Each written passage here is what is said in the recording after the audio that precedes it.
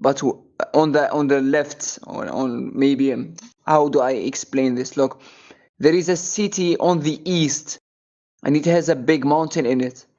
From my city, I cannot see the mountain until I get close. So why are you expecting to see the mountain? Because if the earth was flat, I would be able to see the mountain.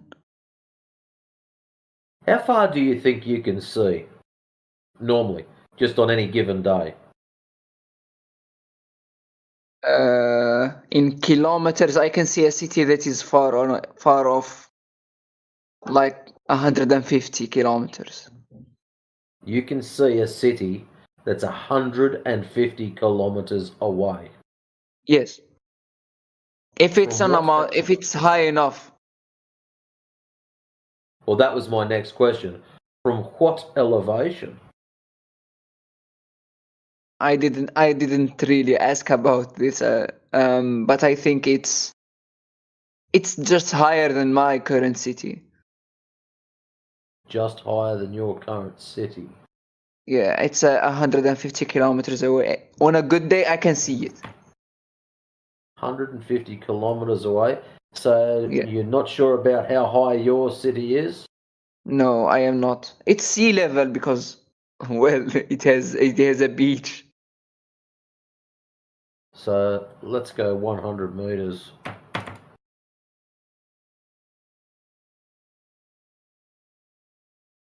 Interesting. If you can see a city that's 150 kilometers away, Yeah. that means that the city would have to be 1,025 meters tall. So it'd have to be 1 kilometer up Wow. in order to see around the curvature. Wow, dude.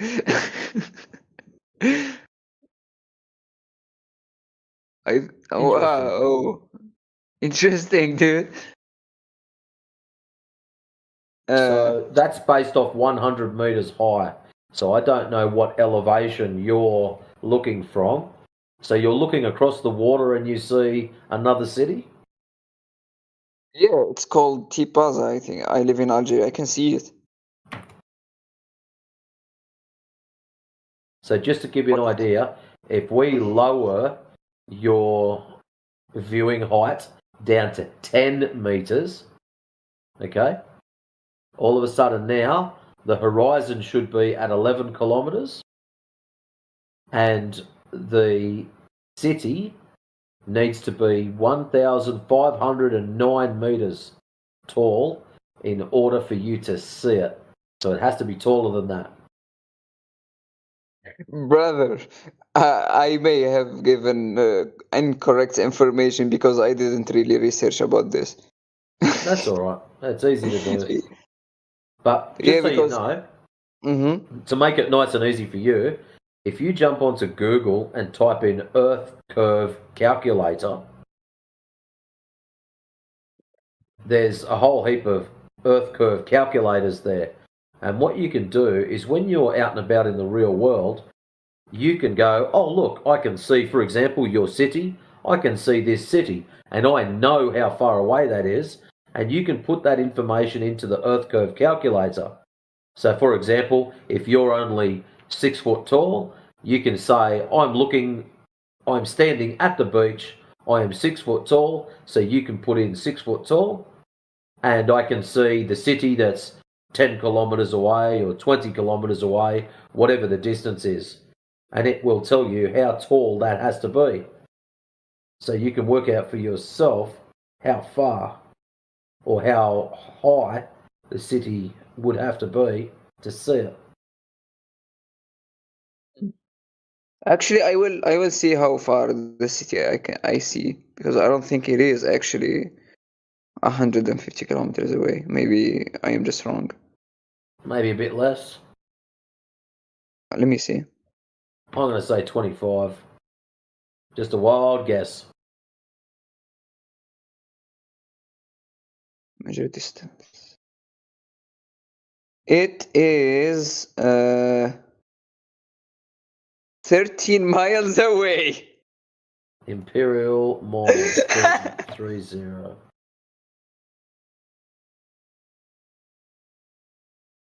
So 48 kilometers. So nearly 50 I kilometers. 48 kilometers, man. I thought it's more than 120 at least. Well, just so you know, at 48 kilometers, let's say that you're still 10 meters up in the air. Your city has to be 107 meters high in order for Yeah, you it's to on a see. mountain. So it's up on a mountain. That's fair enough. Yeah, So that mountain is over 107 meters high. I think it is. I don't know. Well, that's the cool part. We can look this stuff up and check it out. Actually, Sometimes I they are right. will. Shria mountain height.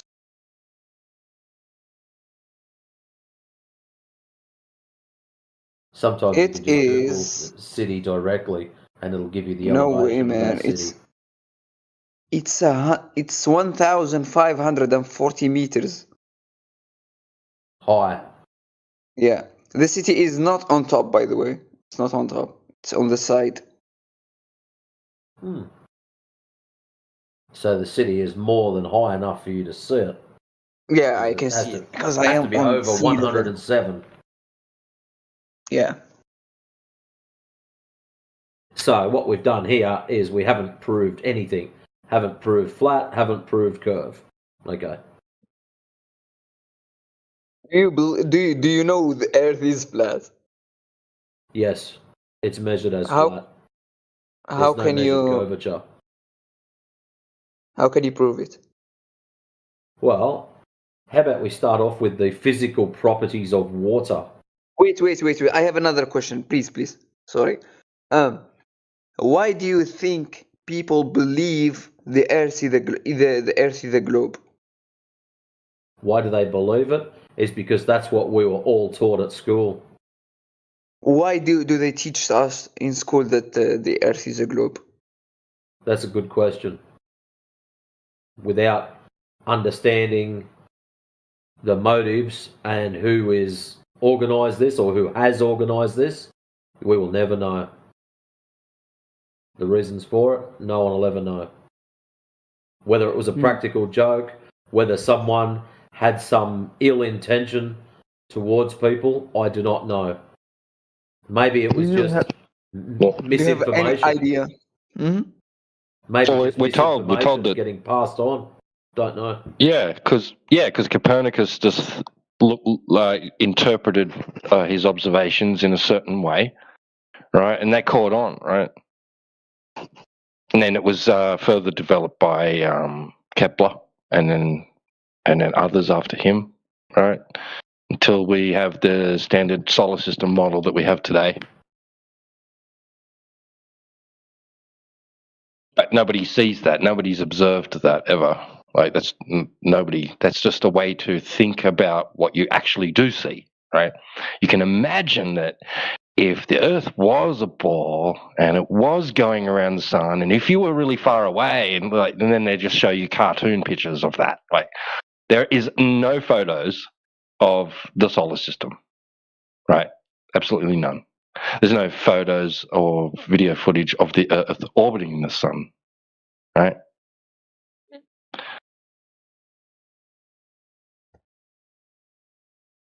And then you got some Greeks, like a couple of thousand years ago, there's some Greeks supposed that they might be on a ball, right?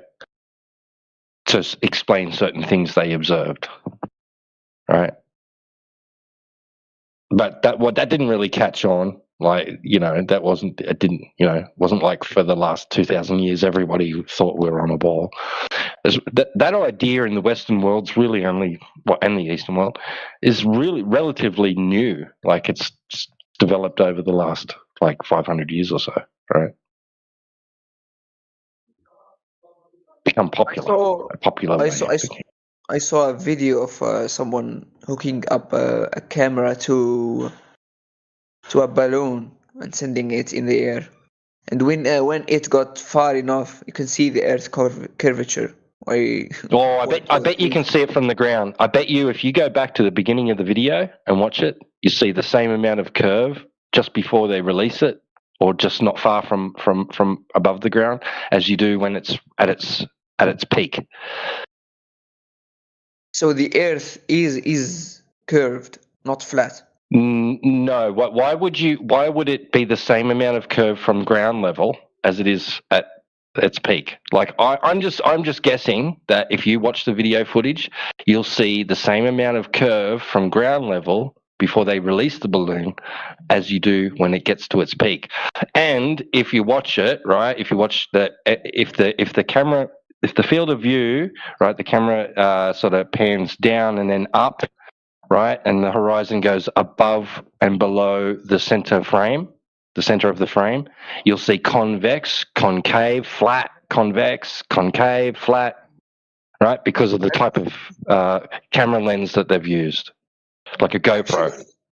Actually, you are very correct, my friend. I am watching the video now, and it is curved from the second the camera goes up, and it's going flat and curved every second, fluctuating because of the camera FOV. Yes.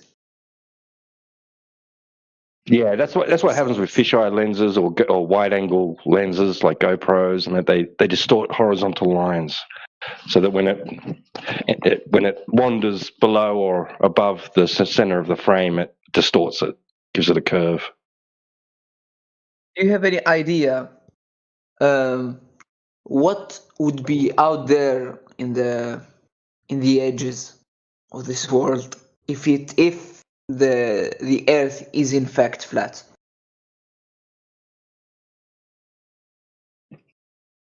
It's a great question. Beats me. I have no idea.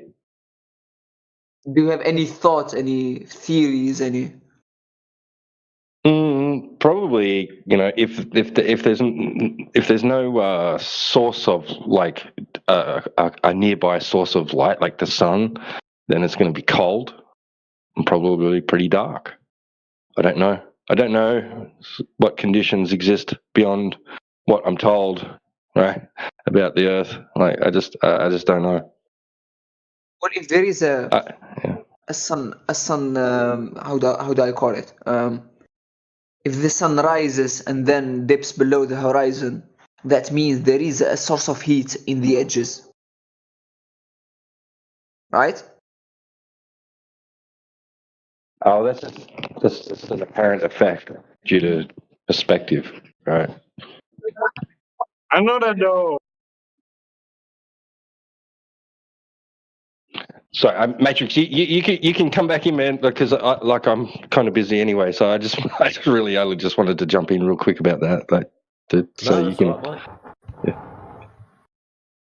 So what did you want to know, Hermano? So I started thinking about the edges of the Earth. The edges of it. Yeah, if it is in fact flat, what is out there in the edges? I don't know. I've never had the privilege of bumping into an edge or falling off an edge or being stopped because I've hit some limitation. Okay. Another question. Quick question. If the Earth is flat and someone goes from the United States of America to Japan in a flight, do they have to go from the route like directly or fly on top of Africa? I dare say they could fly in a straight line. I don't, unless there's some other reason that they're flying in a different manner, whether there's flight corridors or for safety reasons. Well, if someone takes a flight from Japan to the United States of America, it wouldn't be more than 2 hours. But if you take a flight from let's say France to South Africa, it would take more. which seems to be a more distance. You get what I mean? Well, if you've got a longer distance, I would assume that would take a longer amount of time. To me, that's Yeah, pretty normal. So if the Earth is flat, shouldn't be there a more distance from the United States of America to Japan? Well, just because now that you see the ground as a different shape or a different description, if you've got point A to point B is longer than point A to point C, then point A to B will take more time to fly there. This has got nothing to do with what you witness on a map. Maps aren't the reality. Oh. So just because you change the map doesn't mean the ground has changed magically. So if point A to point B normally takes 2 hours to fly there, and point A to point C normally takes 1 hour, nothing's going to change just because someone's handed you a different shaped map. If the Earth is a globe, you can take a flight from America to Japan directly. But if it is... So hold on. So if the Earth is flat, you can take a flight from America to Japan directly. No. There are vice versa. If why it not? Is a globe, why not? If flat, why not? Look. So why not? If it's a what globe, magically changes? What magically changes if all of a sudden, if it's flat, what changes? If it's a globe, you can take from America to Japan directly. If it's flat, you will have to fly... No. So what changes? That's what I'm trying to say. You're saying globe, you do one thing. Flat, you do something else. I want to know what changes. I will explain. The language is not my best. Look, if it's a globe, you can take a flight from Japan to America directly on top of the sea without having to go through any other country. You know, on top of the North Pacific Sea, ocean. If flat, the same.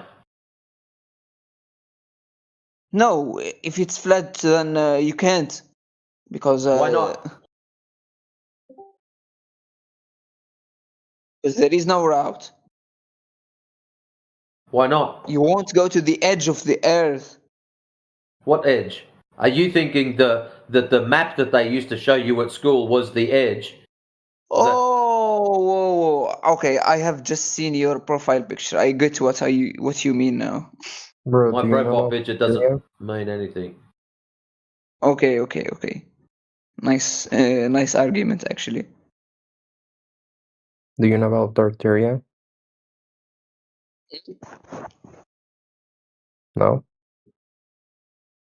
I didn't all I hear heard was, do you know? Tartaria. Oh? I still don't know what he said. That's why you have this ideology of flat Earth, you know? No. We have this understanding of the Earth being flat because it's measured as flat. There's no measured curvature. That's why we say it's flat. Never mind, man. Take care. Cheers, mate.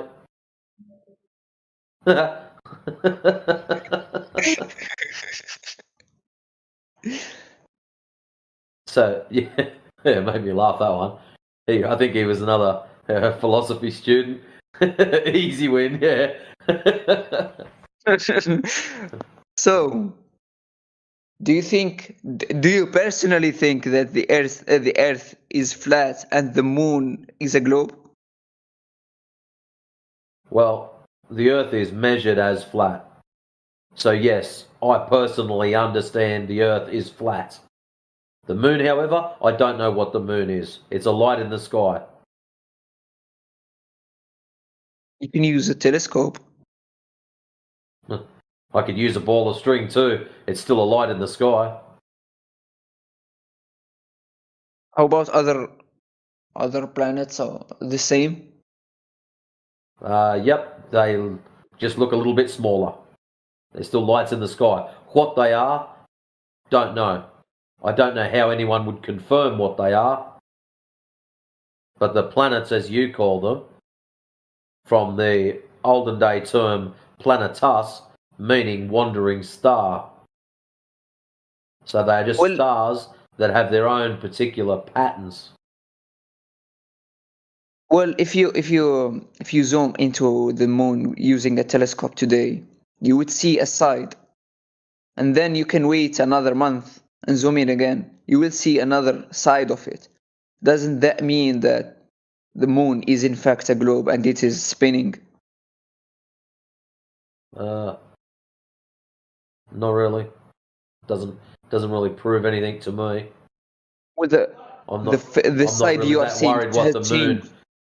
For some reason, a lot of people seem to be of the idea that because the moon is doing something or behaving in a particular way or looks like something, therefore the Earth is that also. No, the moon is not the Earth. It's up in the sky. I can look at that, and it is definitely not the ground.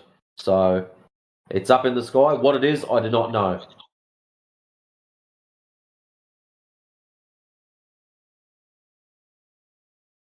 So me Let me making think- claims Let me think of of a what question. the moon is would just be ridiculous because I could never go to it to verify what it is.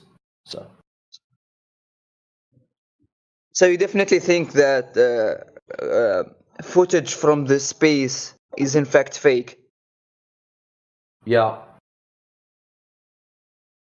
So actually, yeah, me too. I think it's fake. you'd be surprised. A lot of people do. A lot of Globers actually will come in and say yes, they think the moon footage is fake. So we're not the only ones that do that. Some of us for different reasons, but yeah. How about satellites? Okay, what about satellites? They are launched in the air and you can see them at night in the space. Doesn't that mean that humans have the technology to launch a rocket into space? And okay, so let's go through this step by step. I've got my rocket, I've shot him up into space, and what does that do? The ground is still measured as flat. So Yeah, but like now I've got flat ground with a rocket in space. you can you can put a human into the rocket and send them to the space to see that the globe, to see the Earth, and verify if it's flat or a globe. Well, why would I want to go away from the thing that I want to verify? You know, if you're looking at your house and you say, my house is made of bricks, you don't confirm it's made of bricks by going to the opposite end of town. You go No, to like, that house you can see, and you check that out. Like measuring you can the see ground. your whole house just going outside of it. So going outside of the Earth, you can So see the you're whole telling of it. me, you're telling me you're going to confirm your house is made of bricks by going further away from it rather than going closer to have a look. It's not how, but the material it is made of, but like the shape of it. You can't see the shape of your house if you're inside. But if you Yeah, go but you're outside you're the talking street, about going. You're not talking about going from inside house to outside house. You're talking about going from the outside of the house to the opposite end of the city. still, if you launch someone in a rocket outside the So Earth, what we've got, they can this is the verify. problem. Mm. The ground is measured as flat. There is no curvature. So you're telling me by putting someone in a rocket and flying them away from the ground, all of a sudden, it's going to have curvature. No, you can verify if it has a curvature.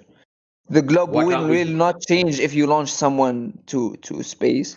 Why can't we measure it at the ground level? Which has already been done. Well, Why do if we they have to? did, Why go to space when we can do on ground? well, the ground has mountains, has elevation changes, so can you really?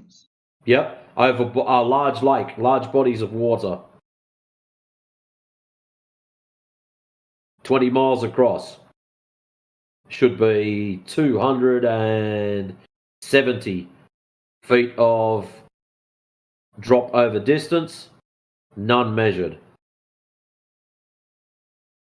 Do you have any theories, just thoughts on why do they advertise the idea of Earth being a globe?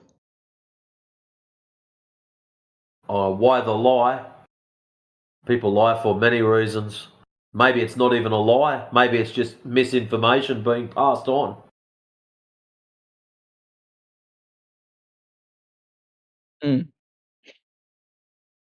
Without knowing the original story behind it or where it came from, we will never ever know.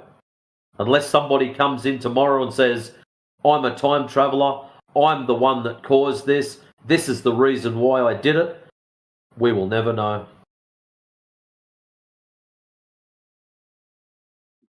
Damn, I didn't expect to wake up in the morning and believe the Earth is a flat.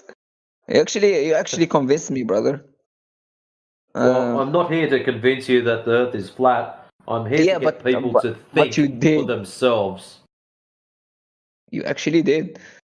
I maybe it's because I didn't care if it's a globe or a flat thing. Like now I do. And the thing that motivates me is why do they push the idea of it being a globe? Not even like it's flat. I don't care if it's flat. Why do they push the idea of it being a globe? I don't know. I honestly don't know. That's what I want to know. Why people do that. People lie for all sorts of reasons. Whether it's for money, for power, maybe they're just sick and twisted in the head and they get off on it. I don't know. Everyone, you tell me, what's the reason why people lie? Why do people tell lies? Ego, money, power. Exactly. So, if NASA itself pushes a discovery that the Earth is flat, wouldn't they make more money because of the advertisement and stuff? Well, the issue is there comes other problems. If they turn around tomorrow and said, that's it, Earth's flat, there'd be a lot of other issues. So you think about it. What are all the problems that would happen in the next month if the NASA and the television came out tomorrow night and they said, game over, no more lies, the Earth's flat, and that's that? What do you think would happen? The education system would start to fail. So you think of all the possible things. You're at university, yeah? Or at school? Yeah. Yeah, I study cybersecurity. So people's faith in the education system would run down. So they would not trust the education system anymore. NASA would just close tomorrow. Actually, yes. Yeah. No one would trust NASA because they've been lying for the last 40, 50 years. Yeah. People with all and anything that uses satellites, people would lose trust in. So Google Maps and all that, people would stop using them because all of a sudden, now they understand that it's all a lie. There's a whole heap of problems that would slowly come along because of this. So I'll ask you now, if you found out that now that you know the Earth's flat, they came out on television and said it's flat, NASA said it's flat, would you catch a plane and fly somewhere? No. Why not? Because I don't believe anything anymore. Exactly. So there's a lot of industries that would get shut down very quickly just because of the truth being told. But the good part about it is eventually this system would right itself. It would correct itself. People would realise, and a few pilots would stand up and say, don't worry, the maps haven't changed. We still fly the same way. we take a compass bearing, and then we fly in that direction. We will still fly along flight corridors. So nothing for pilots would change. From our perspective, yes. From their perspective, no. They'd still get in, So, they'd still throttle up, they'd still put their planes in the air, and they'd still go to wherever they go. NASA runs a live stream of Earth from space 24/7 on YouTube. I just saw it. So do you think? Okay, of course you think the live is fake, and I could agree with you if it's fake. If the Earth is flat, then I would agree with you. The live is fake. So do you think if like 100 people get together at night in an isolated area and shine a light to the sky, do you think you can see it from this live? No.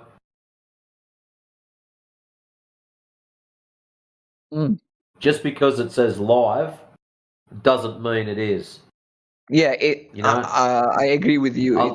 A lot of people have trouble with that. They just see the word live, therefore it is being broadcast live and direct right now. But a lot of people don't realise that live means it's just being presented now. It could have been recorded last week or the week before, or who knows. It could have been made in a studio, and it is actually being presented now. It is live in the respect of, yes, we've just uploaded the footage now, but you don't know how old it is or where it came from.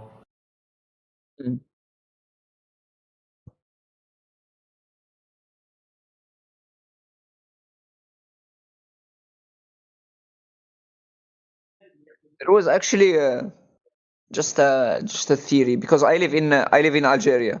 It has a pretty huge desert. And there was a theory about NASA filming footage from Mars in here. I see that. yeah. And actually, I went to the desert once, and it looked similar. Yeah, it's amazing how that works.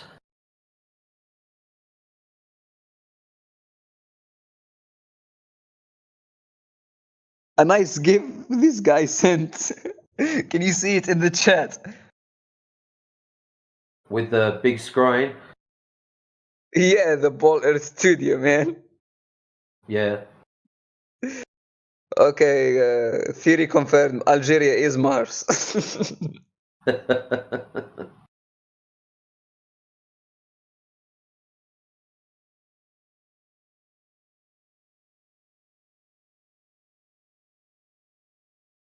Yeah, there's some very interesting things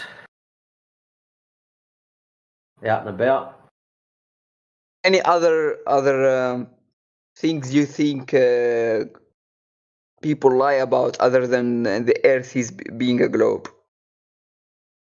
Well, it's the questions that get led on from understanding of where we live or what we live on.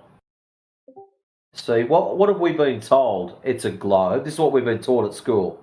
It's a globe. How did it come about? Through the Big Bang. Now that you know that it's flat, how did it come about? I don't know, man. See? Now we've got more questions than we have answers.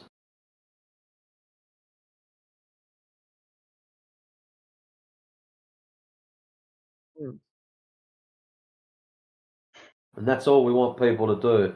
I'm hoping that you will actually go out to try to test for this curvature and check and see. So not only, it's one thing for me to say, hey, it's flat, that's all well and good.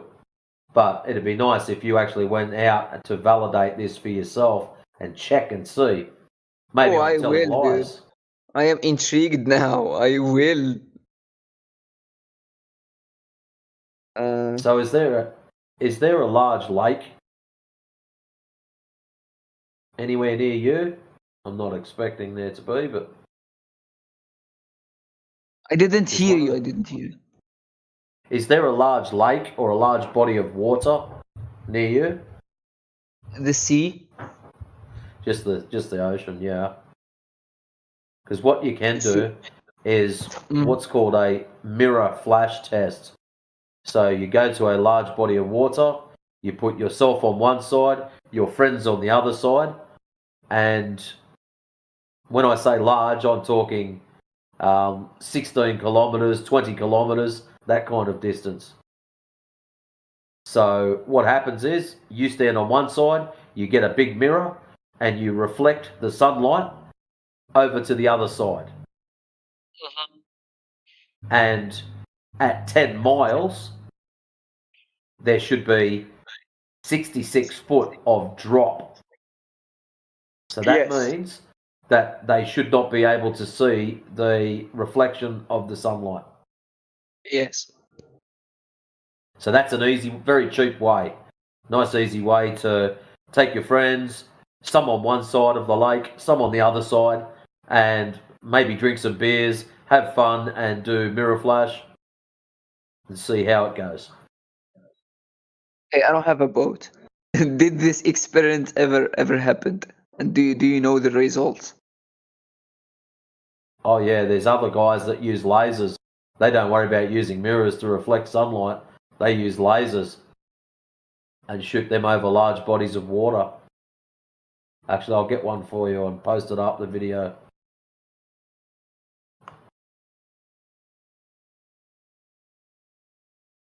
I like how this video only has 300 views.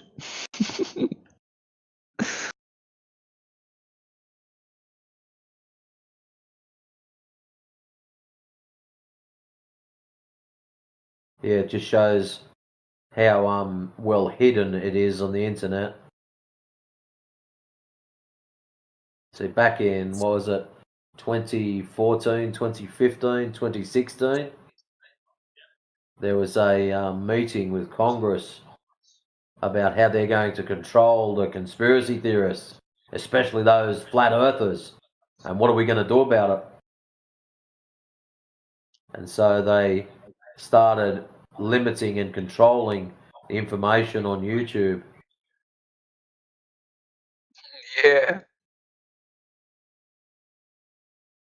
And so Hey, a lot of you can YouTube actually channels see got the. deleted. Yeah, a lot of YouTube channels got deleted. A lot of information blocked. A lot of channels ghosted. It was to the point where unless you typed in the exact name of the full video, you wouldn't even get to see it. Whereas now, at least if you type in flat earth, you actually start getting some videos back. Okay, think of this. Where are you from? Australia. Okay, Australia. You have freedom in Australia. You can go ahead now, get your own company, and get enough money to buy your own private jet, and you can go to the edge of the planet, of the Earth. What would happen? Don't know. Because it's some hypothetical I've never, without actually having done this, I don't know what the result's going to be. Has anybody ever done this? No, They to did the best in of my the knowledge. they did in the final experiment, but it was probably faked. If the Earth is There's flat, never- if you go to New Zealand, for example, if you go to New Zealand and get a telescope, and then look to the west, can you see South America? That's a long way. It might be easier for you to grab Bit too your far. mobile phone and have a look at the weather conditions for the day and see what it says, how far you can see on your weather app.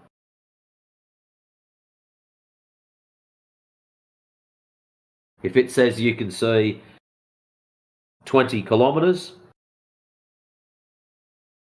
and you're trying to see a couple of 1,000 kilometres, then I don't like your chances.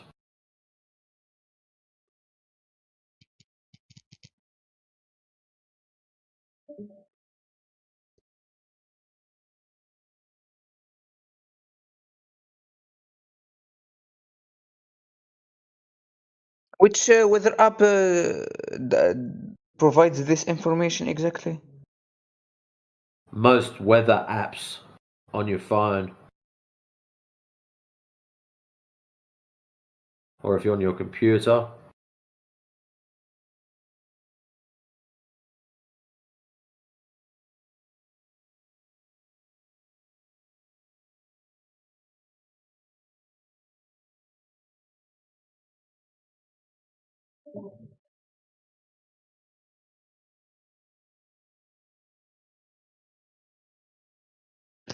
Yeah, believe it or not, air is not purely transparent.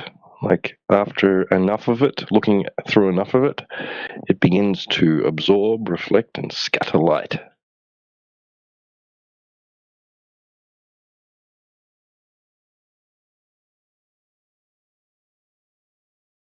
Just out of curiosity, how long can you see before the air makes it impossible to see?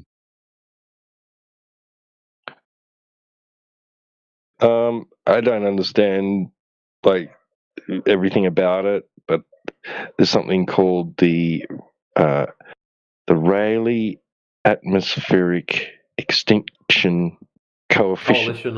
Coefficient of extinction, yeah, something like extinction coefficient. Yeah, which apparently that says, it's around about 300 kilometers. Just under 300 kilometers. Yep, 180 miles. Yeah, right. 186 miles, something like that. Yep. I guess it could also vary on how humid the air is and other factors. Yep, on perfect conditions, if everything is absolutely flawless, just under 300 kilometers at sea level.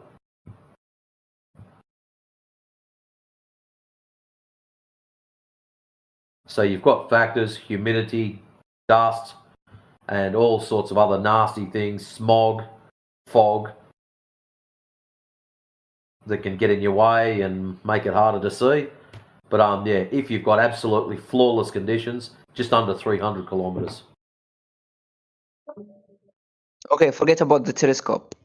If you get a boat from New Zealand and go west, will you arrive in South America or Alaska or United States? Apparently, yes. Australia. Well, yeah. Because I read this story about these convicts that stole a ship from Tasmania.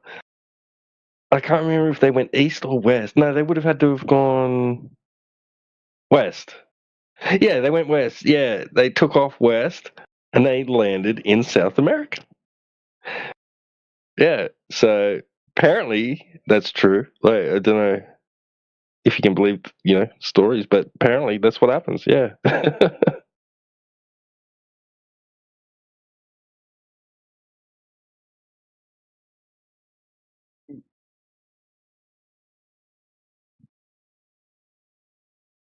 I don't even know, like these convicts, right? So they hijacked this ship. I don't even know if they had any, like,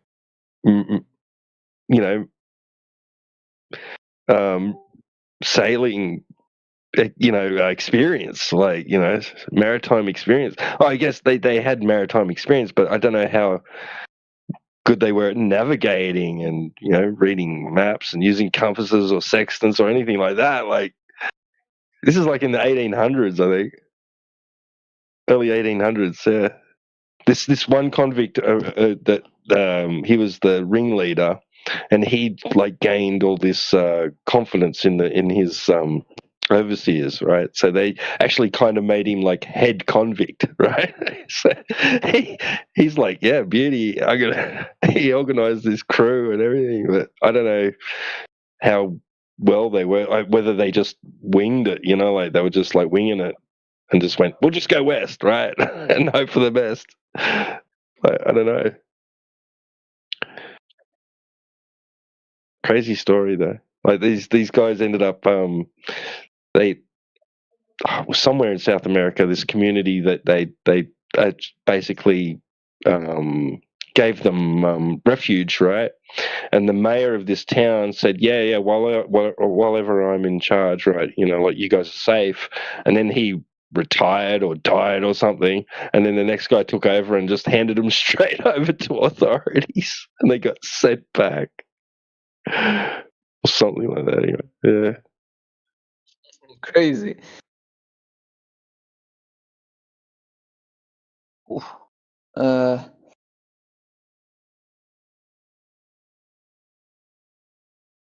My questions have have run out. There's a lot of unknowns, man. Huh? I was just saying, there's a lot of unknowns. Like, we're not going to be able to answer every question. Like basically, we're just focused on, we can demonstrate that, over large bodies of water, like even small bodies of water, yeah, they look and measure flat, and then you get bigger and bigger, larger and larger bodies of water, and they still look and measure to be flat, right? We're just pointing out that if the surface of liquid is flat, then Earth can't be a ball the way they tell us, right? So because they claim that the Earth's surface is covered in 71% water, and then they try and show us these cartoon pictures of a ball Earth with curving oceans, right? So we know that that's not true. It can't be true because we observe and measure the surface of water to be flat, and that's really our main focus. Like how it looks from far away, where all the land masses are in relation to each other, and all that stuff. It's not really our focus, and it's kind of a big unknown. Like how far can you go, and what's there, and like you were asking earlier about like what's out then, like what's out there, like what's at the edges. Like we just a lot of stuff we don't know because obviously people don't have those capabilities of answering those questions. We don't know.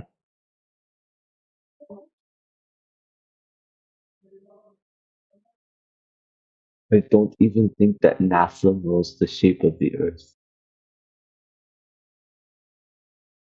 Yeah, that's a huge possibility. I mean, like these people, there's certain people and authorities saying we know things, right? And then they present things like what they say they know to the world, right?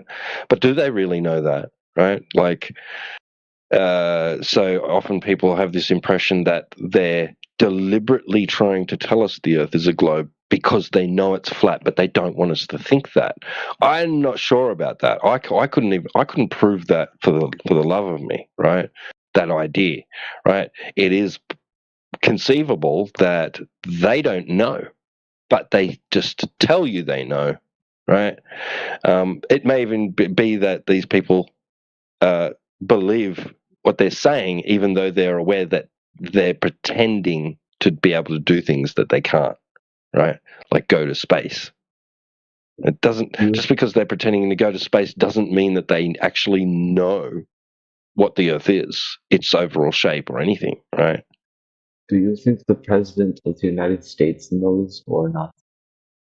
No, they're puppets, bro. They're puppets on strings working for someone else. I mean, like they're not really even focused on that, right? Their drive, their motivation isn't about geology or earth science or anything like that. It's all political and economical, and they're focused on the people and that sort of thing. That making money and all that. They're not interested in that. They just go along with whatever else that they're told, like whatever everybody else is saying, right? In my opinion, I don't know much, but in my opinion, I think that the president does know because they decide who's the director of NASA, and they'll have to pick somebody who's good at lying and keeping secrets.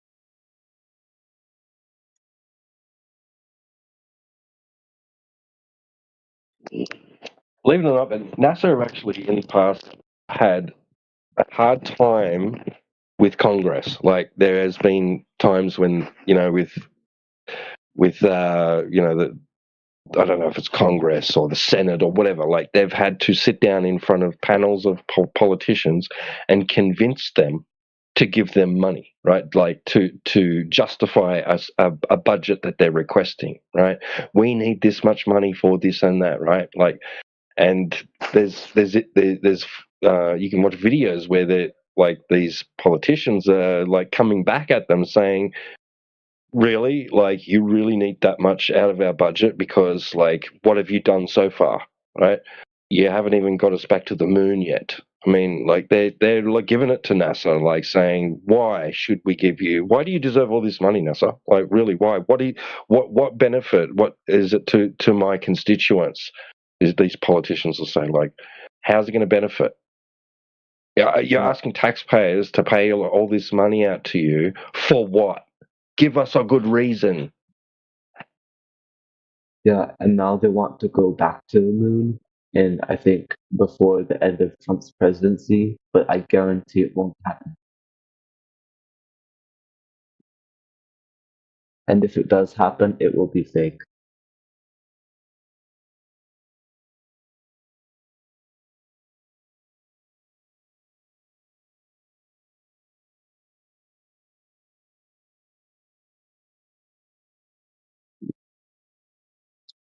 Also, I think Elon Musk is a big liar because he is sending up rockets, and what are they even doing?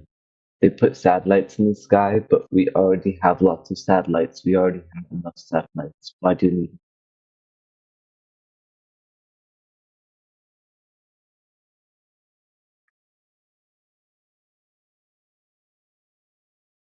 I think he's just a face, man. He's just a face. He's not. I don't think he's really anything special. You know. Yeah, I think the system just picked him to be the richest man in the world because he was good at lying.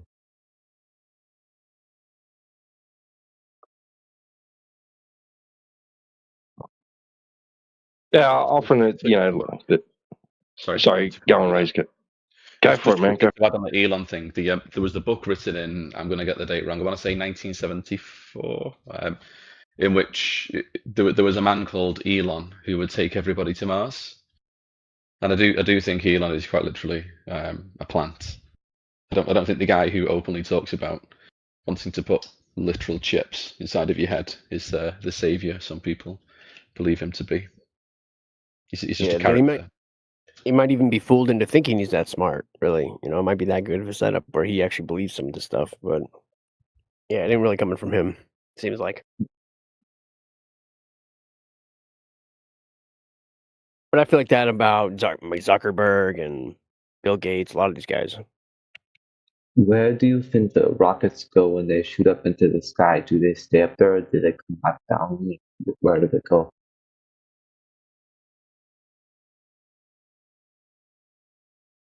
They go up, then they lean over, and then they fly out of your visual range. Yeah, it looks like they fly out all over the ocean, all the same direction, really. Unless they're doing it from California, but they're always just out of the ocean, so they probably just land out in sea. It seems like, or some of them are probably not even CGI. Let's have a look at this. Where's all the rocket bases, rocket launch pads at? So you've got... They're just Florida and California. I think they did one out of Texas last time I looked. So Florida, do any of the rockets go up and go to the west, or do they all go up and east? They all go just out in the ocean. Last map I looked at. None of them ever go back towards the land. That's interesting. Yeah, I told that to my friend, but he just created a lie saying that they dropped the boosters in the ocean. There's ways to spin that particular point for sure, because they could say, well, we're not going to do it over land, because then if there's a failure, it could land on people. Well, what I'm looking at, Race, I'm not worried about the land thing. I'm going to go with the alleged Earth rotation. Now, if they're launching them from the east coast of the United States and they're flying in a particular direction due to Earth rotation, that means the ones on the west coast getting launched should also be going in the same direction. So one of them has to be flying over land.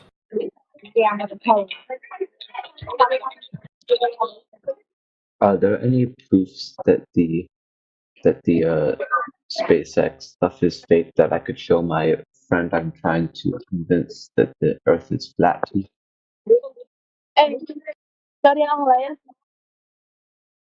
I would say there's not a specific video you could show him that would say, haha, there it is. But what you could show him is some of the hours and hours and hours of footage that exists of where they've got it wrong. So I'm talking about things like green screens. I'm talking about things like harnesses. I'm talking about videos of people being in space, but then a big giant man's head appears because they fucked up the tech that they're using to fake these things. And it's what started me off, to be honest, because if you catch them faking it once, it opens up a whole world of debate. Because if they've got however many 100 people floating around in space at any one time, they don't need to ever fake it. But there's hours and hours and hours of footage proving that at least some of the time, it doesn't prove they're always faking it. That's the discussion. But it proves that at least some of the time they are faking it. And then you have to ask why, which leads you down a whole rabbit hole, To be basically. fair, I've seen a few videos showing that it's fake, but it looks like it could be real, but it looks a bit fake. But to be fair, when we saw like the Jeffrey Epstein videos of the prison, we could tell it was edited pretty easily, which makes me wonder if the government is even good at faking videos, because they're not very good at it at all. I don't think it's that they're not good at it, because what you have to imagine is that if you've got literally unlimited money, because fiat currency is just digits on a screen, right? You can pay anybody infinite amounts of money to do any kind of shady thing you want. The technology they will have access to will be far beyond what's available to the plebs, right? So if something is edited shoddily, don't get me wrong, there will occasionally be mistakes because human error. But for it to be as shoddy as it is on the scale that it is, that ties back in, just for me personally, right, my personal opinion, there's an element of they have to do this. They seems to be this pattern of they hide things in plain sight, almost tell you. They kind of put it out in the open, in your face. Granted, it's a bit subtle sometimes, with the idea being that it's part of their religion that they have to tell you. So like with the Jeffrey Epstein stuff, for example, they made it look so obvious, but that wasn't because they're bad at it. Quite the opposite. Like if they wanted to, they could pay, best in class to do these types of things for them. It was bad on purpose. It's part of their modus operandi. Like it's how they do things. How do you think that they keep other countries and governments from telling? Do you think they're all working together? Like, do you think they're actually secretly friends, or do you think they're actually enemies and just uniting on this one factor? I don't necessarily think they're uniting on this one factor per se. I do think behind the scenes, this whole idea of, Trump doesn't like Hillary and Russia doesn't like China and blah, blah, blah. Yeah, there's cultural differences between different countries, but it is ultimately theatre in the main part. That's my opinion anyway. And that the actual presidential figureheads you see in these countries might rattle off on the news, but really behind the scenes, they're A, not in charge, and B, that there is a kind of unified approach to certain things. I wouldn't then say that means all the different presidents all get together to chuckle about space. They think the Earth's the ball. Like somebody mentioned earlier, that these presidential figureheads, they are just that, the figureheads. They talk economics, they talk policy, but they're not actually involved in this kind of thing. Somewhere down the line, there has to be an intentional an intentional lie being told by somebody. But that doesn't. I don't think that then equates to this shady operation of 4,000 or 5,000 government officials or so who all know the secret. I think it's more people just, they bought it, they believe it, and so they will passionately defend it, because that's what people do, right? You try and talk to the average person to say, look, maybe what you've been told about space and the shape of the Earth isn't correct. Even if they don't work in academia, they will not just rebut you, like it's vicious in some instances. And the whole Agent Smith metaphor works quite well, to be honest, in this, because in the Matrix, right, everyone's an agent, aren't they? As soon as the system's threatened, each and every person is an agent. And so if you look at academia, you look at teachers, like they don't know, even going up to NASA, it's not that they know, they just believe what they've been told, and they will passionately argue with anybody who suggests otherwise, not because they're in on it, but because, like 99.9% of the population, they were told a story and they believed it. That whenever I learn anything, I always just take it as false until I can verify it. Like, I heard this conspiracy the other day that Finland doesn't exist, and so now I'm thinking about going to Finland for a vacation to see if it's real or not. You know? Oh, I've heard that. That's crazy. Yeah. What was it about that? I can't remember why they say that. Oh, there was. I did see a video about it. Because it's less than 0.5% of all the population in Europe lives there, and some people think it's just a fishing spot for the rich and wealthy to go fishing. I mean, fair play to them if that's what they've managed to, you know. But there are some conspiracy theories that I think that they just try to say to make us look dumb, like how birds are robots and they sit on power lines to charge. I think they just say that to make conspiracy theories. It's what they call poison the well. But the thing is even within some of the most ridiculous conspiracy theory, there tends to be kind of sprinklings of truth. Even take this topic, right? Mainly what people here are trying to put forward is not to present a model of the universe, a shape of the universe. Ultimately, all anybody here is going to say with any real conviction is that the heliocentric model you were taught in school is a lie. And they can be, you know, pretty confident when they say that.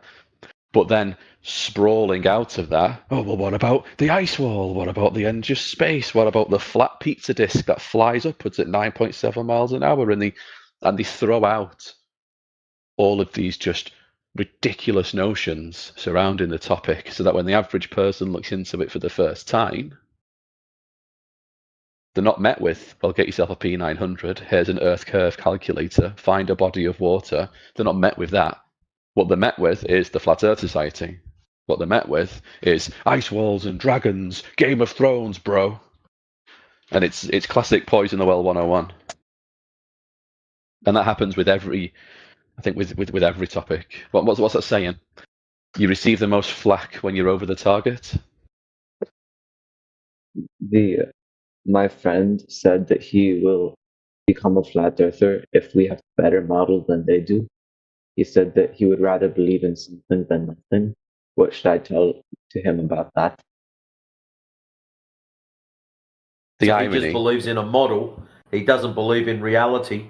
That's cool. Let him go. Well, he says crazy. That the model should line up with reality, and I bet you he couldn't even show you the model if you asked him. Like you say, what model? I asked someone in the DC and they told me to say that, and I said, can you show me a model? And then he pulled up a star tracker, and then he pulled up Google Earth, and he pulled up a bunch of different resources. So Google Earth is not a model? How many models is that? I thought he was just going to show you the model. He said He's got a bunch of define what different model ones. I should Like, show you. He asked me to show him what model I should that he should provide to me. So I had to tell him that he doesn't have a model, so he can't show me anything. how about elevation profiles? Why do they use flat Earth models if it's a globe? You should ask him that. Could it be that if we're trying to measure elevation, if we curve the elevation on an elevation scale, then it would mess it up?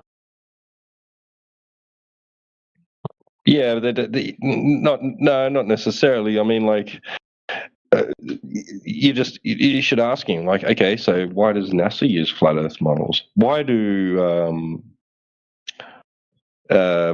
biologists use flat Earth models? Like people studying like bird migration or other animal migration.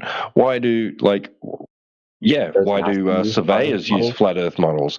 Why do all these people, these occupations, people in these occupations use flat Earth models? Wait, does not NASA use flat Earth? Yeah. Like for aircraft design and testing.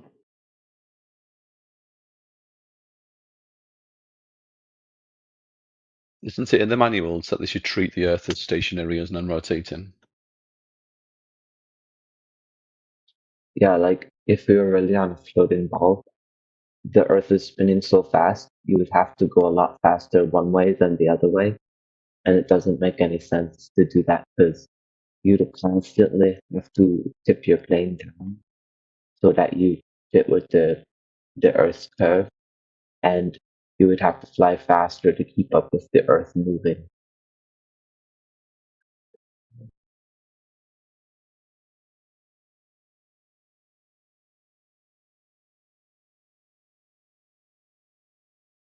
I got to go for a bit. I might be back in a bit though, so I'll see you later.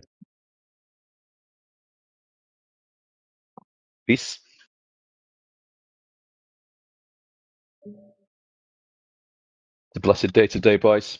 I've got my coffee. I've got my chicken in the oven. It's a good day to be me. Nice. I was just looking for that list of all the links to the PDF files of NASA where they mention using flat Earth models, flat and stationary Earth models, flat non-rotating Earth models. But anyway, it's on the home server somewhere. I thought I had it saved on my phone somewhere, but I don't. People can take any one of those things and they can say, yeah, but they treat it like that, but that doesn't mean. And in isolation, you'd be like, well, yeah, okay, that's fair. But then how many of these need to be? How many of these? So then it becomes, well, surveyors. Okay, so when people are building the Suez Canal, 120 miles long, they didn't account for even so much as a millimeter of curvature. Yeah, but it's like, yeah, that's just this one thing. So it's like, how many of these one things? How many of these different industries that would by design have to consider a ball, would have to consider rotation?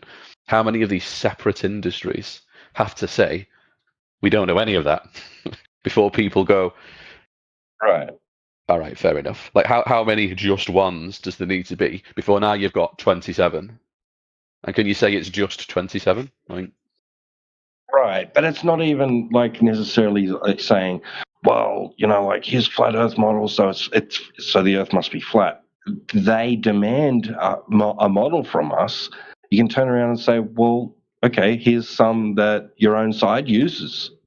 I mean, like, what do they say to that? I mean, they're saying how great this globe model, this supposed globe model is.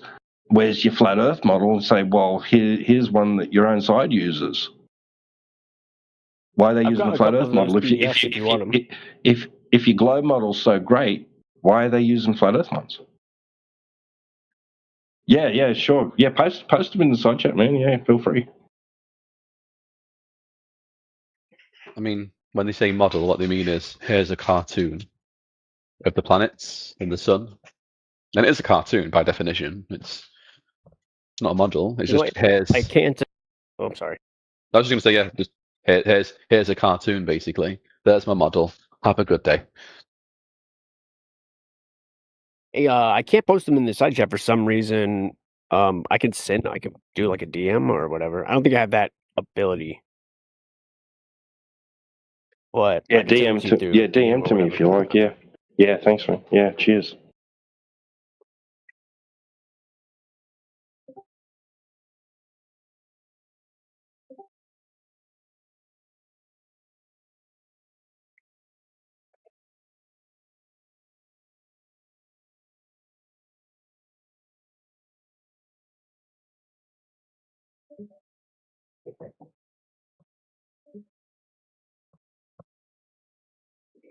Sorry if you can hear it in the background. My dog's just going absolutely nuts on his little squeaky duck.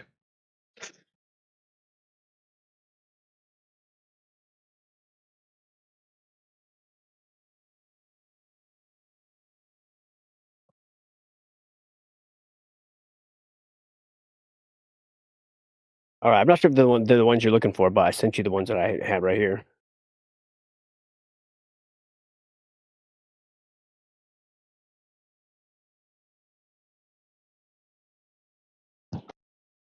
Yeah, cheers, mate. I'll just a bit busy in the kitchen at the moment, but I'll check it out in a sec. Yeah, no worries.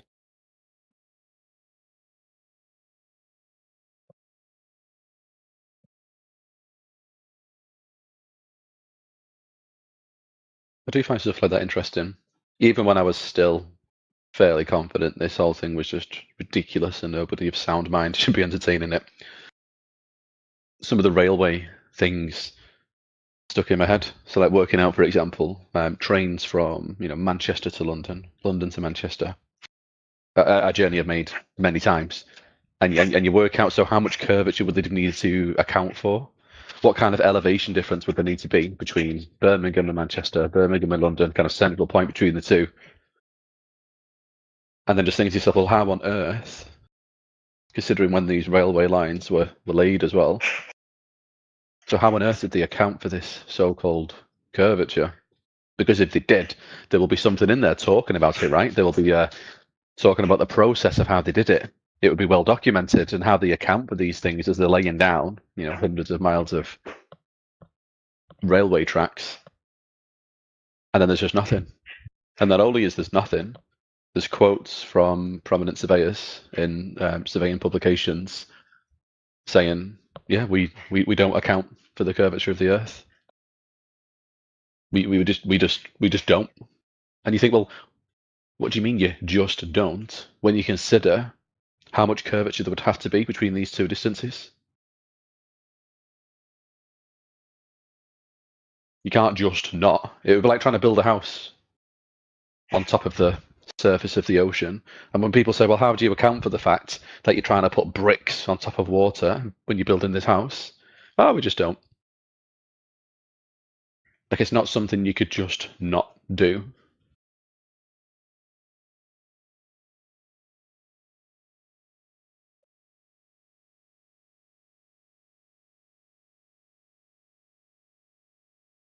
Explain that for me. So when you take the curvature calculator, let's just have a look. So we go Manchester to London in miles. So Manchester to London in miles is 200 miles. And we do the curvature calculator, right? So we go 200 miles. Let me get my calculator out rather than trying to do it on the... So it's 8 inches per mile squared, isn't it? Like how much curvature there would need to be. Now that does eventually become a parabola, but for the first 1,000 or so miles, it's accurate, and you're good to go with that. So you go 200 times 200 times 8, and that gives you inches. So if we want feet, we divide it by 12. So what you're left with then is, between these two distances, let me just make sure I've got this right actually, because that number seems absolutely ridiculous and even worse than I originally would have thought it to be. So we square the mile, 200 times 200. Then we do 8 inches times the square of the mile, which gives us 320,000 inches. We'll divide it by 13 to turn that into feet. Yeah, so it's 24,615 feet of curvature there would need to be, or drop, because obviously if you're on taking the ball Earth model, where you are is always the top of the ball, isn't it?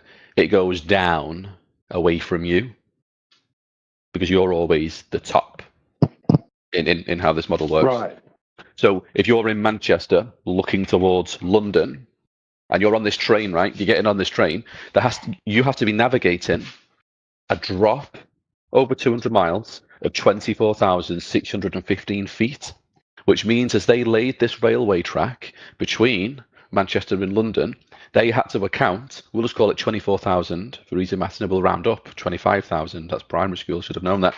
25,000 feet of curvature would have had to have been accounted for as they're laying this 200-mile railway.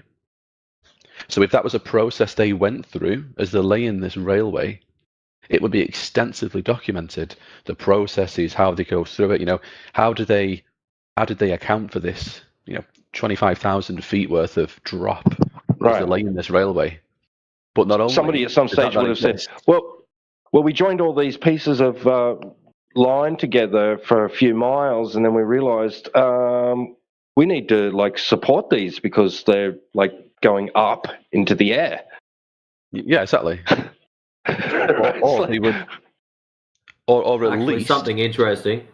After spending a few years working on the rail as an aluminothermic welder, railway track actually behaves like dirty, great big licorice bands. They are actually quite flexible, surprisingly flexible. You took the words out of my mouth, so that was the next thing we were going to say. What you would imagine there would be is, at least you would say, these railway tracks are slightly malleable, and so as we're laying them down, they're able to just gradually bend with the curvature of the Earth. How easy would it be to just write a little sentence in Engineering Weekly, or in the, slightly malleable metal, it just ever so slightly bends. And so it's effectively wrapping round the Earth as we're laying this railway. But they didn't. And I find it interesting that they didn't, because it's just literally a sentence you could put in that puts the whole thing to bed, or at least offers an explanation. And people would buy it, right? Because like you say, it's somewhat flexible, because they're not putting it on perfectly flat ground, are they? The railway tracks aren't going on. Actually, it does go on flat ground. Oh, well, you know what I mean? Couple of options. Number one, you're going along a flat ground. Number two, you're going up a grade. Number three, you're going down a grade. Everything else is just turning left and right. Or there's a turn out, so you can order a switch track. That's it. So there's actually a clause in some old parliamentary documentation from Great Britain, excuse me, stating that that it's basically a law that for large railway projects, a horizontal datum must be used that remains the same throughout the entire project, or it's not fit. It's not, if you don't use that, then you're basically, breaking the law, or they could tell you that your project's no good. You can't use it. Please, guys, I have a question, please. Hello? We're waiting. Yes, hello. Jesus Christ, is that you? Is that your question? What do you think about Hail Mary? That's for another room. In this room, we talk about the shape of the Earth. What is the shape of the Earth in your opinion? Not my opinion, based on what I measured. It's flat. It's flat? You think it's flat? Is it flat? Yes. I think it's Are you flat. a Muslim?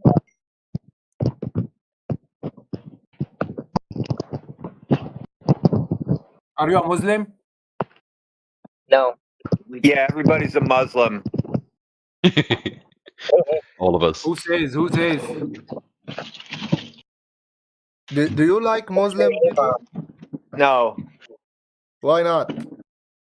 because they think they know everything, and they're smug, and their ego is too big.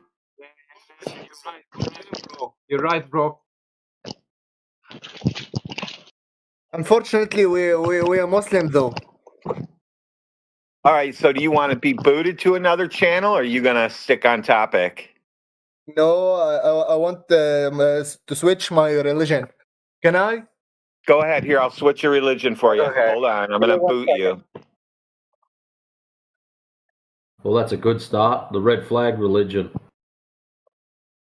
Yeah, there you go. Right. Please feel free to practice it in your own time.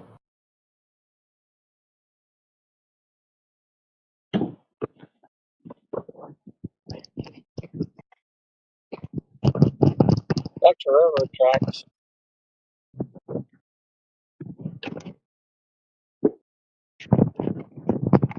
So you know when you're hot like a T-Dub, you know Oh shit! Ray, Sorry, when mate. you're it just sounds like you've got your phone in your pocket rustling around. Yeah, sorry, I didn't. I meant to. Didn't realise I didn't. Have you ever seen the rail plans or drawings? They're very similar to elevation profile drawings. Normally, if you go to a site shed where they've got a major shutdown happening, they'll have that section of rail mapped out, and they normally have, most of the time, it's a pretty long image that's multiple pieces of paper all stuck together, and you're talking sometimes up to 20 meters long, showing upgrade, downgrade, horizontal, upgrade, downgrade, horizontal, or it doesn't show bends left, right, it just shows them as horizontal. But yeah, it shows all the grades, all based off of a horizontal baseline.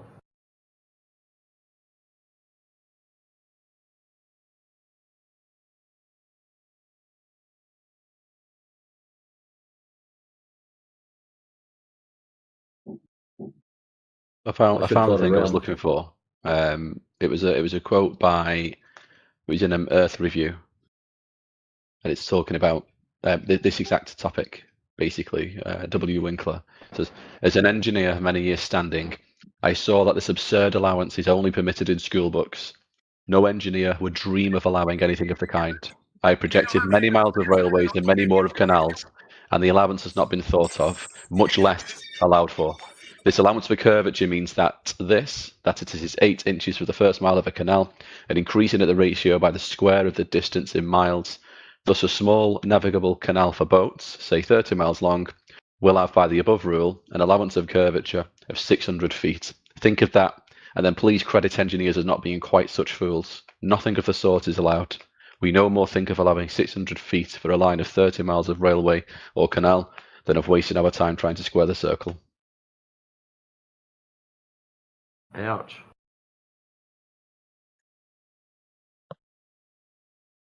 I'm guessing you didn't get invited back. You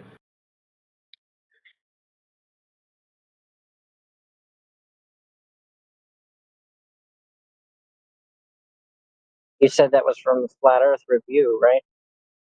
No, Earth Review, an engineering publication. What year? I'll find it.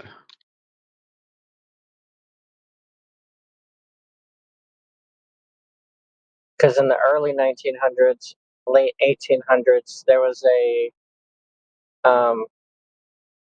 writing called Flat Earth Review, and I can't remember if it was like a magazine or a pamphlet, or if it was a news article that always popped up on a specific newspaper.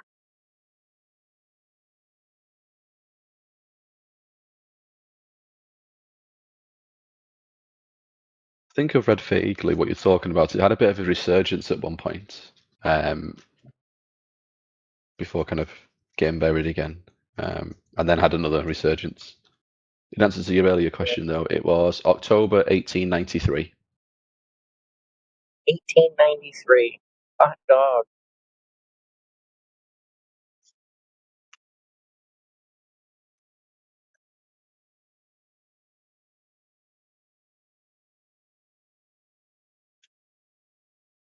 Which is interesting because it ties into something I find interesting as an idea, which is that there are many people who believe that this whole idea of, oh, we've known the Earth is a ball for hundreds and hundreds of years is actually a lie, and that up until much more recently than we've been led to believe, people understood the Earth to be flat, and that the heliocentric model has only been inserted much, much more recently than they tell us, Yeah. basically. Yeah, because there was a newspaper in I don't remember. I think it was Minnesota newspaper writing about how there was a gentleman in the UK who was in the school system talking about how the Earth was a sphere and trying to get the school system to push that through, and they ended up giving him jail time for Blasphemy. it.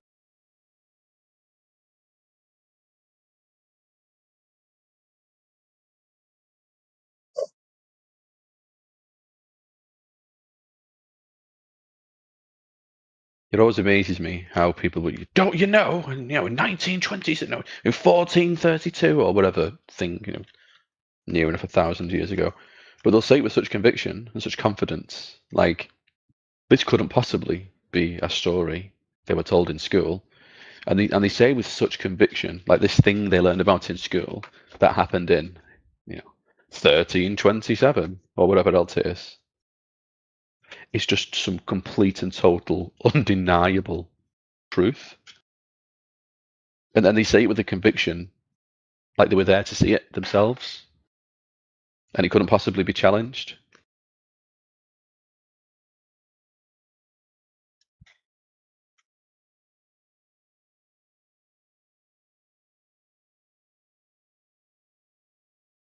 I think more people need to be open to the idea that what they were told when they were children might not be, quite 100% accurate. Crazy thought, I appreciate. And there you go. There's that. Because I'd read something too, like in an old newspaper, an article or something going way back in the day, saying that in fact it's so like not necessary that they made it a law that you're not allowed to, right? And so I went looking for it. Like I was like searching through some old like I don't know, those like those archive places, and I found that that's the closest thing I could find to a law having been made where you must treat the earth as flat, right?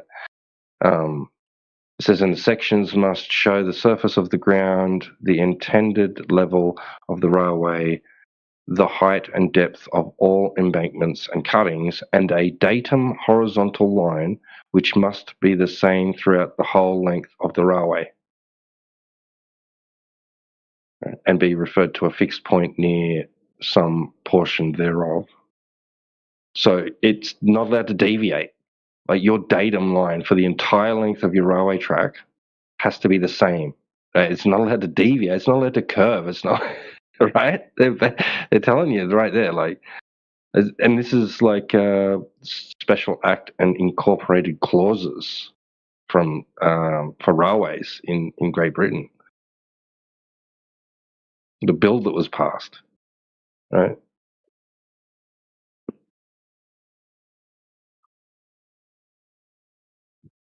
And we have NASA papers stating that they treat the Earth as stationary, non-rotating, and a plane. Oh my.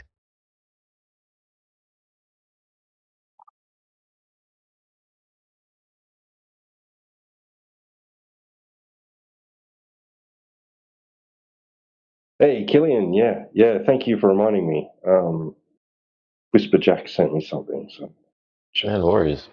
I'm gonna. do I that mean, quickly. I've been digging up my own white papers as well. I'll throw it in the side chat to back you up on that from NASA. Shout out to Rob Skiba. Here we go. You sent me 4. Just see if that works. Does it work?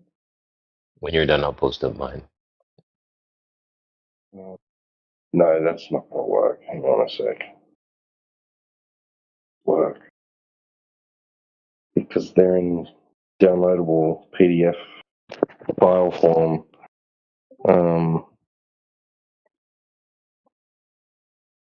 I can't just do one at a time.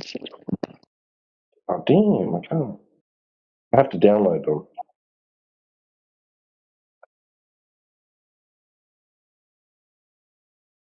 You always can do the screenshot and paste the screenshot. Control C, Control V will work for you if you do that. No, Jack sent me the PDF files. I don't know how to like repost them. Sorry, Whisperjack. I don't know how to do that. Maybe You know what I'm saying? you Is if can go to the file in your files of your device and then share it. And then Discord app into the room.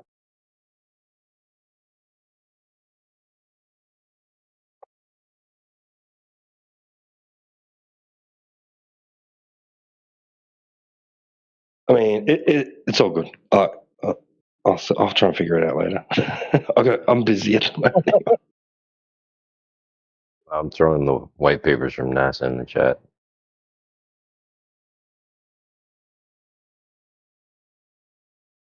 That's what it came from. There's the date, and there's the excerpt.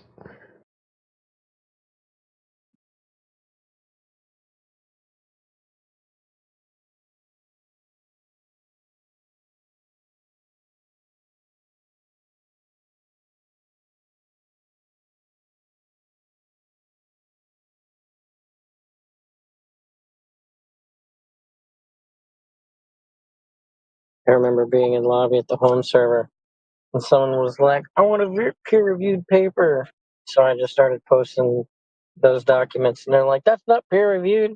And then I took a screenshot of the signature section, and I was like, "Are these not all affirming that the document is good?"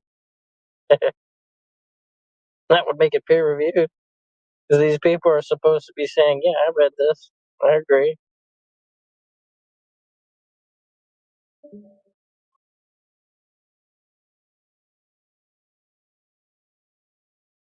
Nicely done. I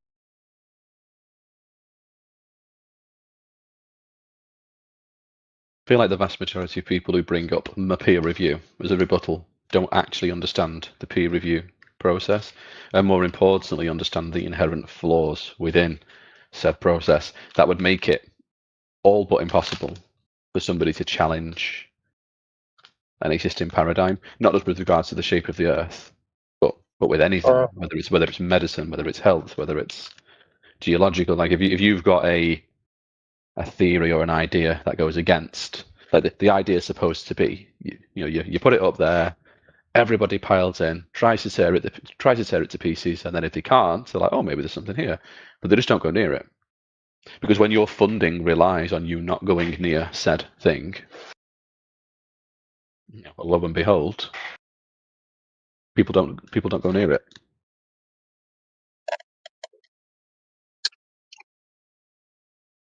So when people say like these people aren't allowed to study it, the first thing people's minds go to is, oh, well, so there's some nefarious, shadowy figure stood over them saying you're not allowed to. So no, it's much more simple than that. It's just funding. Funding keeps everybody in line.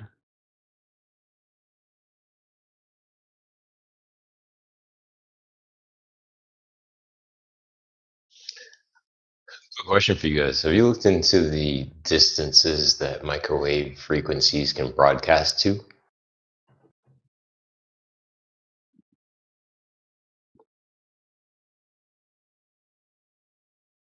I want to say the last time I looked at this, it was greater than 100 miles.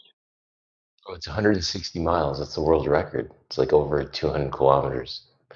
And the thing about microwave frequencies is that they require line of sight.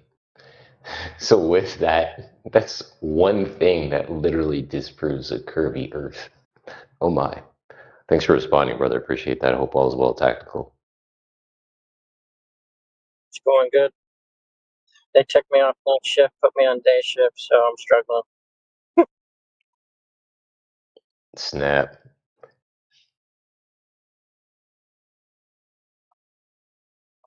Aren't there similar observations with submarines using sonar to detect things just inconceivable distances away, when there should be a hump of, a hump of the earth bed in between them and what it is they're seeing?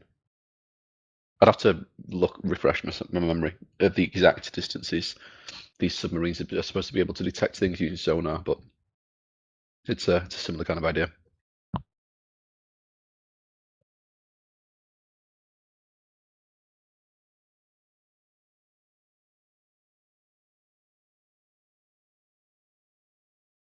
Yeah, isn't it crazy? Like, just even though there's a plaque dedicated to the first wireless, message received from England to Australia in 1918, a distance of 10,000 miles, apparently.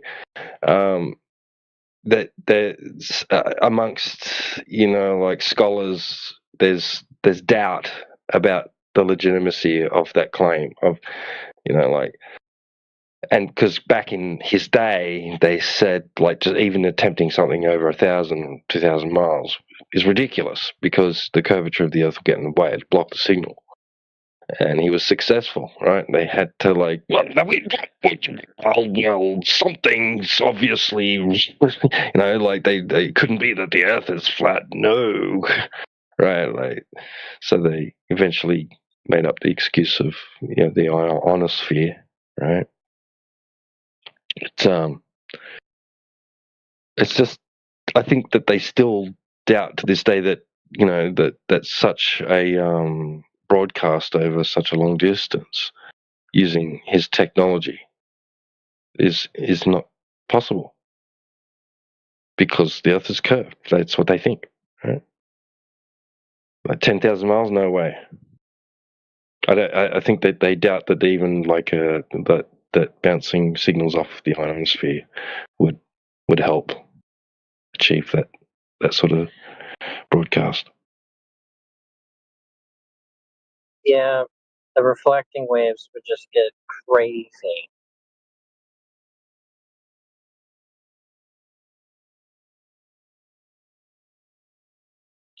I don't know why they don't just like say, yeah, the signals are just traveling horizontally because gravity is keeping them on the same parallel to the surface course all the way around the Earth from England to Australia, rather than saying, "Oh yeah, that don't make sense. That it probably wasn't true. Probably didn't happen," and just destroy the greatest real event in human history. LOL.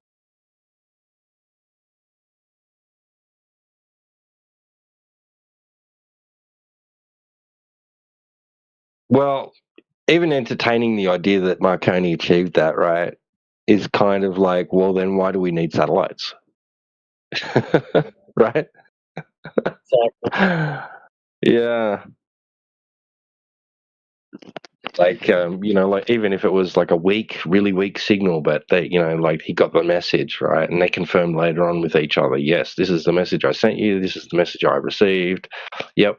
Like definitely we connected, right?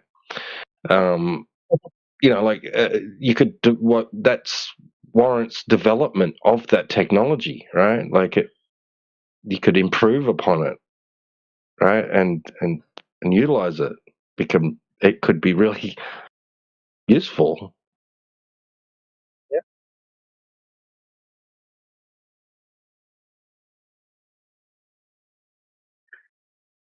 paradigm shifting technology like that, though, never really gets to do its thing, though, does it?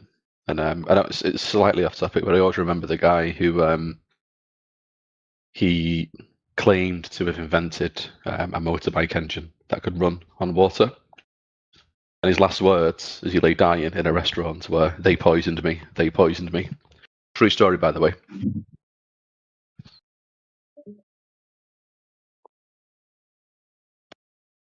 Yeah, somebody posted a meme about that earlier. Yeah. There we go. I wasn't actually here for that, but that's just fortuitous. Now, Yeah, whether or not he had an engine that could run on water remains to be seen. But it's well documented that he was poisoned. I'm sure it's just a coincidence.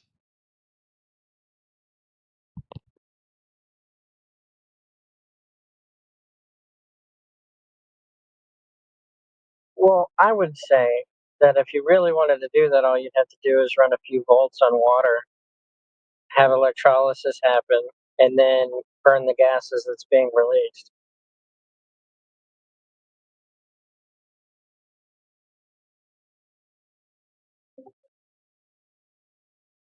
Just don't go to Nando's anytime soon, yeah?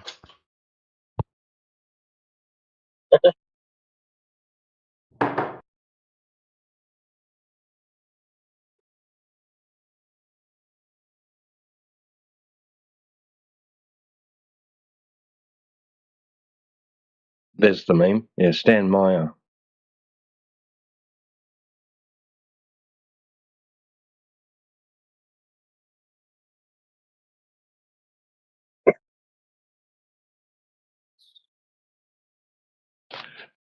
And you know what? Like the $1 billion that, like, let's say that that's true, right? They offered him $1 billion. If he turned it down, it probably wasn't because of any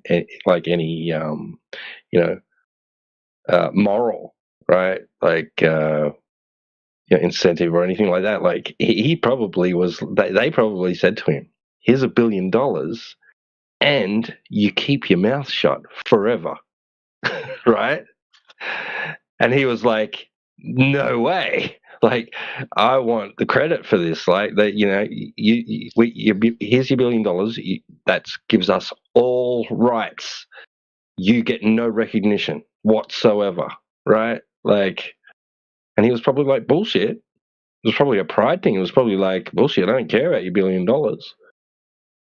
Like, this is if it's true that they did that happened, that they offered him $1 billion offer, right? They offered him $1 billion for his ideas or his The deal would have invention. been slightly more specific. It would have been, here's $1 billion, we own it. But it wouldn't have been, here's $1 billion, we own it, and then we're going to usher in this new age of the end of dependency on so-called dinosaur use, fossil fuels. It was, here's $1 billion, we're going to bury this, and you never speak of it ever again. Right. Exactly. Like, and you'll make no more. You won't. Yeah. Tinker in your garage all you like, right? But not outside of it. Like, imagine the fallout if that actually happened. Like, the worldwide crash out domino effect that would happen if it turned out oil was now as valuable as tap water.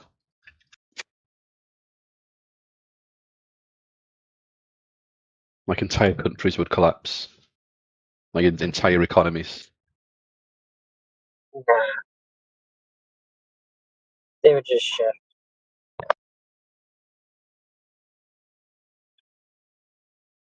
I think within a month of that happening, it'd make Mad Max look like the Teletubbies.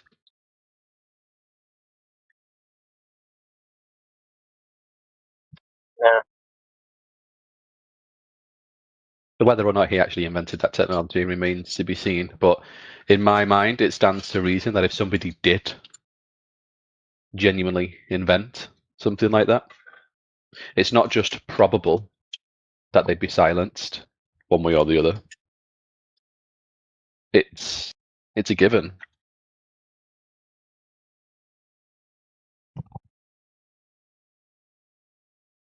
I think I read years ago that the inspiration came from him watching a hydraulic drill shut down. That even after there was nothing else, like nothing fueling it, it just kept going for a little while after everything, after its fuel source had been cut off, and that sort of like he was like, oh, how's that work? Like, and it inspired him to look into it more and exploit that, whatever was going on, right, with the drill after it had been powered down.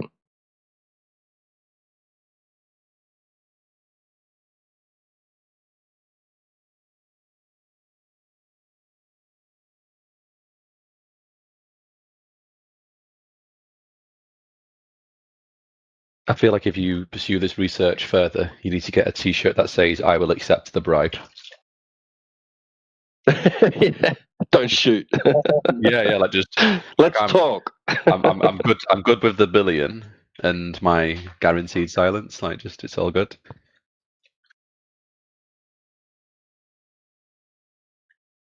I have an idea that's worth the money.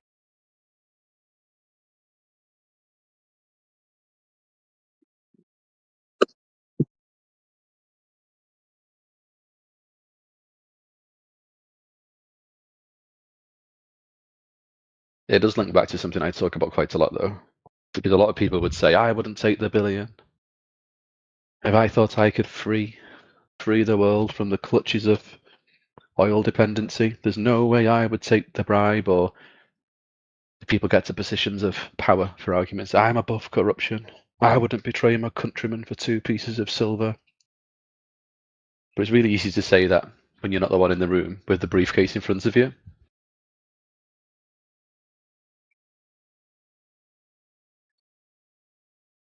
Very easy to say that your principles aren't for sale when no one's offering to buy them.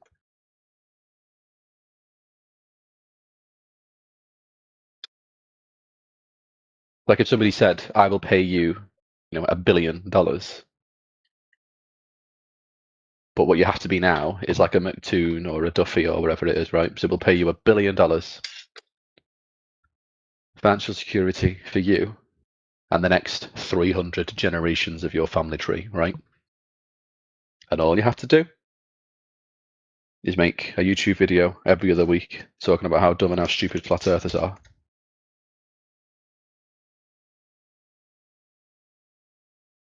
Everybody, no, not me. And I would say that now, right? And I would mean it, and I would believe it. But then I imagine it's very, very different when the guy's in front of you, right? With the metaphorical briefcase, because obviously no one carries around briefcases of money anymore. Otherwise, it's a James Bond film. But yeah, in front of you, $1 billion, $300 million, I mean, whatever it is, right? Life-changing sums of money. I think most people would take the money.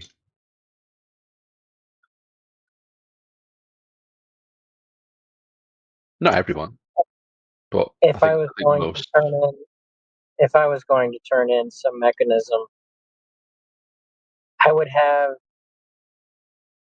made a good product and then changed it to not so good, and then sold them the not so good version, and then issued the good version for myself.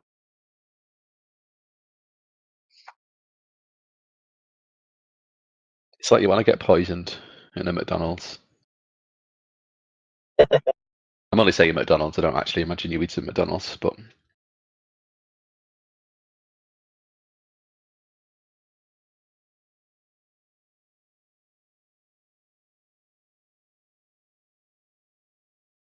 it reminds me of something I've been trying to look into a bit recently as well. That if oil, so-called fossil fuels aren't, effectively dino juice, then could it be that, how trees secrete sap? There's not a finite supply of sap, is there? It's just a byproduct of trees existing, like it's just a natural secretion of trees, that the earth secretes oil much in the same way that a tree secretes sap.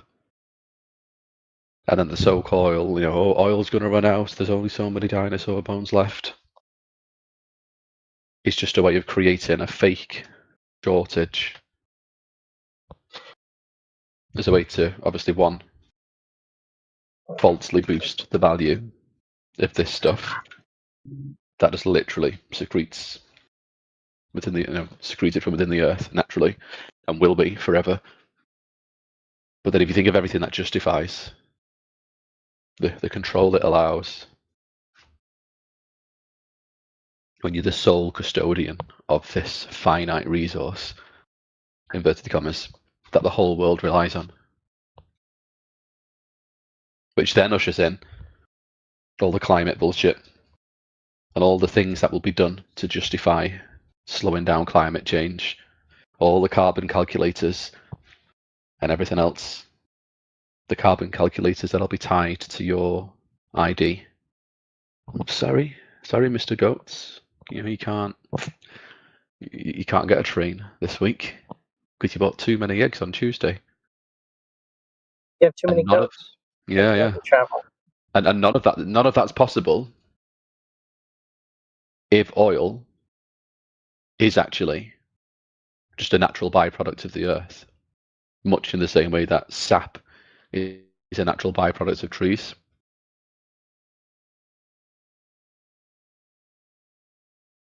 The whole narrative falls apart and is held together by oil effectively being this finite substance because there's only so many there's only so much dinosaur juice left.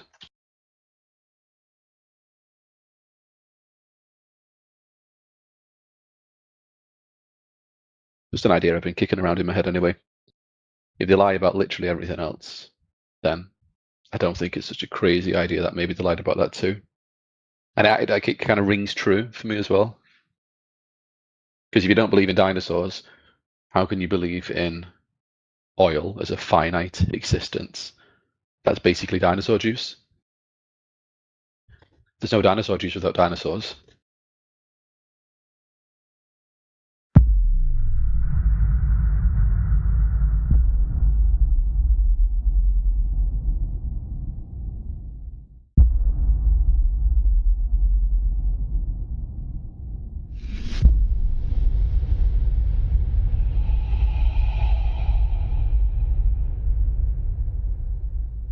Any good Globers in right now? Good Globe believers? Who believes in the Globe the most here? Any takers? Hey, Cyclone, would you like to speak with Zero? Zero. I feel like I've spoken to a Zero before, but sure. Maybe he's a different guy. Yeah, he's certified simulator pilot with 5,000 hours. Whoa. 5,000 hours over a simulated flat Earth. Nice. Mm-hmm. He's a little paranoid that you might be rage baiting, but you're the least rage bait person I know. So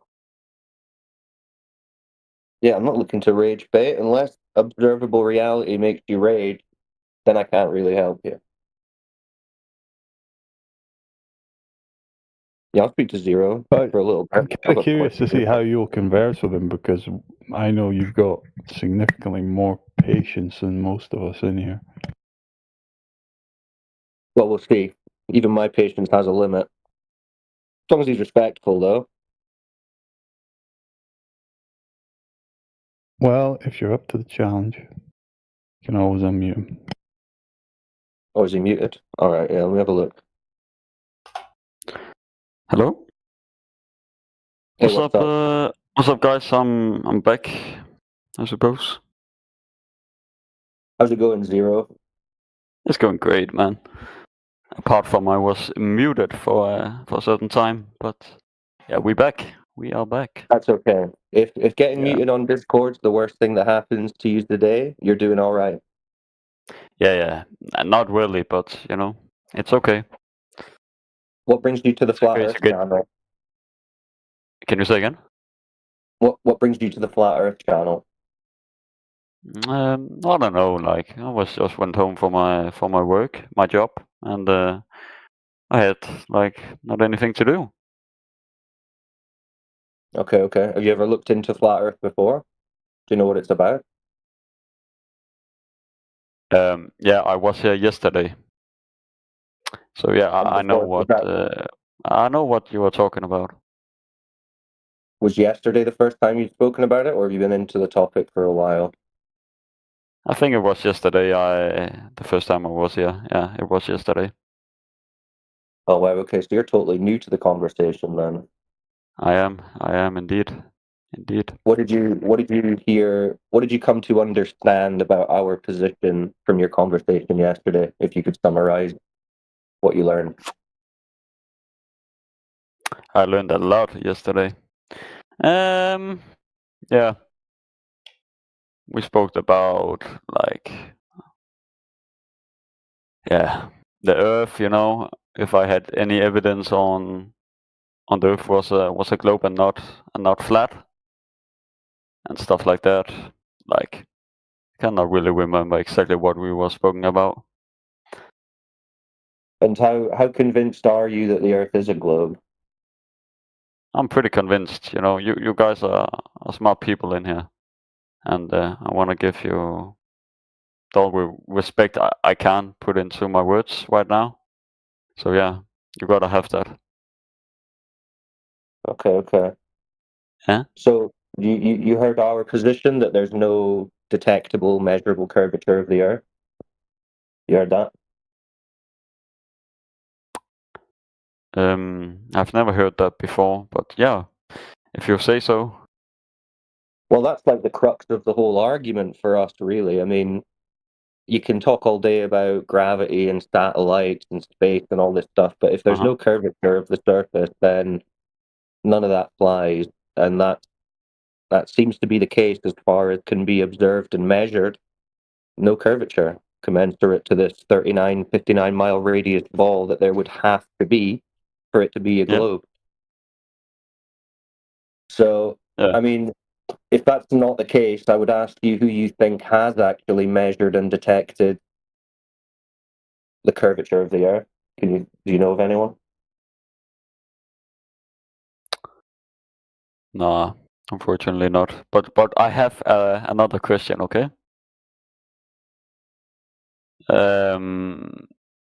Is there any reason why I'm the only one that speaks in here and make the the conversation continuing? Like, oh no, there's loads of people that speak I in here. have not seen anybody apart from me that has unmuted the microphone. Okay, well, think about this. Maybe in the day or two that you've been here, you haven't seen that. But this room, this channel, which is on YouTube, has been going for like 7-8 years. We've probably got over 30,000-40,000 hours of live streamed conversation with thousands of different people. So I assure you, my friend, you are not the only person having this conversation. Maybe in the times that you've been here, it's been quiet, but we do this 24/7, 365 days a year. We've spoken to thousands of people, all coming in new to this or not new to it. So yeah, we speak to loads of people. So don't worry about that. But you see, people mute themselves because we like to have a good discussion, 1-on-1 or 2-on-2, whatever, like small numbers so that people can hear it. You go into the other channels, like 15 people screaming at the same time. You can't tell what the hell's going on. We ask that people stay muted if they're not speaking here so that, the conversation is enjoyable. And uninterrupted and good manners. That's what it's all about. And we wait our turn to interject or make a comment or give advice. This is what we do here. So that's what it's all about. We don't want audio chaos. Thank you. Of course not. Of course not. Yeah. So yeah, that's pretty much it. And it's pretty simple. I mean, I know it sounds like a lot, sounds pretty crazy. The Earth is flat, but really, if you just boil it down to is there curvature or is there not, that one question answers the whole topic. Because if there's no curvature, then it cannot be a ball, can it? It cannot. It's not a It globe. can't. Geometrically impossible for it to be a ball if there's no curvature. And that's the case. It is I the mean, you've case. never seen anyone measure a curved lake, have you? No, probably not. No, Not in my of course. lifetime. You understand that bodies of water, regardless of the size, are just level, flat. Okay. So it's pretty simple stuff, really. Also, the ground isn't moving or flying around at millions of miles an hour through a vacuum. None of that's happening. So, Yeah. yeah. So it's pretty simple stuff, really. Yeah, pretty simple. Yeah. What you see is what you get. Because have you noticed that in reality, you experience the surface you live on to be essentially flat and motionless? Like if you go to the beach, look Yeah. at the horizon. That horizon's just a horizontal flat line. Yeah. And I'm going to guess you haven't experienced the ground moving around, spinning about at 1,000 miles an hour.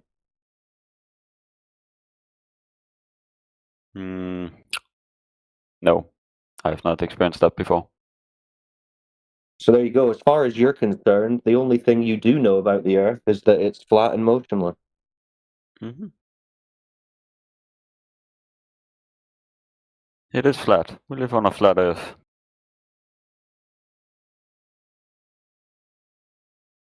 Yeah, that's correct. Yep. Yep. Yeah. So, yeah. All right. Well, welcome to Flat Earth, I guess. No objections. Here you welcome. go. But Sounds pretty easy, guys. I have a You know what all the fuss question is about. about. Okay. Yeah, go ahead. You know,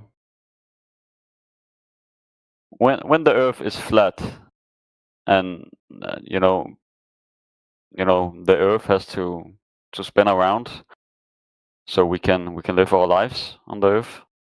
What are you Like, is talking that about? correct? The Earth has to Is that spin correct? around so you can live your life? No. What are you talking about? I just told you. Remember, you go outside, the ground isn't spinning. Yeah. Yeah. So what are you talking about? The ground needs to spin to live our lives. No. The ground is motionless. Because Like it's about you've always the experienced, time. right? If the Earth was just standing in one position every time, we could not sleep. All right, hold on. And then we What are you talking about? If the Earth was in one position, we wouldn't. Why is your What are you colleague talking about, laughing? bro? Why is your colleague You're saying laughing? some absurd shit. You're saying some I think absurd you shit. have What are you exposed talking our. about? If the Earth wasn't spinning, we wouldn't sleep. Is that what you just said? See how ridiculous Yeah, you're gonna make me look like a fool right now. I know that. No, the globe belief is going to make you sound like a fool because that's a requirement. You literally have to act like a fool to claim that the Earth is a spinning ball. You have But to can I ask say, you a question one more time? I'd like to know why you think if the Earth wasn't spinning, you wouldn't be able to sleep. But okay. Okay. Do you feel like when you go to sleep at night, it's the comforting axial rotation of 1,000 mile an hour ground that helps you get to sleep or something?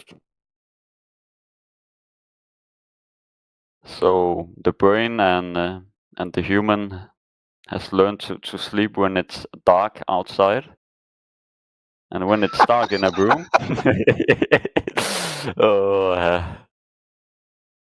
Come on, keep going. And when it's dark outside, It's dark outside, okay. the brain is start to think like, oh, I have to sleep right now. I've been All doing right. work all the day. Okay, so what about it being dark outside makes you think that the ground is spinning?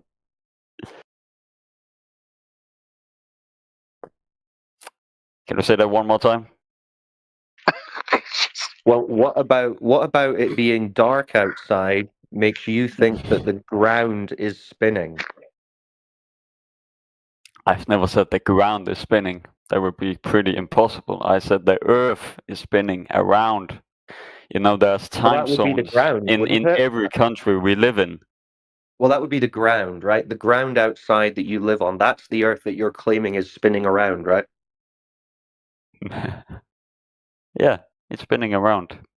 Yeah. So you're saying that the reason you sleep at night is because the ground is spinning around, and you know the ground is I've never spinning said that. around. You try to put words in my mouth. That's what you just said. Why is your colleague going crazy right now? Well, that's what Oh you just man, said. you're just funny. You just said if the Earth wasn't spinning, we wouldn't be able to sleep. Was what you said. And now you're getting That's to what the we call idea time that zones. That's what it we call has to time be zones. dark. It has to be dark in order for you It to don't sleep. have to be, but But that's just what a you thing like. we You do like as it to be human dark. beings. Yes, I get it. So you're somehow linking it being dark with the ground spinning, right? Are you never okay? Can I ask you about something? Are you when you know, like it's evening right now? We're getting Right. closer to. We're gonna hit our bed in a minute because we Now, have is to that because sleep. the ground is spinning? No. No, exactly right. So what does the ground spinning have to do with it being dark and you going to sleep? Sir, I'm just telling you. What are you telling me? That if the Earth wasn't spinning at all, the time was just standing by. You know, the time was just not standing go by. any. No, you need to think about The what time you're will not go actually any doing. further. You know, and then So we I will think not you're be able trying to to say, sleep. At Zero. least, maybe somebody could. I get it, But you Zero. know, I think what I think's confusing you yeah, is that you're just talking about day and night, I'm talking about day right? and night. Yeah, exactly. Yes. So why do we have day and night?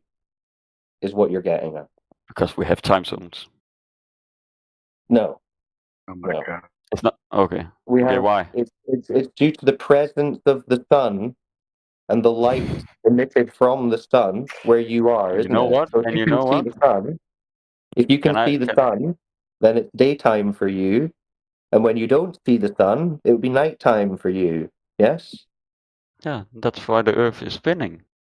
Right, right. So this is where you're getting confused. And it's understandable because this is what you've been taught. This is what we've all been taught. We've all been taught that the sun is appearing to move because the ground is spinning. That's what you're actually thinking. Yeah? Yeah, of course. Right. Is it possible that the sun is appearing to move because the sun is moving? So you are actually telling me that the sun is moving. Well, that's what the observation is telling us. Okay. Is it not? Do we have any? Yeah. Zero, Well, don't is you that see not- the is sun that not what rise you're in the east observing? Isn't that what you're and set in the observing, west? Zero? Hold on, you pick this up, says who. I'll be back in a few. Well, yeah, don't you notice that the sun rises in the east and sets in the west? Yeah, I have noticed that. Why? Okay, so you notice that the sun moves.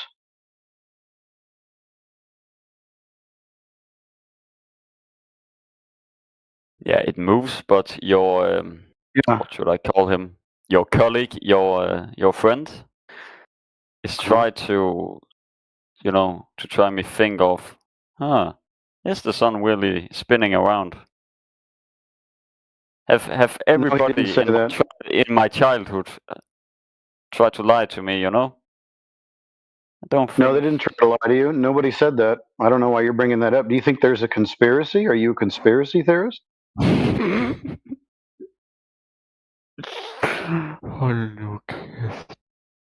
Your nervous laughter is my favorite, by the way. That's how I know we're having a pretty large effect on you. Yeah, it's nervous laughter for sure. Because you don't know what to say. You laugh instead of saying what you ought to say. But, you know, you're getting wrecked, and so you giggle as a compensation for that. It's hilarious to me. I hope you keep laughing the whole time. I hope you keep laughing the whole time. So anyways, you notice that the sun moves, yes? Yeah, it moves. Yeah, correct. Right, Up and okay. down. And you also said earlier that the sun, you don't notice that the earth is moving at all.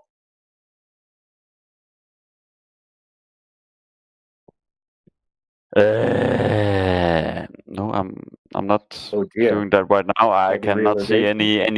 anything in the jiggy that's turning around, spinning around right now. Do you see how they've tricked you a little bit there?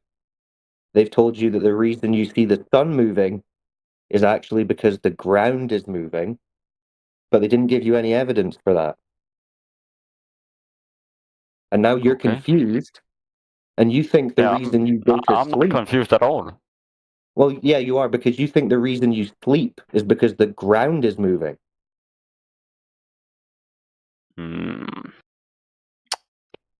When the ground isn't moving, as you know, because you live on the ground.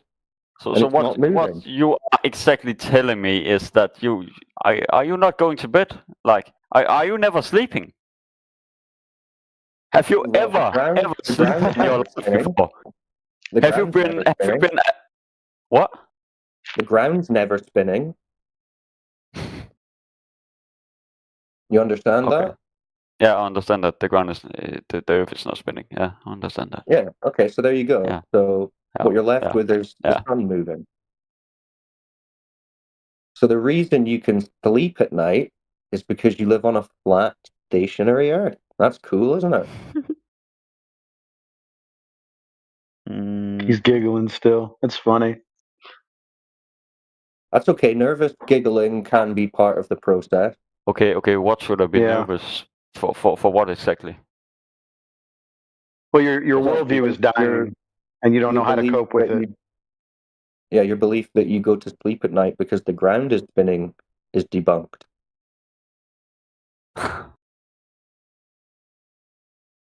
Like you're realizing that you've never actually had any evidence for those beliefs. You were just told the story. Right? For example, what evidence did they give you that the ground is spinning?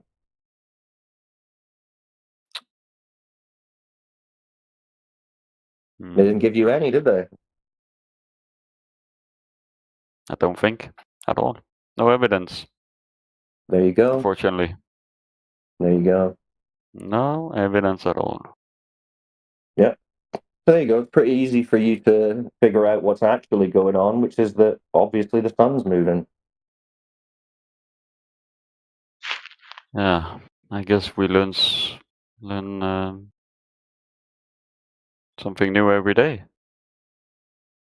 Well, you'll learn a lot if you come and listen to the conversations here, certainly more than you learned at school. Yeah. Since they didn't actually tell you anything about how the Earth evolved. They just told you it was. So that's all right. So That was the same for I most guess you don't people. believe of the folk called pendule. Have you read about that before? Yeah. Yeah, okay, so what does that prove? What's this you've got for me now? A fancy pendulum is going to prove to you you live on a giant spinning ball? Tell me all about it.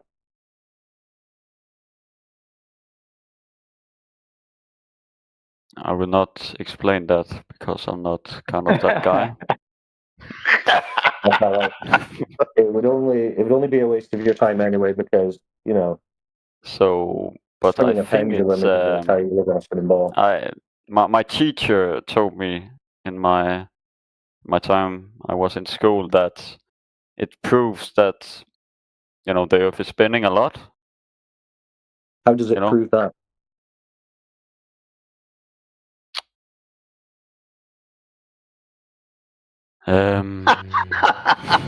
Well, once you start swinging the pendulum, then the Earth moves underneath it, and when it stops, Earth stops. Yeah, right. Because you're going to have to swing the pendulum, aren't you? Yeah. Yeah. So the cause of the pendulum swinging would be you. Yeah. Yeah. Yeah. Yeah, I don't know. Maybe you are correct on that because I'm gonna have a little conversation with my teacher. I think because just ask him. Just ask him who's ever measured curvature of the Earth, motion of the Earth, who can demonstrate a ball of gas existing in a vacuum. Your teacher will have no idea. He's just paid to teach you these things that he was paid. He was taught by someone who was paid to teach him, and so on and so forth, until eventually they all just appeal back to NASA and say, well, NASA showed us images and some video, so that's it. So yeah, there you go. Crazy, huh? Don't be this whole too thing. upset that's with your pretty teacher. crazy. Like it's mind blowing as fuck. I like it. Yeah, I like it. yeah, it kind of is. You'll be all right though. Yeah. You'll still be able to sleep even though the ground isn't spinning. Don't even worry, Zero. Wow, I didn't know that. Like Yeah. Well, soon you'll realize I didn't need the ground to be imaginarily spinning for me to sleep. What was I thinking all these years? I've been a fool. But that's all right. Yeah. Don't be too mad at your teacher. It's not that he was lying to you. It's just that he didn't care about you at all. He was just doing a job that the state paid him to do. They said teach the kids this, so he did, and he took the money. So don't be mad at your teacher. Yeah, everyone's got to eat. Is that pretty hard to say? Like what is thing I didn't really say anything to you that was against EU in any point at all in this conversation. I didn't say anything against you either. I was talking about your teacher. You're going to have to pay attention, Zero. You just said to me that my former teacher didn't give a fuck about me. He didn't. He doesn't. Did you get a call from him this week at all? Does he care about it? Or was he just taking money and making sure that this year's students he has next grade? You know. Well, no, he might have cared about you, but the fact is, when it comes to the globe Earth, he's just telling you what he believes based on what he was taught. He's never measured curve or seen a globe. None of them have. No one has. They just all eventually say, well, NASA told us. Okay, but I want to say something to you. The thing is, my former teacher was actually, how are we saying this? He worked for NASA. He worked for NASA. Some bullshit now. Nah, don't start doing some bullshit now, Zero. Don't start trolling now just because we've educated you, okay? We're not in the I'm mood not for that. trolling you. I'm actually telling the truth right now. Yes, you're not trolling us, but you're attempting to. He had a former job with NASA. You're trolling yourself. In the process, you're trolling yourself. So we're not going to entertain that. Just he was monitoring if you don't have any sensible questions or points to make in the Zero, space. you can just sit and think about what you've been told. Just sit and think about it. Right? Can you please let me finish? Like you interrupted me. Well, no. If you're just going to talk nonsense about how your teacher worked for NASA, no, he doesn't waste our time. Your teacher worked for NASA and then decided he was. If you don't believe it, you don't believe it. That's okay. That's completely fine. I don't believe it. So don't waste your time. Okay. That's okay, Zero. You can give me his name. It's okay. Can you give me his name? I'll look him up. Okay. Am I going to let yourself be caught in the lie? It is a few years ago now. Oh, it's a few years. I can't remember my teacher's name. Let me just Google the NASA directory so I can pick a name. Yeah. Why even dig your hole deeper, Zero? Why do this? I mean, you have our contacts, you know. You were saying at least you have contacts in NASA. So yeah, most of the people that are employed by NASA, they have public record that they work there. So all I need from you is his name, what school he went to that he taught you about Foucault's pendulum, and then I'll just start doing some Googling and see if I can figure out public record. So what was his name again? That's what I Come thought. on, Zero. You need to be a quicker liar I can't than this. remember. I was can't getting. remember. It was a time when I was very young. I remember. Yeah, so what Didn't you was that, say like you're primary? 21? How old? Hold on a sec. How I am old were you, 21 years Zero? old. Yeah. So it at least How 8 old? years ago I was in my public school. Public school. What's that, like high school, primary school? Primary school. Yeah, you wanna say that? Primary school. So this guy used to work for NASA and then just decided he was going to be a primary school teacher, did he? Come on, Zero. Yeah. Could you? I don't know if you think we're as See, he had stupid as another maybe your dream, you friends know. or something, people that you know. What? I don't really understand what you're trying to do here. I'm Stop just embarrassing telling yourself. about my Just have an teacher. honest What are you conversation. talking about? Let's have an honest I'm just conversation. okay, but now you are backing down. It's not What are you me. talking about? The guy who works at NASA You don't want to isn't talk going about to this anymore. You become don't want to what, talk about like this a anymore. primary school teacher in Norway or wherever the hell you're from? No, no. I'm not from Norway. So, yeah. So But which that's another what? So conversation to who's talk from? about. Listen, dude, we don't care about your embarrassing lie. We understand you told a lie.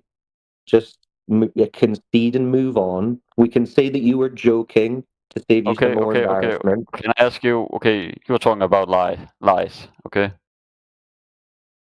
Do we have any evidence about that the Earth isn't spinning? You know, you have many contacts in NASA. Yeah. Saying at Okay. least. So can you give me any evidence at all about the no Earth one's is ever not measured spinning it around? spinning. Yeah, no one's ever measured any spin. How's that? More nervous laughter. I What's fucking that? love Is you that guys, a man. response? Is that a rebuttal? We have been talking for 1 hour and I don't know 10 minutes, and it has been a what great time. measurements of spin and what measurements of And now spin you have you used in that time? But you What know, measurements for the globe have you sir, used? sir. So what, As in all that time, said in to all me that before, time, the what whole- evidence this have you conversation has been recorded on YouTube. Yes. So you'll So be you able to yes, look you back have said and that the Earth understand that in all isn't that spinning. time, the Earth is not spinning, correct? And you'll realize that in all this time, you haven't presented any evidence that it is spinning. Remember?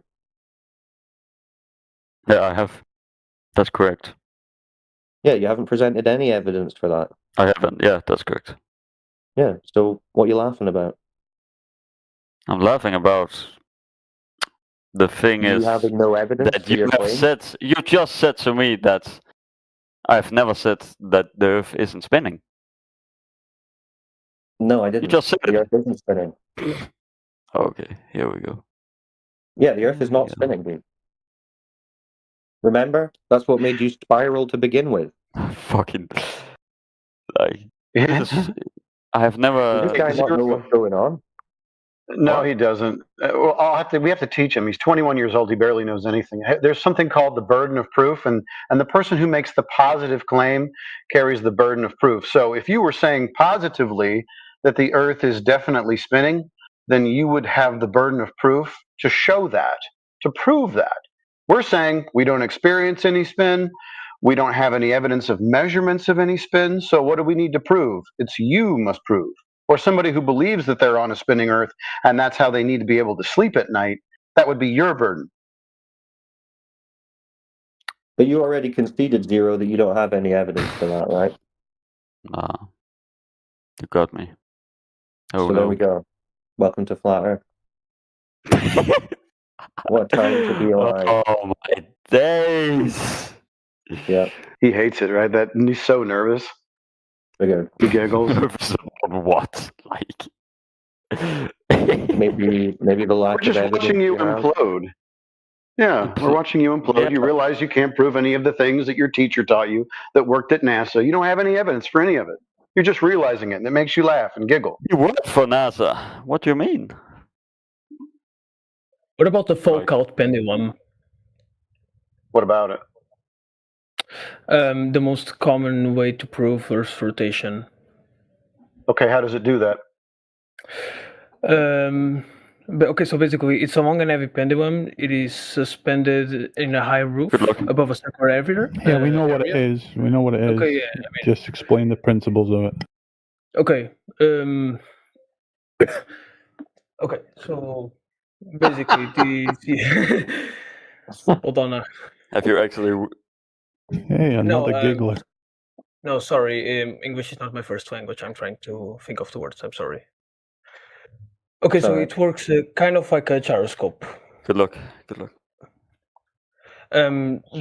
We can use the what's it called based on the geographical, like using the latitude of its location. We can use that same point to calculate, for example, how long it is.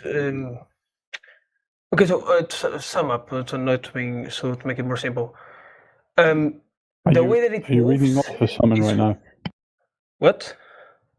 Are you reading off of something right now? No, I'm trying to remember. So Okay, basically, alright. the way that Sorry, it continue.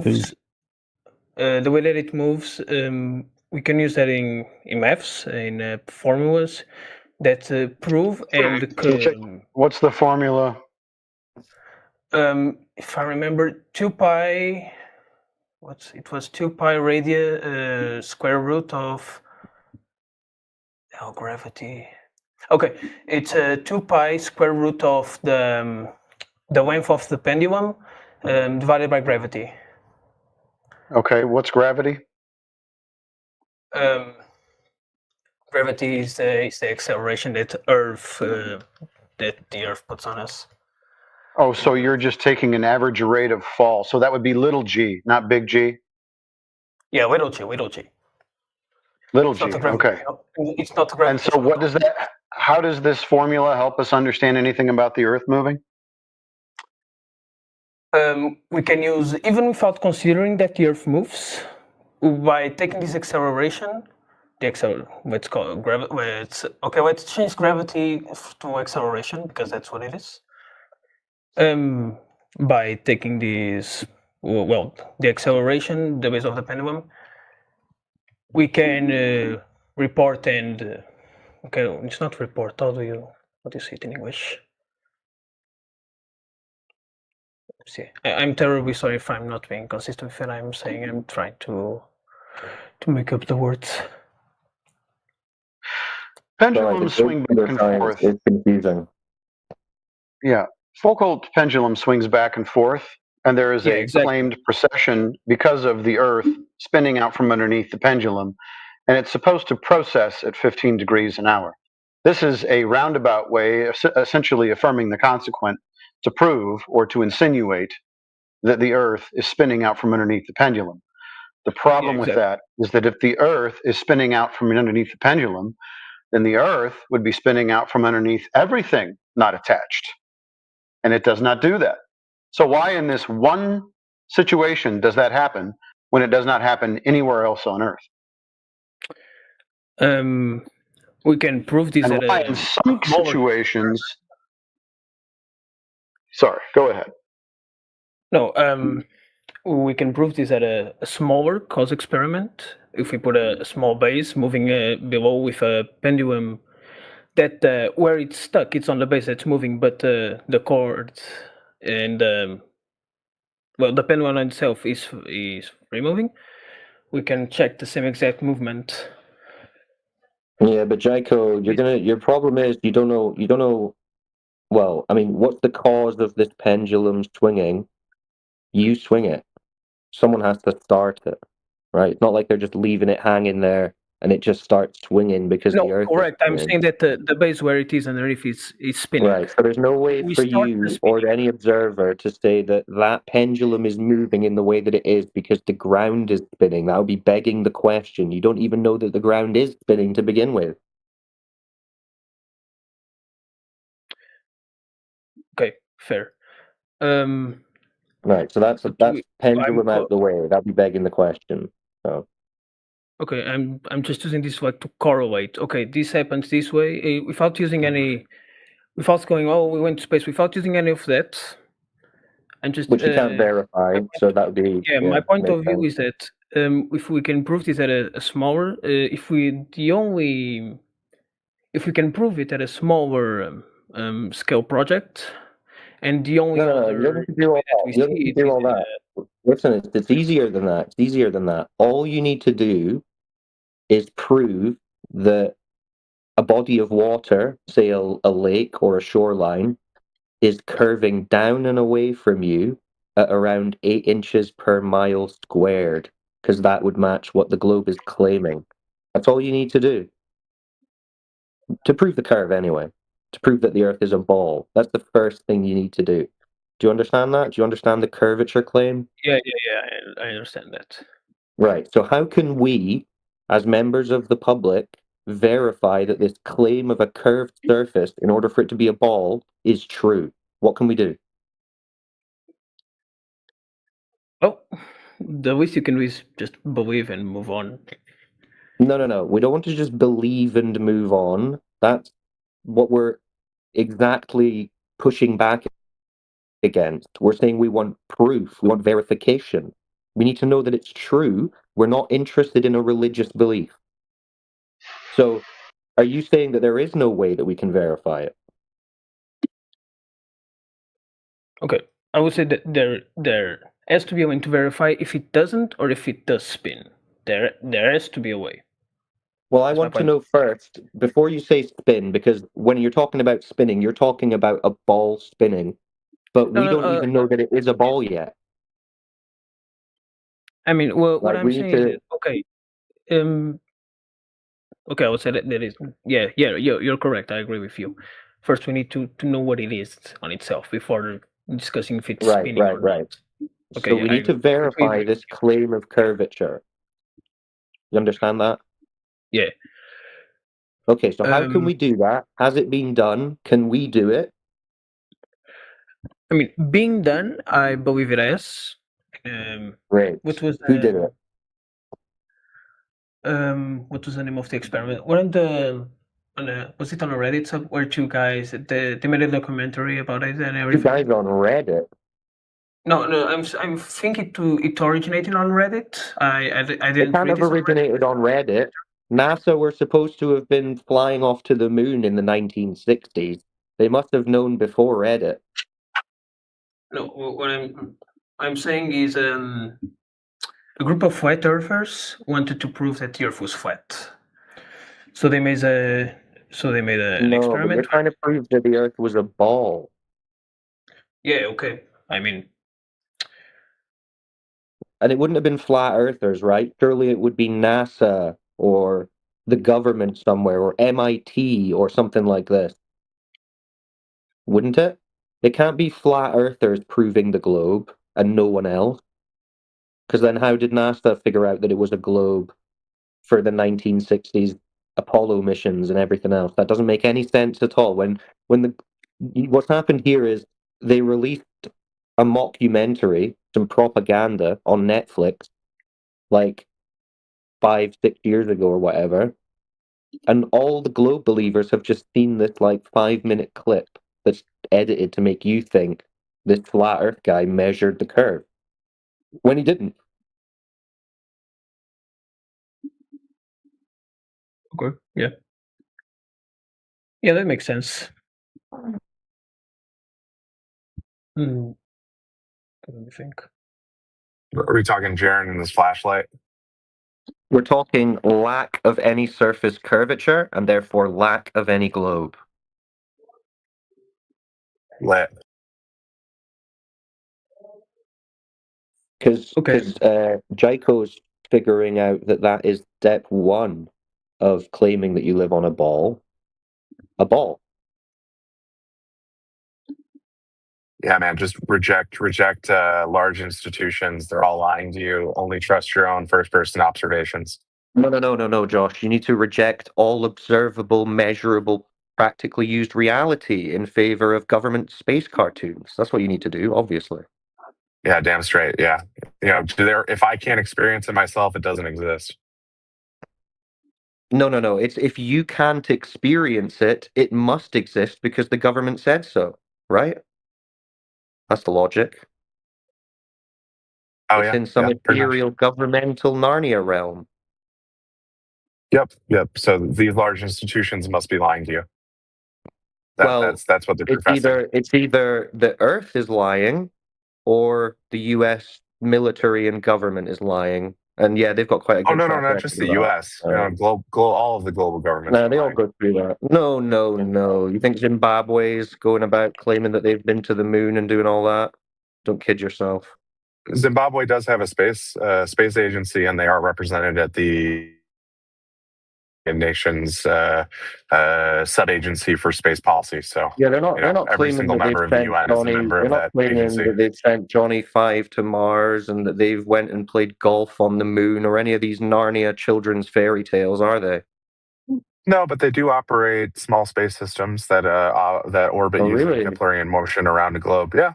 Zimbabwe around the launched. globe. Oh well, no. You caught within yourself last again decade. there, though. You said globe. That would require curvature of the surface, though. That would require the institutions to be lying, correct? That would require the lakes to be bending at a rate of 8 inches per mile squared. Remember, which they're not doing. That would require assuming Cartesian coordinates, and that constant radius is not level in spherical coordinates. No, it would be requiring around 8 inches per mile squared of a lake bending down and away from you. Yeah, in Cartesian coordinates. If you assume spherical coordinates, you can have leveling curve at the same time. Which doesn't exist, right? There is no lake curving at 8 inches per mile squared. All lakes curve at 8 inches per mile squared. All right, perfect. Just post the measurements. Oh, so we'd have to do measurements without a medium, correct? Well, presumably they've already been measured, since you're saying that this is definitely a ball, and we can go and teach all the kids that it's a ball that's been measured. So where's those lake measurements? Oh, they're everywhere. But the light used to take those measurements is traveling through a medium that alters the perception from the observer. Interesting. Well, let's see one of these measurements of an 8 inches per mile squared curving lake in the chat. Oh yeah, I mean, have you seen a picture from orbit for any of this? Josh, he's asking you to post it. Oh, I can't touch the side chat while driving. I apologize. I get yelled at for doing that. You can just go on mute because we were having a conversation with somebody else. So you can just go ahead and mute up. It should be safe. Yeah, Josh already knows. Go beat on someone who doesn't know what's going on. Come on, Josh. Yeah, Josh, you don't know what's going on. Well, actually, you do. You know the lakes aren't curving, so don't. I know be the lakes silly. are curving. Yeah, they're exactly. Anyway, Jacob, you had a look yet? You found any measurements for that curve? I was looking at what Josh was saying about the wakey thingy, and I found the rainy lake experiment. No, the lakes are curving. Okay, why don't you tell us about that? What was measured?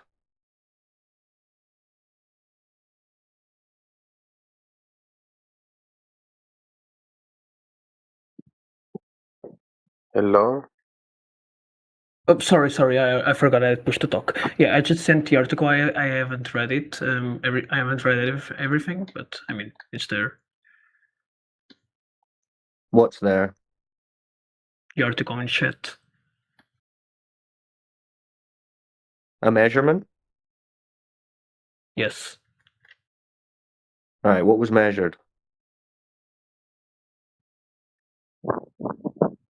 I've said I'm still reading the article. Well, excuse me. Why would you say that everything is there, but you haven't read it? Because I'm still reading it.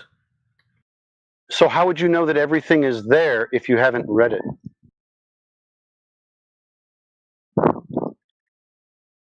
I'm trying to find what I can. When I say everything is there, I mean everything I'm reading right now, trying to make a counter argument, is there. I'm sorry if I wasn't clear about that.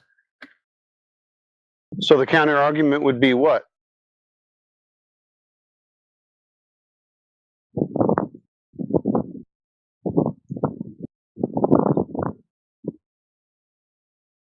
Good grief today. You guys say something. We asked you to go ahead and elaborate or support or whatever, and you go quiet. What is going on? Mate, if you can give me the time to make a proper argument. Yeah, you go ahead. Read up what Walter Bislin has said while he already begs the question. and then we'll talk about the begging the question fallacy within the papers that you're reading. Go ahead. Take all the time you need. All right, where do we get to there? He came in full sophist mode AI. Oh. Yeah, what happened? I had to dip off there for a sec. Oh, I was just asking our friend from earlier if, since he had read the material, he said everything was there. I said, okay, what is everything? How does it pertain to this? He says, no, I'm still reading it. So he's still reading about the Rainy Lakes experiment or whatever the hell you call it. And he's going to come back with a rebuttal. Okay, very good. Yes, you guys should be reading. That's good. That's a good start. All right, anyone else then? Who else we got? Apologize for the outburst. Got to keep you all on your toes. Sorry, Josh. We understand have a that good day. some people find it difficult to control themselves on this topic. It's understandable. No. Got to sprinkle some seasoning in every once in a while. I don't want you all to think I'm completely complacent in these spaces. Well, That's all right. We're you just are waiting in for those terms of evidence. Sandy so- Lakes, you know? It's not a big deal.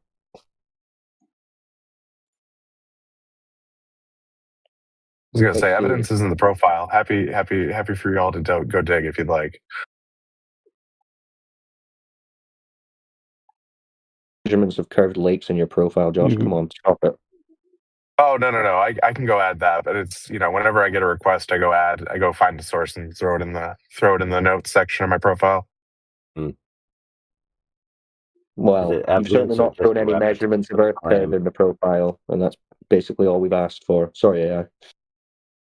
I mean, yeah, you can see the uncut rocket footage there. It shows a curvature before stage Yeah, no, we don't want the government space cartoons. We want publicly verifiable measurements of this globe, not cartoons from the government. So Those does will a not rocket work. automatically make it government, from your point of view? It So if doesn't make it Earth curvature.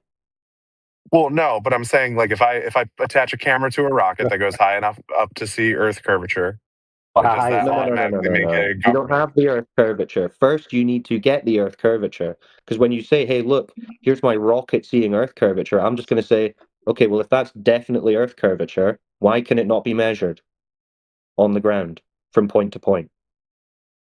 And you don't have an answer. Okay.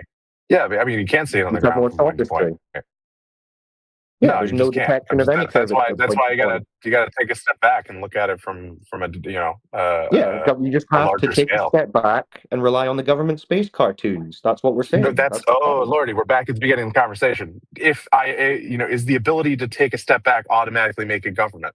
No. It's the inability to detect any surface curvature in reality that stops you getting to the government space cartoons, Josh. And I know you know this. I understand. No, really I wish you'd understand, stop but I'm being so saying hard-headed about it. no. But if I'm a commercial entity, if I'm a non-government entity, and I have a rocket that's able to go up high enough to take images, and they come back and show you Earth curvature, does that automatically make them government space cartoons? And that's not the point. If you're going up and you're seeing curvature, then it would make no sense that when measured on the ground, there is no curvature.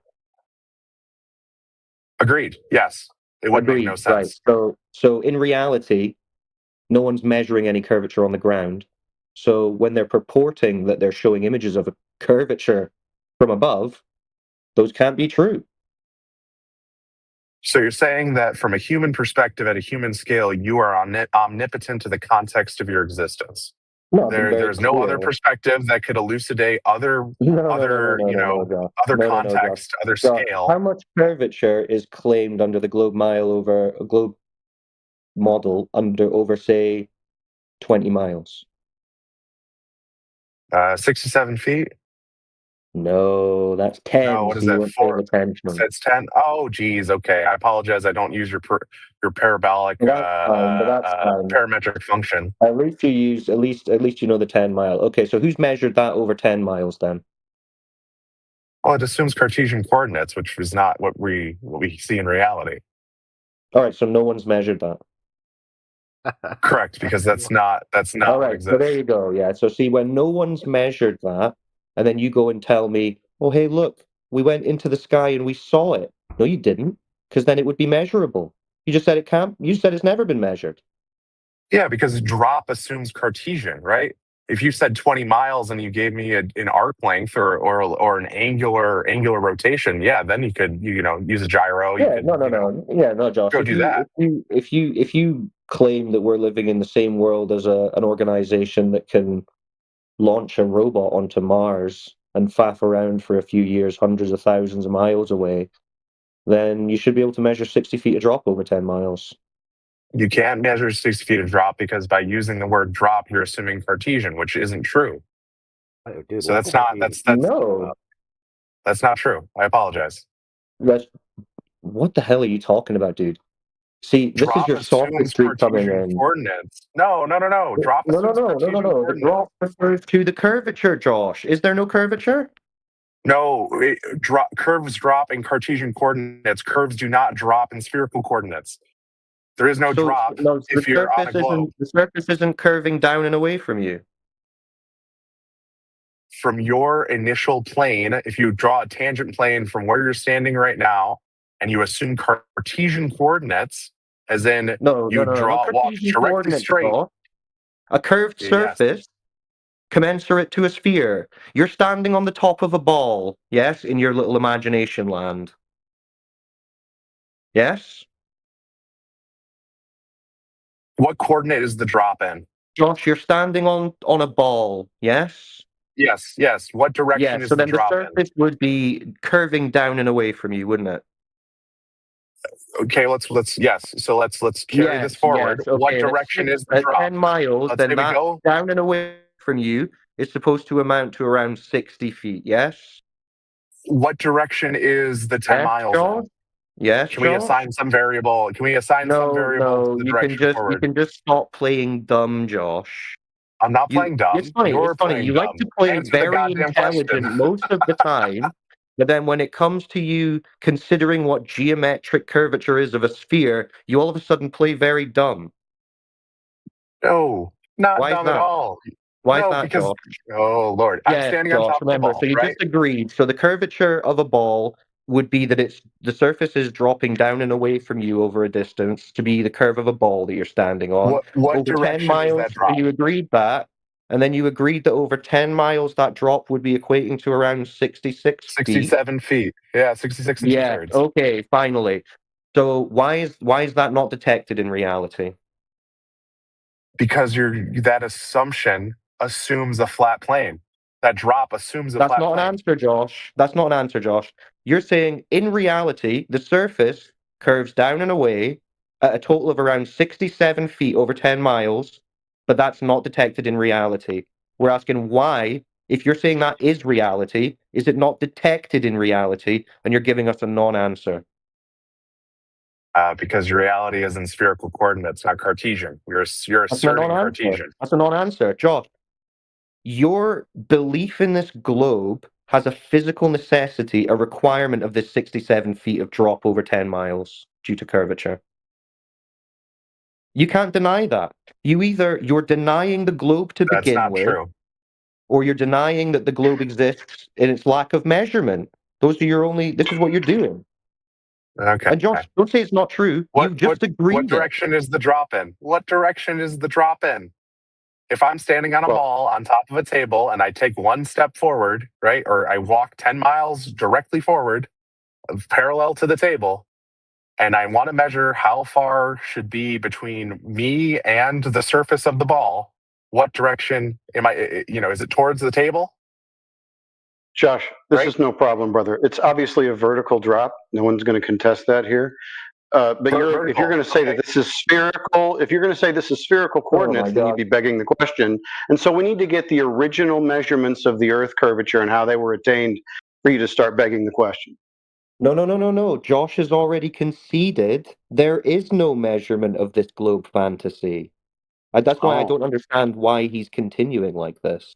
He's already conceded. Oh Lord, because y'all don't take into account the medium that the light transfers through. That doesn't matter. It doesn't matter. Our argument Yes, isn't it about does. the medium that light is traveling through. Our argument is there's no Earth curvature, and you've just agreed. You know, your Never been measured. argument is that there's no observations of Earth curvature from a No, human no. scale. I and at didn't a say human just observation. I said interesting. detection. I said detection. Okay, No there's no measurement. detection. How do we? Is it possible to take the medium out of it? Is there an experiment where we can completely detection? remove the effects of the medium? Out of what detection? I don't know. You pick. Yeah, you just said there's no detection. There's no example of a detection to take the medium out of. Yeah. So No, you just said so you look around and see that it's flat. To even posit. Do you see that there's no medium? Globe.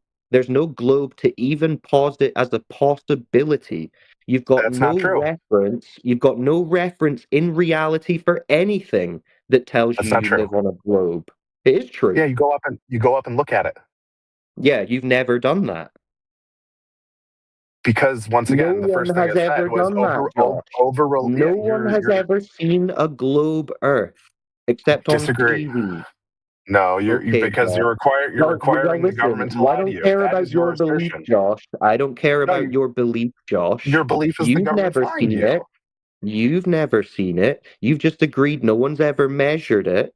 So yeah, you don't even have a globe to posit. Not with my own eyes.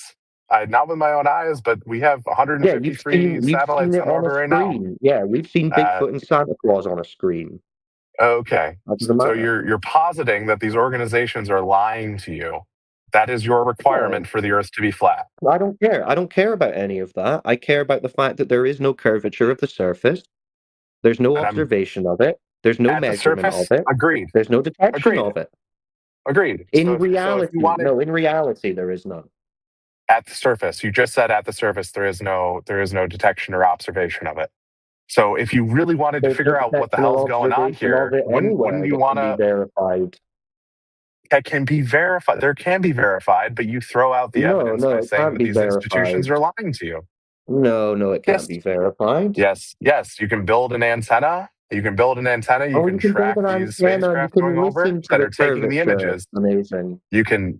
You can downlink direct imagery. You don't need to do any of that. Just measure the 67 feet of curvature over a 10-mile lake. Why couldn't you just do that? Because you can't throw out the medium. We've already talked about this. Because it doesn't exist. How do you know? Because it's not measured. Okay, then my assertion is that you can't measure it from the surface. Yeah, yours would be a baseless How do you prove that wrong? Yours would be a baseless assertion. I don't need to. I can point out that your assertion is baseless, based on no evidence, based on no measurement, and therefore can be dismissed. No, you're disregarding every single asset that we have in orbit. You don't get to just make a claim and then say, it doesn't matter that we can't provide any measurement or observation of it. We can provide measurements. You're the one who throws them out. Yes, we do provide measurements. You're the one who throws them out. Josh, you can't measure the 67 feet. From the surface. I'm saying we provide measurements from altitude. You can't measure it from anywhere. Disagree. That is not true. No, you can disagree all you want. It is true. You've got no curvature. Oh Lord, man, you have to. That's what you'll have circular reasoning. Yeah, you've got absolutely nothing. Go ahead, Yoder. Yeah, go ahead, Yoder. We're going in circles here. I appreciate your insight. No, I was just asking. I'd like you to convince us that you can establish these measurements like you say you can without circular reasoning.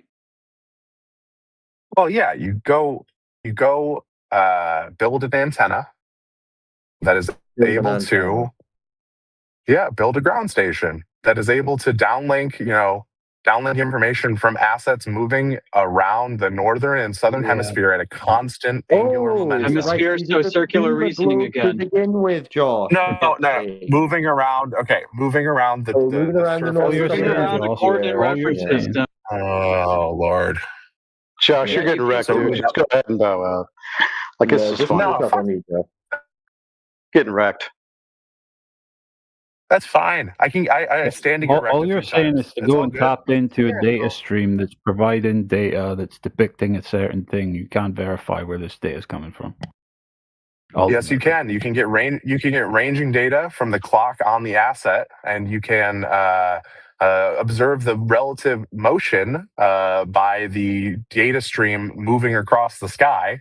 You know, if you just want to throw out all of So RF use the same propagation, data to verify the integrity of the data. That's what you're saying.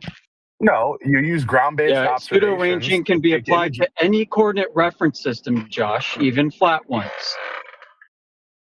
Yeah, you can do all this Star Wars stuff, but you can't measure constant 67 altitude feet over can't 10 occur. miles.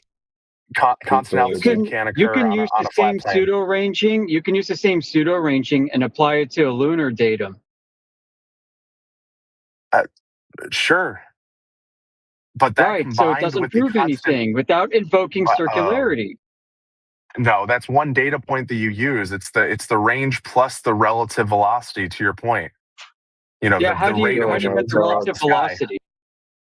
Guys, I really don't think we need to entertain another hour of Josh and his space fantasies when he's already conceded Yeah, that there's throw no me out, detectable surface curvature. I'm not throwing you out, dude, but you've already conceded there's no surface curvature, so what, we're going to talk about your Yeah, no imagination shit. for another hour or two? No thanks. No, we're gonna figure out why you throw out all of the institutions that claim that they have access to a different point No, of we view. just want verifiable evidence, okay? We're not denying anything. We want you to present a positive claim. The institutions that are performing sci-fi the telemetry data from of the sending ISS is robots public. millions of miles away like little Johnny Fives, but they can't measure 67 feet of surface curvature over 10 miles. Cool story, yes. Josh. Cool story. Cool. Josh, you said that curvature is not detectable from the surface by any means, right? From a human perspective, no. Okay, No, it's it's not- not it's not right. detectable with your So you put that other guy onto the Rainy Lake experiment, right? Walter I did not. You know, no, you didn't. I did Are not, you aware of Walter no. Bislin? Yeah, I have I'm no still idea. here. I was waiting for you Hold to on, finish. wait a second. So Josh, yeah, are you throwing out all of Walter Bislin's stuff as well then? I have no idea what you're referring to. No idea. Yeah, right. I'm not. Well, I'm open and honest. absolutely I do not anything lie in this any room. Glober has done, right? Fucking McToon, Fight the Flat Earth. I'm sure you're aware of some anti-flat earther out there, right? They've done observations, they claim to have done measurements, whatever. Are you throwing all that shit out too? They have all I completely followed the wasted final their time. experiment. I was going to say I haven't done a ton of long range observations. That's something in the sky. We're talking about global observations as well when they went to attempt to detect curvature. Are you throwing all that I was out going to say, to my knowledge, I haven't seen anything terrestrial long distance observations that convinces me that the Earth is curved. No. Right, yeah, right. So all the boats over the horizon, Definitively, all that that shit, can't be that's thrown all out gone. with That's rack. all gone, right? That's all fucking gone. at least- you will never make that argument again, right? From my perspective, no. From my perspective, I don't fight in the terrestrial arena at all because I don't think either side knows enough about. Right. So anytime a knows Glober enough comes about in here and says medium, there's a boat going away, it's obstructed, that's evidence of curvature. That's horseshit, right? In your I don't. I'm not And saying you it's will tell horseshit. them I'm not that. saying it's proof either. I would say that I wouldn't rely on Why that. is it not horseshit? You already conceded that you cannot detect it from a terrestrial position. Definitively detected. I'm just saying I can't reject the null Oh, no, it's hypothesis. definitively. Okay, right. Well, no. How close can we get to definitive? Oh, Let's add Lord, more I'm talking about this. Josh. Sorry, what? Add more qualifiers. It's great. What? I'm just saying it's data that I see as noise because you can't definitively say it's a globe or flat based off of it. I'm not saying it's horseshit. I'm not why are they saying it's teaching accurate. everyone so confidently that the Earth is a globe, but at the same time you've realized there's no way to actually confirm that we live on a globe for any person on Earth? Sorry, can you repeat the first part of the question? Well, I'm saying, isn't it amazing that they're teaching everyone and all the kids at school so confidently that we all know that we live on a globe, and yet at the same time you, who is ostensibly at the higher levels of a profession which deals directly with this question, are admitting that no human being on Earth could actually confirm that he lives on a globe. I'm saying it's just noise. I'm just. That doesn't answer anything I just said, but okay. No. That's what I'm saying. I'm ceding that point because Josh, I think that it's what noise. was the So they're just teaching what the was the kids moment in noise history at where we school. definitively knew No, he because lived on a globe? Then, what was the moment in history? you go And up what and was take the a picture. At least what from was the method? Because of course Aristophanes doesn't count. That's a load of shit. Yeah, Alberoni, I that's a load understand. of shit. Aristophanes Everything is up. assuming parallel sun When did rays we and not a actually local sun. definitively know? What did it take? I'll go 1942. Some of the high altitude V2 imagery that was returned. Like I'll go with if I had to shoot from the hip where I think humanity figured it out definitively, you can posit like Aristophanes that there's not a local sun, it's parallel sun rays, relative to the Earth, right, etc. But I'm saying, at least from my point of view, if I'm saying that you have to go up and look, I'd go with the World War II V2 camera observations. I'd love to see your basis of research in that because I've looked into that too. Yeah, I was gonna say that's me shooting from the hip. I haven't actually. I've seen the images. I haven't gone into like where they were launched from, et cetera, to fully flesh it out. But if you're asking me when I think we figured it out definitively based off of my criteria for what is definitive and throwing out ground-based observations because we don't know enough about how the medium interacts with light to make any claims either one way or the other. Yeah, that's what my answer would be. So why are they making claims to everyone, adult and child alike, that they can tell the Earth is a ball because they're seeing boats disappear bottom up and the sun set? If what you just said is the case, that's a contradiction. I'm assuming that most folks that are not in this conversation can. Oh, Jesus! Was that a creaking chair? Or did someone just rip ass? Jesus! Goddamn! What'd you eat? No. I think from a simplified point of view, like folks that go into this conversation blind, right? We're talking about elementary school teachers at this point that have no exposure to quote unquote flat Earth.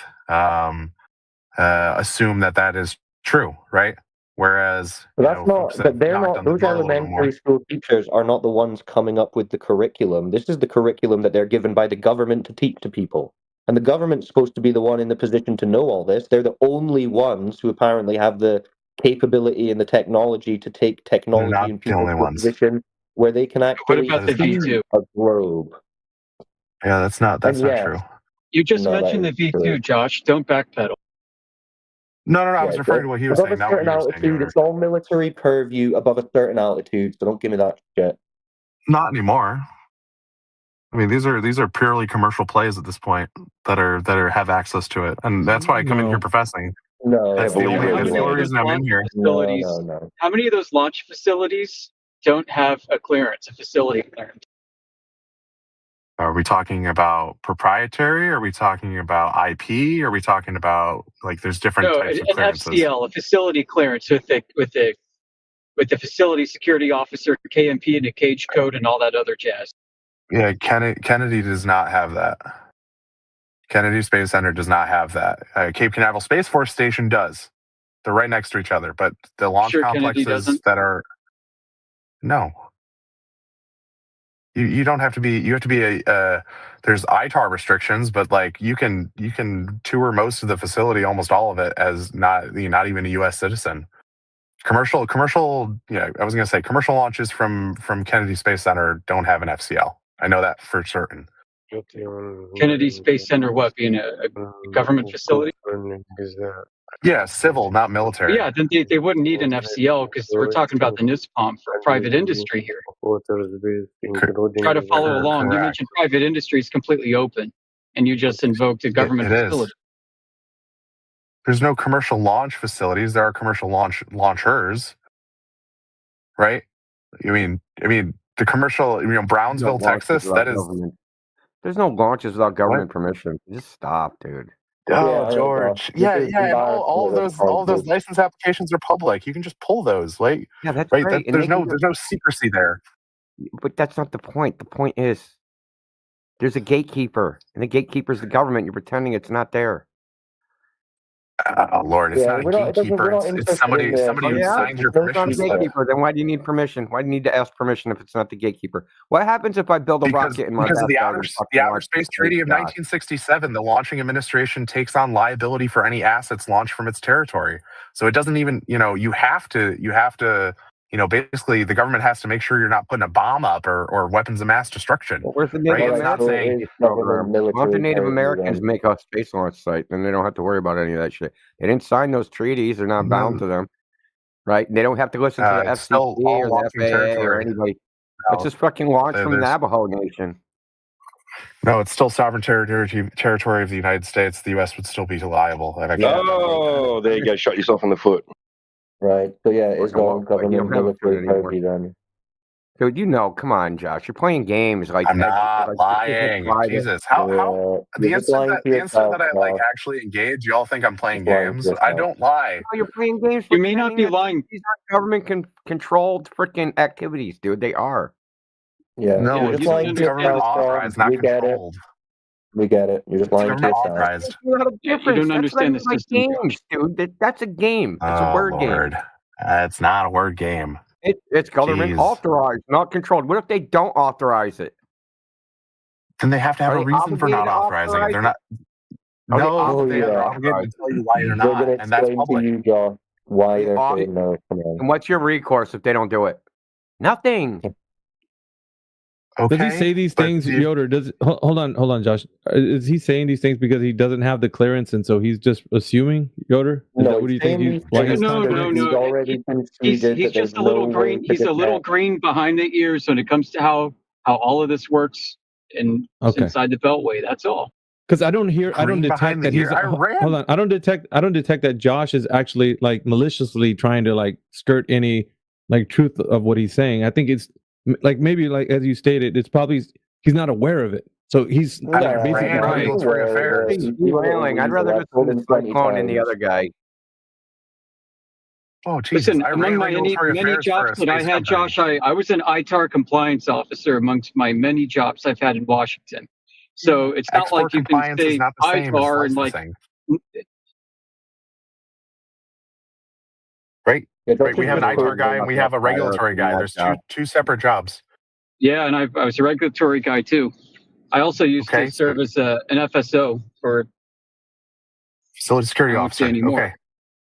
Okay. Okay. But I'm Yeah, just saying, I like was that is not that's not putting in Yeah, filings I was with the most FAA. highly cleared person in my company. Okay.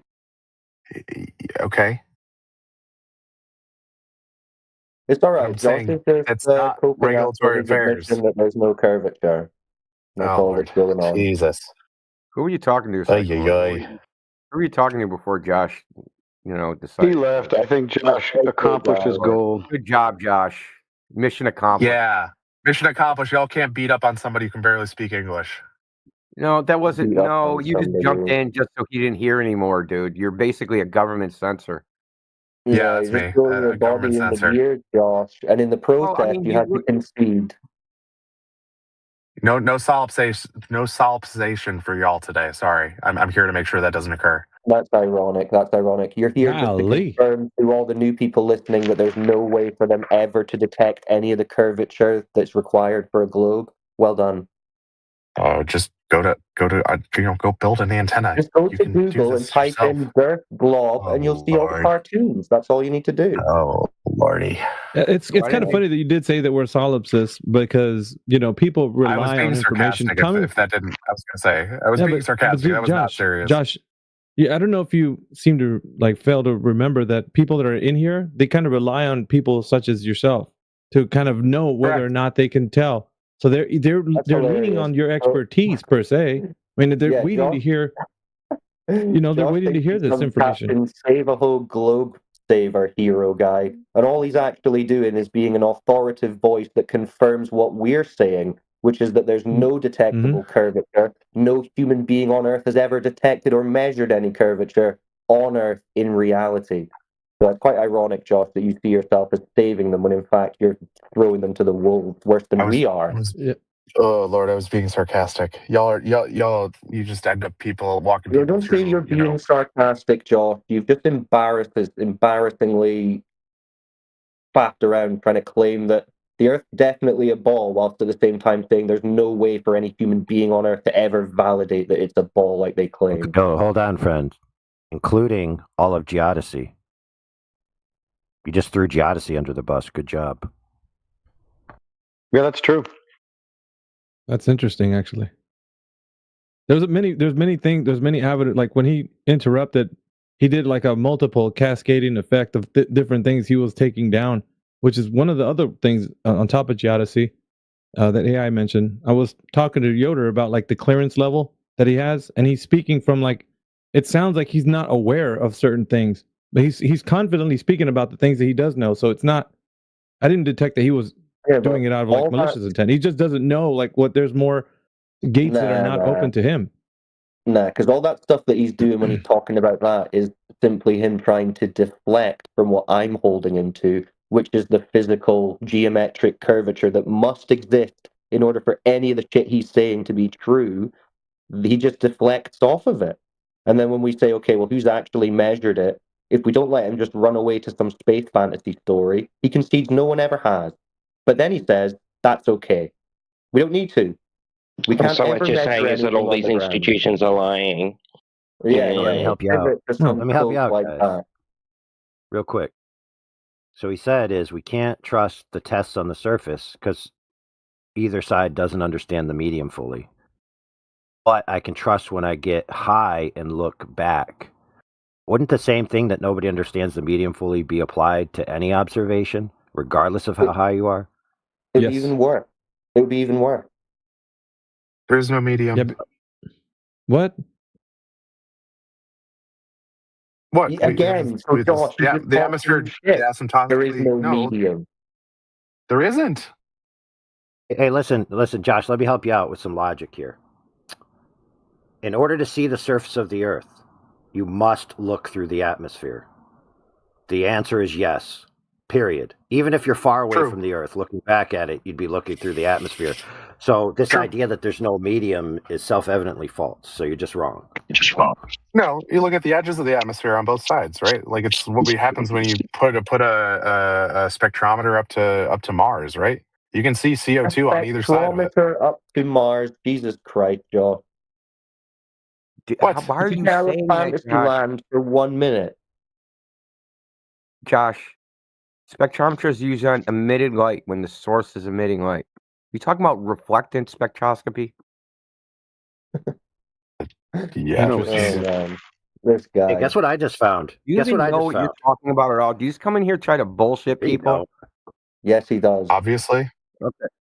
So Cyclone, you missed Cyclone's whole point that he was making with that person, is that he can't verify it himself. He has to rely on somebody else, namely the government.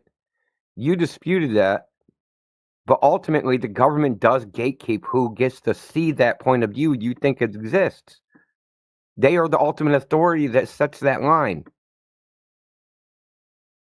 And I'm sure if our Cyclone protagonist, who he was talking to, was some type of undesirable, he ain't going to space. Of course not. Think No they're one letting is. Charles Manson jump in a fucking rocket? Come on, man. I mean, I'm trying to be reasonable, man, but you can buy a ride. Unreasonable. Josh knows this. He's just doing his bullshit. I don't know why. You can be a flat earther and still work in the satellite industry. You just have to be crystal clear what the globe is, what the coordinate reference system is. You can still use it. Yeah, I think part of it thinks maybe, I don't know, I'm speaking for him, but maybe he has to abandon the way that he views it now versus, looking at it as the spherical coordinate system as for what it just stands for. He's thinking he's going to have to stop doing all of those things. Satellites do not work as they are himself. designed in any other coordinate system besides spherical. Well, They that's don't. the thing, They just dude. don't. They just don't. I've yet to see any propulsion tech that would keep them in the motion that we observe from the ground. You don't have any dynamic readouts, any telemetry, any of the dynamics, any of the physics involved in any of this equipment to make that evaluation. So Yeah, and I we have internal avionics. So, oh Lord. Well, I told you this 4 days ago, Josh, and you just freaking quit. Okay, you have kinematics. You don't have dynamics. So that was I was going to a Magic the Gathering pre-release, so I was literally walking in, so I had to hop off. I apologize for ducking out at that point. Sorry, Josh. Needless to say, you've got literally none of the things you need for Earth to be a big swinging ball. So, no worries. I don't lie in these rooms. I really don't appreciate the sarcasm that I'm lying to your face. I do not lie in these rooms. Listen, there are flat earthers in DC who are highly cleared in your industry right now, Josh. You just don't know them yet. Josh, you can't I've lie already to explained us. that to you, Don't worry Josh. about that. Hold on, Josh. If I can indulge, sorry to break it to both of you morons. That's right, both Josh and whoever flat earther was just speaking. I just proved the Earth was concave. So you guys can keep talking. I'm going to post my evidence. 100% proof. So go ahead and keep talking while I upload my evidence. Yeah, March in here with I'm open and honest. I do not lie in these rooms. I have zero reason to lie in these rooms. Yeah, Josh, so I'm if I not say saying that I you're had to even drop lying, out, Josh. wait. If I say I had to drop out because I had stuff going on, and somebody says, "Sure, Josh," like, dude, All there's right, no well, I don't reason care for about that that. at I'm all. not saying that. You have to go sometimes. That's fine. Yeah, That's damn not the fucking issue. straight I That's do. not what we're Get off concerned my back. about. That's not what we're concerned about. And honestly, Josh, there's nothing really that you can say that's going to rile up any of us because we already know the situation as it pertains to Earth having no curvature and therefore not being a globe. And you've just agreed with it here tonight anyway. So okay, don't worry about it. Agree with you. That's yeah, exactly. That's what I'm saying. Like, from your point of view, that makes sense. But there's other points of view. But you have to posit that those are lies. Oh, there's imagination. Yeah, you can have imagination if you want. That's fine. No, we're not pausing that. See, you just lied right there. Yeah. Yep. He's a little snaky, Josh. I mean, he's a little snaky. Come on. Indio, how did I lie? Honestly, like, When I'm you interested. said we have to say their lies, when did we say that? Well, I'm telling you, there's other misunderstand. perspectives. You just said things like they get a spectrograph of Mars and they know it's carbon dioxide. Okay, that's bullshit. You're misinformed. So other it would be reflecting spectroscopy because because carbon dioxide does not emit light, so you wouldn't be able to get its spectrum. Has to be the source of the light because what are you capturing? Right? You use the Bohr model of the atom and the orbitals, then it's emitting a certain frequency. That's how you tell what it is. Well, it would have to be reflectance. So you're wrong. So when we say you're wrong, we're saying you're lying? No, you're wrong, Josh.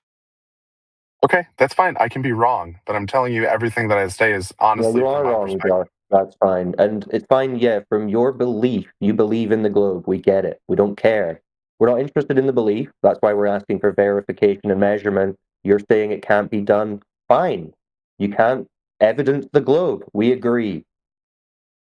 From a human perspective on the surface. From a human perspective. That's a pretty redundant thing to say, Josh, since literally that's the only thing we can deal with. Are we going to deal with the cow's perspective? The kangaroo's perspective? Whose fucking Camera's perspective are we going to be dealing with here? Thermometer's perspective. I'm saying from your own five Who's senses. reading the thermometer? Who's doing any of that?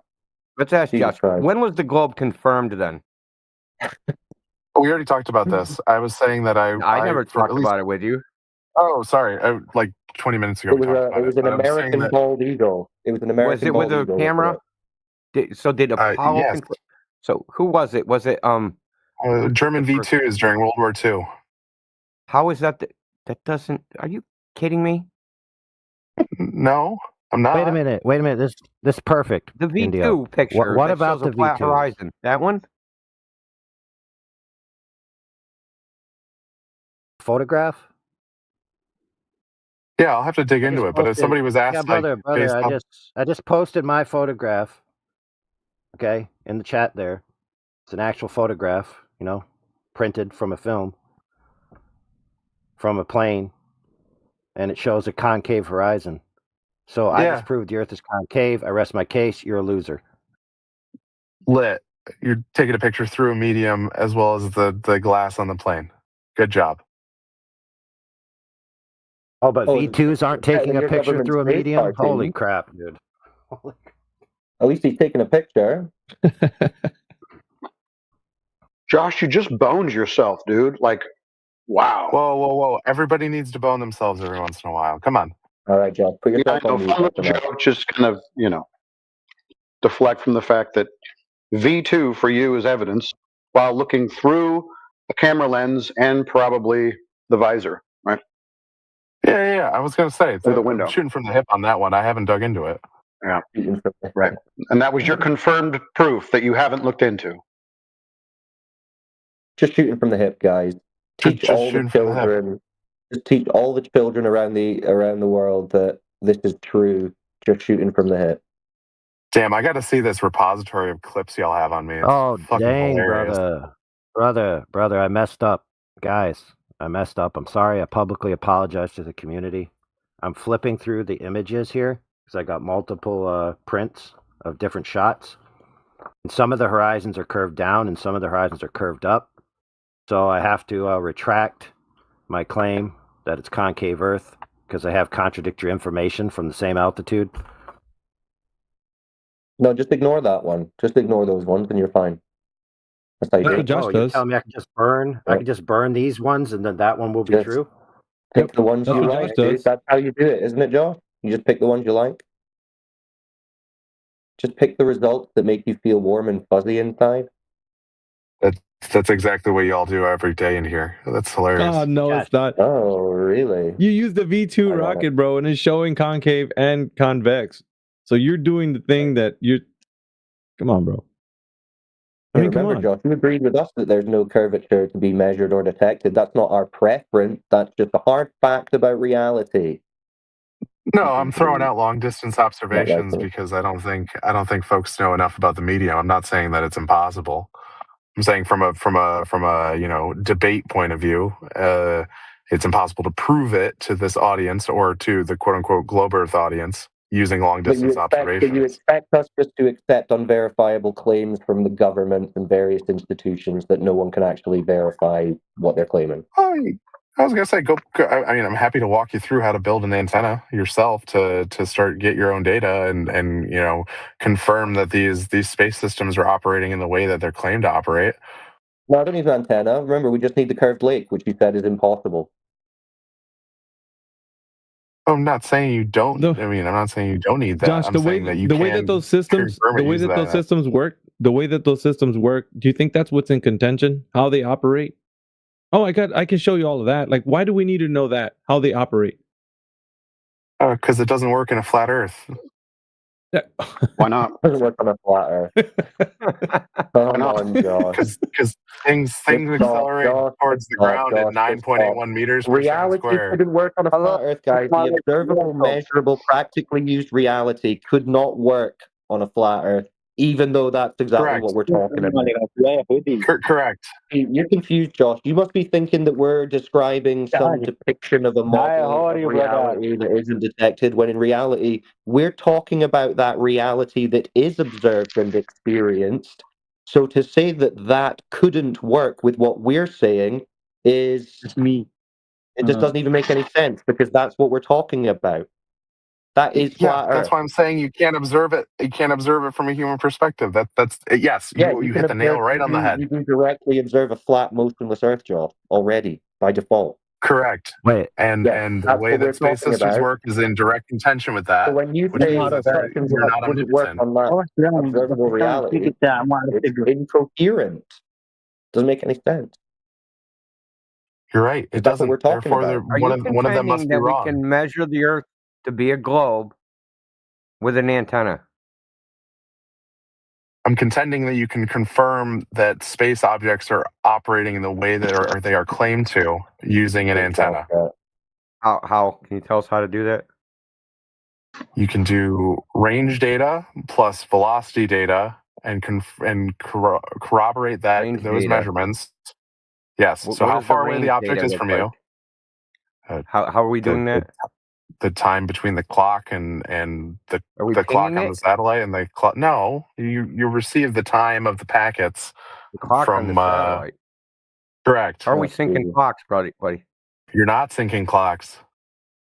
What do you mean we're not syncing clocks? I'm How we saying know you're how using long the. it took without a ping, right? Oh lordy. I'm saying you get the data down at time X, and the packet is labeled with time X minus some amount of time. Yeah, then then you that- compare it to measure the time. You need the time on your end, right? So how are you syncing clocks? And latency is not a factor here? That's the whole point. Latency is the factor. Latency is the whole way that you get the distance. But so we can double click on that if you'd like. It leaves there at freaking high noon, and then you get it at freaking 1 millisecond freaking later. How do you know it was noon on your clock when it was noon on their clock? I mean, we can get into Sagnac if you want. You don't need to No, I'm do not that. talking about We're Sagnac. not, How did you sync clocks in the first place? We're not anywhere near Sagnac yet. Because exactly. You can't even tell me the thing how they had to did the come most from basic somewhere. part. Oh Lord.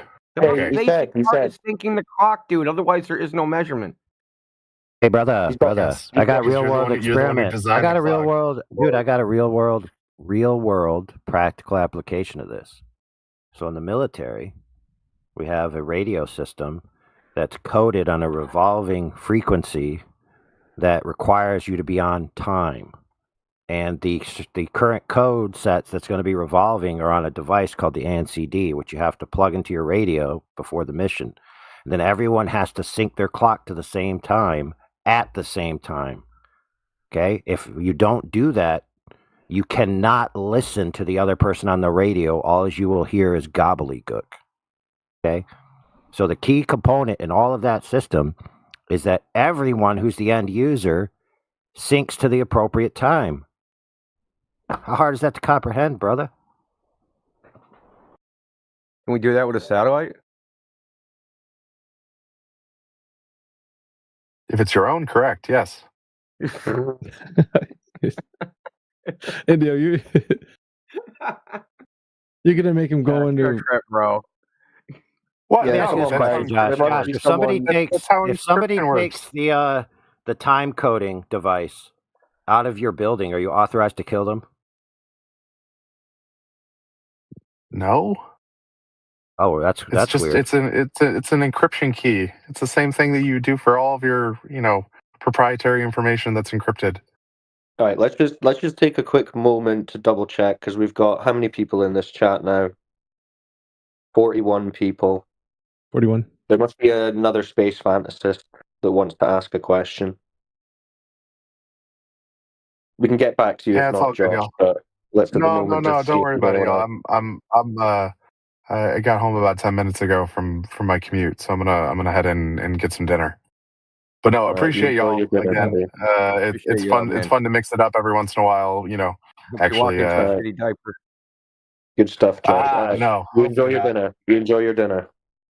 Hey, Josh, how is your answers any different from some guy who just plays Kerbal Space Program on the weekend? Probably not much. Not gonna lie. Exactly. You know why? Because just like the NASA guy said, and also the leader said, that the people in the actual doing of the job cannot tell the difference between a real mission and a simulation. Yeah, unless you're actually there. Wow. At least he's not as bad as the flight simulator pilot guy. That was pretty funny earlier. Damn. I heard. Go ahead. I'm gonna. No, you're about to leave, man. You might as well just say what your parting words were. No. I agree. I can point you towards resources that are like publicly available. But I will, concede that, because a lot of this, a lot of space tech has sort of separated from government. It's not NASA launching shit anymore or NASA operating and stuff. It's these commercial companies. The issue you run into is less of like, national security, yada yada, government clearances. It's more of proprietary, intellectual property stuff. So I'll take the action item to what was the ask? How come no one's gone rogue yet? Was the That's what I lake. want to know. The ask would be that we need some actual empirical, verifiable evidence for any of these wild fantasy claims about the ground being Yeah, a we'll spinning find some ball in a nonprofits. vacuum. Yeah, we'll find some That'd be folks great. that are doing stuff without commercial incentive or motivation. that are just also establish the non-government. basis of your claims, right, as being true. It could literally be the dog catcher. If he goes and measures some curvature, that's fine. We don't need. Okay. Lasagna's getting cold, man. Hey, Well, that's hey, the hey. basis. That's the basis of his claim. I'm having locks tonight, man. We're doing Alright. bagels. All right, much love, y'all. Okay. All right. Peace. Okay. Alright. Floor is open. New people. Who's got a question? Any comments? Questions about what you've just heard? Let's hear it. So this is something just I'm all about. What does the government do if one of these commercial entities go rogue and they just like, oh, we're not going to use it for that. We're just going to hover over all the military bases and take pictures and sell them to the Russians. Then what do they do? Talk about who's holding them accountable? Is that what you're saying? Yeah, like once they get to space, right? They don't. Whose jurisdiction are they in then? And like maritime We do law what up we there. want up here, right, bro? We just do what we want. Like you can't. No stop man's us. land, brother. Well, that's what they say the Karman line is. That space between like that little gap. It's really just like there's nobody that's laid claim to that, so you can technically put something in there and not be responsible. You fly it over a country. Yeah, you just freaking launch your satellite the next Patriot and be like, fuck, dude, I'm starting my own country in space. Oh, there is that already. Asgard. Look it up. There's about 1 million people that are joining up on that. Is this space based? Yeah, there's yeah, exactly. You want me to pull it up? You know what? Yeah, let me I got pull some it up. space news too, man. You know what, dude? We used to do on Friday the Dr. Science show. Remember, we used to do space news. That was awesome. I loved space news. Zany Space News is what we call it. Yeah, I'm gonna drop something. I got one. I got another one. You go. You get yours, and I'll get mine. I'll show you yours if you show me mine. Look, I'm You know gonna what would be the post it, best but episode? Would be doing the zany space news and having Josh defend each story. now whether you I believe like this or not, Dude, I do. Whether you No, bel- brothers, please stop. We've been trying to do a show like that in the vein of Hannity and Combs. If any of you remember Hannity and Combs, it was one conservative and one ultra liberal. They were both co-hosts, and they would present the news, and the other guy would zing the other guy back. Oh man, what if Josh is our Combs? Oh, all right, go ahead. that could work. Yeah. That could work. I'm about to post this link. Now you don't have to take no flat earther made this up. So you're gonna look at what's in here, and then you give me your judgment of what this is. There it is. Now Indio just said this, but there's an actual space nation. It's called Asgardia, and we can tell Josh if he's really concerned with all of this, he can join this nation. They have their own flag. They have their own motto. There's this like alma mater, I think, or what alma mater. There's a song that they sing that like their flag song. So I don't know, man. You guys make up your own mind on it. The population of Asgardia is 1,124,241 people. Build the future through democracy and innovations, no matter where you are. Asgardians, they have their leader. I think their president is, as a matter of fact. They have a currency. Let me see. The solar. I don't know how far they've got. I'm just of Asgardia.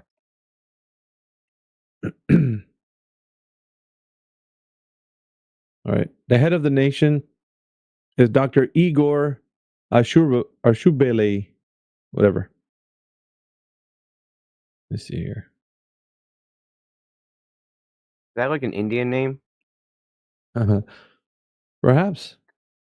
I'm not being part of that country. Let me see if I can show this video. Go live in the Fishies belt. What is Asgardia? Asgardia, the first space nation, a unique international community of forward-looking people, a digital state with its own transparent economy focused on scientific progress on Earth and in space.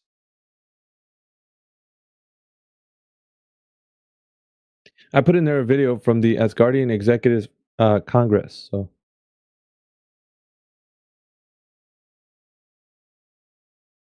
look at this. Democracy. Be part of the first digital democracy in the world. Make the space nation better.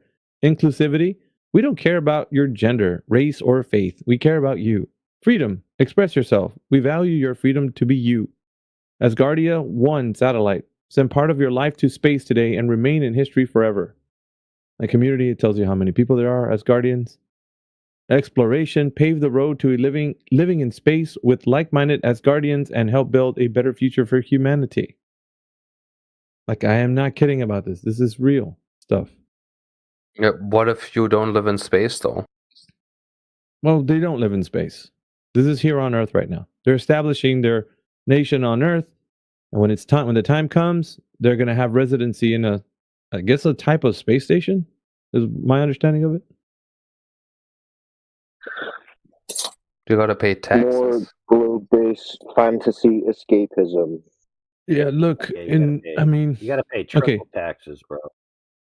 Let me just post some for you guys so you can see what the identification looks like. Yeah, I don't know if you're wondering that, but I'll put in the text. Bro, this looks like a cult or some shit, man. Troy. Nah. What, space cult? What do you mean? Is there such a thing as a space cult? What would that even look like? Scientology? It's an offshoot of the globe cult. What would that even look like? Look at that resident identification card. That's legit, bro. Legit. Don't Scientologists think that at some point there's like a spaceship coming and take all of their souls to Titan? Whatever. I'm not sure. Yeah, it's another globe cult.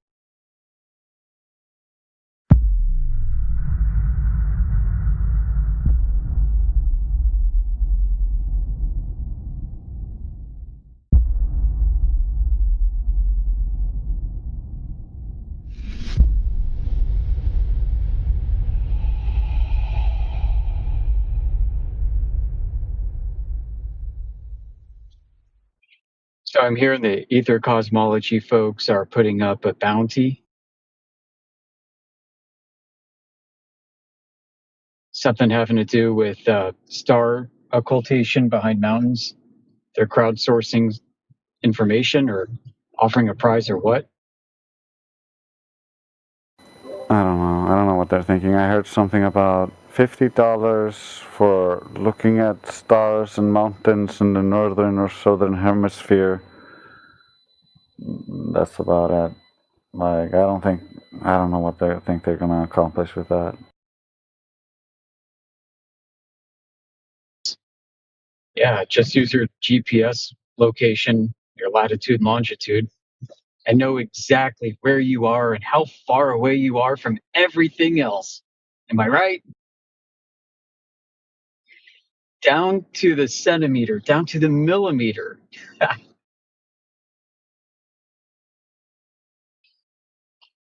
Apparently, Jaron and Alan from Space Audits Ether Cosmology, they had a discussion recently.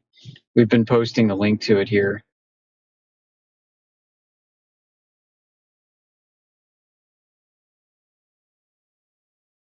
And the discussion was precisely on that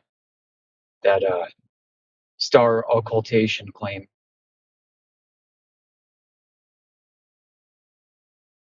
You watched it, obviously. Yoder? Yeah. Yeah, What do you I think? watched about 2/3 of it. Okay. What's your opinion on Jaren? Do you think he's just totally dishonest now? Is he being totally dishonest on stuff like this? No, I don't think he is.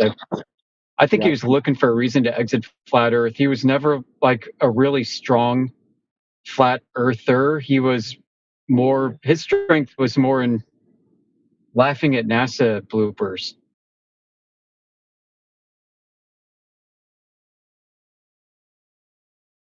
I don't know. To me, it just seemed like kind of dishonest. Like when all that stuff went down and he was switching, I asked him, so what do you think about space now with, and NASA and all their fake stuff? And he just said, well, I'll have to relook at that. The rockets are going somewhere. I'm like, man, that's just such a dishonest answer. It kind of pissed me off. Yeah.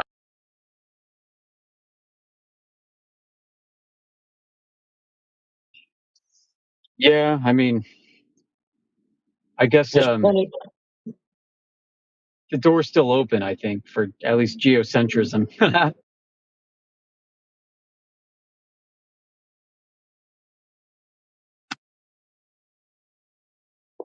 Yeah, there's plenty of Globers who don't trust NASA, so he doesn't necessarily have to agree that NASA's doing what they say they're doing.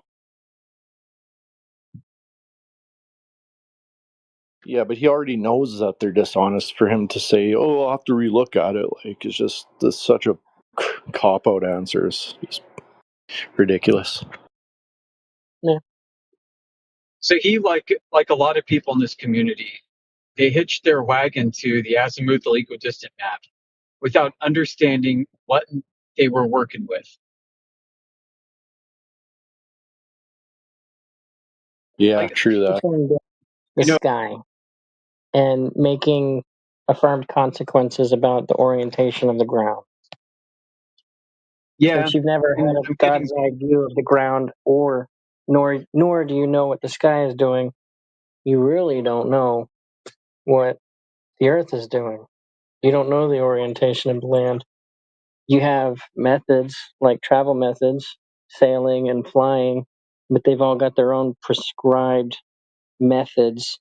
And if you don't follow the method, you don't get to your destination. You're off course. Yeah, it's the whole sky relationship to the ground that's the big issue. Assuming that they even know how to properly characterize what the sky's doing. But I was having this discussion in DMs with somebody we know. He was trying to understand the azimuthal equidistant map and why it's so bad. I said, well, first off, it's a globe. It's a globe coordinate system. Those are spherical coordinates, but those are displayed to you in a flat manner, just like any other map that you see that's been projected flat in various different ways. So I said, take for instance, let's say you're at 45 degrees north latitude and you were to circumnavigate using the map. Okay, so stare at an azimuthal equidistant map and look at 45 degrees north latitude. Where is that? Well, it's somewhere halfway between the equator line on the map and the North Pole on the map. All right, I said, okay, so whatever distance that is, if you look at 45 degrees south latitude, it's going to be a larger ring. It's going to be well beyond the Tropic of Capricorn. It's going to be halfway between the equator and the outer rim of the map. But you know what? According to the map, if you use it correctly, it's the same distance. And this just blew his mind. I mean, he's been doing this for years, and this never really occurred to him. So we've got a lot of work to do as far as educating our own team on what they're dealing with and what they're looking at, how to think about it.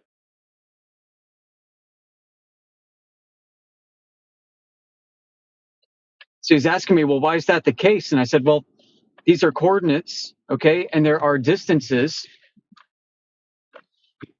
And the scale is non-uniform. Just look at what's happening to longitude. Longitudinal lines on a spherical coordinate system have been splayed out radially from a central point, effectively making the second point of origin, which would be the South Pole on this coordinate system, effectively making that, like a ring. It takes a point and then blows it out into a ring. And the closer you get to that ring, the narrower the distances become. But oppositely, the map shows what appear to be greater distances on the piece of paper that it's drawn on.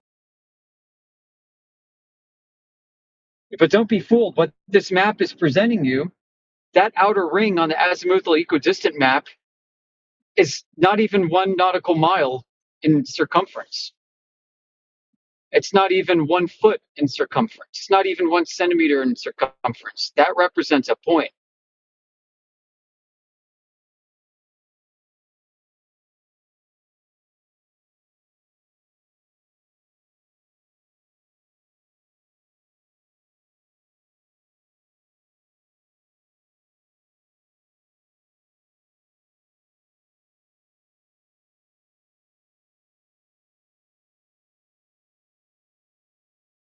It's why we shouldn't be claiming this as a map of flat Earth or even calling it a flat map. It is projected flat. Like, this is a way to project it onto a table so you can work with it. But no, it's definitely not the flat Earth. That's And trying to get a spherical topology to work on a true flat world that we live in, there are going to be problems. There are going to be distortions.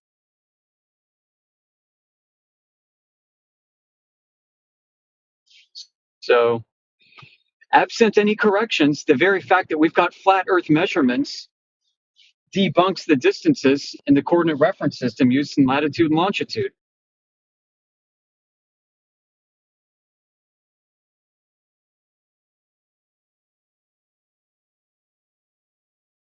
So the next question is, well, where the hell is everything and how is it actually oriented? Who the hell knows? You know, maybe the North is quite figured out. Maybe the North is pretty accurate from map to map to map to map and represents reality pretty closely, but maybe not the South.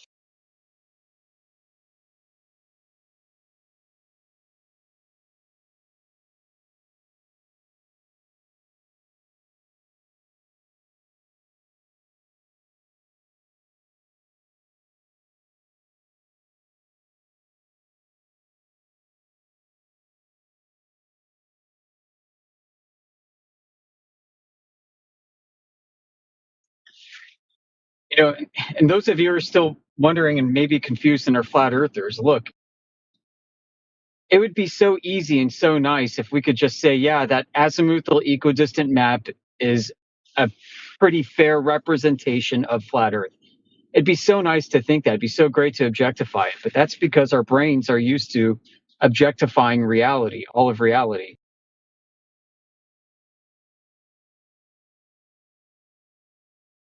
You know, we've been presented the globe, and our brains want something equivalent to cling on to.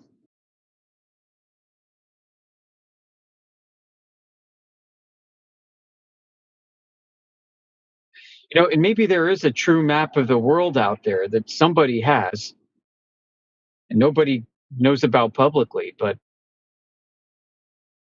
do we need that to prove that the Earth is not a globe? Absolutely not.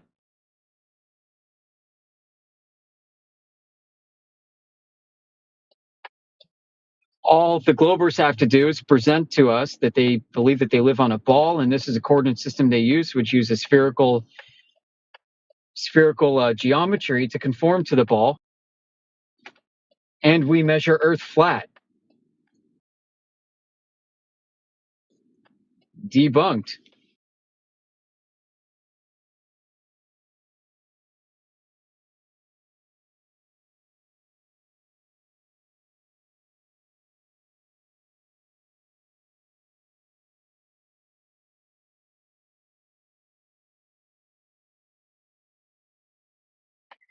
So another thing is a lot of flat earthers I've noticed are clinging to the 60 nautical mile to 1 degree rotation rule of thumb. So this is the idea that if I look at a star and let's say I could freeze its position in time or just use Polaris, and if I move 60 nautical miles towards it, then it's going to rotate upwards 1 degree in my field of vision. That relationship is a rule of thumb that came from a calculated distance on spherical coordinate reference system. It may not exist truly that way in reality if surveyed. And I would say it is not reality. 60-1 is spherical geometry based off of great circle distances. If you use that in every direction that you go from point A to point wherever and start drawing out a map, you're going to be surprised what kind of object you're going to get eventually. Because what happens when you complete 360 degrees? Uh-oh. What happens when you move forward 360 degrees? Uh-oh. Yeah, you still want to use 60 nautical miles to 1 degree relationship, flat earther? I don't think so.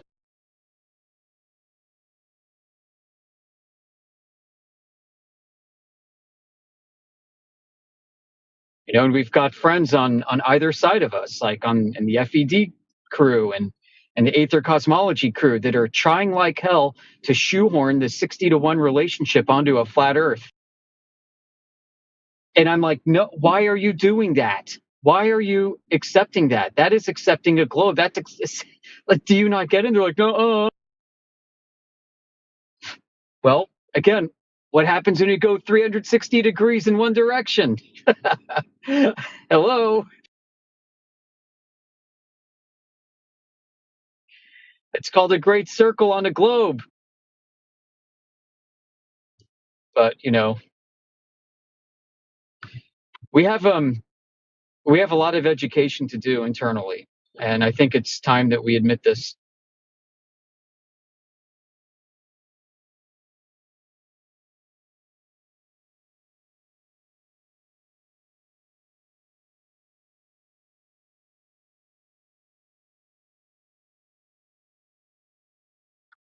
On Can I what? get a mic What- check? what- Discord's acting no, weird. No, I hear you. On what topic is the education supposed to happen on? Shit, if I've been talking to myself this whole time. No, I can hear you. Can you hear me? Testing. Yeah, you're coming in loud and clear. How about, can you guys hear me? Yeah. Yeah. Okay, you got me too. Yeah. I wonder why. Was it Mic check. Yoder now? Why he can't hear me? Yoder. Yeah. Yeah, was I just talking to myself in a long monologue this entire time? No, we heard. I was listening carefully. Yeah. Me too. Oh, okay. I mean, since Yoder, can you hear the me? latest Discord update or something, it's been acting weird. Yoder, can you hear Crit? Yeah, I heard him when I logged out and logged back in. Oh yeah, I was giving you little bumps here and there as you were talking. I was wondering why you weren't responding to what I was saying. Yeah, I couldn't hear you at all.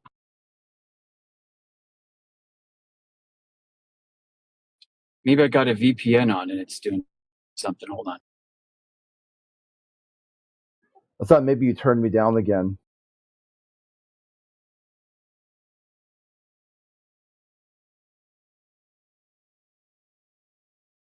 No, Prit, you weren't coming through back then.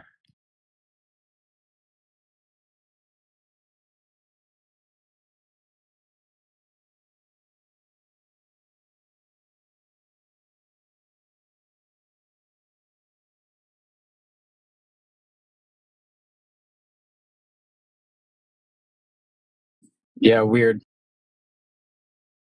So VPN kill switches and iPhone updates don't play nicely together. Screws up the freaking network stack or something.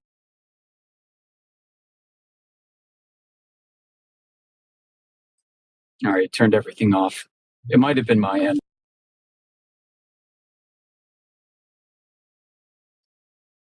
You know, it could be about a young NASA intern. A young NASA intern who is there to change the world and contribute to outer space exploration and discovery. But over time, he starts learning that NASA isn't all that it seems. He gets exposed to the moon missions, he gets exposed to flat Earth, and over time he starts questioning himself, doubting his friends, having trouble at work. And then he just throws it all away. He realizes he's been working for a media agency the entire time, producing television shows.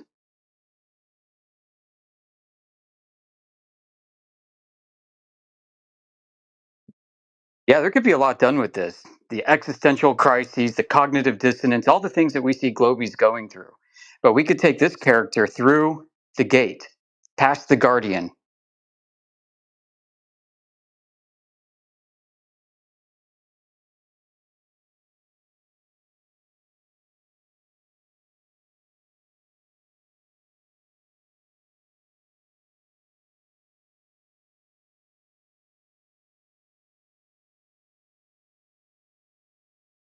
So it's Dante's Inferno for Glovers.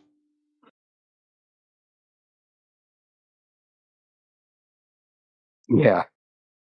Night of the Soul. There we go.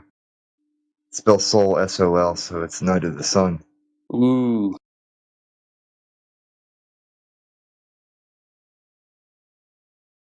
right, there you go. There's your next song, Ethergrass.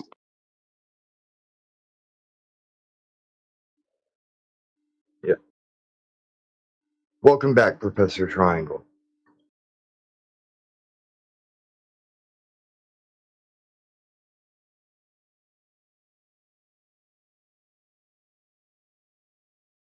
Hello. Yeah, so I fixed Trace up right there. So FM, that's just like a straight and less frequency modulation. So it's just one straight line going like a slinky back and forth. An amplitude AM, up and down. The amplitude modulation just gets bigger. The wave gets bigger and smaller. So yeah, technically flat Earth is FM.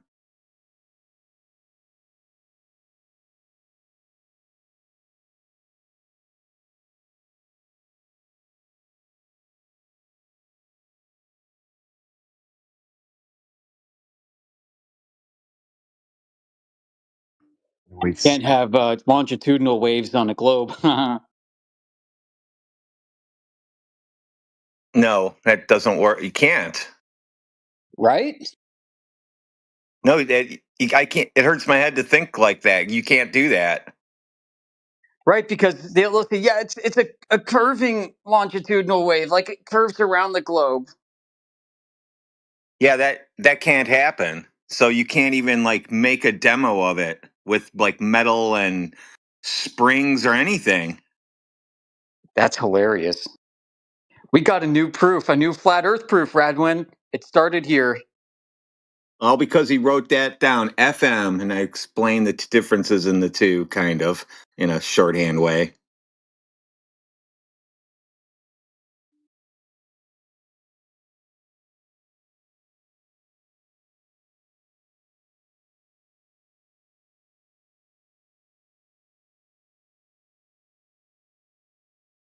Wow, everything just debunks the globe, no matter what.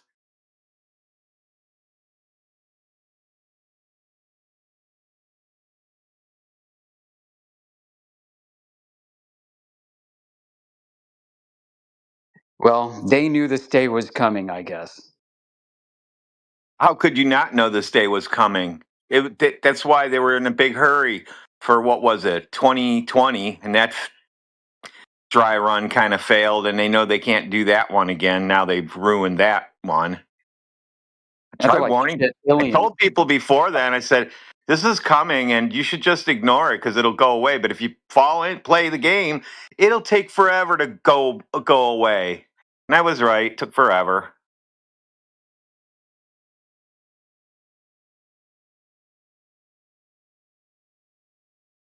Right, it goes away when people stop talking about it. Exactly. You turn off your TV and shit goes away. It's like a miracle when you turn your TV off.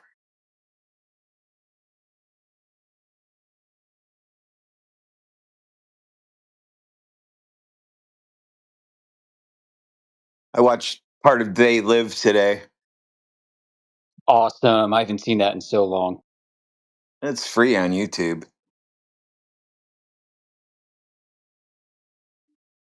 Seems like they put all the ones that are actually, except for Flat Earth, of course.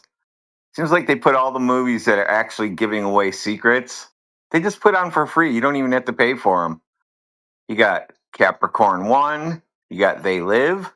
And you got some others. Soylent Green. You got all kinds of them.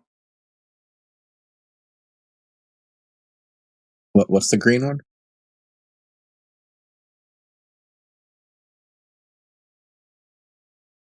Soylent Green. It's a classic. It used to be required viewing in high school. That is a good one.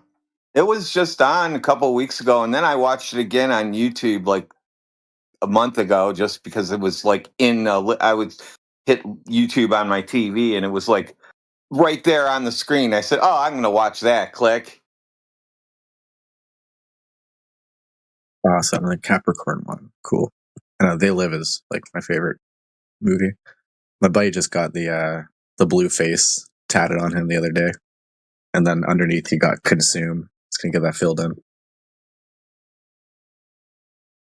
The only thing I didn't like in They Live, and it's why I don't like the movie, and just because it's stupid, is the 15-minute fight scene. Oh yeah, well, if you got Roddy Piper in there, you gotta have a fight scene.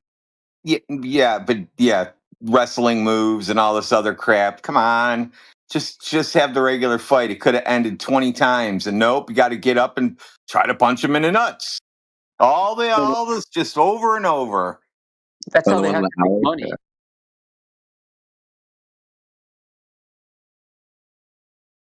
then the drone flies over. Yeah.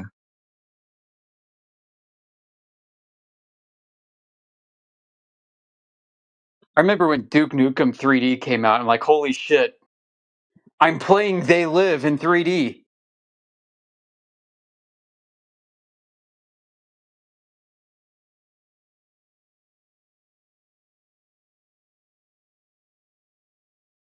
You guys caught that, right? Like, I can't be the only one who's like, duh. They might know. I don't know what you're talking about.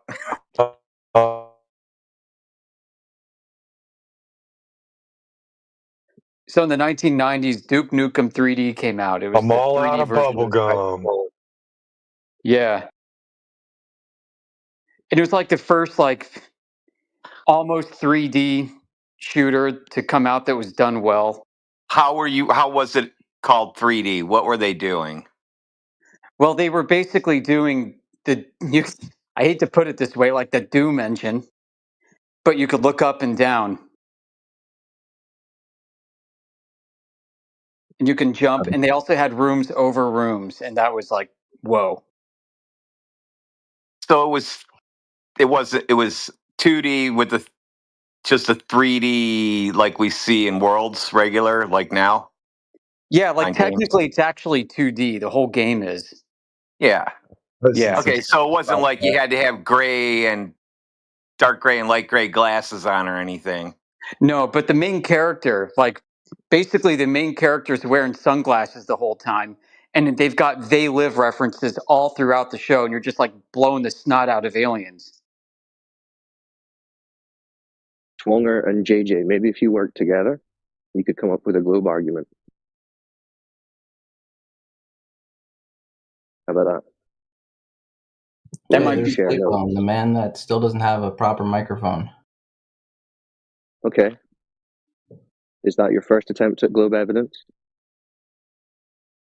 Do you want to work on it? It's a great example of a non sequitur. We'll put that down as your first one. Okay, so my mic doesn't sound good. Anything else you think? That's globe proof. That's globe proof number 1. Yeah. What would number 2 be?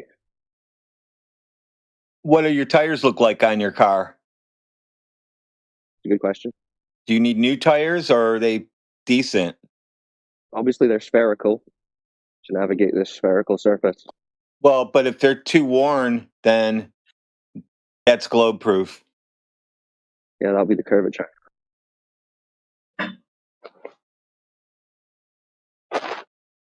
Can you hear me? Always.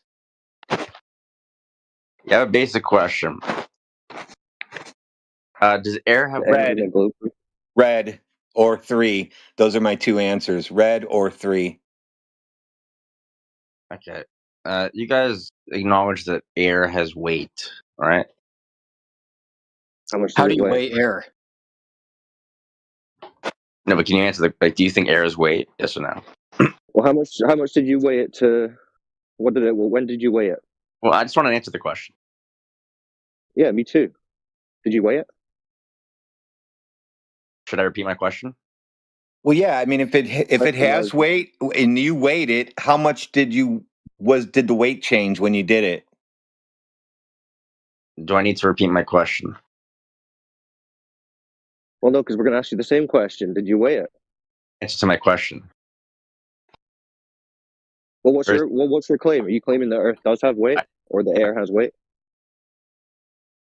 Yeah, dude, you can easily prove that air has weight. Okay, what's next? So you do think? Yeah, what's next?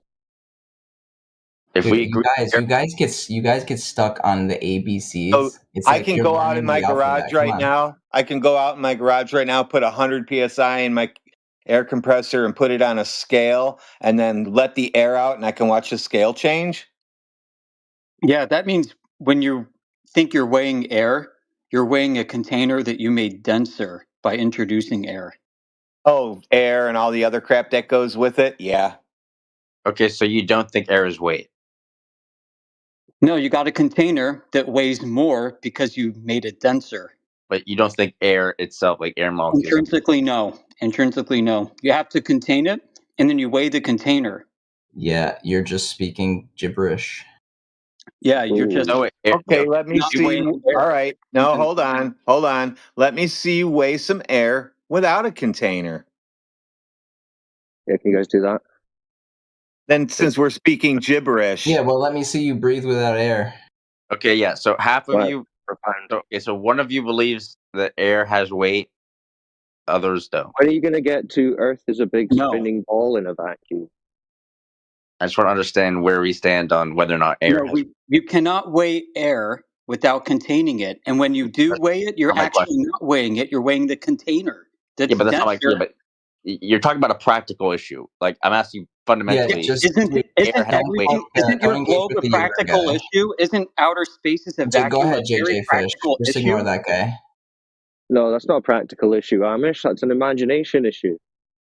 He's saying, I don't want to deal with your practicalities. No, I just want to talk about the imagination. Right? I'm sure. Look, basically, it's a basic question. I want to know where you guys stand. One of you believes that air has weight. The other. No, nobody knows. You can't weigh air molecules, silly. Yes, you can. Oh my How God. do you do it? You have a container sealed with air. You weigh it. You're weighing the container, silly. You got to weigh the air.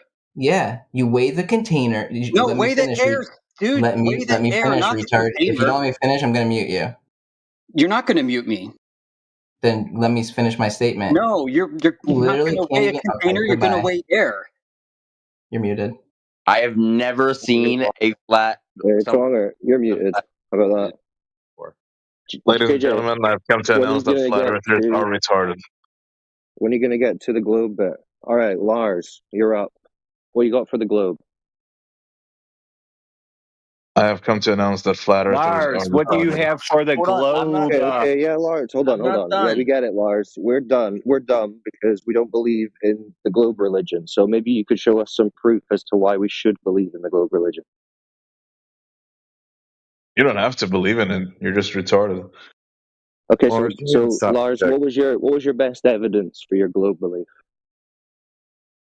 Brother, I don't even know if the earth is round. You're still retarded. Okay. So you don't know the earth's a globe. Oh, shit. All right, who else do we got that knows it's a globe? Welcome to Flat Earth, Lars. That was easy. Nah, I'm not. That was the fastest one. That was the fastest one ever, Cyclone. Yeah, that was pretty quick. I never seen you do that in like 45 seconds. You made No. I'm not Write part of that your one down. report. No thanks. Cyclone made him retarded. Welcome home, Lars. Couple of questions is all it takes. See, Lars, it wasn't that hard. Now you know that you don't know that the Earth's a ball. And you're now a retard. Yeah, but Congrats. I don't know that it's flat either. Lars, well, let's do a follow-up. Have you noticed that in your everyday reality, when you go outside, you don't experience the ground to be spinning? I don't care, to be honest. I just think y'all are a bunch Okay. of.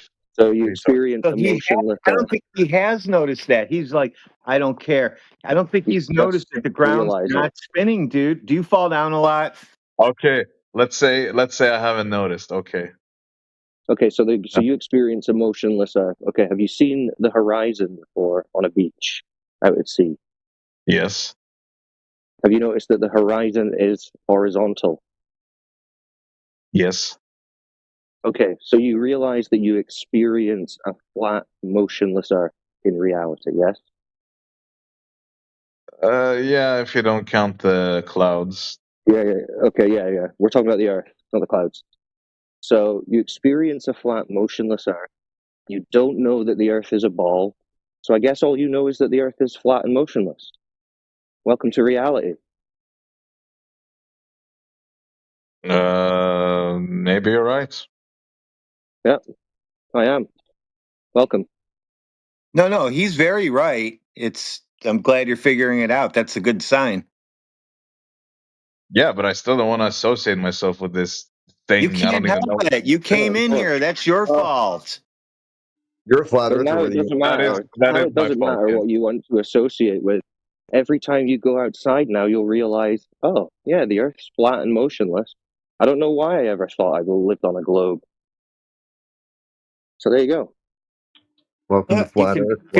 You can be a closet flat earther and then always walk around saying, I don't want to be associated with them, even though I know it is flat and stationary now. Damn it.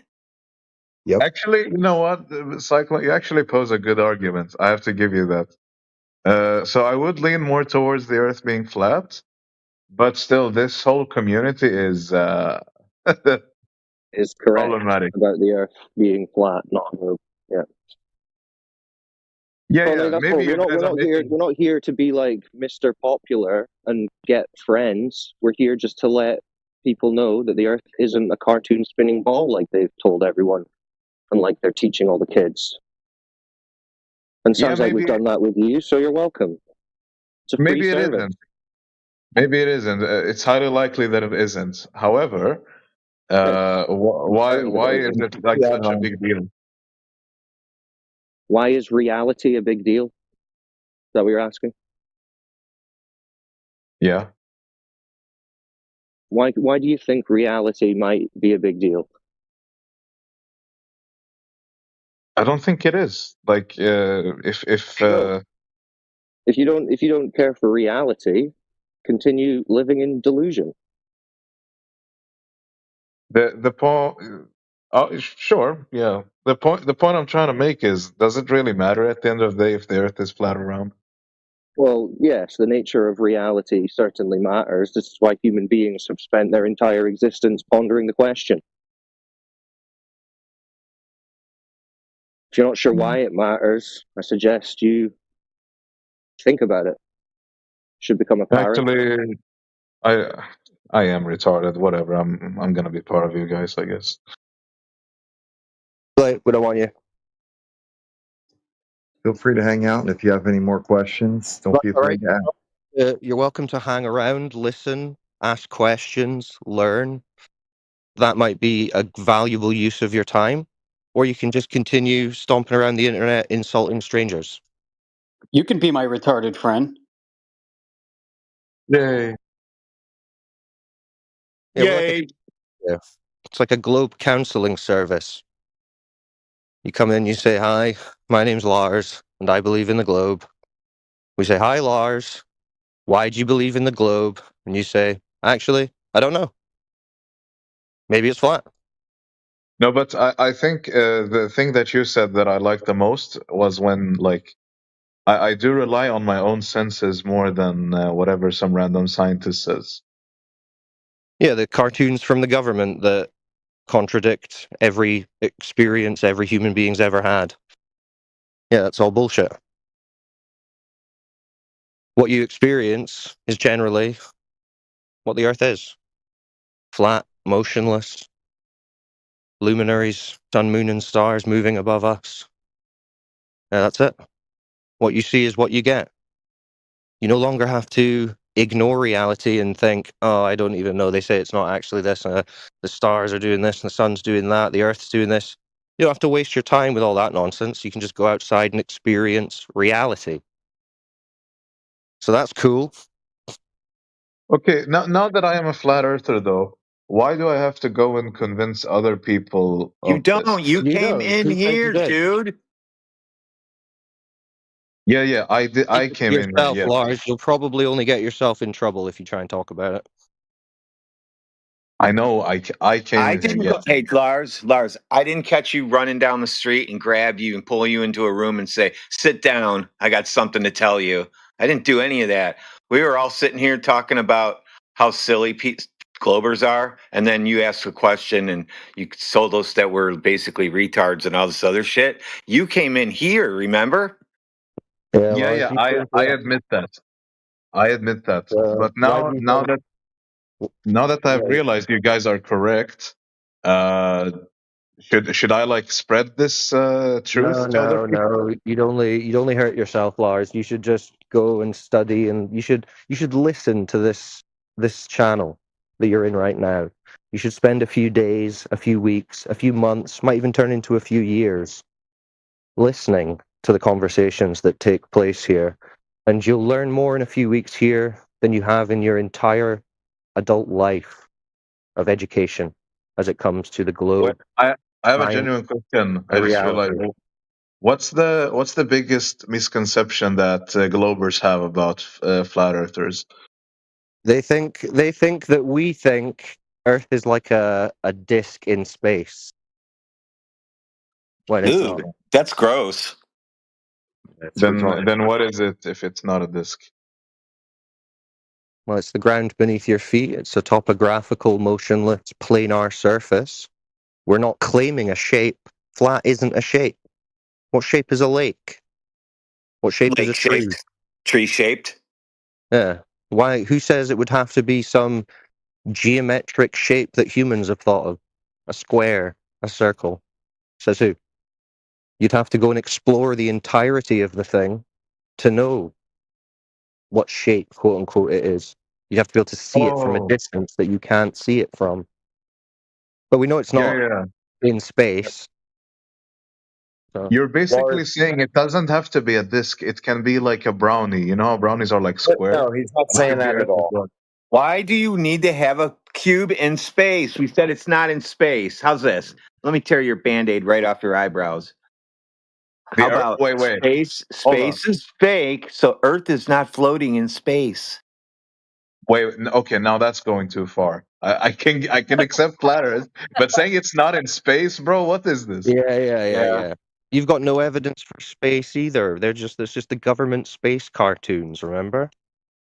You've never seen space. Use a telescope. Yeah, you've seen the night sky. Yeah, you've seen the night sky, and they've told you, hey, beyond that sky is a vacuum. Right? What evidence did they give you for that wild claim? Not much. See what's the biggest? You see what's the biggest? Because you can't wrap your head around it. It's the biggest misconception. You still can't get over it. So, in actuality, we're not in a vacuum flying around at millions of miles an hour for no reason from some random explosion. That's not the situation. It's actually more like we're in a giant terrarium. You ever heard of a terrarium? Yeah. Yeah, it's basically a sealed container that generates its own gas and water cycle once you put earth, dirt, and water into it and seal it. And it grows life. Plants flourish. We can observe other planets. Earth is not a planet. Yeah. Maybe they tricked you about. Earth isn't a planet, but we can observe other planets. Yeah, planets are lights in the sky. The Earth is the surface beneath your feet.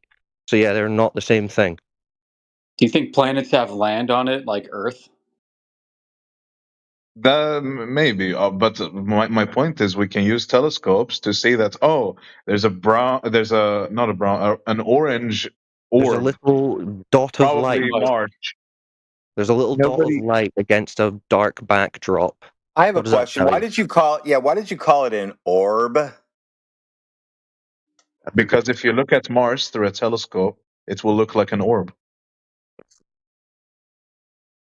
Nope. Check again. Nope. Bro, you just No. told me that I should believe my eyes, Yeah, and now you're saying your I eye should believe doesn't my eyes. see. Your eye Describe an doesn't see orb. a Describe sphere. an orb to me. Describe what an orb looks like. A globe, something round. I don't know, like a football. Now you might see a little circle of light, a little blob of light in the telescope, but you don't know that it's a sphere. You can't travel to it and around it to know what shape it is. You don't know what it's made of. You don't know how far away it is. You don't know what medium it's in. Makes sense. Yeah, so not only are the lights in the sky not necessarily balls like you've been told, but even if they were, there's no logical reason to assume that that would dictate what the ground is, the Earth. There's no similarities between them, observably. You're right. You know, guys, look, I know I came in trolling, but genuinely, I think you are making sense. But the thing that I'm curious about is what do these globers what's their intention behind lying to us? People lie to themselves all the time, dude. Why would they lie? Good question. Why do people lie? Usually to benefit something like money or pussy Yeah, or I very don't know. good, very good. Benefit something. People lie for some benefit. So, what benefits might they get from controlling a worldview of the entire world? In this scenario, I genuinely don't know what they would benefit. I don't see Well, you them said benefiting. money. You said money. Let's start with NASA. They get about $70 million a day. Would some people lie for $70 million a day? Arguably. But that's not Okay, really. yeah, that's fucked up. We should use that money to help people, build hospitals and schools. Yeah, exactly. But instead, they've got adult children looking at sci-fi on TV, thinking that it's real, and sending their imaginations into space. So that they just think, oh, well, I guess they can fuck around and do whatever they want on Earth, because we could just leave to Mars with Elon Musk at some point. So you just give up on Earth. You just leave it to them. And they do what the hell they want to do. And look around you. They're doing it. Yeah, I agree. I believe we shouldn't use resources to research things that are outside of Earth because it doesn't benefit Actually, us. I'll tell you why I think the real reason, although there's arguably many, if I had to speculate, I would say the main reason is that they're hiding intelligent design. Like aliens, you mean? No, like the environment we live in, the Earth, everything we experience, has been created. It didn't come about by a big bang and explode into matter and then coalesce into balls. It's intelligently designed. Okay. Another question: do I have to be religious to believe in a flat Earth? No, it's empirical. So you can measure it. Earth is flat, then comes religion. Not religion, then Earth is flat. Yeah. You realize that the Earth is a flat, motionless, contained environment, and you realize for there to be a container, something must have contained it. So you realize that the system that we are in is not this accidental ball that exploded out of nothingness for no reason. It's actually an incredibly complicated, incredible, amazing terrarium beyond our comprehension. And we just know that it's flat, motionless, and contained. And there's a lot of questions to answer. So get involved. Help us out. And I think it's safe to say that there are no Mormons or Scientologists, flat earthers, from what I can tell. But like of this entire community, how many percentage would you say are religious? Any Depends what religion, you mean by Christianity, religious. Islam. Someone who follows Islam, Christianity, I don't know, anything. Yeah, there's a lot of Muslims, there's a lot of Christians, there's a lot of people who just say that they understand there's a creator, but they don't necessarily ascribe to one particular mainstream religion. That's me. That's me. But what it does do is it tells us that there is a creator. Whatever you think the nature of that creator is, yes, many people will call it God, but that's a personal thing, right? That's up to you to contemplate and decide. So we're not telling people what to think about that, but yes, obviously that question has to come up. If this is Can a I be an created atheist, environment, you created it. There are many people here from all walks of life, Yes. all backgrounds. Yes, you can give Can it I a be- try. You can try to be an atheist flat earther. I just wish you luck. Go ahead. That should be interesting. Wait, why would there be a contradiction in that? Because this place is contained, and you can't have a container holding air in unless somebody made it. Is that simple enough? Most yeah, I guess. atheists subscribe to Lamatre's story, so they prefer the fan fiction of the church. Yeah, debunks the Big Bang. That's what we're telling you. And the Big Bang was the only other story alternative to intelligent design. So with that out the window, and with what we know about the nature of this Earth system, we know it has to have been created. That's why I said good luck. I mean, give it a try. Be a flat. You know it's flat and station. You already know it for a fact because we're telling you, and this is the top. This is the pinnacle of flat Earth. You've reached the top. You think those flat earthers on YouTube are the top? They're not. They're in here. Anyway, so you know it's flat and stationary, and then you're a flat earther, and you can try to be an atheist one. That's why I said good luck. I don't know if you can do it. I'm just saying, give it a try. Let us know. I would write a book about it. I'm not actually an atheist, but just a random thought that popped in my mind. All right, well, on that note, I'm going to drop off. So good chat. Good luck in your quest. If you want a link to resources, someone will send you a link to our home server. We've got terabytes of information in there, videos, papers, all kinds of stuff. So if you want to learn, this is the best place to learn. But if not, good luck. Have a good one, Thank boys. you. Good to hear you. Stay blessed, Cyclone. Watch out for zombies.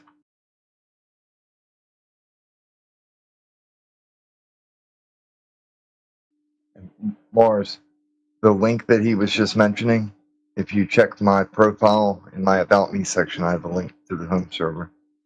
Also, the YouTube bots have links. The YouTube bots have links that you can go to also. Yep, that too. And we can go ahead and get you VC verified if you'd like. Yeah, if you click on the other server and go there, one of these guys will just give you already verified so you can't get hassled. I just joined it. What do I do? I got you.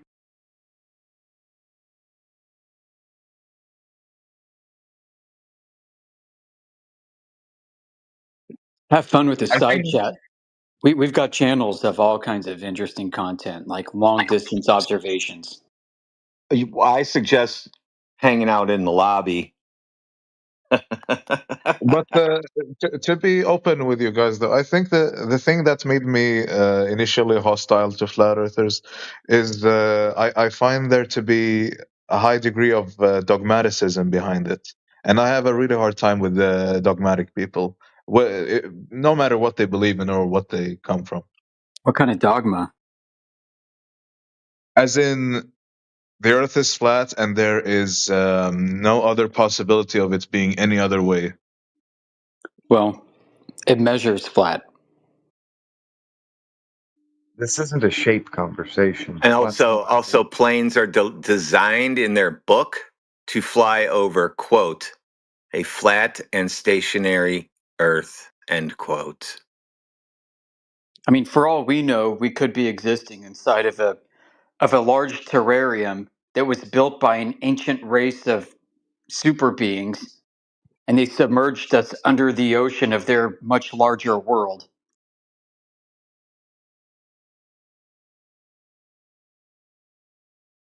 Well, we know there's larger, or even today. I mean, the earliest back as in the 1900s that had in Japan, they were walking that Titan down the street, and he was about, I think they measured him at 16 feet tall then. Wow. He looked like he looked, and he looked Japanese too. But he looked like he just looked. If you ever can see it, I don't know if I can find it again. But when you see it, it's like, holy crap! You can find clips of it in the ones that talk about the mountains and shit. You'll see I know him what in you're there. talking about. Yeah, He's like walking around in a Japanese diaper thing. yeah, like in a parade. Yeah. He's walking in the parade like, yay, I'm walking with the guys. Not Yeah. like I'm a captive. That's nothing like that. It's like a 1920, 1908, something black and white. Oh, yeah, something to explain. So Cyclone mentioned this before he left. We live stream all over the world. We've got YouTube bots at the top. If you see them here in this channel, it means that we're broadcasting to a much wider audience. And those YouTubes are also being restreamed to places like Twitch and Rumble. Sometimes, Oh, that's cool. yeah. Do you get a lot of viewers? Well, we used to know, but then they froze our viewer count. Yeah, it only goes so high. Same with subscribers. It's probably became so much like it didn't even count anymore. Well, no, it's censored. Shadow banned. Oh, We have video from C-SPAN. C-SPAN is like a news channel in America where they set up a camera inside the Capitol building to watch Congress. We have a video of them bringing the heads of social media companies in for testimony. And in this clip, they're asking them what they're doing to censor Flat Earth.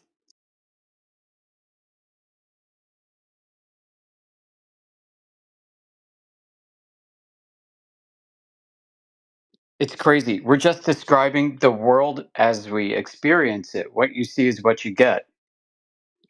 And they I mean,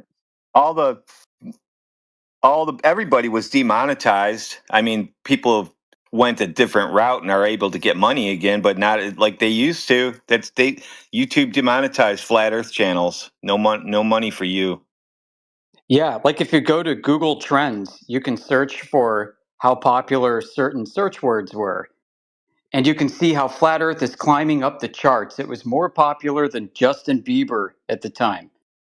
And then after that C-SPAN clip, after they brought social media heads in front of Congress to tell them to censor Flat Earth, you see that trend line go straight down to the bottom.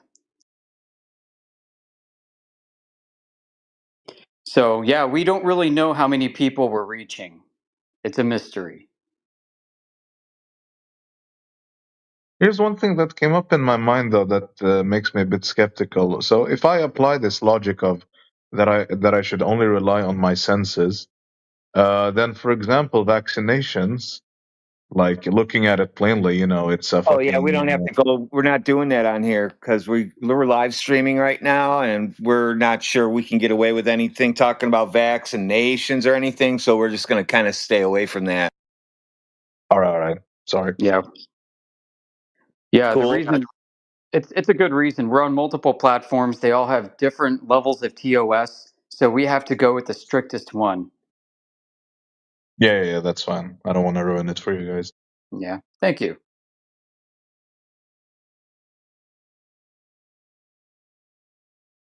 Then all that, I think everybody should get that anyway. Myself, I'm for all of you guys getting it. So, not me though. Don't ask me to. As often as your doctor may recommend. Hallelujah. If it's 8 times, I would get 16 of them, but not me personally. I just don't like those things. Yeah, it's okay to not like needles. Like, what's wrong with not liking needles? It's completely normal. We should probably get off this.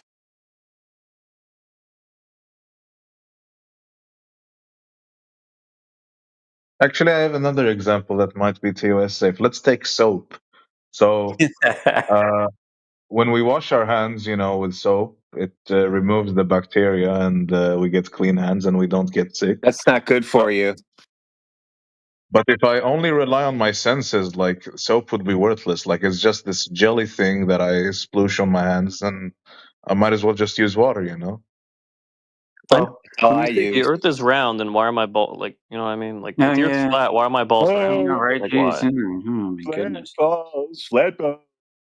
Yeah, when we say that you should trust your senses, we don't just mean like your unaided senses.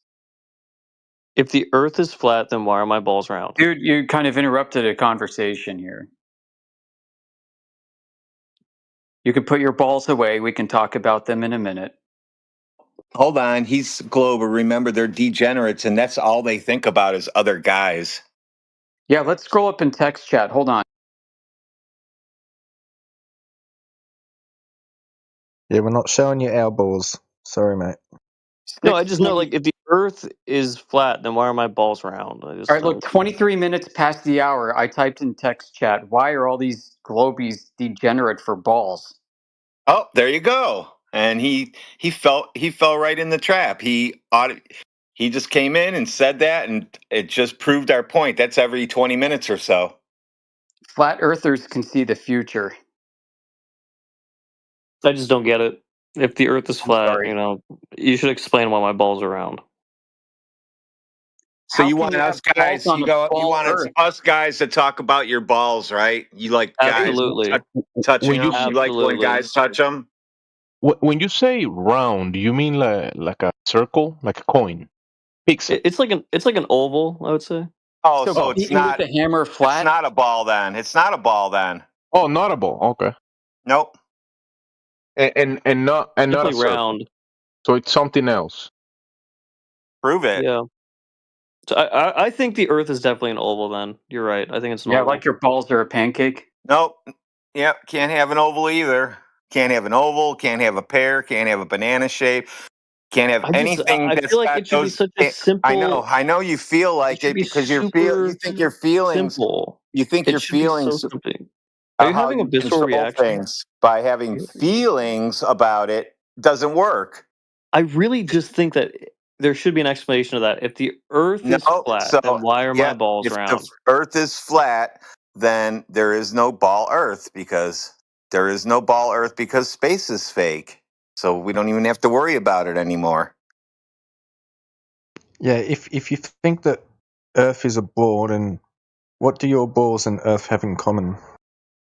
I'm not saying the Earth is anything. I'm just asking, if the Earth is flat, why are my balls round? No, Earth is flat. You already see it that way. Why would you say if it is the way I already see it? Doesn't that sound weird? Because that's what you're doing. If it is the way I already see it and experience it, then why this? Crazy. Globers are all out of control these days. So would you say that if the Earth is flat, God exists? Your balls what does that? From flat Earth. Listen, what does that has to do with the price of rice in China, though? See, that's my point. I can get behind Earth being fat. Then God exists. If it's flat. Earth being fat. Then I'll definitely. Fat is good for you. Then I'll definitely accept you should eat some fat. If the Earth is flat, then God is real. Okay, I'll accept it. But you have to tell me. Just go back to the other guy. Just go back to the other guy. This guy's not serious. I'm being dead serious. Doesn't the Bible talk about the firmament? Nah. That's the wrong channel, dude. This isn't the firmament channel. So the Earth isn't flat. I knew it. Yeah. No, well, you missed it. You missed it because the firmament was referenced by Copernicus. Do you know who that is? Have you ever heard of Copernicus? No, he ran away with a red microphone. Oh, okay. It's like, hey, flat earthers, your model has a Copernicus in it. No, it doesn't. That's your model. That's yours has a Copernicus, not me. Yeah, that's the story that I learned in school too. So somewhere it changed. Somewhere that guy was invented also. Do you remember what his name is? I'm gonna link him the Copernicus model that shows firmament. Wise guy. Yeah, he's spiraled out so many times. Like,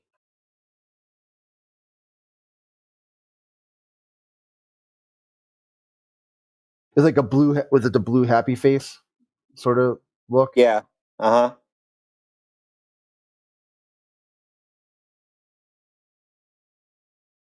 All right. It looks like I've got. Oh, this should work.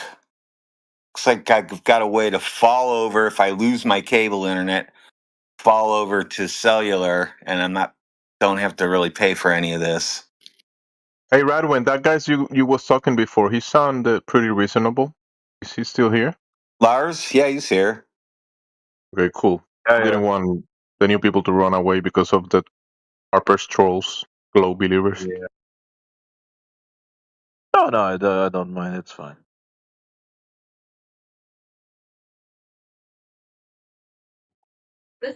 Lars turned off his troll. Thank you, Lars. Yeah, Lars, we end up having to deal with that kind of crap all the time.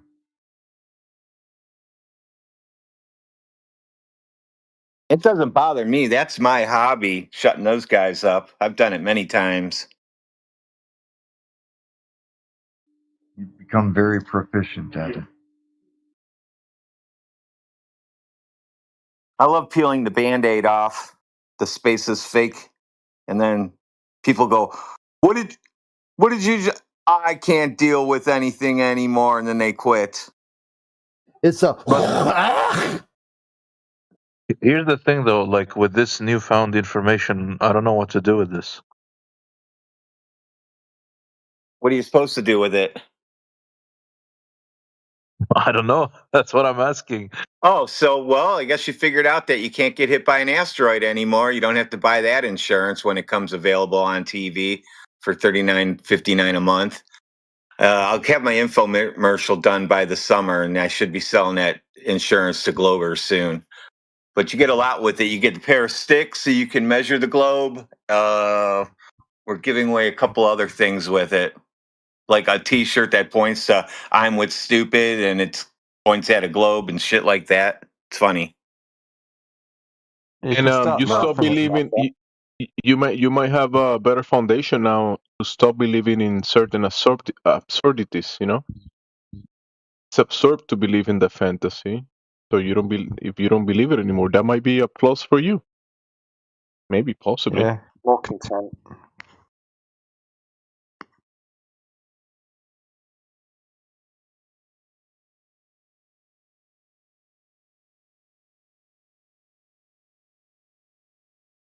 You know, certain groups of people have been convinced to live in absurdities and told to commit atrocities, and they've done it just by believing in an absurdity.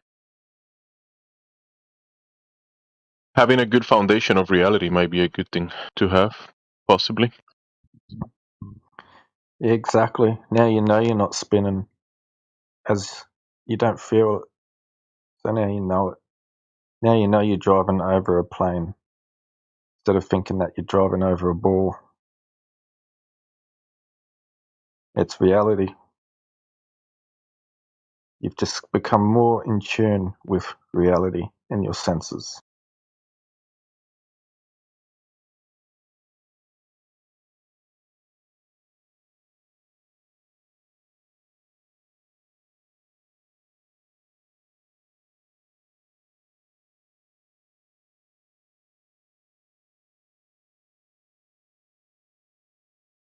And the question that you had about your senses, though, it's not that we just believe in our senses.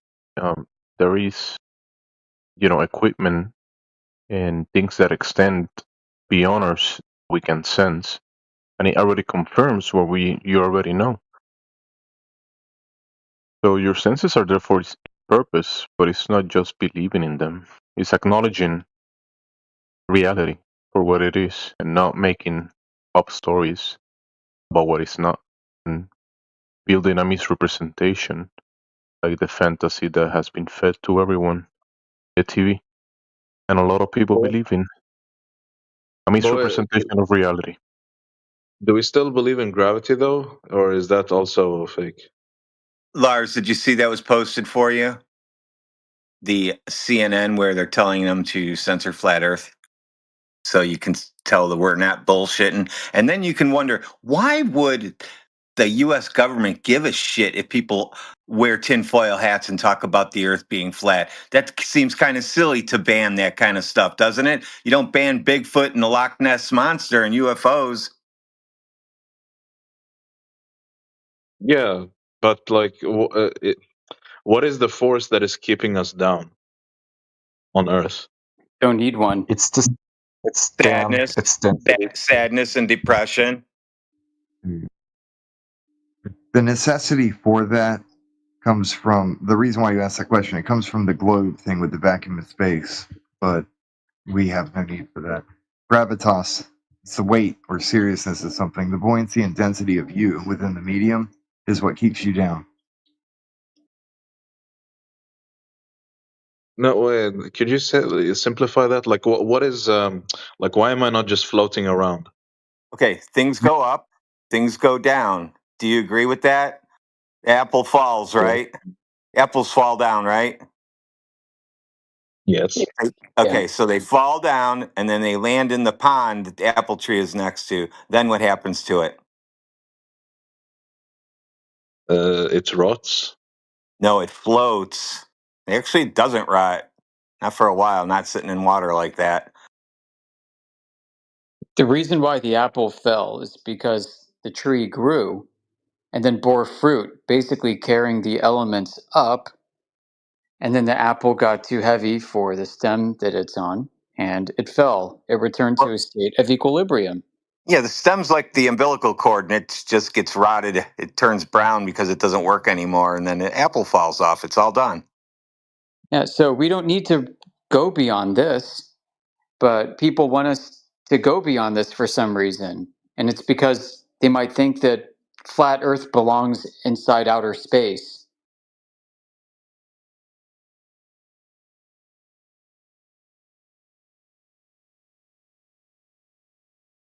Yeah, you see, the apple fell because it's more dense than the air around it. And then the apple floats on water because the water is more dense and the apple is buoyant. So the apple goes up in water and down in air. That was what I was getting to. Yeah, like rocks will fall from mountains because geologic processes pushed up the mountains, lifting the rocks up from their previous state. Structure gets loose and the rocks return back to equilibrium, energy restored.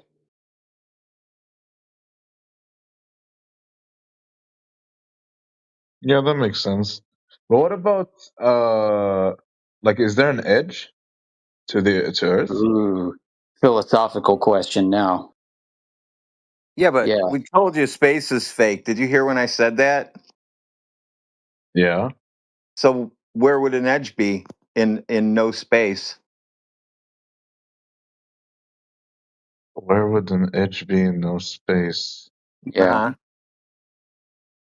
Kind of sounds ridiculous. So it's like asking, where's the edge of the Big Bang to somebody who believes in that? You know, what's the Big Bang expanding into, huh? So what's interesting is we know that there's a limit. The limit that we know is defined by the fact that we're breathing air with our lungs. If it was limitless, then the air would expand in an unlimited fashion, freely. Well, I don't get it. So you guys mean there is no limit, or there is no edge to Earth? Well, we don't know. We don't even know how to define or describe an edge, but we know that there is a limit, at least when it comes to how we're experiencing the air that we breathe. So gas expands freely in all directions and does it without doing any work whatsoever.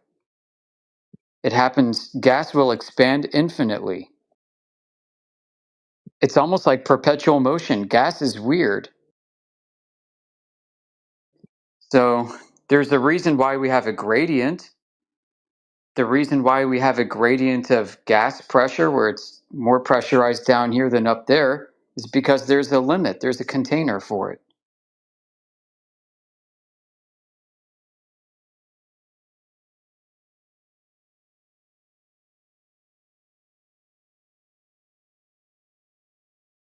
And there's a temperature difference too. Like gets pretty cold on those mountain peaks. Well, I just realized another implication. So if space is not real, then does that mean satellites are not real as well? Yeah, satellites may exist some way that we don't understand.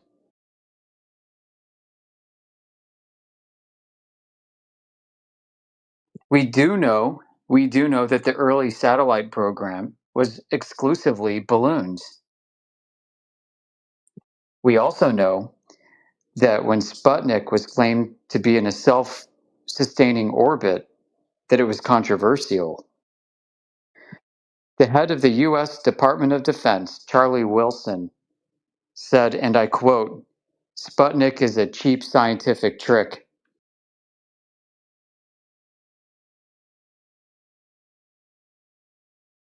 You can read old newspapers, people writing in letters to the editor of the newspaper saying that they think Sputnik is a load of BS. There's no way that they could have done this.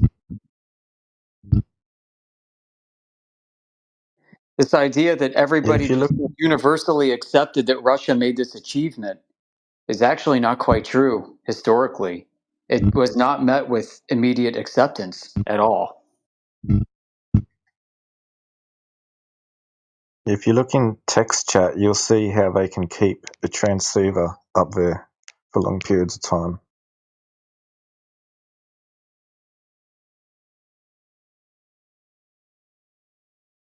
Yeah, that's a good picture. I got to save that one. They've claimed to put balloons at extremely high altitudes. Like we're commonly told today that balloons have a maximum height of 120,000 feet or so, maybe 130,000 feet. But we know that they also claim, they being the government, that they built balloons in the 1960s and 70s that could go hundreds and hundreds of miles high. We're talking higher than the ISS. And they would launch them with rockets and deploy the balloons up there.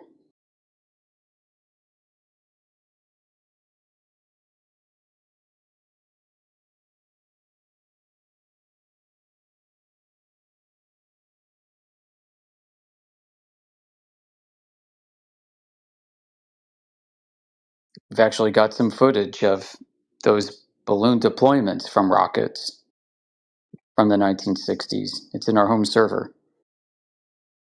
Under what? Satellites. Okay. I can never find it. I didn't know if you had them under NASA or what, because sometimes people put things in the wrong spot, and I try to tell people, hey, this needs to be moved, but I think it's all straightened out now. Yeah, satellites has a lot of the satellite gravy, specifically, including balloons, most importantly. So, but that might not be the only thing they're using. This is just one thing that we know is part of the historical narrative. Well, so I'm going to guess that they're using it a lot since NASA is the largest purchaser of helium in the world. Yeah.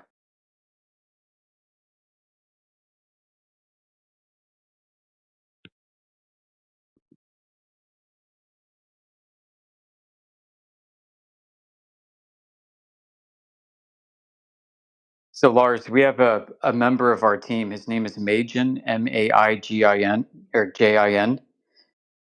Maigin, he runs a YouTube channel. He just started it.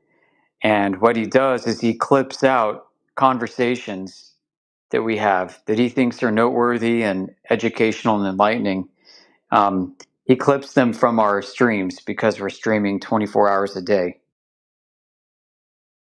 Yeah. If you're asking if I can be clipped, by all means, go ahead. Okay, great.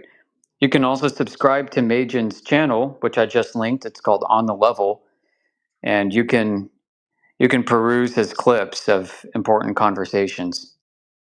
Because even though we record 24 hours a day, that doesn't mean we've got great content 24 hours a day. I can tell you that. I mean, for all I know, in a few minutes, some guy will come in here and start screaming N-words and talking about his balls again.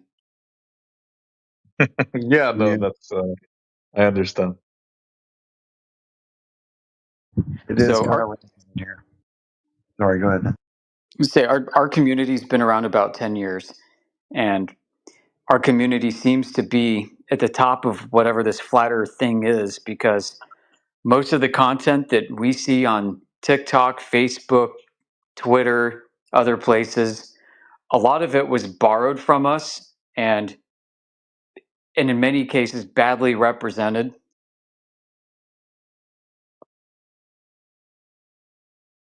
Yeah, unfortunately, that's common on the internet. I'm curious though, what is it that made you guys first interested in the flat Earth perspective? Long distance observations. So what really kicked us out for people in this community was the coming of the Nikon P900 camera. This camera featured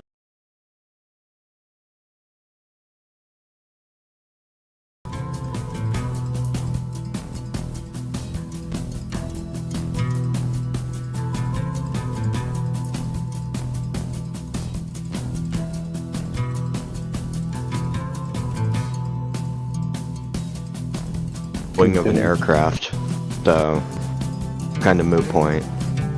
You can play tennis on the wing of it, yeah, when it's on the ground stationary. No. When it's cruising. Yeah.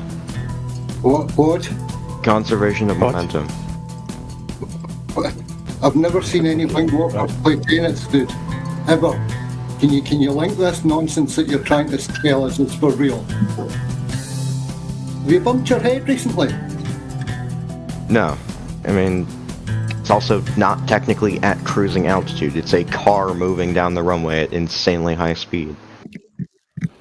You said you can play tennis on the wing of a plane. Yeah, you could if the ball wasn't affected by now we're the talking air. about a car?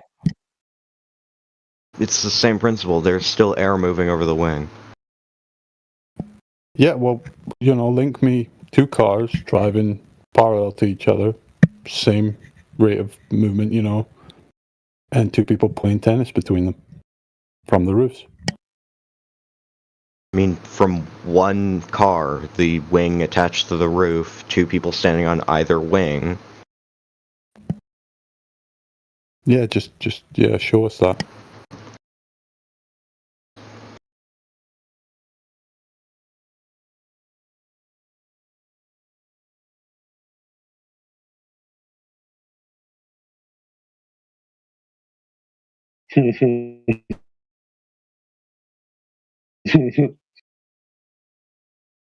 Wanted to, before the gas pressure conversation got further into the weeds, I wanted to ask you, Grumman, if you had taken the time to maybe watch the FE Core laser transit test and read through the following the paper associated with it.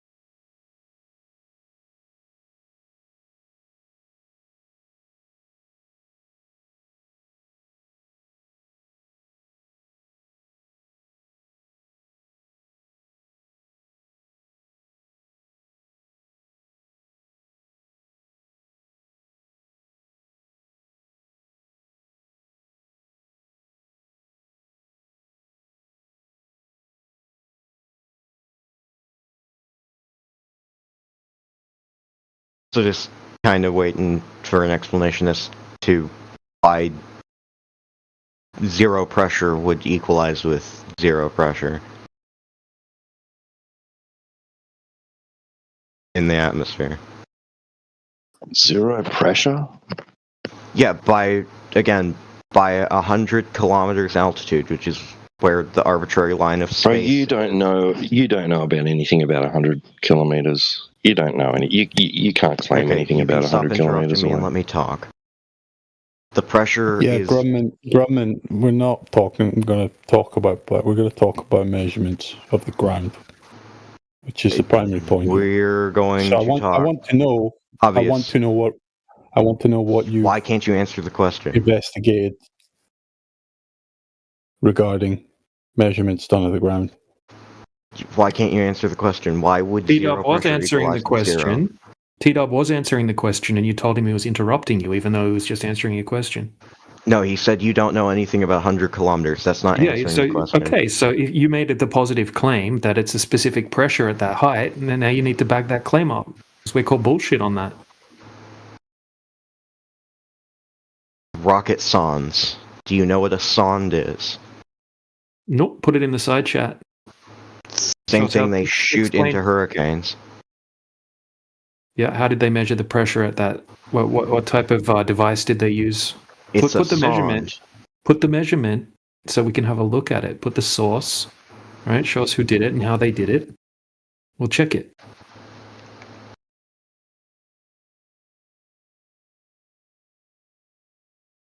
Yeah, Grumman, I'm not saying like you can go back to speaking to someone else about gas pressure if you want. I just want to know if you've taken the time to watch that hour-long video and read the paper.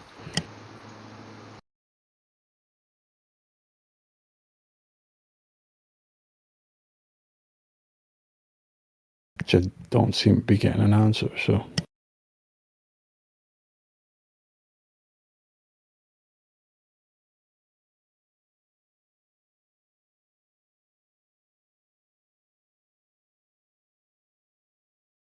Because I'd find it quite telling about someone's intentions here if they were taking zero time to actually look at the information we're attempting to give them. Dude, I've already looked at this. I'm asking you questions. So you've watched it? Yeah. It's a laser. Okay. What are your conclusions? Laser tests are misleading. Laser tests are misleading. Why is that? Because they're affected by atmospheric conditions the same as any other source of light. I thought you said you'd watched and that makes them unreliable? Saying they're unreliable, I'm just saying that they're not the end-all be-all. No, they're not. They're not the end-all be-all, but that's why you repeat tests, to account for these kind of microscopic errors.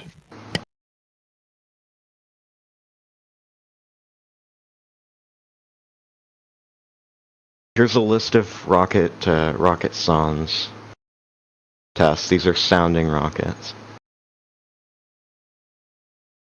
Is there a link to go along with the text?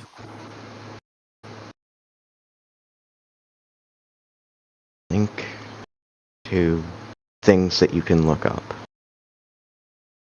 Well, you're the one that made the claim. It's not my job to look up your claim, right? I asked you to show me the test that was done. Just one to begin with, right? You just need one to begin with, showing how they measured the pressure at that height that you said. That's all. Have you looked into it before, or did you just look it up now on an AI or something like that? No, I've looked it up. Okay, well, what device do they use? Rocket sondes. That's the name of the instrument. Okay, and how does that work? The same way the ones that they shoot into hurricanes work.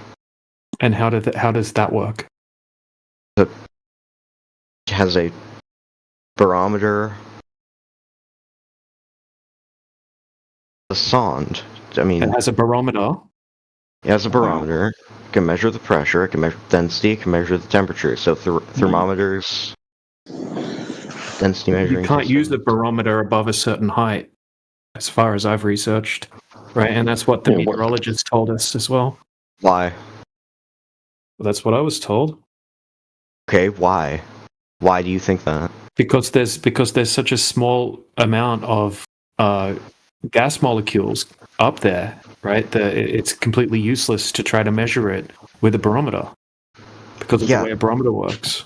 So, does it work? What type of barometer? So that is proving that there's no point where there is a pressurized system directly next to a vacuum. But they don't use barometers at that altitude to try to measure pressure. It's not proof, it's a claim.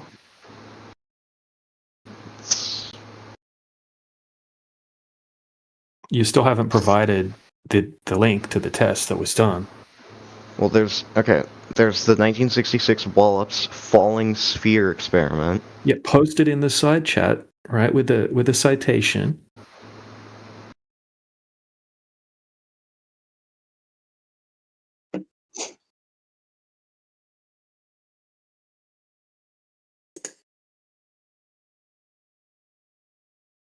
Has anybody seen Brendan recently? He's usually on politics, isn't he? Doesn't come over to English. Yeah, you haven't seen him here. Yeah.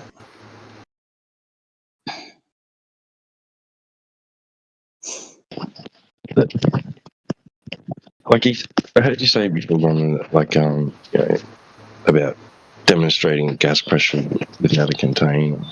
Right.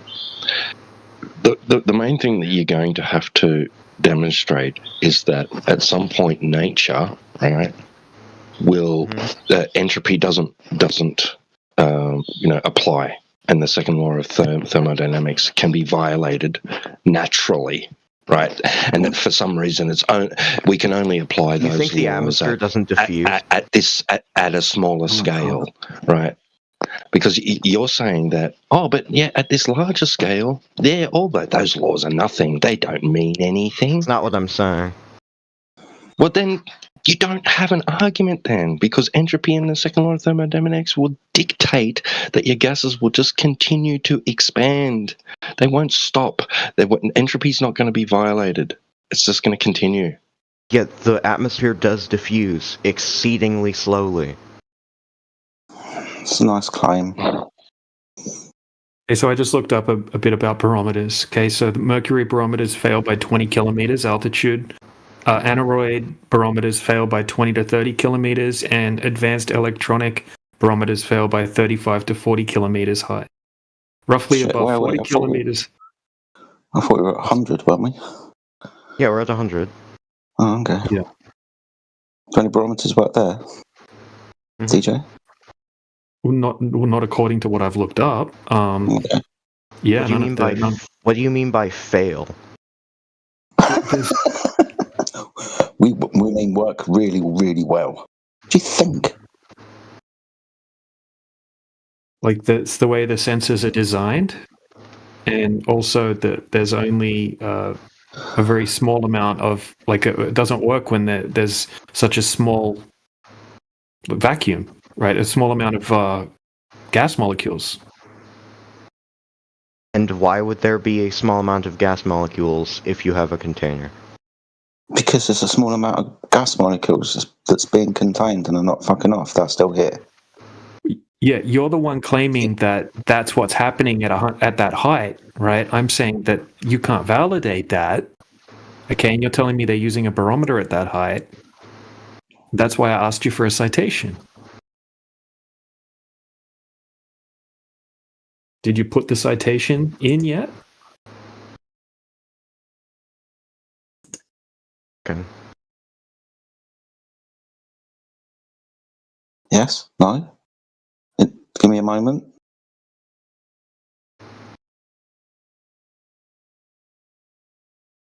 Grumman, you were asked a question. Yeah, I know. And you're just not going to answer. What was the question, dude? You heard the question. He's trying to buy time so he can look it up on the fly. Dude, just be honest and say, I'm not sure. I could look into it and get back to you. But at the moment, I'm not what sure. I'm doing. I'm saying that I'm looking into it. Well, we're asking you for made a what's in your brain. positive Sorry. Good for you, bro. Check out the specs of all of the stuff that went on board of each of these sounding tests and follow it to its logical conclusion as far as you can go. Yeah. Yeah. We're asking these questions to determine what's inside of your brain, not what Google has to say about it, dude.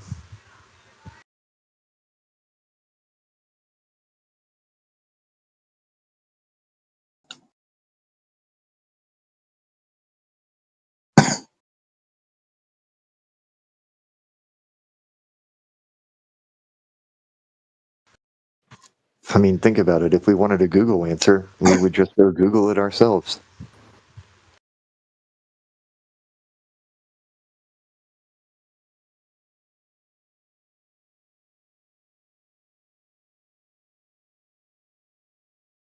Problem is, most of us have done. Most of us have been down this road continually, deeper and deeper on every opportunity, to the same conclusions. Stuff doesn't work beyond a certain altitude. It's not designable. Yeah, I wonder why that is. That's like saying airplanes don't work past a certain altitude. I wonder why. Because there's a reduction in gas pressure. Yeah, the air's thinner, bro. It's colder. Stuff doesn't work this way. Sorry, just because there's a gradation of gas pressure. Sorry, just because there's a gradation of gas pressure doesn't mean vacuum eventually. You know that, right? It doesn't stop grading out. It doesn't stop. Hold on, you told us just like 5 minutes ago it did. 10 to the negative 17, you're not measuring any meaningful... No one's measuring anything at the moment beyond what? DJ got to about 45 kilometers? By which point the atmosphere is already exceedingly thin. Which are we measuring? You said 100 kilometers, the Kármán line, space. Still waiting on that, right? Measured? So far, we've been through barometers and haven't even got halfway to the Kármán line. By 38 kilometers, you're already dealing with less than a... It's 38 kilometers, 100 kilometers, like you claim. Let me fucking speak. You're dealing with 0.03%. That's nice. So it's that 100 kilometers. That's no pressure by that altitude. Really? Have you got the measurement of that? Yeah, that's from the MAGE experiment. What? A MAGE experiment? Fuck. What height did that go to? Mr. Sensible. 120,000 feet. What's that, 30-something kilometers, or what? Yeah, 38 kilometers. So yeah, not 100. Again, if the pressure is that low at 38 kilometers... Sorry, that low, you don't know, you've not measured it. This is what we were talking about. Measured. Extrapolating on what you can know. By who? Yeah, that's how a lot of science works. Dude, please. Yeah, and we're calling it out. Hold on, 2 seconds. Stop running away to this is how science works. All right? You've made a claim. All right? This isn't that. Stop running away from it. Please answer the questions honestly. This isn't 100 kilometers, is it? There are other ways to measure density. So it's like literally, it's a question. It is closed-ended, requires a yes or no answer. Why you're failing to give a yes or no answer speaks volumes for yourself. So you're asking something that means nothing. No, we're asking you for the measurement of the claim that there's a vacuum up there. It's already a vacuum at 38 kilometers. What do you think it's going to be at 100? I don't know, dude, because we haven't got the measurements. It's still going to be a vacuum. It's just a lower vacuum. Why are you doing this? Is it to avoid your embarrassment? You think that talking through me is going to avoid your embarrassment. No, it's not. This is fallacious to run the clock down to 0 when you only measure halfway. And then you so realize, do you have the measurements or not? If you don't, we can move on. Rocket sondes, mass spectrometers, these are just ionization gauges. Now, spectroscopy now, Jesus. They don't work up there. What do you mean they don't work up there? These are just words now. Are you going to be able to back up anything you claim? Or are you just sewing a story? Are you weaving a story in some way you're going to make it complicated and sound really intelligent that we're just going to go away and think that you're actually backing your claims when you're just weaving a story? Which rocket sonde had long enough to do a mass spec on what it sampled up there, bro? The rocket sonde on the S-310 sounding rocket for Japan. Can you link the data on that? Can you link any of the specs on how it did that? Yeah, I have the articles here. Which one do you want? Do you want one of the... How many is this? 1, 2, 3... Is the barometer specs? Yeah, anything on all, everything that claims to have specs on the instruments that it carried or used.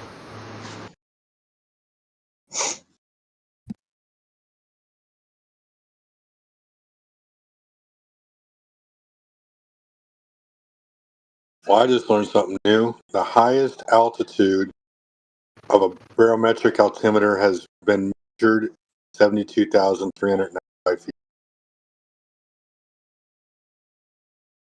So we don't know anything above that. What's that in real money? Kilometers or miles? Say that one more time. Wow. 73,000 feet. Thank you. Like 20 just over 20,000.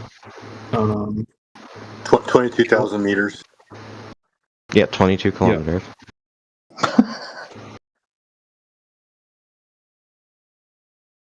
Okay.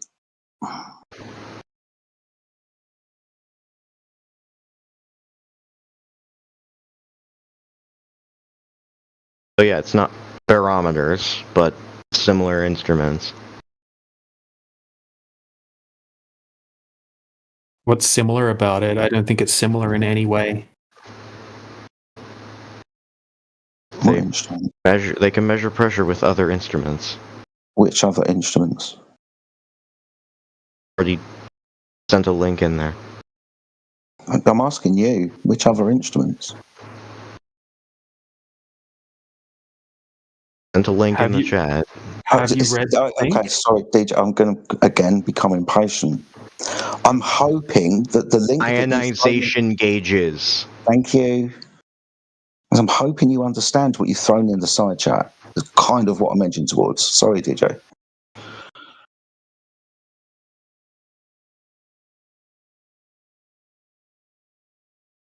Oh no, you're good. I just know he hasn't read the link that he posted. Or I don't think he's read the link that he posted. He just found a link and he's just posted it. He wants us to do his research to back his claim or something. It's very strange.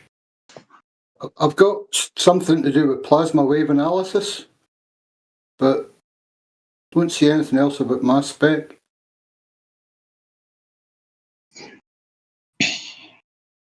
Is there something specific in the documents that you've provided that you want us to look at? What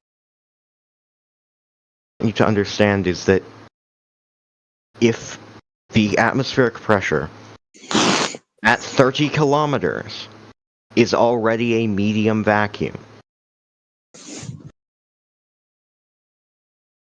So? Medium vacuum. Yeah, that's what is pressure, stopping right? it from completely grading out? So, what is stopping it? What are you talking about? Stopping? You're saying that there's a very container. Complex nature of our environment, and the fact that there's a limitation of volume of the energy, the gas will go away. What? If you what claim is that limitation? If there was a limitation of volume, the gradient would stop. If there was a limitation of volume, degradation would stop. Yeah, that's because the limitation of volume would be a container. That's why the gas has got nowhere else to go. That's why it's still here. And then the next question is, where the hell is the container? Where do you think it is? Do It's at you the edge not of the know? earth. It's at the edge. Sorry, do I not know? It's like, point up. You're within a system. You can point any direction. Okay, we've been up really high. Sorry, we.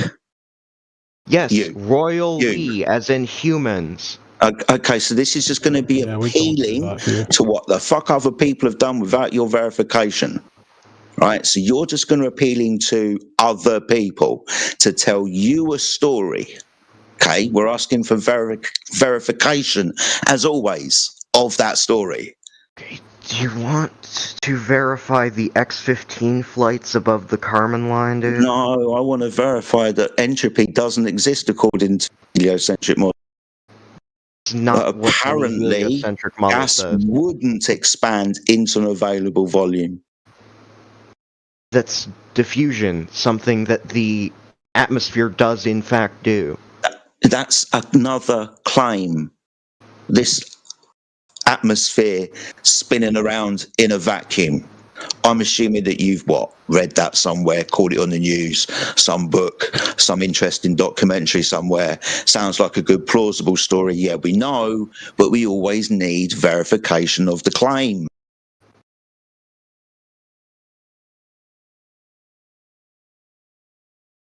And humans have been really... Again, someone else, humans, again, we know you trust. Jedi. Yes. Humans have been really high. There's been no container that has been found. Okay, that's nice. Now, I'll give you, we've been as high as 250 miles. International Space Station. I'll give you that. You might have things up in the sky that you can claim to be 1,000 miles away. I'll give you that. So? You can measure their distance and their speed. I just told you I'll give it to you. 2,000 miles, a thing in the sky. You call a satellite, no problem. But your claim is that there's an ever-expanding vacuum that surrounds all gases that That's are not a claim attached that to I've made. spheres. What if the container's 5,000 miles up? Then what, Grumman? Then there's still a place by 5,000 miles you're not dealing with any pressure. You don't know that because you haven't measured it. You have got absolutely no idea what's up there. None. You just told me that we have the space station at 200 miles. And by that point, we're already at 10 to the negative 8. Objects that you claim are up there. Yeah. You've got no way of verifying or the claim of what actually exists up there. You keep saying measured. No, it hasn't. We've only got 30 odd kilometers from the surface. Everything else is humans have. I'll give you 250 miles to the International Space Station. I'll give you 1,000 miles to a satellite. But to have gas pressure, you require a container. How much gas pressure is there at 200 miles? I don't know. I haven't measured it. Have you? 0. Sorry, have you measured that? Have you? Have you measured the pressure at the top of Mount Everest? Personally? No. Have you? No. But then you can't make a claim on what the pressure is. Hold on, my friend. Don't be a wanker. Right? Don't now start asking me if I believe in China and all of these stupid things. No, I'm putting your logic. Barometers work at the top of mountains. At the moment, you're now saying 200 miles away. Right? Now that's ridiculous. You can climb a mountain. I can. We could get fucking Sherpas to guide us up there. But you're not measuring this and you haven't. So please don't make these ridiculous claims. So I haven't measured it, so I can't make the claim. You haven't measured it. No, that's not what he's saying. So you can't make the claim what's up there. Yeah, that's right. So you can't make a claim of what's up there because you haven't measured it. I'm not making a claim. Other than gas pressure requires a container. It's an antecedent. It's an axiom. And then that brings me to the thing of aerodynamic pressure on aircraft. Oh my That's why goodness! I brought that In a up. circle, he's going to respawn. Here we go. We'll start again. Fuck off, dude. Do you know what an axiom is, Grumman? Not particularly, no. It's a thing that's self-evident. Right? And the container above Earth isn't. It is, because in order to have gas pressure, gases have to be pressing on something. Yeah, most of the time that is themselves. That is why hot air is more pressure than cold air. Are you aware of the ideal gas formula, PV equals nRT? Yeah, I'm aware of that. Okay. Can you explain it to me? Really explain it, I just know about it. Okay, do you know what it is? It's the ideal gas law. Only that's what I just told you. Do you know what it represents? Do you know what the P is? Why the V's there? Okay, why is the V there? Volume. Okay, what does that mean? I'll tell you what, I'll ask you a simpler question, because you do sound intelligent. You do sound intelligent, I give you that. How do we solve for pressure? What is it? What is pressure? In PV equals nRT, how do we solve for it? It's force over area. The force of the gas, it's got temperature, right? So it moves. Are you saying Earth doesn't have an area? So, pardon? Are you saying Earth doesn't have an area in the heliocentric model? I asked you, how do you solve for pressure? Fucking crickets, tumbleweeds. We're going to stick here. How do you solve for pressure? Are you saying that the heliocentric model Earth doesn't have... I'm saying this in the form of a question. How do we solve for pressure? Mathematically.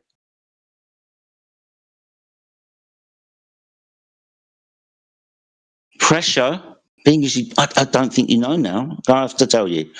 Pressure is solved by force over area. That's the force of the gas that's got kinetic energy given it to by the T, that's temperature. It moves randomly in all directions, having physical collisions with itself and the walls of its container. Or the walls of a container. No, and. No, or. It's or. It's an or. Are you aware of Boyle's law? Not really. Are you aware of Avogadro's law? Are you aware of Gay-Lussac's law? Are you aware of Brownian motion? Are you aware of the kinetic theory of gases? You're just throwing things out now. No. So the first few experiments before I mentioned the kinetic theory of gases and Brownian motions, the experiments that went into the expressionist formula PV equals nRT. How gas in a volume at temperature and at different atomic masses behave. We understand that the gas within inside the volume can't expand because of the restriction of the container. By consequence of this freely expanding gas wanting to expand but can't, it presses, obviously, against the interior walls of the container. By consequence of this, the gas is under pressure. You can increase the temperature, you can decrease the temperature. That will change the random motion of the gases. Faster, slower. To have gas pressure, you require a container. To have a thermodynamic system, that's gas at temperature, you require the system to be closed. Because if it's open, the gas fucks off. Now, we can experiment with this all day. It's been done for 250 years. I don't understand why you don't admit that gas pressure requires a container. Because it doesn't. No, yes, I do. So because it doesn't, then you're going to provide me with the experiment that shows. Because that's why I mentioned Boyle's law and Avogadro's law. They're experiments that prove. Now, if you've got an experiment that proves that you don't need a container for gas pressure, You can do it with something that you would call, I don't know what. Whatever it is, you're going to give me an experiment. The air pressure coming out of That's a kettle. Not a fucking experiment. Unless it's an observed phenomena, which you're going to start creating a hypothesis for, and then you're going to give me a claim, and then I'll be very happy because you've given me the Either hypothesis. you're going to let me fucking finish, or I'm going to leave. Dude, because I was mid-fucking are you going to be able to give me the experiment or not?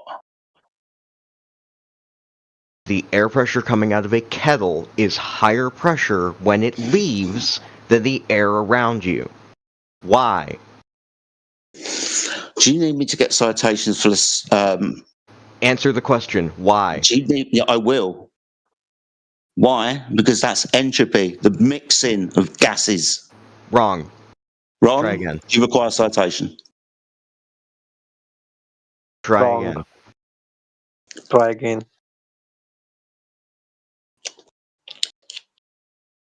Do you want to try again? Or do you want me to explain? No. I don't want to start following you down fucking rabbit holes to fucking gotcha The temperature questions. of the gas is directly correlated to the pressure. No container necessary. Oh my God, it's leaving a container into already existing gas pressure. There's a pressure and temperature differential. What else do you think is going on? Shut up. Next to lower pressure. What else do you think is going on with the... container. Shut up. What else do you think that's going on with the physical matter that's gas that's got temperature if it isn't thermodynamics? Oh, that would be entropy, by the way. What is it?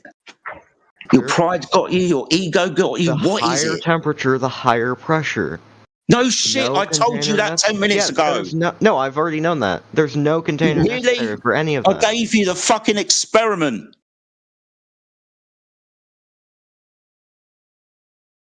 What do you think Boyle's law is, Avogadro law is, Gauss law is? What do you think they are? What do you think we're talking about, PV equals nRT? What do you think the T fucking stands for? Don't think you're educating me, sunshine. Now, to have gas pressure, you require a container. You said you don't. We require an experiment. Do you have it? And do you have the experiment? I'll open the door for you, being as you said you were going to leave. Air than the air around you. Why? That's not an experiment. That's a question proof. That is an experiment that you can conduct. Sorry, is it a hypothesis? Does it demonstrate that you can have gas pressure without a container? Yes. Dickhead. This is the mixing of gases. This is thermodynamics. This is already existing systems mixing with each other at temperature, different densities. We're asking you to create gas pressure. We know temperature gives energy to gas. And because of that energy, you will have higher pressure because it's moving faster, or lower pressure because it's not moving as fast. It will be less dense or more dense. No shit. You're still going to require a container.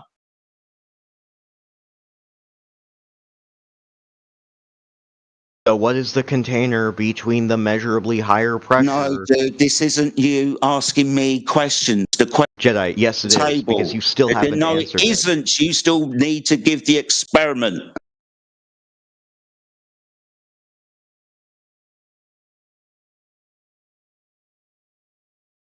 Leave if you feel hard done by. But we're not moving until you back up at least one of your claims. Still asking you for... No, you don't get to ask questions. The question's on the table. I've already had to have a go at you over the last 48 hours for ignoring people for asking questions. It's incredibly rude. Because you've acted like this, I'm going to act this way. I'm not moving. This question's going to be answered. You either say, yes, I've got it and go and get it, or concede you don't. Lats, I already proved to you through the scientific method that there are ways to prove that gravity... Give me the hypothesis. Give me the hypothesis. You said through the scientific method, which I want to start right there. Hypothesis will start with an observed phenomenon. Your dependent variable. Shut up. What is your dependent variable for your hypothesis, sir? The dependent variable is atmospheric pressure. The independent variable is the height. Oh my god, he's going to fucking beg the question. Height. Yeah. Because you can change that. Do you think 32 fucking thousand feet causes things? 10 foot, that caused it. 1 inch, that caused it. 2 miles, that caused it. The air pressure is dependent on altitude. No, that's the observed phenomena. So that's the variables. Dependent on altitude. What question are you begging here? Altitude from what? The variable. No, the variable. You're claiming that at altitude you observe different gas pressures, isn't it? Are you now saying that the cause is 5 miles? Independent you sound intelligent. The independent variable is not gravity. That's the thing. Sorry, pardon. Gravity is what you're looking for. Is not a variable. Start again. Start again. We all want to hear what you said.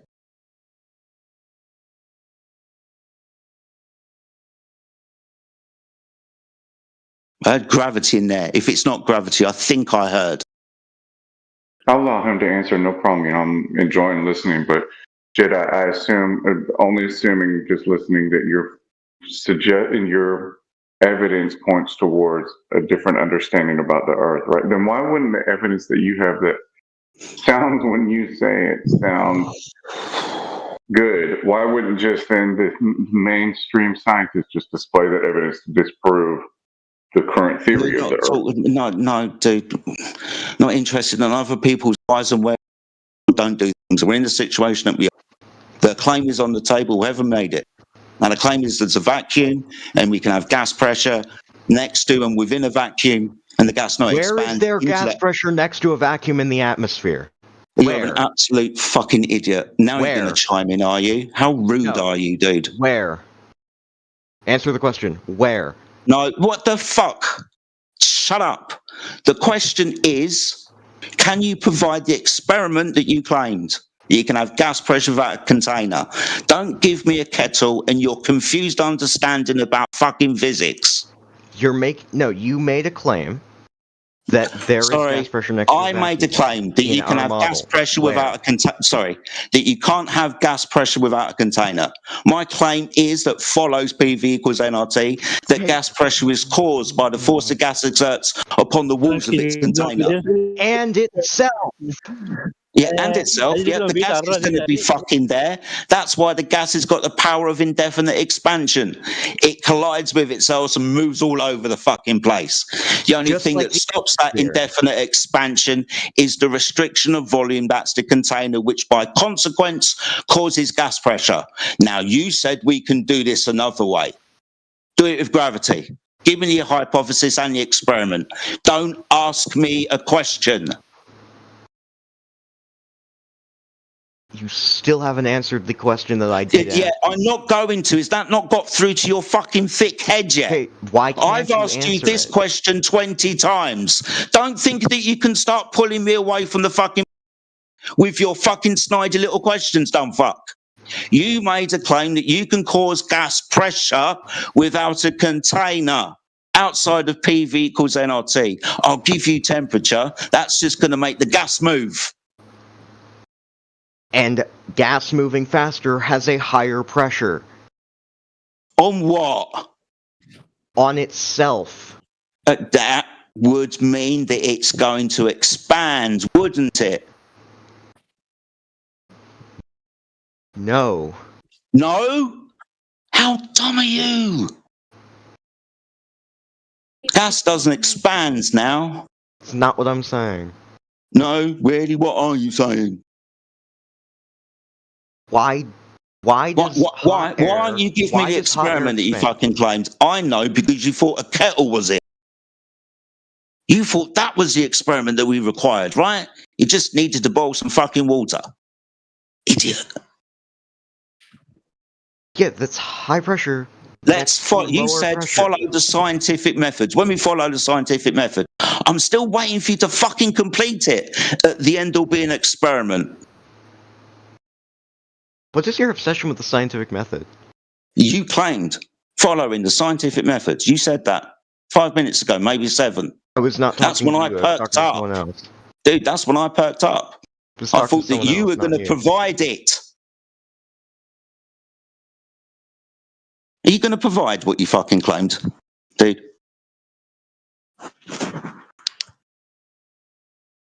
Wasn't a claim. It's something that I've already provided to someone else. Open-ended question. Jedi, it's something I've already provided to someone else.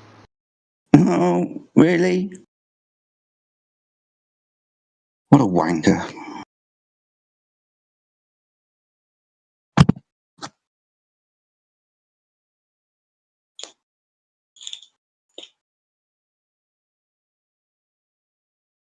You can do what you want with them, guys. Apologise for taking so long, but I enjoyed the back and forth with thoughtful responses from both of you, but I really have learned nothing. Maybe I'm just ignorant.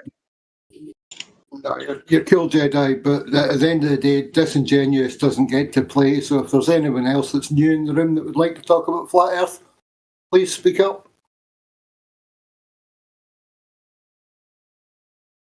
Yeah, Cash Ripper, if you had questions about something that you didn't understand about the gas pressure argument, go ahead, man. I mean, did that other gentleman make any good points to Jedi, or just Jedi just...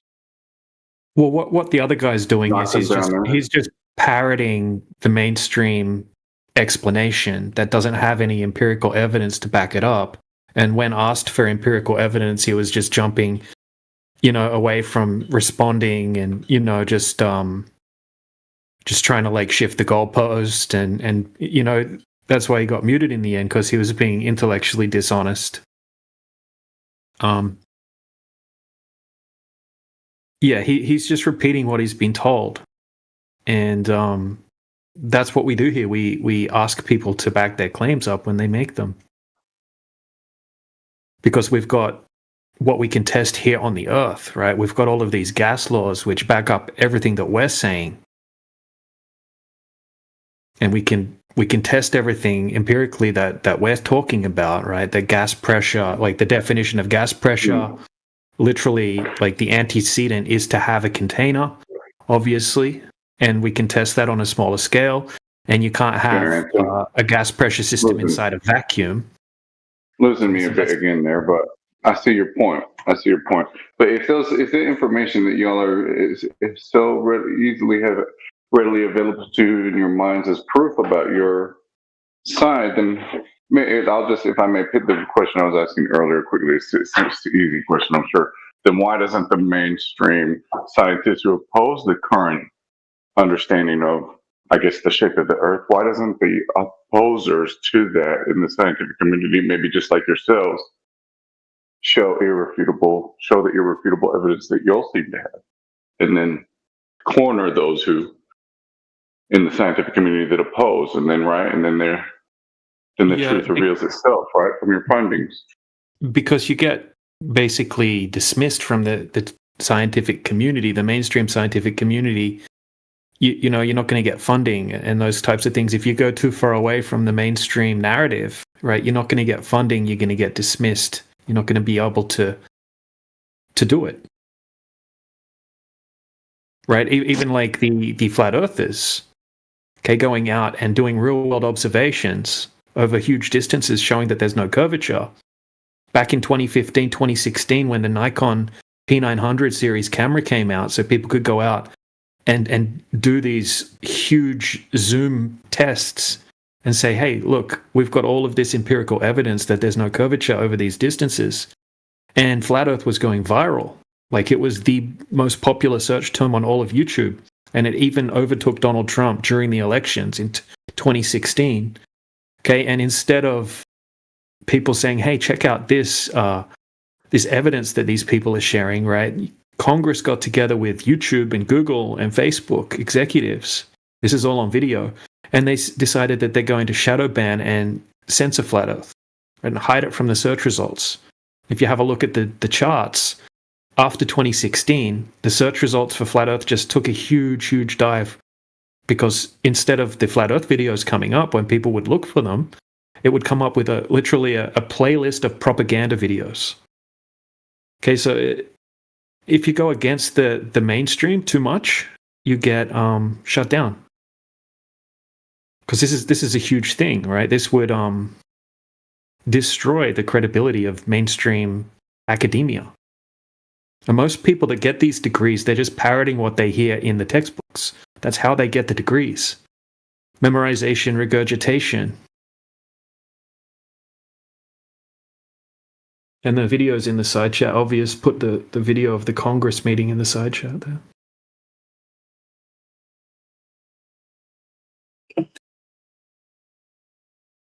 Then you had the likes of Barack Obama ridiculing us by dropping a microphone and claiming that he didn't have time for the Flat Earth Society.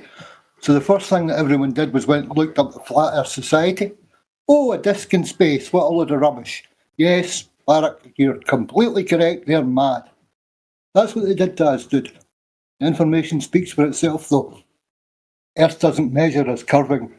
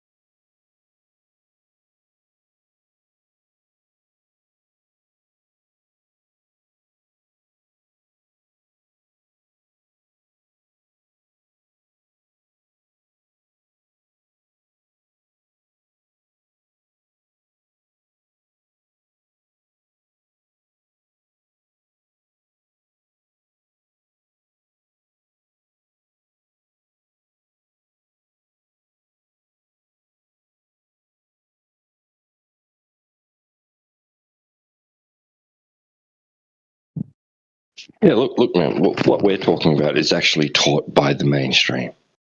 So what you end up finding is a contradiction, and academia talking out two sides of their mouth. All right, so you'll go to one lesson, and they'll teach you to essentially just, they don't use the same, might not use terminology like flat Earth, right? But they're essentially telling you, yeah, just treat the Earth as flat. Yeah, measures flat. Yeah, you can't have gas pressure without a container, all that. And then you go to another lesson or another lecture, and they'll be talking all about this theoretical hoo-ha about how you can, like, nature will violate entropy, and the Earth is a sphere, and theoretically, well, you can, the Earth is curved and spinning, and all this stupid stuff that they can't demonstrate it. They're just believing what they see on the TV and what they're told by things like NASA, agencies like NASA and that. But essentially, there's nothing we're saying that you're not going to go into academia and not find information about yourself. Like, they teach what we say. Surveying, hydrostatics, all of it. All of it's coming from academia, bro. Go and tell academia to debunk themselves. We've raised this to them. We've talked with high-level educated people, claim to be anyway. Do you know what we get in the end? Stupid statements like, well, you can't really prove anything. You don't even know if you're a brain in a vat.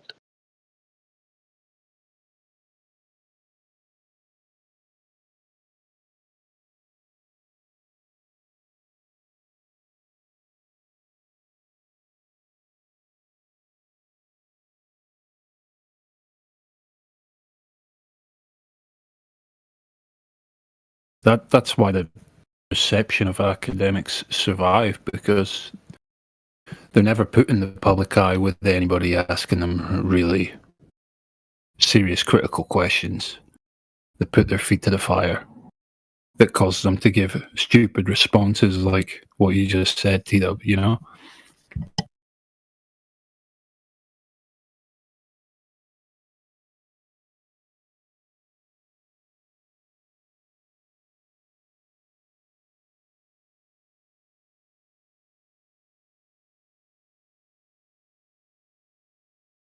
They're never challenged by anything, you know? They're certainly not going to be challenged by their own peers. They're all profiting essentially off the same nonsense, whether they know it or not, you know? They're not going to threaten a good setup.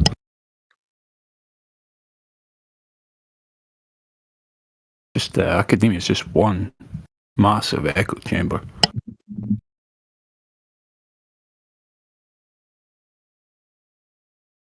They're just currently working under the heliocentric model. That's all it is. And in times gone by, when people spoke against it, we can reference that and see what happens to them.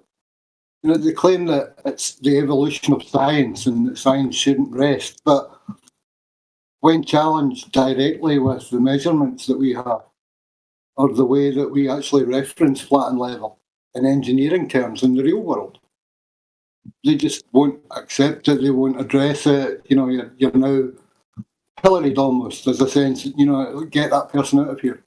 Call security in. We're not addressing that. Phone calls get cut off. You know, when they realise that you're actually trying to approach them legibly as flat earther or someone with views on the earth, there's a certain line of questioning that they will not answer anymore because it's outside the heliocentric model. And you're allowed to talk about anything else on earth nowadays. But you're not allowed to talk about flat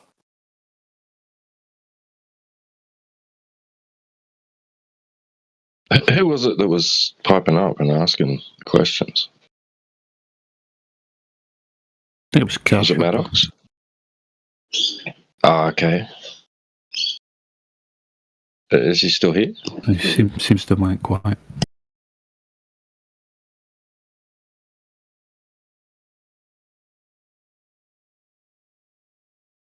Maybe Cash is up, Maddox. You know? Right. Oh, is that Maddox? Okay. My bad. Yeah, there's because of the sometimes, you know, on the app, it shows their actual username, profile name. Yeah. Yeah, and then you click on them and then it changes. Well, either way, he seems to have went quiet. Probably had to go off and do something. Are you still there, Cash Ripper?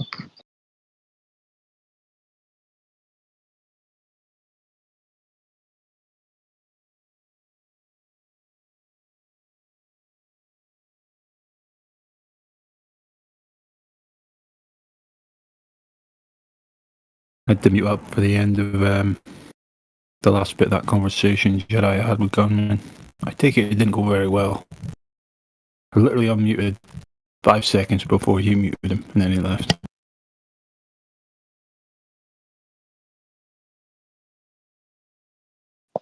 He'll be back.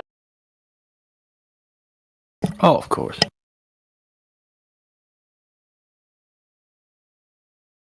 He's just making everything up on the fly, though. You know, doesn't have a clue about anything and can't tie anything together coherently.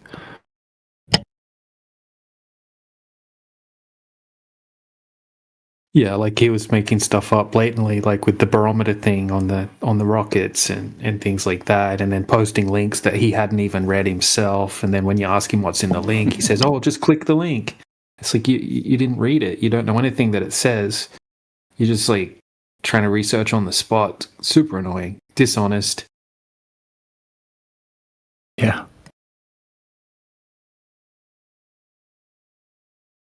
He was doing the same thing yesterday in the side chat with me regarding the dynamic pressure, right? Saying that the blast pressure wave from a bomb is proof of gas pressure without a container. Just things like that.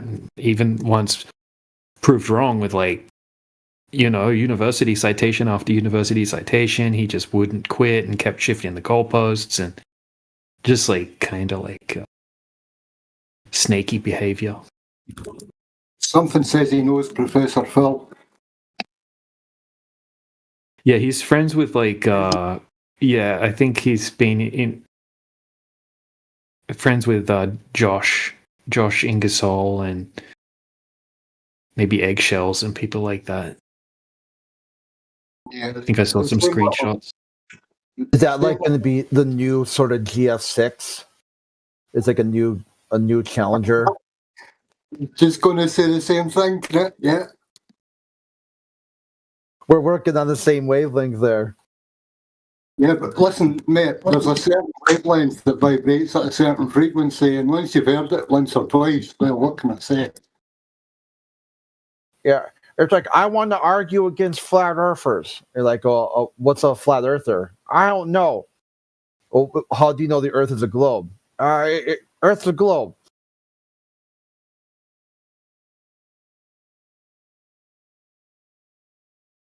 But didn't end well for the last GF6 crew, so.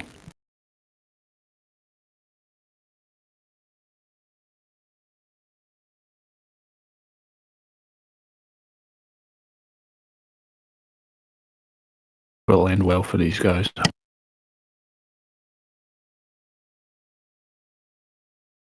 It's all because their goal, their end, like the end game, the end goal is always to shut the conversation down, which hard counters their action because they want to be part of the conversation. So they're always in a perpetual cognitive dissonance. Their proof that they want to advocate for the globe is that you shouldn't be able to question the globe, or that flat earthers should be silenced. And they demonstrate that by engaging with flat earth 24/7 and completely ignoring anything they could present for a globetard. You're like, dude, you are in multiple layers of deep-seated logical breaks with reality internally, like in the internal worldview. Your own internal worldview has back-to-back contradictions inside it. That's your fault. Nothing to do with me, nothing to do with this topic, nothing to do with flat earthers. You are inside a mental break with reality. Yeah, I agree with that, Crit. It's just layers upon layers of personal illusion and bias and misconception and everything, man. Hate, bigotry, all this.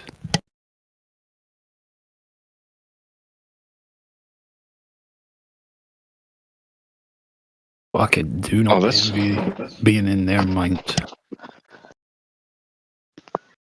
That's interesting what Sheepdog's posted there with the definition there. That's from Oxford. It seems to have been edited because it used to say the systematic and intellectual study of the structure and behavior of the physical and natural world through observation, experimentation. Wait, they've added to it because it now says, and the testing of theories against the evidence obtained. That's not what it used to say. Yeah. There you go, dude. There's evidence. Yeah. Asking you shall receive. Did they say something too, like it replaced experiment with observation? That's how you ended up with Brenda. It's a shoe. Hypothesis, it's a shoe. You just gotta observe it. That's it. Just look at something. What do you see? A clock, which has a dog bone.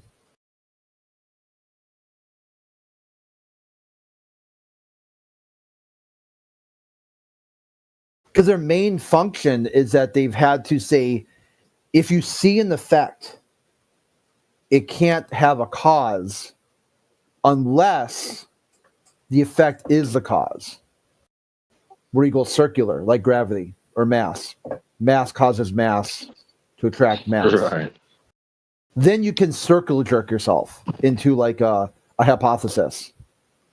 But otherwise, no.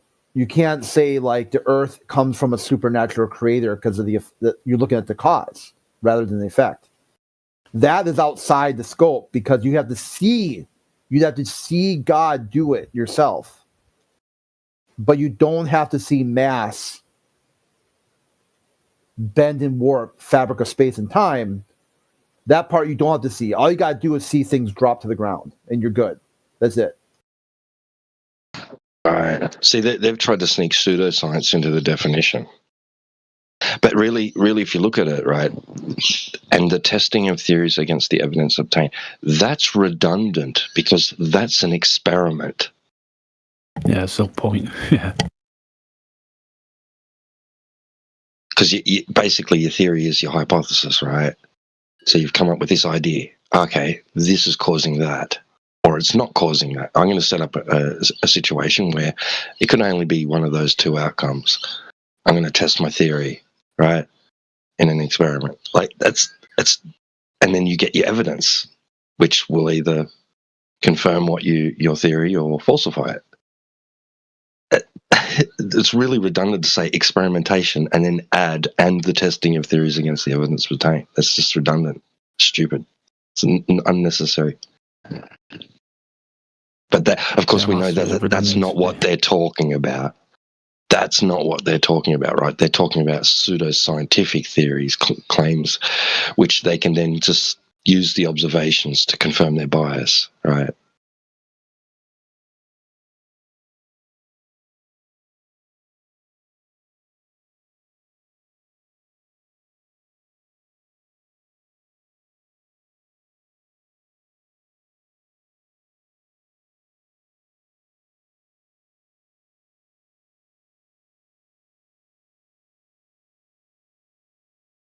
I really hate the fucking internet when it comes to definitions, man.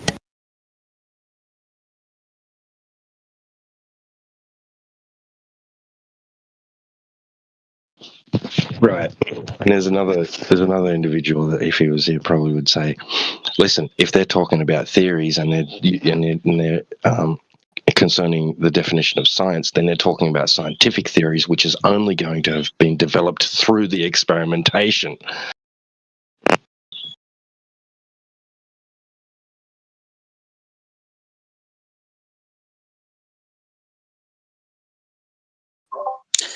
Yep. Scientific theories are based on hypotheses that have been completed through experimentation.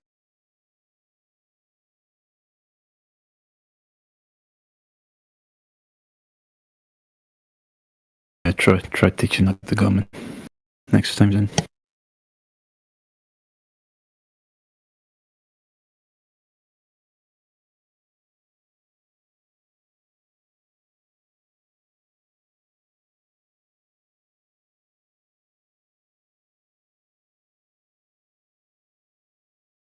I love that. That one astronaut in that interview that said, "Oh yeah, we shipped up 6 tons of science to the ISS." What? Dude, that's freaking hilarious. Like unintentional comedy gold. He says science about 50 times in 1 minute.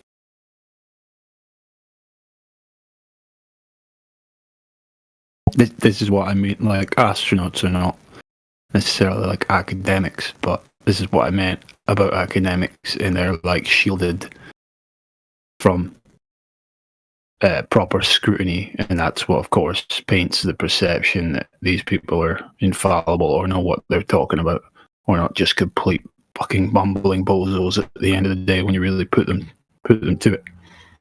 It's like someone said we shipped up. If you were interviewing that astronaut and he'd said we shipped up 6 tons of science, would you not follow up on that? You know, what do you mean by 6 tons of science?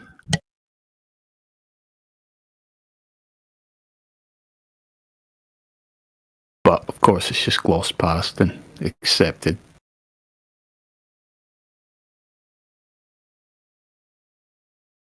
I mean, almost any follow-up question to that, any level of scrutiny would have showed that that astronaut was just mumbling shite.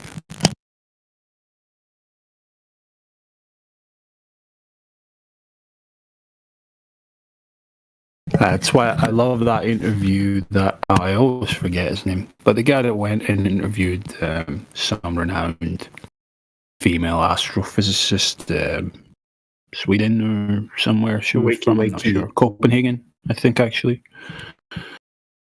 And do you know the one I'm talking about? Wakey. Yeah. Wakey, that's it, yeah. That is such a great video. Yeah, what a spiral. That was brilliant.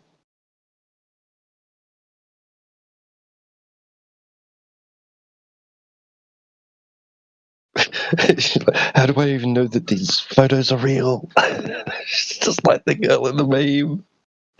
This is 23 billion light years away, right? It's like, oh, that's beautiful. This is 100 miles away. This mountain. As if. How do you know that's real? Like, well, did you guys say Grumman? Was he the one that spiraled? I think so. No, I missed it. Oh my goodness gracious. He did spiral, but we're talking about something different.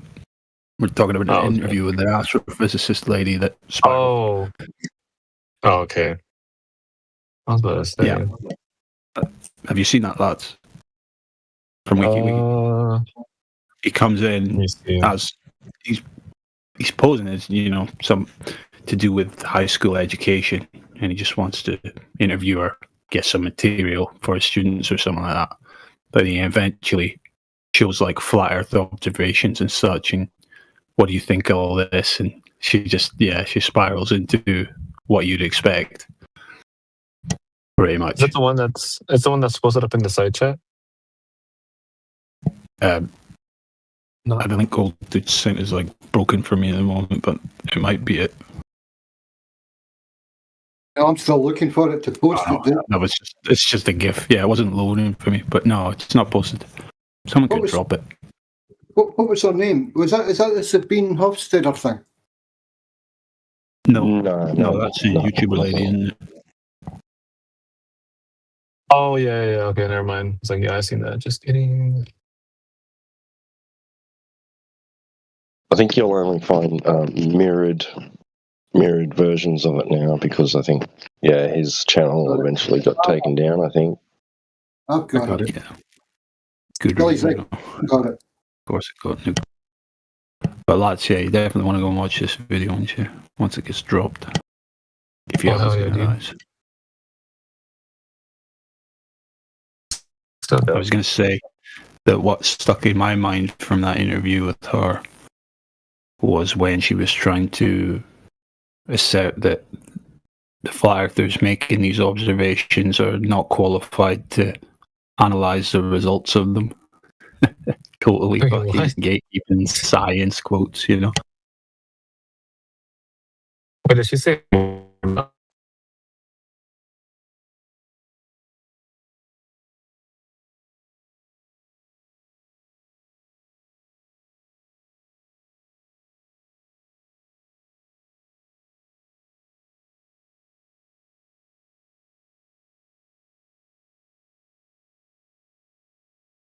You have to put that one on the bot, DJ.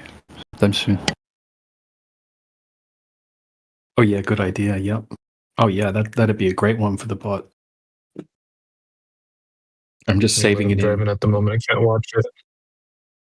Yeah, I can't remember if a lot of parts are like narrated in text. So I don't know if it needs a bit of editing to make it bot friendly.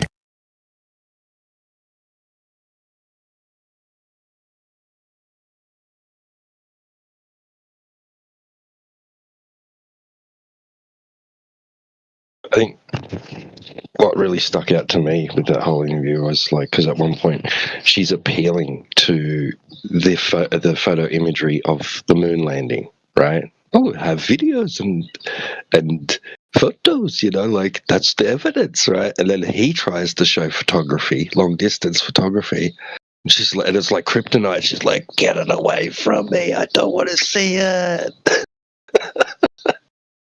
I just thought that was so hypocritical, man.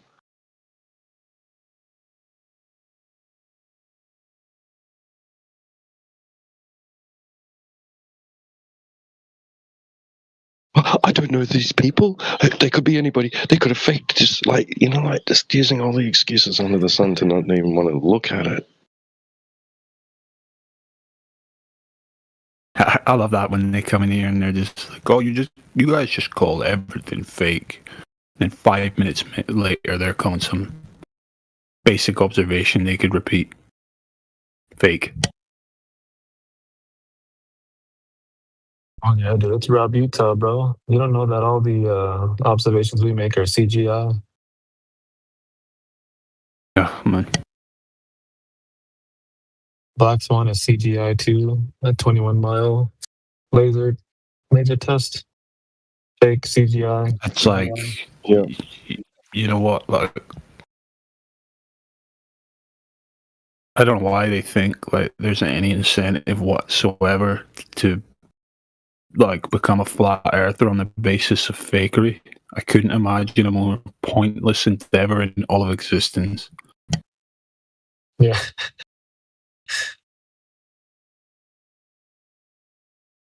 Rob Utah sat in here and DJ went through the 21 mile observation laser test over the Great Salt Lake in Utah, and he turned around and said, "He's deceiving you, brother." He reckons that so he initially so he says that he was at 21 miles away, but then he moves to more like 5 miles away. And then the imagery that he's eventually showing you is only from 5 miles away from a different location.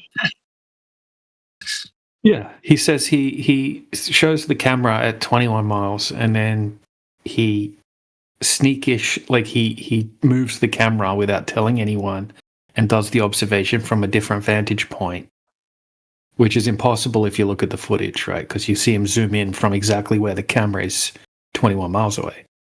And yeah, he's crazy. That guy's batshit crazy. I wonder why he hasn't been in here. He would get instantly banned if he came in here. Oh, really? Oh, he's like PD style. Yeah, I don't know. Maybe he lost his computer time at the institution. I don't know. Yeah, that's a big deal.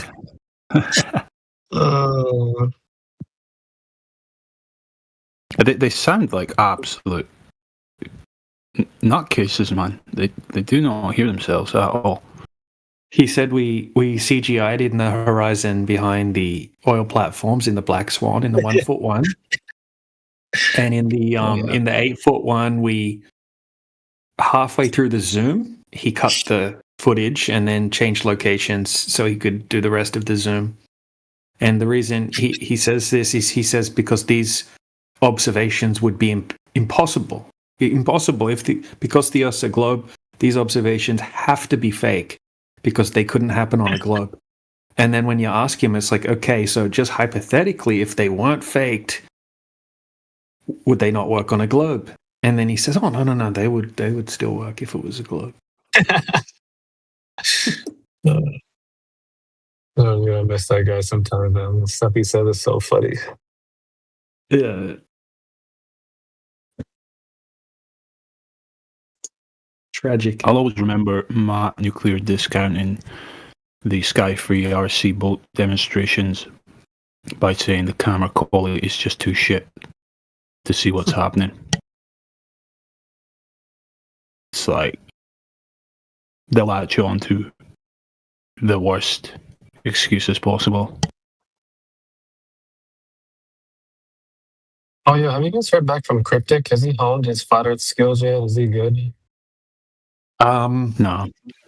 Yeah, he was in DMs with me the other day, and it was just all politics shit, basically. Oh, Never I was speaks about gonna fire. say, because if he wants somebody to practice with, we can have like a one-on-one between him and Rob Utah. See how he does. I'd be weary of him, to be honest. He was given very I'm writing an article vibes. Oh, I see. He's like, yeah, he was like sending Adam unsalted racist memes teasing white people and stuff like that. Oh. And then Adam banned him.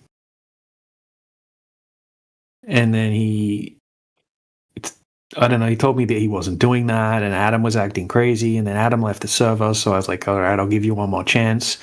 I'm like, don't mention anything that's off topic. And then I saw straight away he started like doing the same thing, so I just like straight up rebanned him. Screw that guy. Oh, damn. Yeah. He came in here the other day, comes in and says, oh, what are you guys talking about? And then leaves. But he's not interested in the topic, really. It's what it seems. Wow, yeah, because like last time I heard, he was like actually trying to get good at the argument. So yeah, damn, I'm like way off. Never mind. Just kidding. I've never heard him like that. He's kind of sus. Yeah, like he only Oh, sorry, talks go ahead. about economics and sociology. Well, never mind. Ignore what I said then. Just kidding.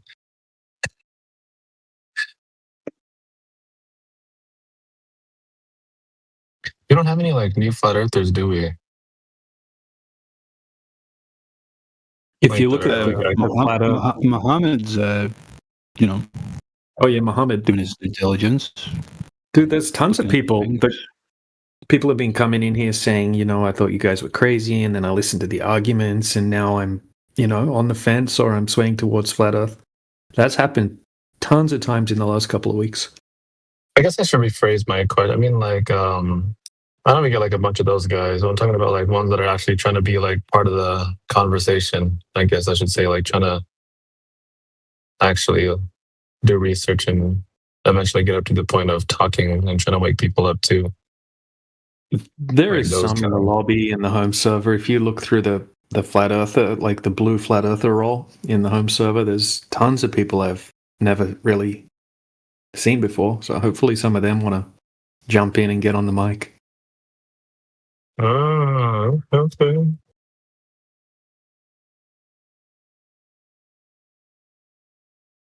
What happens? I thought all you guys were just unemployed old randoms. And I'm like, and we still couldn't be correct even if we were. I remember that was like the most exciting time for me when I got into this topic, was just trying to learn everything.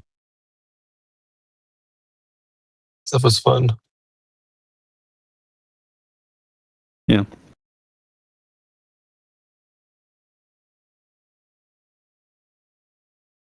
It's only the people that are really gonna like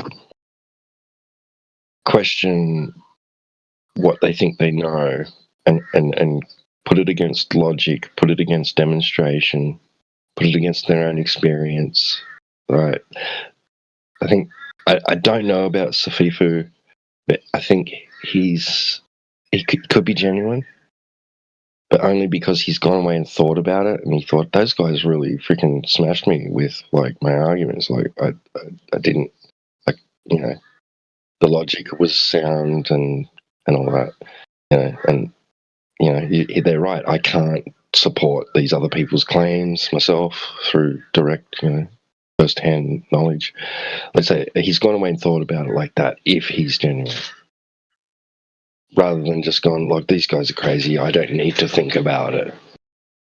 I can just rely on these, you know, on the authorities and trust them.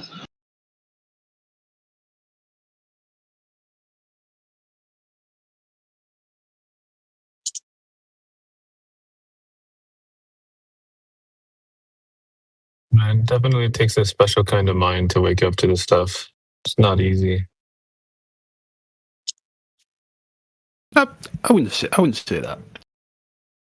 You I don't think like so? keeping this stuff like that. It just takes courage. It takes courage. A lot of courage. Yeah, I agree with that. it is pretty scary leaving the globe. You have like nothing There's hard to nothing follow. special fundamentally about being skeptical, like truly skeptical and approaching things critically. It's just scary, Kind of from what you discover. Depending on your upbringing, who you've been, the type of people you've been surrounded by most of your life, they may have bubbled you and shielded you, so if you ever do discover something, kind of the fall is harder, Yeah.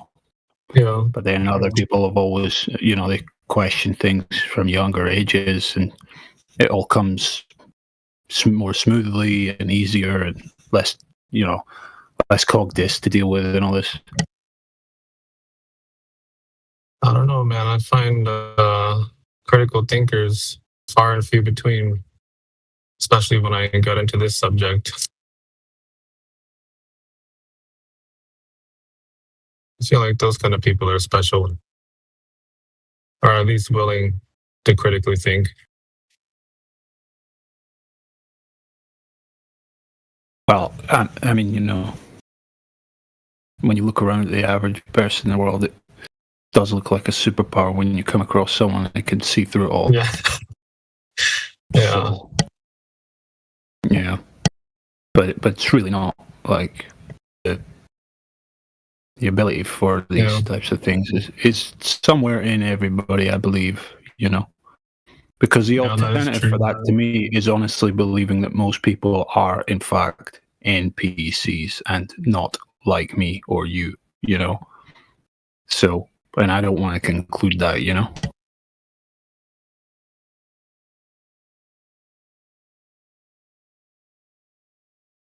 that they have no hope. They're designed completely to just be obedient factory worker type droids. You know what I mean? Like, I don't conclude that. But you think Rob Utah, McToon, FTFE all have hope? No, they're too far gone. I mean, they might. I mean, maybe. They've built, I don't know, man, their entire lives around their identities as, bootlickers. Rob Utah's just batshit crazy, and then when it comes to people like FTFE and McToon, this is their cash, this is their little cash cow. This is how they make their living. So yep.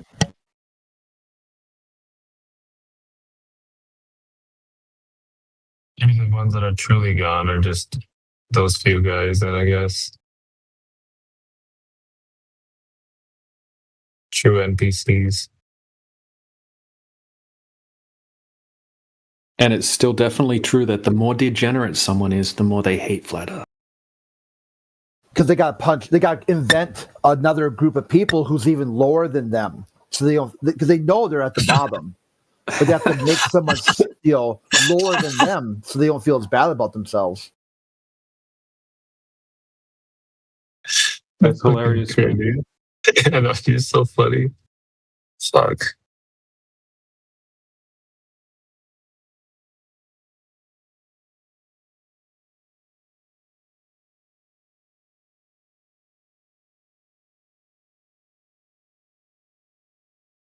But I wanted to speak to Mohammed. I don't know if he can get on voice, but he was typing, so he can at least hear me.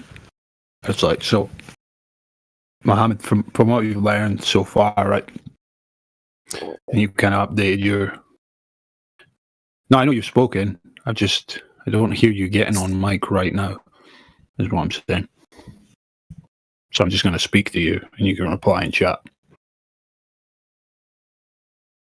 But I was just going to say, so from what you've learned so far, and like how your perceptions may have changed in whatever way, can you see now like how the mainstream media and basically the rest of society benefits from painting flat earthers as just, dumb people, to basically dissuade people from taking any time to interact with them, in a civilized way, a civilized, constructive way, because They just don't want you speaking to people like us because we have genuine things to say and genuine points to make. So that's why, of course, it's no surprise you originally came in here thinking we're all just unemployed bums, dumbasses, because that is the perception that is painted to dissuade.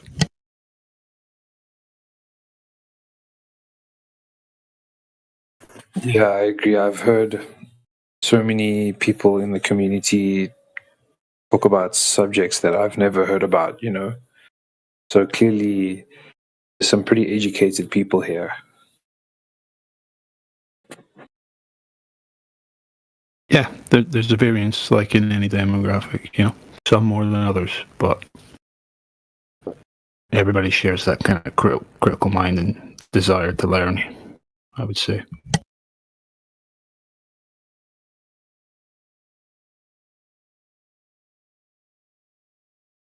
Just, once you notice that, what I was just describing, you have to really ask yourself, well, why are they doing this? Why are they dehumanizing this group of people? Why are they trying to push me as far away from them, or make me think that they're a total waste of my time to interact with, Why?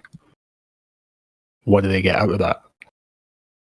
Well, what they get out of it, of course, is you never come and hear anything from the horse's mouth, and you certainly don't hear any genuine criticisms of the globe, and thus never investigate anything.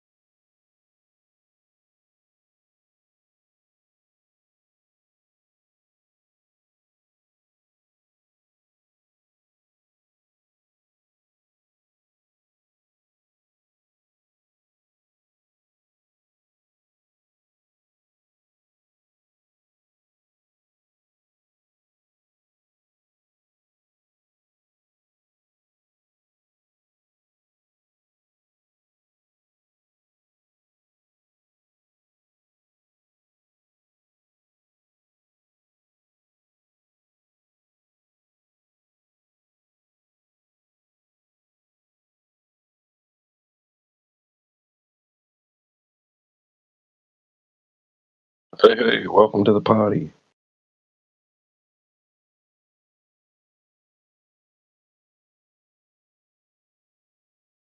What's up, guys?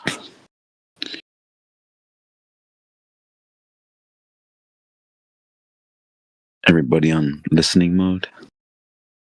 No, we're going over some of the last couple conversations of the day. I gotcha. I was watching football. I did want to share this with everybody, though. Earlier this morning, I was looking through videos on TikTok, and I don't know if you're familiar with the app, but while you're scrolling through your For You page, you could come across like someone's live, but you don't have to necessarily click on it and then join the room where they can see that you're in there. And while I was scrolling, I heard a voice, and I'm like, I know that voice. And it was Bob the Science Guy, but he had a different name. Oh, shit. And I heard him talking. I listened for like 10 minutes, but here's two things I want to point out. One, he admitted creating a flat earth argument just completely bogus, and people even made videos about it. And so he admitted to like throwing out disinformation. He was very proud of it. He was telling these other guys, they were like swinging from his nuts, like, oh, this guy knows something. And they were all like laughing and like, oh yeah, see, flat earthers are so stupid, they'll believe anything. And Bob, he was like literally saying how he's done this before. And then he goes, oh, I just got a really evil idea. He's like, I love it. He goes, I'm going to put out, I'm going to create a new source of like evidence for flat earth, but it'll be completely fabricated. And then he goes, I'll even make a YouTube video debunking that very said thing, which will give validity to it. And then flat earthers will they'll be like, oh, see, it must be true because he's debunking it. Like, dude, this guy is such a piece of shit. Like, and he's telling these guys on TikTok, and then they're like, DM me. Then one guy goes, oh yeah, you know, the new cameras, the new Nico cameras, they have like a sensor in them, and there's like these altimeters in them. I forgot what all he was saying. He goes, like, maybe we should like say that, you know, this is what this is what hides or what creates the curve.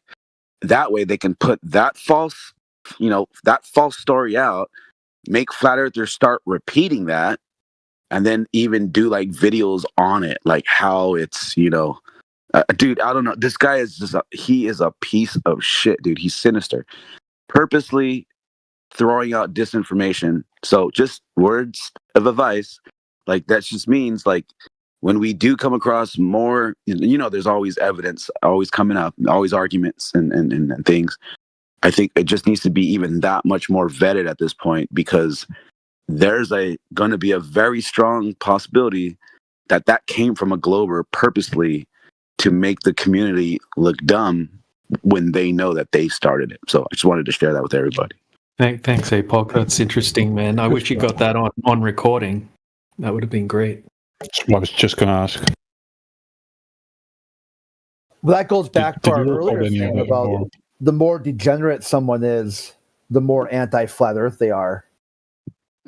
Yeah. All you got to do is just look into what that guy's been into. I mean, there's court cases.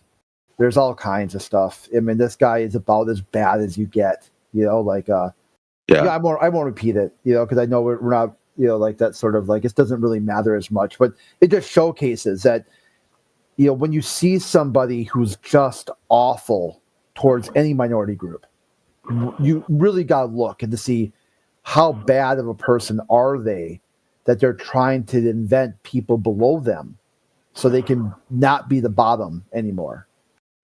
Right. Well, I think just let your imagination fill in, or you can just, I mean, everyone knows who this guy's name is. You go to his YouTube channel, he says who he is.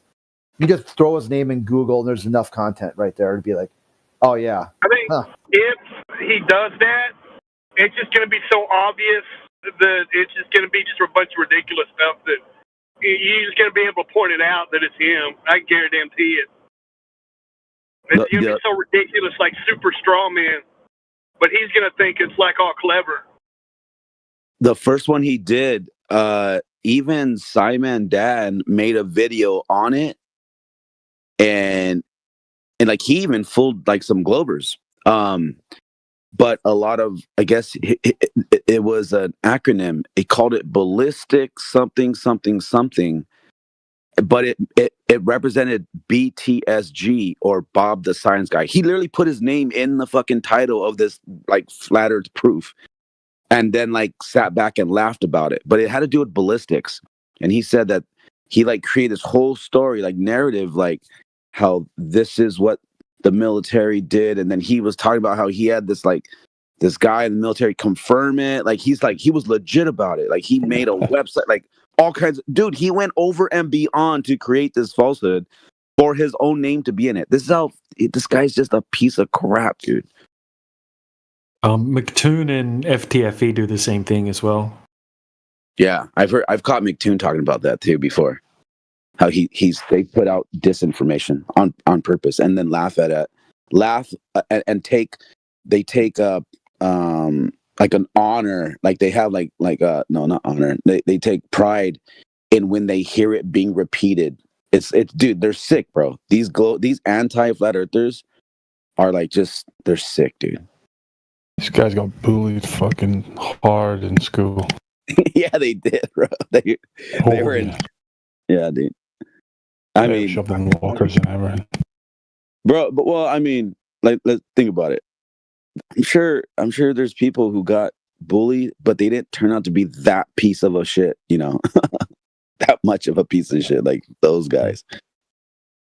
But yeah, no, I remember hearing about like cops do that. A lot of cops that were bullied when they were little, they become cops. Or well, I'm sorry, kids that were bullied when they're little, they'll become a cop, and then they'll take out like that. They'll abuse their power because you know, I've heard about that before. Yeah. Well, I mean, like we've all seen like FTFE. He's not a manly looking man, you know. So he wasn't bestowed with strength in his genetics, but what he knows, but he doesn't want everyone else to realize, is he wasn't bestowed with intelligence either. And you know, for sure, that sucks. But it's the reality, you know. But they do what they do, what you're describing, all this stuff, you know, to avoid that. Which is it's dumb because, you know, instead of actually putting in the effort to actually be an intelligent person, which you can do, they just do all this underhanded, just horrible shit, you know. Yeah. Yeah, dude. Like, there's a lot of really sketchy people. Like, have you guys seen this guy? I just posted the video. This guy Ozian, guy on the right. Hey, isn't he in prison right now? Didn't that guy go to prison? Yeah. He got busted on one of those like stings to catch a predator type stings.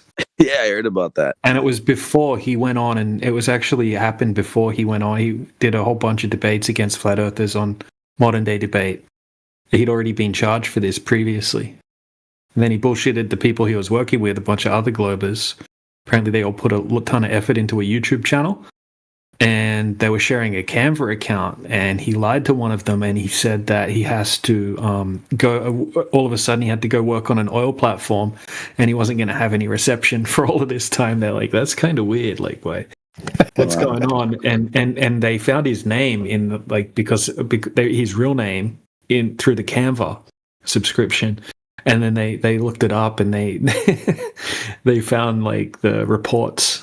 They didn't just like release his full name or anything, but yeah, like his own team had to call him out because they didn't want to become part of it or become liable or anything like that, or associated with someone like that. Right. Yeah. Some seriously creepy people on the anti-flat Earth side. Yeah, for sure. It's just the standard of person is much more common than we think it is, and it's littered through our institutions. I mean, they're obviously all in politics, right? But in academia too, all this, you know. Yeah, dude. Even Professor Phil, like he puts up like pentagrams and things like that in his YouTube videos.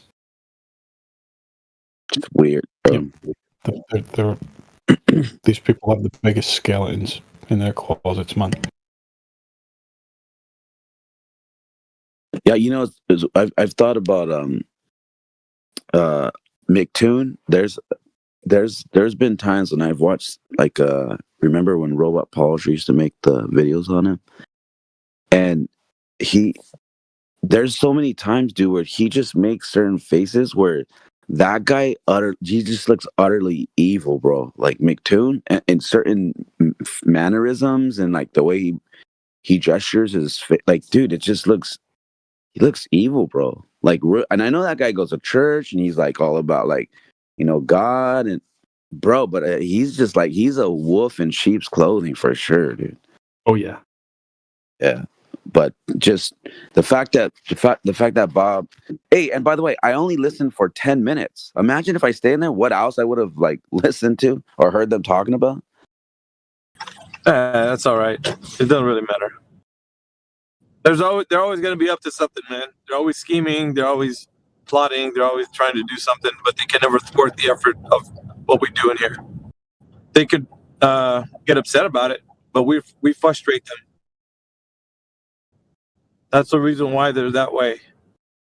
They take massive L's when they come near us, and so long as we keep our arguments, cleaned up, and where they're not sloppy and all that, then we have nothing to worry about. So they can come up with all kinds of different gimmicks, but they'll never pass the standard that we have for them. And that's telling the truth. Right. We have a newcomer that wants to defend the globe, I imagine. Yatri, open up your mic and speak to us.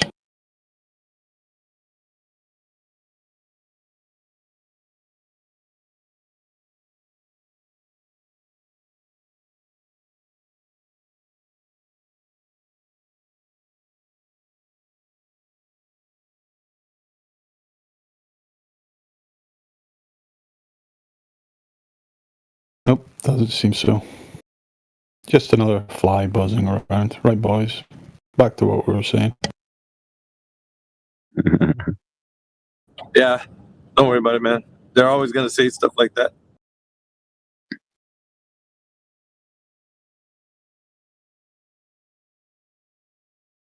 I mean, it's flat, right? Well, what else is it? Right. Just remember, if you ever hear someone bring that up, that's where it came from. I literally heard them plotting and scheming in their thing. So if you ever hear someone talking about the cameras, and that's how that the lens is creating the curve. How did he say it? That the company purposely made the lens to where it will make the Earth curve because they're hiding flat Earth. I think that's the way they averted it. And then he's like, "We're gonna put that out there." He said he's gonna make a website, and dude, that guy's crazy, bro. He's crazy. Yeah, anytime they want to invoke a conspiracy theory, it came from the globe side. What's he gonna make it, Buck? Like a completely fake, like Nikon website? Well, no, think about it, because that's the same thing that Fight the Flat Earth fell for. The camera could zoom in on the moon and see craters and shit. He said, look at this new camera. I can use it as a telescope and prove the Earth is a globe because it can zoom in onto the moon and you can spot the lunar lander and all kinds of crap. Then later it turned out that it was just a software render. At some point, it just displayed a picture of the moon. And people were like demonstrating this because like a white dot on the wall, like down the hall, like or on the door or something like that. Like zoom into a dot and bang, at some point the camera, the software was like, oh, that must be the moon they're zooming in on. Here it is. Mm-hmm. So that's why they have to do that, because they themselves have been completely fooled by end user type display settings. Them images of the ISS supposedly translating that they're extremely zoomed in, and it's pretty much pixelated. I'm highly skeptical of them when they're presented.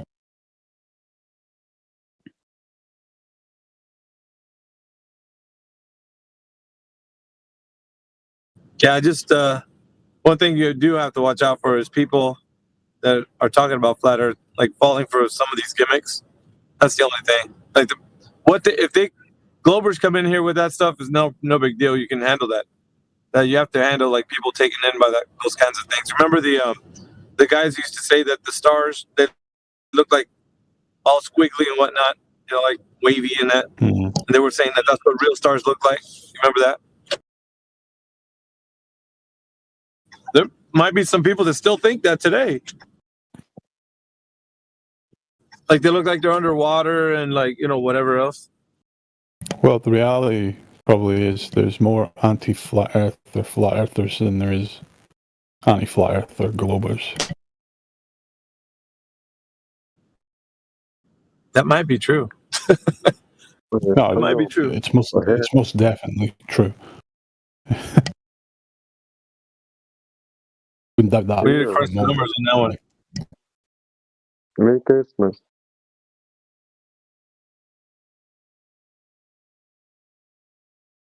Oh.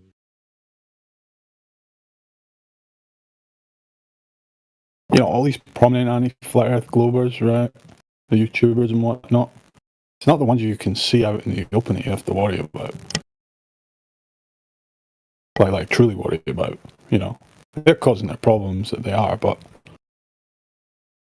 on the back end, the thousands of squishy brain flat earthers on TikTok putting out content every day talking about domes and fucking ice walls and highly anecdotal claims and all this shit. They're the real problem.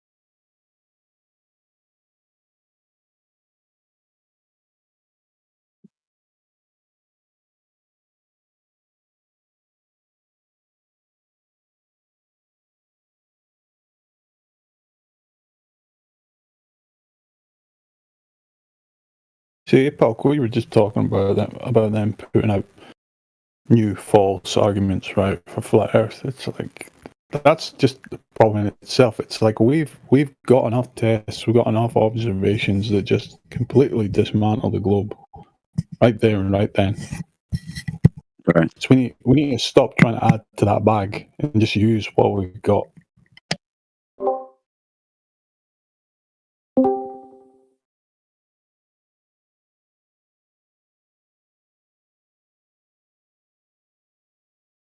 It's fine if they do that because now it also answers the question why they would lie. Right. It showcases that they're willing to lie for no reason whatsoever.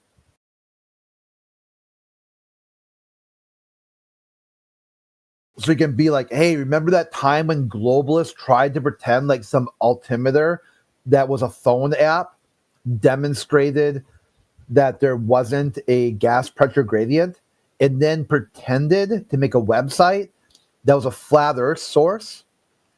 Remember when they did that? Now why did they do that? Why would they lie? Now you know why. Yeah.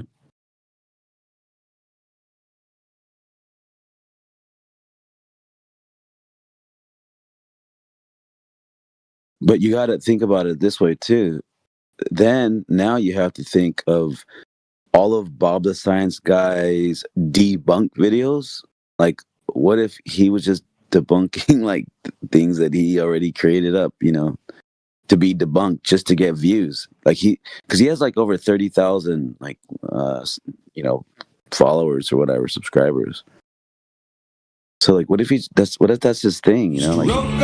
Lick my, suck my cock. It's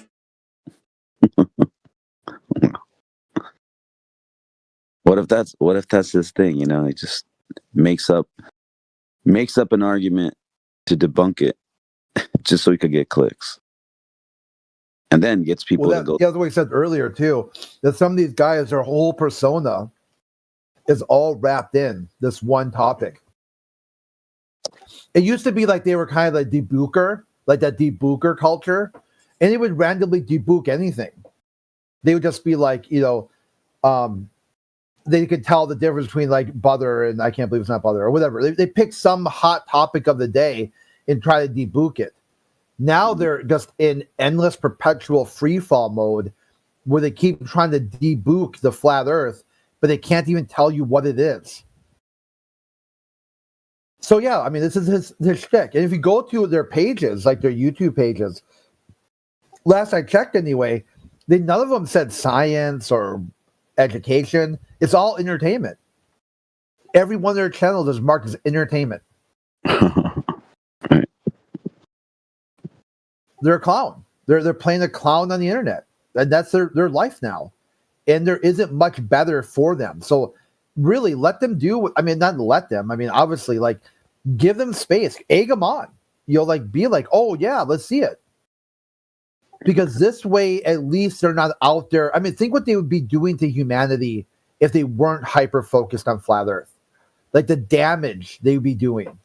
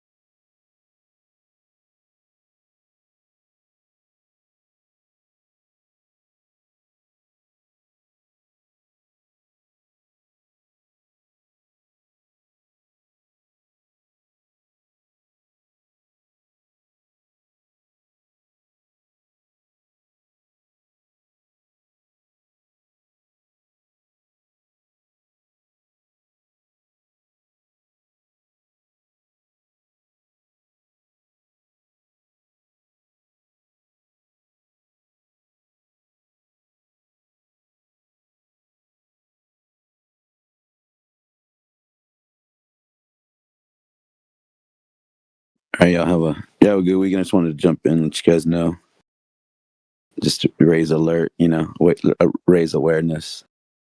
You guys have a good weekend. Fish for that APOC. Have a good one too, man.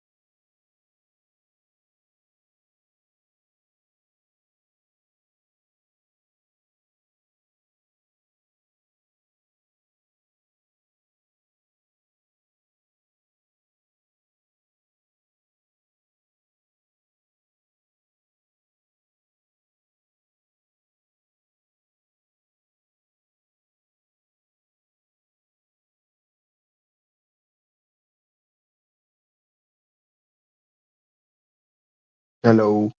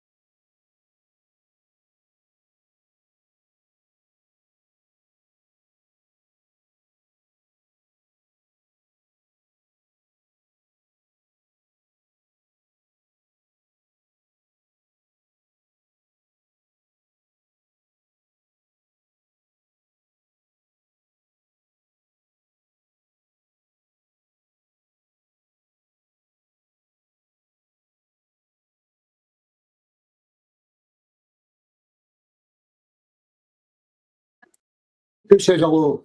Was that Bombay?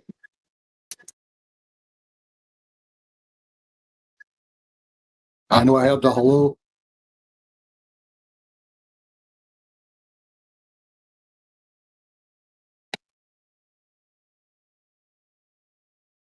I think he said hello and then just dropped straight away. I got a little chuckle of the guy who played like a pornography, weird, re-lyric. Like, was it Jingle Bells? That was kind of funny. I mean, if you're going to troll, do something like that. You know, make it funny at least.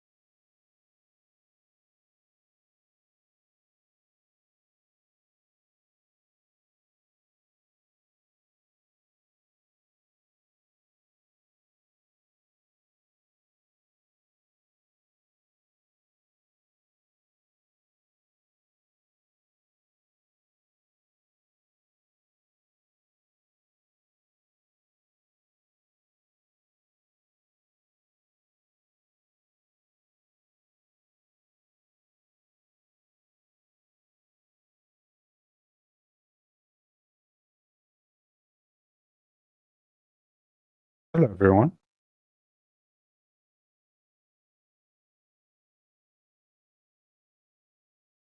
Hello. I don't know who dropped in. I didn't see. Hello. Will, how's it going, mate? I'm doing good. Doing good. What about you, mate? Yeah. Sunday morning. Can't complain. Oh, all right. That's good. That's good. That's good. What brings you to this channel? Oh no. I wanted to hear something weird, so I just came, but no one was talking. That was Something it. weird. I'll tell you something weird. People believe that the Earth is a ball. Damn. Would you believe that? It's crazy. I couldn't. That's crazy. Well, the crazy bit is, it's not that they believe it. People can believe whatever they like. I've got no problems with that. The bit that gets me is there's no measured curvature, and they believe it's a ball. That's the bit that gets me. Like, if it was measured to be curved, I'd go, yeah, it's a ball. Or some other rounded shape. But, yeah, there's no measured curvature. So how's that for crazy? Crazy. So, how a flat Earth works? Can you tell me? How it works? Well, there's no curvature, so it's flat. Actually, it's just planar. There's topography, so there's hills and valleys and all sorts of stuff. We're not saying it's flat like a billiard table. Some people seem to have this idea in their head that when we say flat, everything is like your kitchen table. Which is, yeah, I don't know why they do that. Oh, I remember one time I read, I think it was like, years ago on Facebook, the flat earthers believe Australia is not real. Is that true? Considering my accent, mate, where do you think I'm from? I don't know, mate. I could consider a lot of places, but Really? I'm not here to judge where a person is from the accent. I mean, could you identify where I'm from my accent?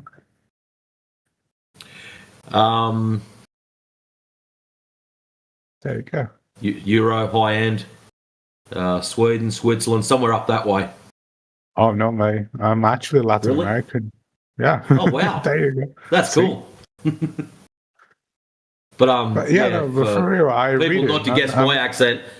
Like normally, I get Kiwi, British, or Australian. So it's like, wow. For me, definitely New Zealand or Australian, but British no. Like I can see the Australian or New Zealand in you, I suppose. I spoke with too many British people. That's the thing. Ah, excellent. Yeah. It makes it easy to pick. Like a lot of people are just like, there's a couple of English fellas in here, British fellas in here, and they get accused of being Australian, which is weird. No, we don't even sound alike. I don't think we even sound alike. We speak English. That's about it.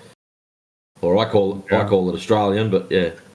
Think on the bright side, you're not being mistaken by an American. That's good. That's the. Ooh. That'll wind a few of them up. Nah, but as far as the flat earthers thinking Australia doesn't exist, it sort of makes it hard when there's quite a few FE guys that live there. Yeah. It was like a really weird thing, It was just like by chance. It was like years ago. I saw like there's a flat Earth group, and then I just entered just to see what's going on. And then people were like debating about if Australia exists, and they were talking Which group about. was it? I don't remember, mate. It was like I think it was Flat like Earth 10 years ago. Society? Yeah, something like that. Yeah, something like that. Okay. Flat Earth Society are globers posing as flat earthers to put forward straw man stupidity. So years ago, one of the ones was you can't go to Antarctica because of the penguins with laser eyes. Yeah, that's the level of stupid they put forward.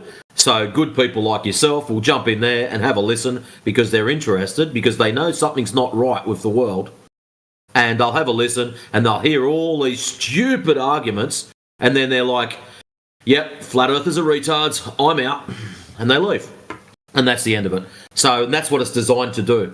That group was put forward for that specific purpose, to just put forward stupidity, so people will go, these guys are clowns, we're out, and they leave. There was like this thing and also something else. What was that? Australia doesn't exist. Oh, and also the people that say that from Australia, they are like actors. That's people are talking. I'm not an actor.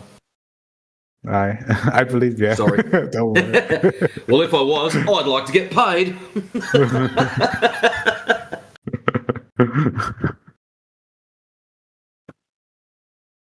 And if I am an actor, where am I from? Oh, so many options.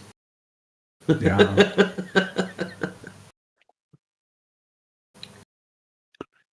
But that's those groups are they do that deliberately so people will join them, wondering what's going on. And because they were at the time one of the top search, like when you punch in flat Earth into the search engine, they were one of the top things that come up. So you get dumped into this place and find out that they've come forward with all these stupid ideas. And then, like I said, most people just go, nah, this is absolutely crazy. I'm out of here. And because it is, that's what it's just horrible. I see. Oh, it is what it is. It's life, life.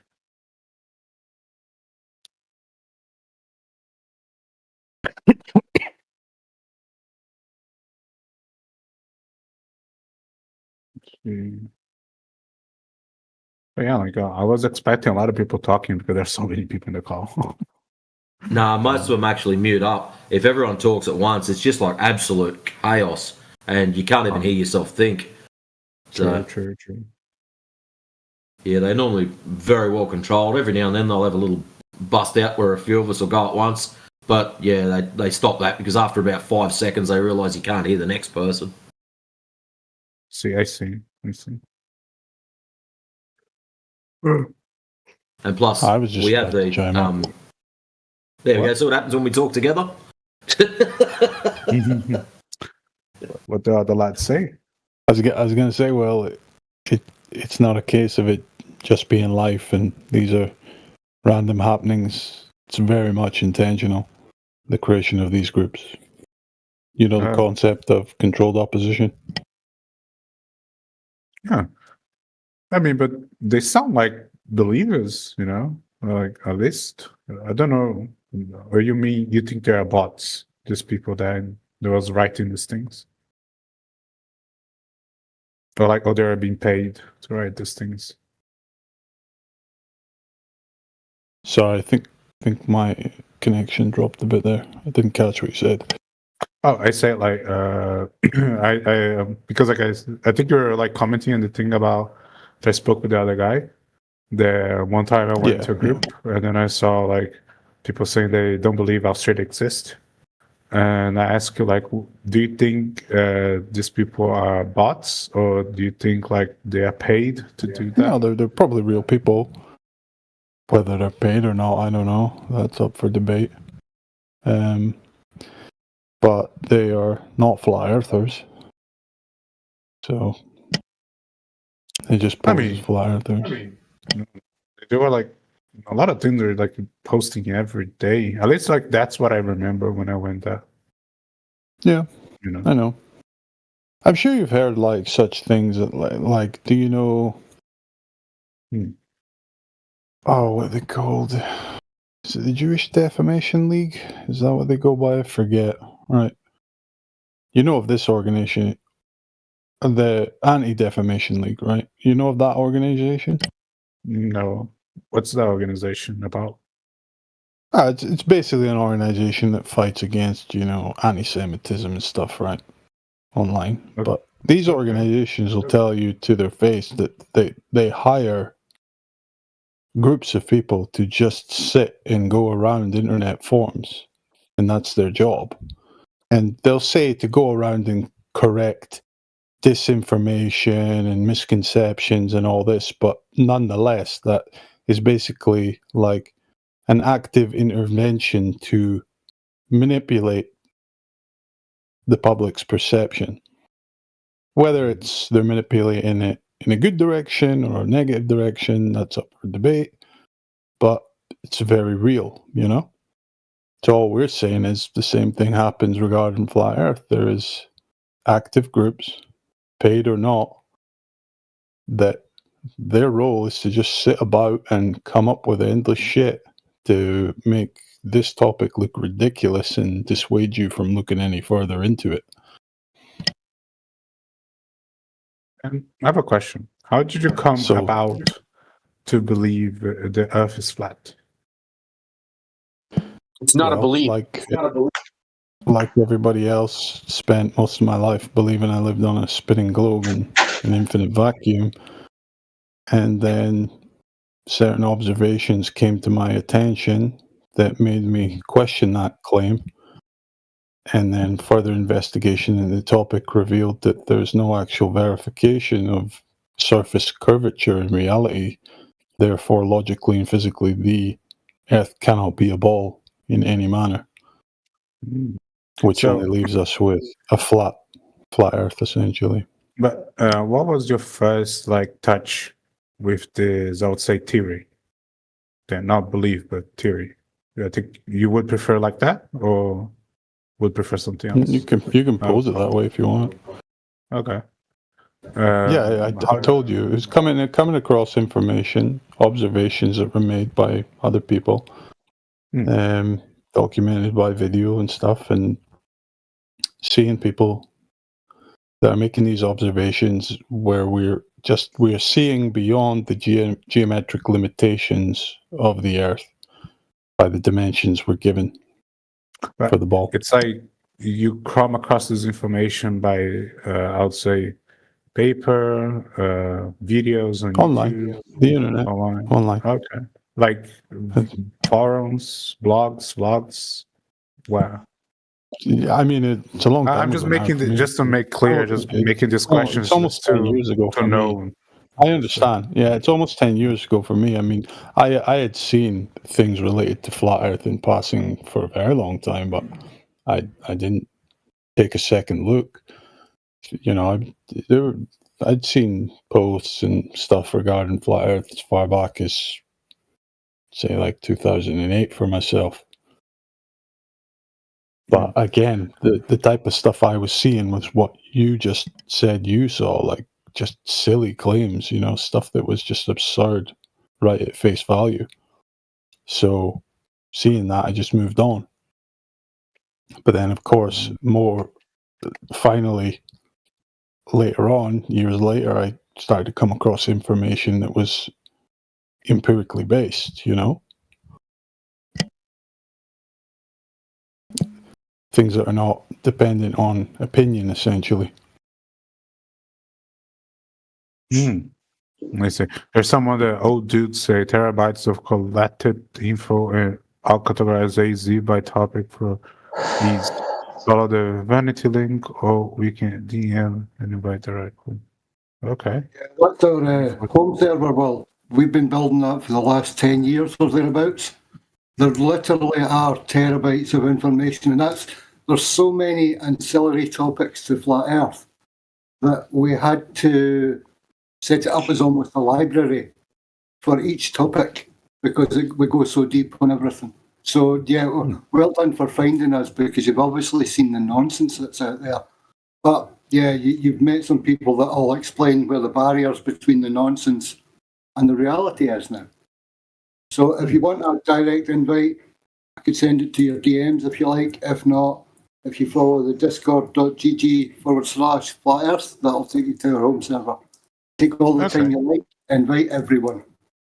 Can you send me the invite if it's possible? Yes, sir. Yeah, will do. Yeah. Thank you. I have a question.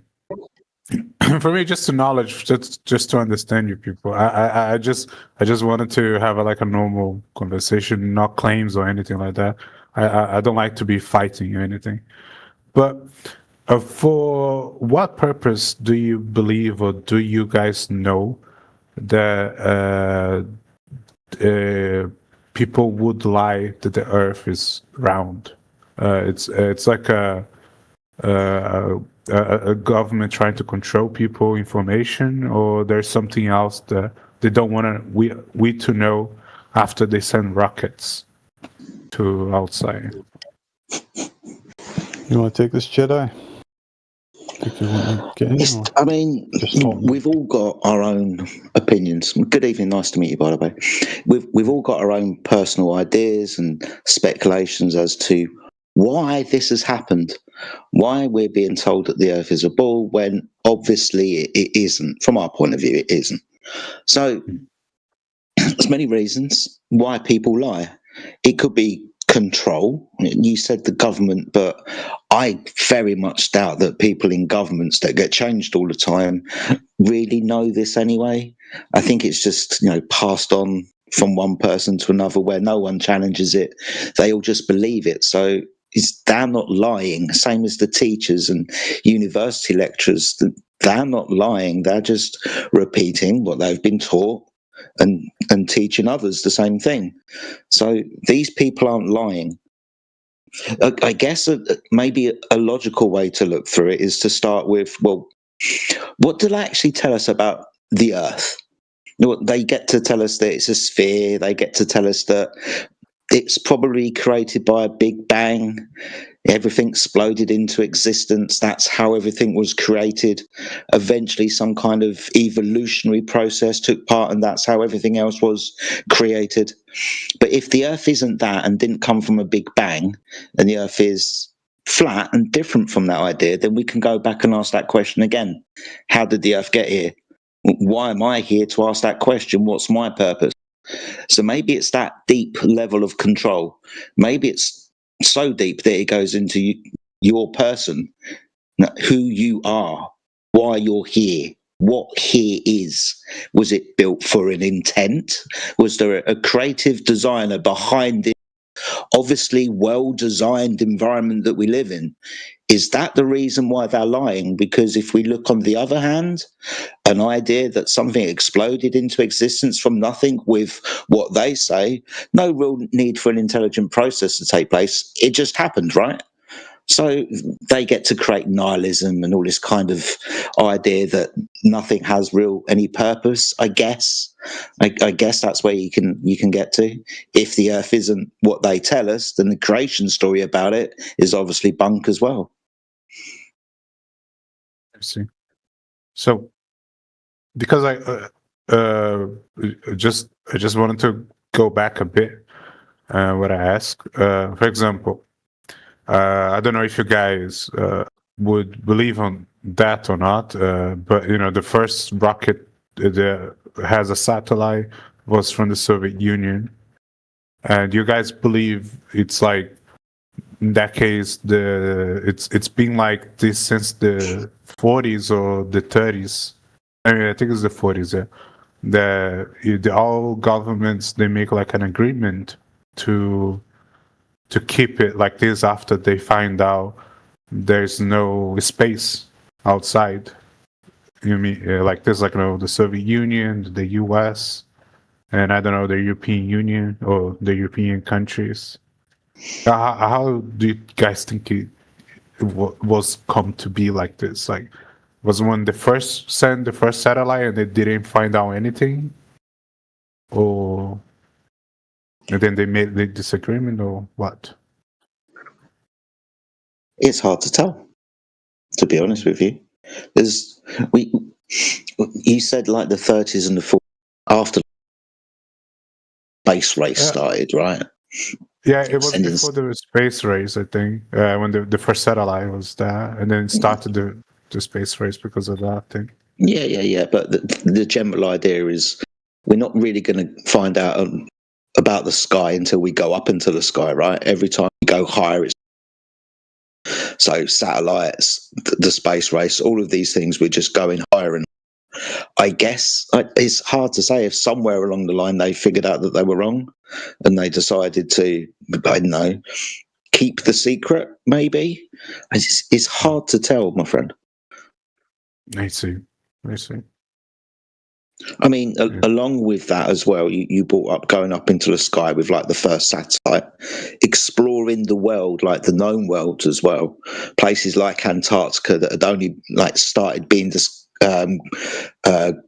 discovered in like the 1800s or 1700s, whenever these places got locked down really quickly around the time of the Second World War, or just after. Right, up high is international laws is what I'm talking about. So military space up high and areas of lands that you need permission to go to, like within or beyond the Arctic and Antarctic circles, for example. So all countries primarily agreed to things like the Antarctic Treaty. It's somewhere around the 50s, I believe. There was like 12 original signatories, and there's much more today. But we're told, and they probably all believe as well, that this area is, protected for ecological reasons. So plausible reasons why you would lock down areas and not want people traipsing through it and dumping their trash everywhere. So you can go back into points in history where the narrative seems to have changed. You can go back to ancient China, so again, around the 1800s, where Westerners were starting to go over there and communicate with the dynasties over there, to use a loose term. And it was the Westerners, the Catholics, the Jesuit priests, who taught them the idea that the Earth was a sphere. So the idea goes a long way back. Up until modern days is probably the time when they figured out one way or another. I would have thought so. I see. Oh, I see. But like, I do understood the information you gave. The thing I also want to ask, like, what do you guys believe or think that is like in Antarctica? Like, it's a big wall, or it's like the end of the no universe, or something like that? Just think it's a load of ice in the middle of the Antarctic. I don't think it's a wall around the world. I don't think anybody, in actual fact, I know nobody in this channel, no real flat earther, makes a claim that Antarctica is a real ice world. That's another one of those propaganda claims. It's a straw man, right? It's an easily debunkable idea. So again, when people talk about the Flat Earth Society or look at Flat Earth online, they usually see some kind of map which portrays a sort of disc maybe, and Antarctica is the circle of ice containing everything. Yeah, no one thinks that that's what the Earth is, my friend. We don't know what the Earth looks like from an outside perspective. Our claim is we measure the surface of water to be horizontal. Therefore, the Earth can't be a sphere. We don't know the extremities of our reality. We don't know what happens when you dig far enough down. We don't know what happens when you go far enough up into the sky. And we haven't been everywhere to know what the entirety of reality looks like. Okay. So you guys believe there's like something after Antarctica? And Antarctica is now ice place. It's like... Yeah, Antarctica, we're told, you go there, it's icy. I mean, I'll concede it's a continent in water, right? How far the waters of the world go on and what contains those waters, I've no idea. But I don't think it's any landmass that we know about, if it was to exist. I see. Okay. Got it. Well, thanks for the chat. Thanks for the explanations. And have a guys a nice day. And I gotta go. So see ya. You too, Will. Bye. See ya, mate. See ya. Take care.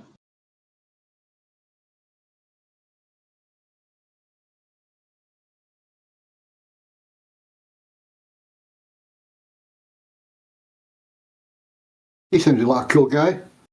It's so nice to get a normal conversation when someone's just coming into the room to find out what we're all about, eh? Yeah.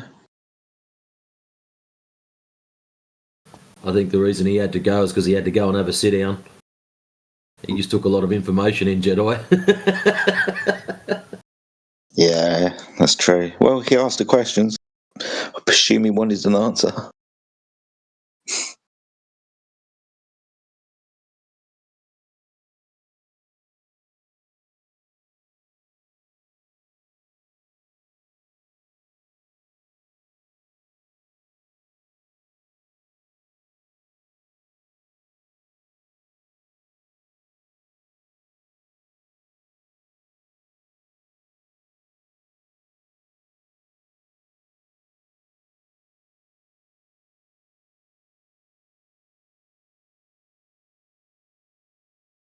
I see the boss has arrived. How's your day, Cyclone? Oh shit, everybody looked busy and intelligent.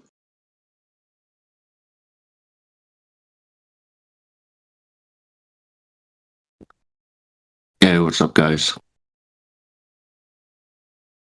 Standards. Really Expectations. Yeah, I was wondering where everyone was today. You're slacking. Yeah, it was a bit quiet earlier on. I didn't see anybody around, so I didn't come in. And then people started arriving, so I jumped in. It was about maybe 3 hours ago, 4 hours ago. Yeah, it's that Thanksgiving weekend, isn't it? Of course, yeah.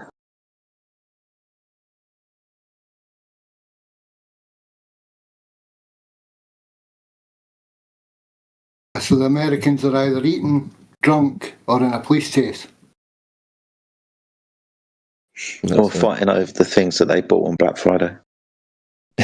Yeah. Demanding that they think they're Throwing free. hands in Walmart over Pokemon cards.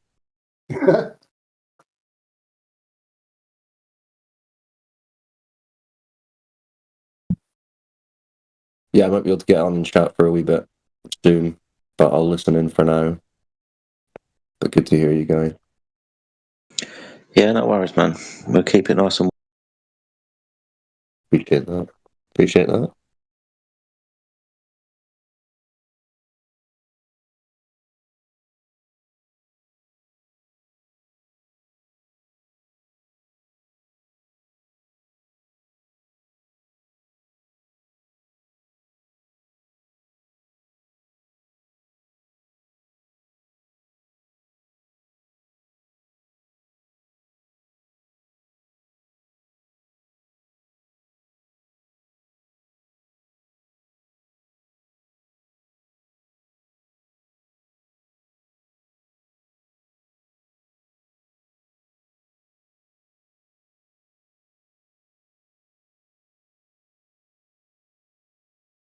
Oh, off the Rector's back.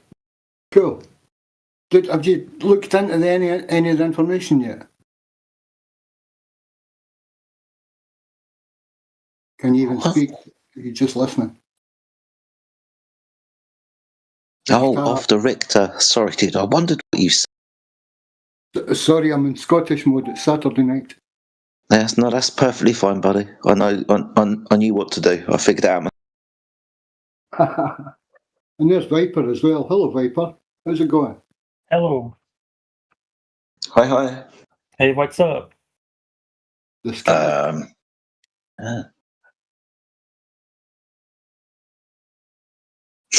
are you?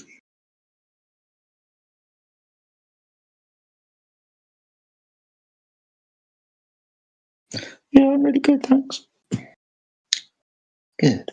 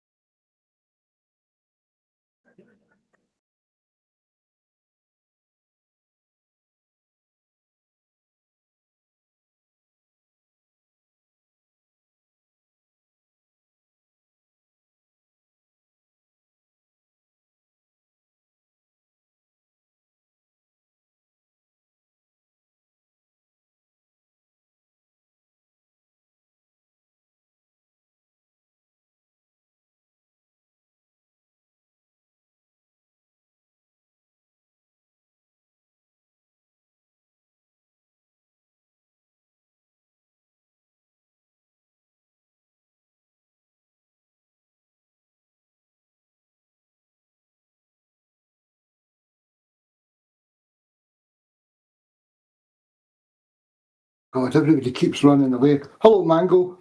How's it going? And Boba. Hello, Boba.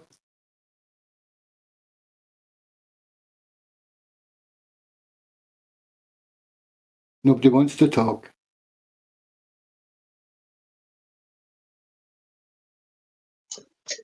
Hello. Hello. How are you?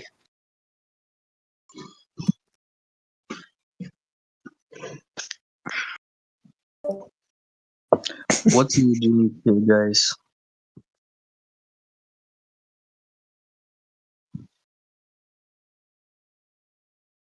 Pardon? Can you say that again? What are you doing here? We're talking about the Earth. About what? The Earth, where we live. The planet Earth. If it's a planet. Do you think the Earth's a planet? You talk about that it's a flat Earth? Yes. Why do you think so? Because it's measured flat. What do you mean about that? How it is measured flat? You know what horizontal is, right? Yeah. Cool. So water is horizontal on the surface. We measure it to be horizontal. 70% of the surface of the Earth is water. So the Earth is measured horizontal on the surface. Oh. Well, I actually can discuss on that question. To be honest, I just entered this channel, so I just I just practice my talking in English. You know, that's perfectly fine. We welcome you to practice your English. But there are many people who know. What did you say? I said we welcome you to practice your English. Oh, thank you. Where are you from? So I'm from Belarus. Oh, wow, welcome. And where are you from? I'm from England. Oh, cool. Is it like always in this chat, like many people and no one talks except you? No, sometimes there's many people and everybody talks. It's just quiet at the moment. Sometimes this place can be very exciting. Oh, gotcha. So I don't know. Can you speak on the flat Earth? What do you think about it? Well, like I said, I think the Earth's flat because water's horizontal on the surface. We also say that the Earth isn't moving, so not spinning around, not going around the sun. The Earth is flat underneath the sky. So the sun, the moon, the stars, the clouds are all up above the Earth. The Earth is stationary, and the sun, moon, and stars, they are the things that move. They are the things that cause day and night. They are the things that cause seasons. The Earth is stationary underneath their movement. So really, that's all there is to say. The Earth is flat and stationary. And why you're interested in that question? I don't think it's important in our life. I wasn't interested at all until about 10 years ago. I'm nearly 50 now, so around when I turned 50. I'd seen it, I thought it was silly, but then it became interesting. I saw some things that I didn't think you should ever see. And yeah, 10 years later, it's a very interesting subject. But you're right, it doesn't seem interesting when you first come across a subject. It doesn't seem important, doesn't even seem possible. But when you discover the truth about our reality and what that means for you, then yes, really, really important. What was the purpose of that you have become interested in that? What's the purpose? Not purpose, reason. What was the reason? What was the reason why I became interested? Yeah. Okay. So, God, this is 10 years ago. Well, we're told that the Earth curves, right? And we're told that we shouldn't be able to see things like boats and buildings over the surface of the Earth, like out to sea. So I was watching YouTube one day, and like I said, I'd seen Flat Earth before, and I hadn't paid attention to it. I thought it was ridiculous. But the video I was watching was about Flat Earth, but it wasn't in the title, and I didn't realise. And they were showing what we call long distance observations, taking high powered cameras and telescopes to the beach and seeing how far we can actually see.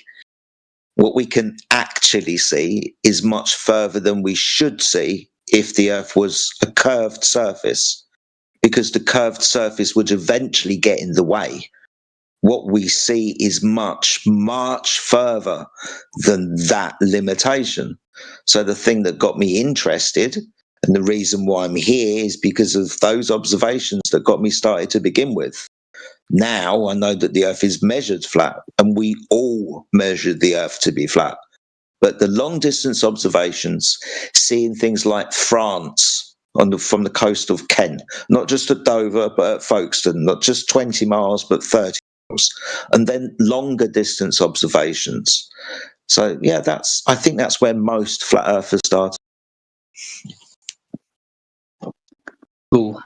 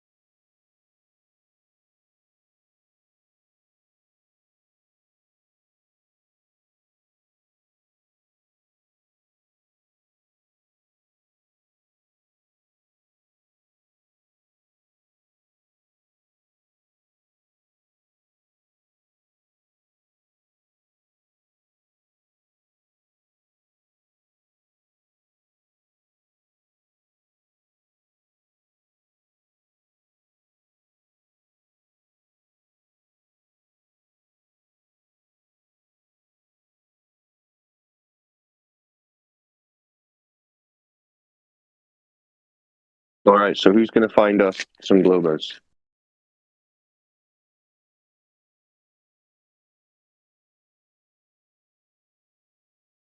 We're putting on a bounty.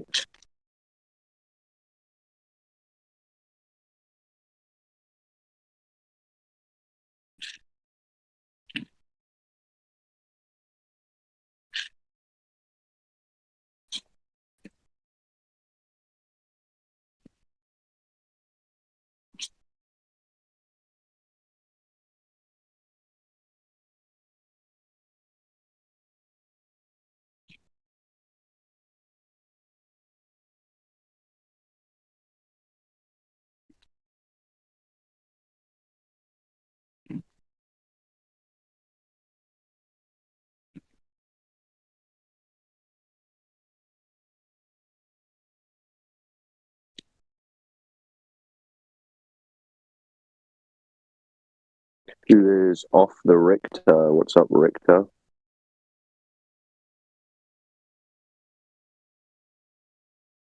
A little Star Wars profile picture there. Very nice.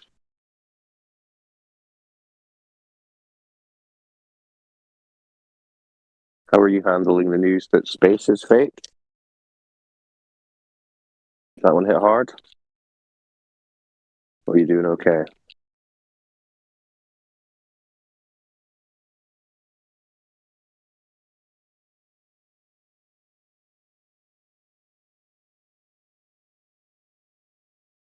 We understand that can be a lot for people. Figuring out there's no space can be quite a lot.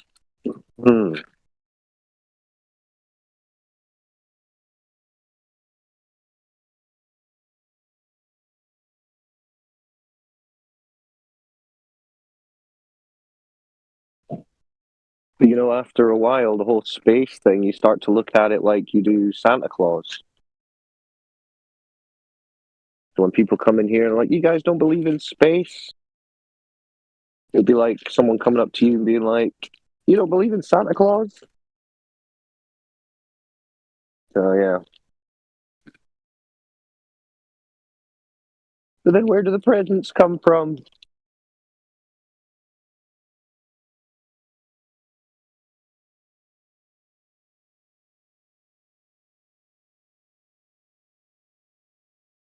Bin Laden, what are you doing here?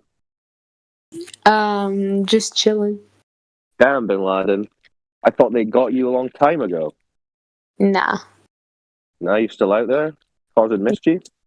Yep. Well, good for you. What brings you to the Flat Earth channel, Bin Laden? I don't know. You don't know? Yeah. You just find yourself stumbling around the internet, not knowing where you're going? Like some kind of internet drunk? Absolutely. Okay, fair enough. Well, can I suggest to you that since you've found your way here, and that's good fortune for you, by the way, that you have a conversation with us about the Earth? Yeah, why not? Yeah, why not? Why not indeed? So what do you think the Earth is? Flat. You think the Earth is flat? Yeah. You don't think it's a spinning ball? No, Okay, why do you think it's flat? because the ground is flat. The ground is flat? Okay. How do you know that? Because I walk on the ground. Yeah, and but it's what if flat. it's just such a big ball that it seems flat? Oh. No. Well, that's what they say at school, isn't it? Didn't they teach you in school that you live on a very big ball that looks flat? I didn't go to school. You didn't go to school? No, Why not? I just didn't go. All right. Are You got no education. You guys seriously talking about flat Earth? Yeah. Like that's the Flat Earth. topic? Yeah, flat Earth. 24/7. Oh, I see. Okay, that's interesting. Yeah, we're just pointing out that the Earth is not a globe, 24 hours a day, and collecting what do you people's think? meltdowns. What do you think? Oh yeah, I'm the same. I know that the Earth is not a ball, that it's observed, measured, and practically used as flat. Bodies of water measure flat. Do you think Our it's everyday spherical experience. or not? Spherical? No. It can't be flat and spherical.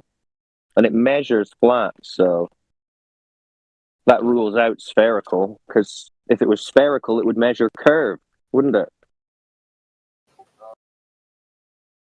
I know you didn't go to school, but you know that a sphere has a curved surface, right? Come again? I said, I know you didn't go to school, but you know that a sphere, a ball, has a curved surface, right? Yeah. Yeah. Well, Earth doesn't. So whatever Earth is, can't be that. Okay. Understand? Hmm. Because think about this. Have you ever heard of anyone who's measured curvature of the Earth? No.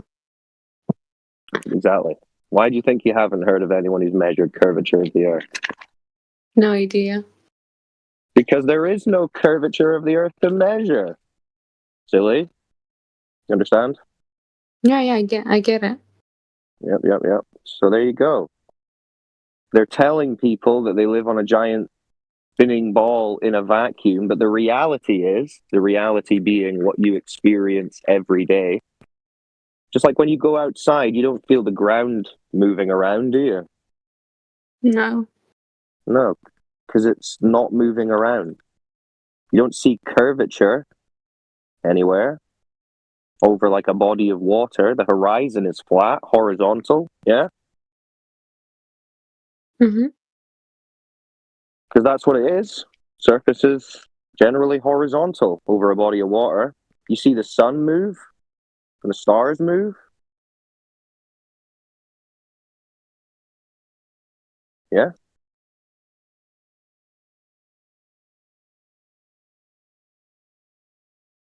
Is that too much? No, I'm listening. Okay, so do you see the sun move and the stars move? Well, you can see the sun move. Yes. Why do you think you see the sun move? I don't know, because it sets. And it. Yeah. Yeah. Because the sun is moving, right? Yeah. Yep. But you understand a lot of people believe that it's not the sun moving and it's actually the ground moving. Is this what you believe? No, this is what globe believers believe. This is what? Globe believers. People who believe the Earth is a sphere. They think it's the ground spinning that makes it look like the sun is moving. Oh. Yeah. Damn, maybe you didn't go to school. Fair enough. Honestly, you're probably better off. Yes. Probably smarter for it. I have a question. Question? Okay. Yes. I just has been on Discord like for a long time, and I just found this thing, and lucky you. I'm just trying to understand, like in this quote, you like talking about flat Earth. Am I right? Correct. The lovely flat Earth that you see all around you every single day. I could really just say we're just speaking about Earth. Flat Earth is a bit of a media buzzword. We're just talking about the Earth outside, not on TV, the Earth that we all experience in reality. Yeah? Well, it sounds like surrealism. Like what? Surrealism. Say that again. You're breaking up. It's actually saying trolling, Cyclone. I could be wrong. That's all right. I hope so. Surrealism, like something that is like something hyper, something unreal. Something unreal or real? Unreal, like you know this phrase of yours, like the world outside. Yep. Something. It's like some metaphor. No. It's not a metaphor. It's when you open your door and you step outside of your house, that earth, that ground, that surface that you walk upon, that's the earth that we're talking about. There's nothing metaphysical or imaginary about it. It is physically real. You understand? Yes. Yes. So that physically real surface of earth measures flat, not curved. So it can't be a ball, because I'm sure you would understand that a ball is curved on the surface. That's a curved surface, right? Like a football. Well, technically, our planet is not a ball, but okay. Well, technically, the Earth is not a planet, because planets are lights in the sky, and Earth is the ground beneath your feet. They're different things. But you've been taught that they're the same, Another way. I think another way, like just we are on a planet that's somewhere in the galaxy, and that's the definition. No, that's the made up story that isn't true, though. That's what we're saying. And that's not true. You're not the lights in the sky, the sun, the moon, the stars, the planets, they are different from Earth. They are not a type of Earth that you could go to. They're not a place you can visit. It's more like hands on a clock. Well, kinda, I agree. You're kind of angry. Yeah, kinda, I agree with you. Oh, you agree with me? That's nice. Kinda. You should agree with me. I'm correct. You know, you like hypnotizing me. I keep what? Hypnotizing. Yeah, I'll hypnotize you. I'll hypnotize you into being a flat earther. Yeah. That's what you came here for. Of course. So what do you want to know? Well, you know, like, when did you start like thinking like this? Like, God, maybe 7 years ago now. And like, what lead you to this? Like, what happened that you're like, yo, I will think like this and leave? Someone pointed out to me that the surface of the Earth and large bodies of water like lakes and oceans are measuring flat, not curved. And I thought, well, I don't know anything about that. I've never looked into measurements of the surface of Earth for curvature. I'd never even thought to. I just presumed a long time ago someone had measured it to be a ball, and that's why they were teaching us all in school that it was a ball. But it turns out no one ever did that. They just assumed it as some kind of weird geometry philosophy, and just made up a bunch of fake images and videos years later. So I saw these videos, right? Do you know what happened? Like a few years ago, maybe 10 years ago, consumer optics, right? Camera companies, in particular, a company called Nikon, a Japanese camera company. They invented a bunch of cameras that had incredible zoom power, right? They had like an 80 times optical zoom on them. So you could, it was basically like having a telescope in a camera that you could record high definition photos and videos. So this, coupled with YouTube, meant that people could now go and do long distance observations. They could test how far they could see and share them on YouTube so that other people could say, oh, look, this guy is seeing 20 miles as he's just standing on the beach. And then we go and compare how far we can see to what the globe model mathematics say we should be able to see, and they don't match. In reality, we see much further, right? The surface where it's supposed to be curving, according to the globe, is just stretching out flat as far as can be measured. And when I found that out, I was like, well, shit. I'm going to have to go and buy one of these cameras, and I'm going to have to go and test it for myself. And that's what I did. And here we are 7 years later.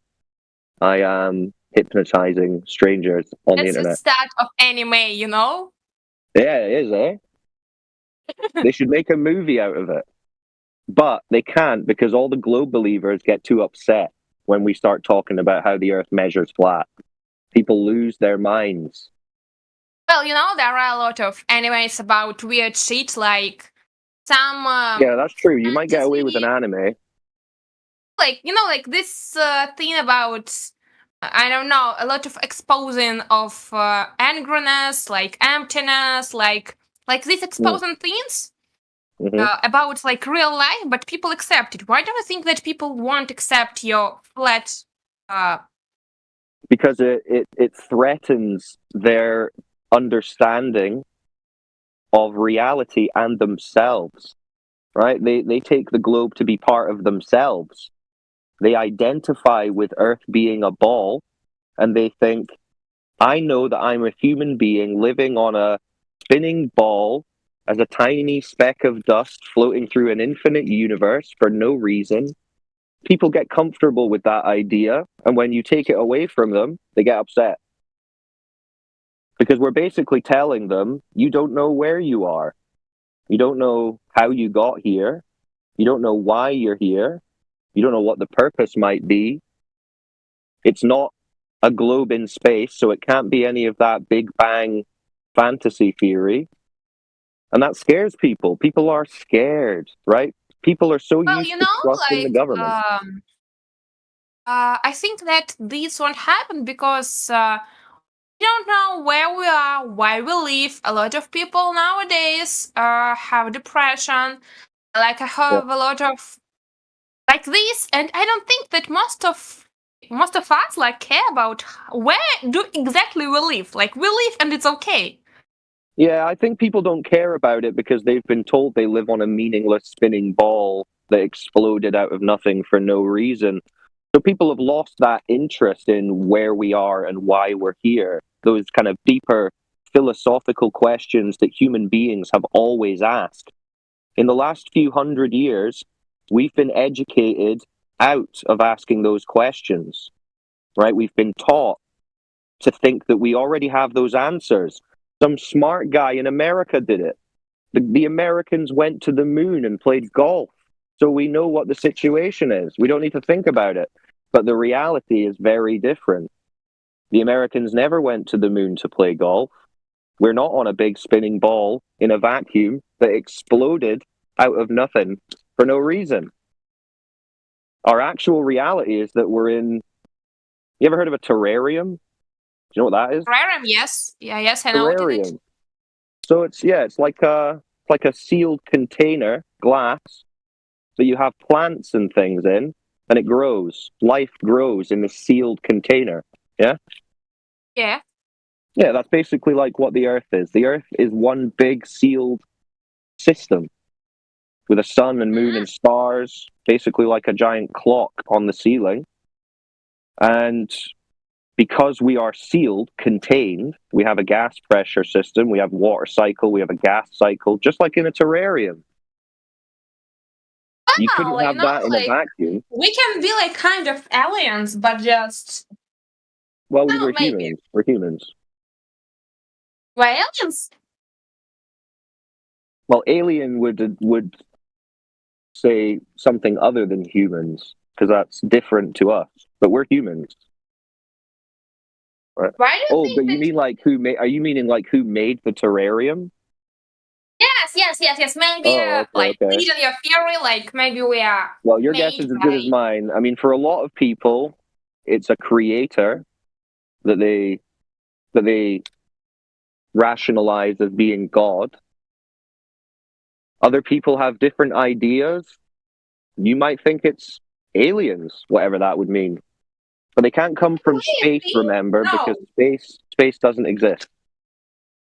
Well, I think that by the way, I'm like atheist. I don't believe in God at all. And I know why all these philosophers occur to God, because it's the easiest thing, because they lived in times when God was everything, like church was everything. They were everyone was uneducated, and I think that I agree with the theory of happening because of water collapse or water something or cells. It's kind of scientifically true, you know? No, it's not science, and it's not true. All the stories that they've told us about the Big Bang and things just popping into existence for no reason are not true. They're not science. And what is true in your opinion? What's true is what you can verify to be true. So this means what you can observe, measure, detect, and then logically arrive at as a conclusion. Right? So I would say what's true is that you can't have something from nothing. You understand? Everything comes from a creative source, as far as we can tell. Nothing just pops into existence out of nothing. That's true. So apply that to the Earth, and the story that you think sounds scientific doesn't work. Well, you know, I don't know, I'll tell you another thing that's true. Every single human being on Earth, since the beginning of time, has always experienced the Earth to be flat and motionless. You understand that? Yes.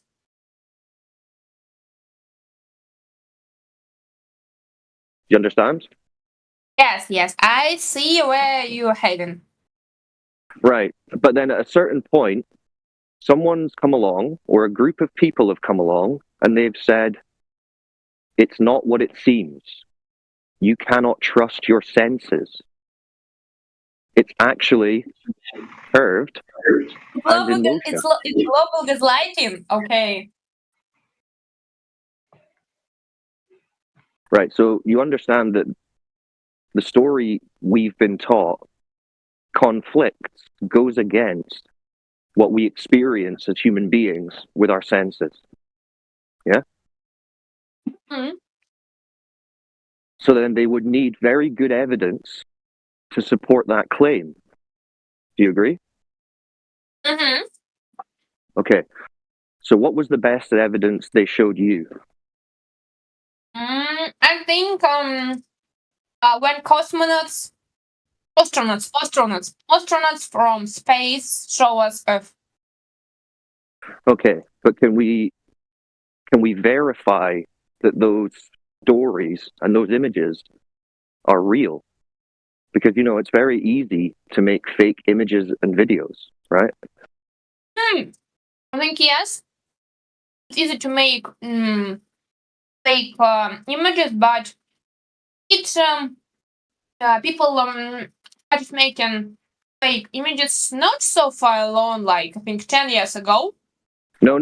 They've been making fake images since the 1800s. 18. Yeah, since photography was first invented, they've been making fake images. Not necessarily Photoshop or on computers, but with different methods, right? Painting directly onto plates, negative manipulations, manipulation of the actual film, the physical film. Right? You can just Google it. You can just Google Photoshop. Just posted in the chat a fake one of Abraham Lincoln. Now that's not a photo of Abraham Lincoln, but they turned this photo of this other guy into a photo of Abraham Lincoln. So that's 1850. Oh, I didn't know this. India. Right, so they've been making fake imagery for hundreds of years. So do you think it would be a good idea for us to base our worldview on images that we can't replicate ourselves?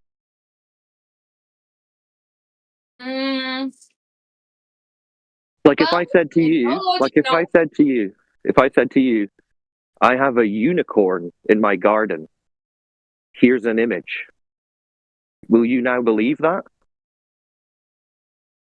Well, I believe everyone, but in your logic, I shouldn't believe you. Well, you wouldn't know that I have a unicorn just because I've posted an image, because it could be a fake image, right? Yes, I know. So you would have to come to my garden and see the unicorn. Mm-hmm. Okay, but you can't do that with the astronaut stories, right? Mm-hmm. So we can't use stories and images that we can't verify to be true as proof of the globe. You understand? Mm-hmm. So then we have to think, how can we prove it ourselves on Earth? Now, did anyone give you any evidence of something you could do or we could do to prove that the Earth is a globe in reality? Do you apply your theory of unusual life? What's that? Like, do you consider your life like just usual life, not about like flat theory, but the same? Do I apply this kind of logic outside of flat Earth, you mean? Yes. Yes, all the time. See, I come from a legal background, so evidence-based conclusions is exactly what I do, right? And evidence has to be verifiable. You have to be able to prove that it's true, at least beyond a reasonable doubt. So yes, Like, you how should apply. do you You should apply people? this. You should apply this level of thinking in all areas of your life. Someone comes up to you and says, "Hey, what's your name, by the way?" My name? Yeah, what's your name? On Discord, not in real life. Tasha. Sasha. Tasha. Tasha. Asha. Like, I'm from Okay. Russia. Like, Tasha. Okay. Pasha. All right, that'll do. So if someone comes up to you and says, "Hey, there's, I don't know, a monster coming to town. It's just over the hill." You should apply skepticism to that. You shouldn't just believe it because someone said it.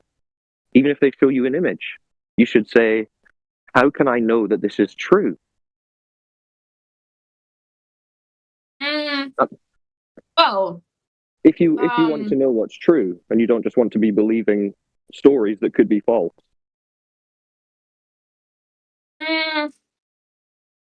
I kind of agree again, because I think as a woman, you know, like that I have suffered from some violence from my parents, from men. I consider, for example, every story from women that telling like that my husband is beating me or like he's raping me, and I'm like, yes, I will help you, like without. I will always help her like this. Like I don't ask her. See, and that's fine because it's good to have compassion for people, but that doesn't mean that eventually there could come someone who tells you a story that isn't true, and you wouldn't be able to believe it. It's like, or if you had a husband and someone told you, "Hey, your husband is cheating on you," and you say, "Hey, husband, are you cheating on me?" and he says, "No." Well, how are you going to figure out if that's the case just by going on what they've said? This other person might say, "I have Not in proof." that question. The other guy might say, "I've got proof. I've got video of your husband cheating." And then you can go and look at the video and see, okay, is that a real video? Is that my husband in the video? And then if you still say, okay, well, that's my husband in the video and he is cheating on me, then you might tell yourself, well, I don't know why he would cheat on me, so I won't believe that he cheated on me. That's like what people do with the globe. They say, well, I don't know why someone would lie to me about Earth being a globe. So even though I'm presented with evidence that shows me Earth is not a globe, I will still believe it's a globe. You understand?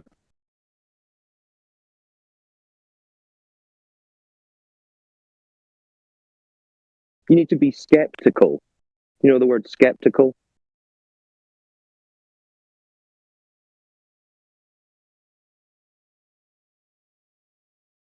Did I drop out? Are we live? Cyclone, I hear you. I don't know what happened to her. We are live. Wait, we are live. It's been confirmed. Oh shit! We do it live, Pat. What happened to the Russians? Did I scare off the Russians?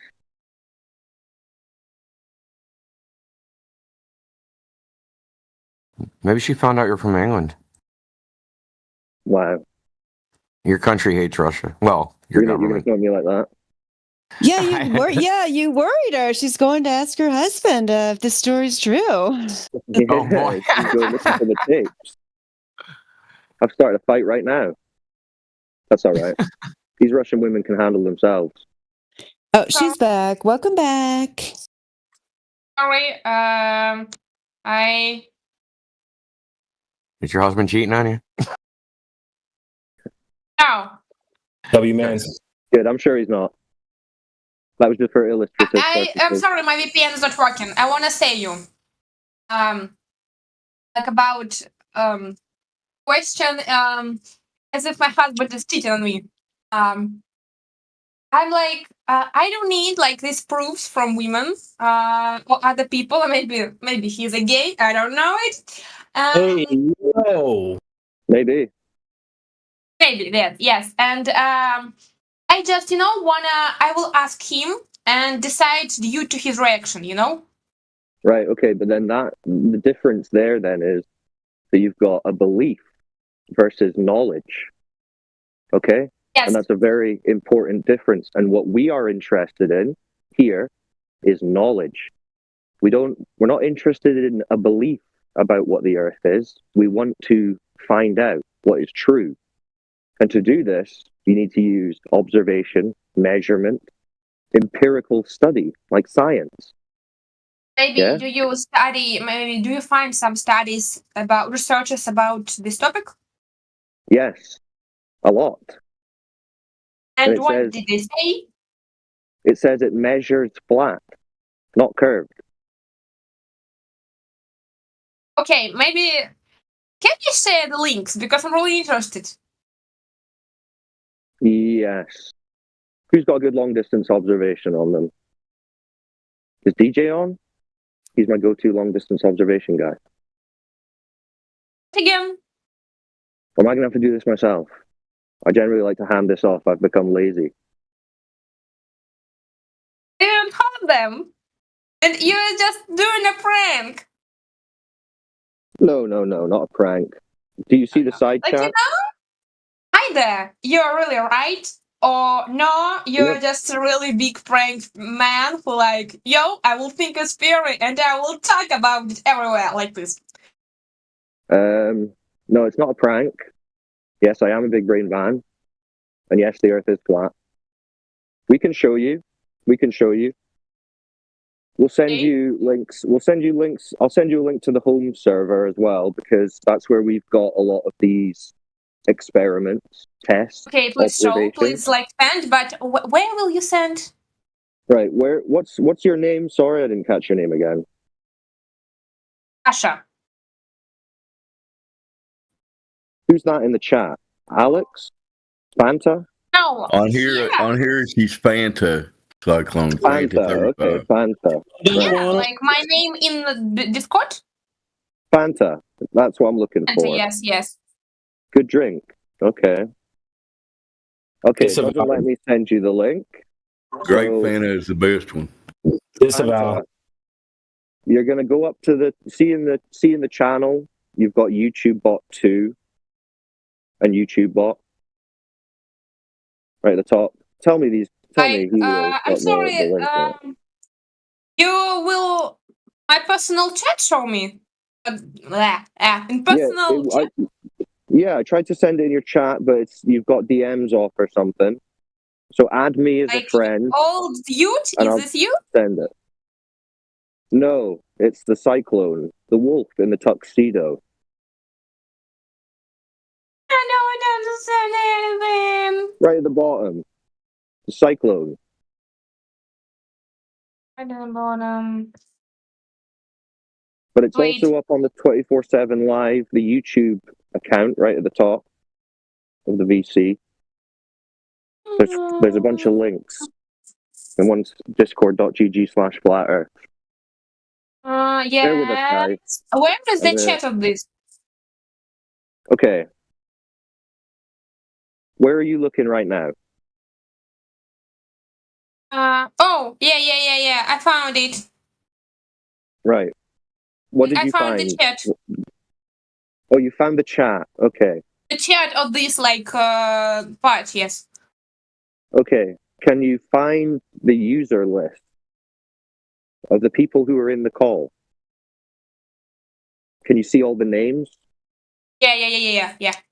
Okay, you see at the top there's two YouTube accounts, and one of them is called 24/7 Live. Yeah. Right, click on that account and look under the About Me, and do you see 4 links? Yeah. Right, the very bottom link that says discord.gg/flat earth, I want you to click that. GD. /flat earth. Yeah. Right, Yeah. click that and join the server. Are you in the server? Yeah. Okay, now scroll down the server channels to about 3/4 of the way down, and you'll see alphabetized sections, the additional information section, and it's got lots of different channels. It's got astronauts and circumnavigation, curvature. Do you see all those channels? Yeah. Right. So when you've got a question like, what about astronauts? You can scroll up to A, and there's a channel all about astronauts. Okay? So that's how you can use this. How is the name of the channel again? Yeah, so it's categorized by topic. So you can research yourself. Yeah? Yeah. Okay, now I want you to scroll down to the letter L for letter. You see? And there's laser test, and there's long distance observation. You see those Yes. channels? Long distance observations. Yes. Click into that channel, and there you go. There's the information you wanted. There's a bunch of demonstrations. You should watch some of those. If you want to watch one now, you can go and watch one now, and then come back and talk to us about it. Or you can watch them in your own I will time. watch it later because I'm really Yeah. I'm okay with talking, but like my brain will work later. That's good. That's good. So now, even when you leave this call, you've got somewhere that you can research the topic. And you can listen on YouTube. We're on YouTube. You just type in 247 Flat Earth Discord on YouTube. We've got a couple of channels, and we're going live 24/7. So you should listen there. And we're always either in here or the home server that you just joined or the politics server. And there's always a bunch of people here, and we're discussing this topic, the Earth. Okay, I got it. Okay. So we left off, you wanted to see these measurements, this evidence that the Earth is flat. Those long distance observations, those are a good one. Also the laser tests channel just above it. That's people shooting lasers across the surface of the Earth and testing to see if the surface is curving down and away underneath the laser. And what they're finding is it's not. The laser is just parallel with the surface. Okay? Okay. So I understand that's a lot to take in, maybe. So think about it. I understand you. Maybe I'm not so fluent. Maybe I'm like, I don't know so many words, but I understand basic. That's it. If you understand, that's perfect. And if there is something you don't understand, just ask. Just say, hey, I don't understand what you mean by that. Okay. We'll help you out with the English. So yeah, if you've got questions, feel free. Okay. maybe I'm like, and in this topic, you are the one who thinking like this, or what? No, there's a bunch of us. There's a bunch of people in this call. Most people in this call, we don't necessarily agree on everything, but we agree pretty much on all that I just said there, I would think. Feel free to correct me. Well, like, are there like, you all believe in one theory or like some divided theories? It's not a theory. Well, we're not really talking about believing in a theory. We all understand that the Earth's surface measures flat. So it's like if you measure your table, your kitchen table, to be flat. It doesn't make sense to say me and my friends have this theory about my table being flat. You would just be like, me and my friends know that my kitchen table is flat because we measured it. So no, we all agree on that. The surface measures flat. Now, in terms of the entirety of the Earth, what it looks like, how big it is, what shape it is, where it exists, how it got here, all these kind of things, those would be theories and speculation. And a bunch of people have a bunch of different ideas about those things. So no, we don't think the same thing necessarily, but we agree on certain principles, such as the surface having no detectable curvature, having no detectable motion. Sorry? I just want to know what different things do you believe, like, but what is one common? I suppose just like, the general, what it looks like from outside, how it got here, these kind of things, how old it is. People have loads of different ideas.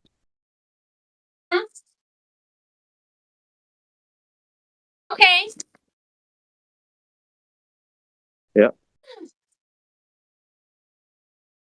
Okay. So what are you going to research first? Are you going to go and look into the globe and see how they prove the globe? Because that's what you believe, right? What you've told me, and I will tell you like what I see, I agree or not, like something like this. Okay, sounds good. Well, welcome to the channel anyway. Nice to have you. I was really like bored, so yeah, nice to talk to people. Yeah. Well, hopefully we cured your boredom. Yeah. Well, I'm usually like talking with my friends lately, but no, today don't want. Well, tell them the Earth's flat, and then they'll talk to you. Why they don't want? No, I'm joking. Don't go and tell them all that the Earth's flat. They'll think you're crazy, like us. Well, I'm already crazy for them, but just for another reason. Okay, well maybe they won't be surprised when you tell them the Earth is flat then.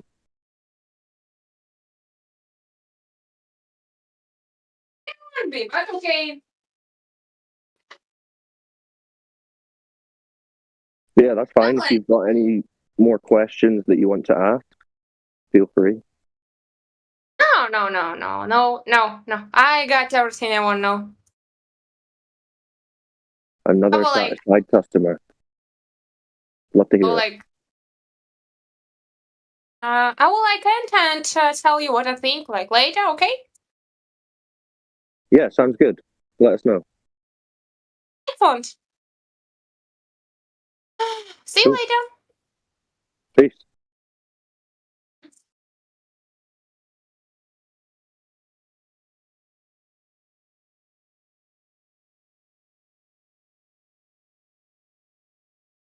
That was Oh, she had reasonable. the hots for you at first, man. Oh, You're hypnotizing her. Oh shit. Oh shit. Well, I guess we'll find out. She becomes a flat earther. Maybe. At Flat Earth Riz. Dude, he wasn't even doing anything. She was just like, Oh. "You're hypnotizing me." Oh yeah, that's right. She did say that. Yeah, maybe I am. He didn't even hypnotizing flashback her yet, dude. He was. Yeah, I didn't even He start was it. still at the Earth is flat. I barely even flat smack them anymore at this point. We hardly ever even get there. it's all just like the intro questions, and they all either melt down or they go, "Okay, I'm interested. Now I'm leaving." I mean, it's a good sign she has emotional control, because she did say that. She said that she was like, what did she say? It was upsetting her or something at first. Hey there, flat earthers. What are you talking about, guys? They were getting upset. I guess we're talking about how you interrupt people. I guess we're going to talk about that for a second. Give me my chance, all right? You all guys were talking here, so you guys still talking about whether the Earth is flat or not, or are you talking about something else? It's definitely flat. Yeah, we're talking about how there's no. All right. So right now, I'm in Egypt. My time zone is Look, GMT. if you don't take turns talking, you're just going to get muted. No. No worries. I'm just saying one thing, and I'm not worried. Just give me 1 minute, all right? So right now, right now I can open my camera, and it's nighttime for you. Is there anyone here having a morning time on their end? Wait, what? There's day and night? No. Exactly. So right now I can go to the street, open my camera, and you guys will see it's night. And someone else will open their camera and see like the daytime. Or I never knew that. Wow. Shit. Earth must be a spinning ball. You're playing in a smart. vacuum. You think you're smart. You think you're a cool kid, huh? No, I think you're a moron, dude. Don't you think we thought of that? I think you're a shit fucking liquid. What about that? Before it spirals straight drunk. away. Are you mad because we talked to your girlfriend? No, you never talked to my girlfriend because I'm gay. There was just a Russian chick in here like hitting on Cyclone. So my boyfriend, bitch. How about that? Hey, dude. Oh, look at that username. Ooh, that's horrible. All right. Can we let me just progress this for a second, or did he just dip out? He dipped out. Bounced. He just wanted to talk about diarrhea for some reason. And his boyfriend. Well, that goes together, doesn't it? That did feel like the start of a potential globe proof, but never mind. I guess we're not. He did. We both open webcams. I show daytime, he shows nighttime, and obviously the Earth is curved in between us. Well, that's it. He's about to show nighttime, so Earth's a globe. So funny. What's funny? How brick they are? They're just absolutely. It's like I don't even know. What's ticking through their head when they're like, these guys must not have thought about day and night. Let me just tell them real quick. So you know, there's nighttime and daytime. Like, what did you think our response would actually be? Really? Does anybody even need to be taught that? Like, don't you figure that out on your own when you're a kid? It's not like when you're a baby and you're like, oh, I know you're 1 day old. It's going to get dark soon. You know what I mean? Like, we figured that out on our own. No one even needs to be told that. Well, that's why I like to get them to the next bit when you say, okay, now what? It's nighttime somewhere and daytime somewhere. What next? Boom, glow. Obviously. Just declared globe.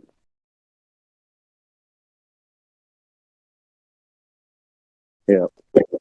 Yeah, well, then you insert the straw man. It's like, well, if it was flat, then it would be daylight all the time. That's it, CB. That's the one. That's where they go. So stupid. Yeah, that's crazy. Well, they can't all be winners. I don't want to hear them say like what they think our excuse would be for the fact that there is nighttime.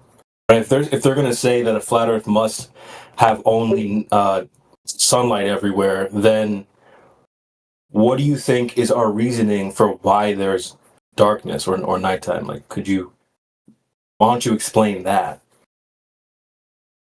They must think that we're coping through the night or something like that, you know? Like, I don't understand how do they think this, bro? So stupid. Yeah, that would have been good to get into. But no stamina on these guys. That's you hear one insult about an imaginary girlfriend and they quit the internet. He was like, actually, my boyfriend. It's like, pause, dude. No, I didn't catch that.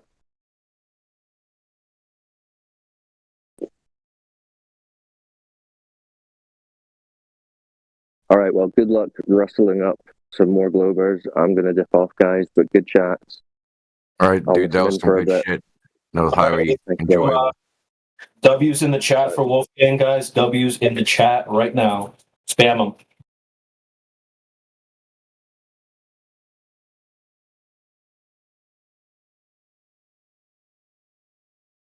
You guys didn't hear that from the beginning, man. You're missing out. That was so good.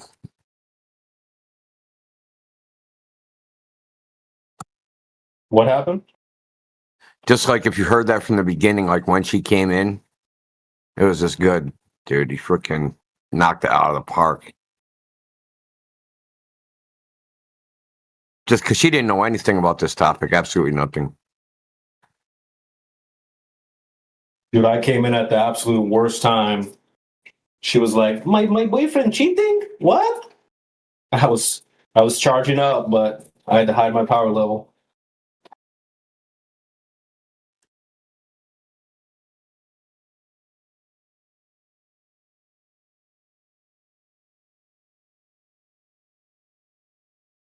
So your racist power level?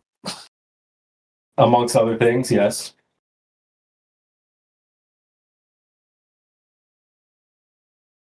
I'm about to get racist. I mean, she was a snow bunny, so we'll let it slide. She is from Russia. There's no black people in Russia. You know, it's funny. Europeans don't even consider Russians European when it's actually the largest country in Europe, which is some crazy shit, bro. Because they're Slavic and they don't really consider them like white people somehow, even though they're whiter than the white people in Europe. Make that make sense. Yeah, Europe is just a freaking clusterfuck.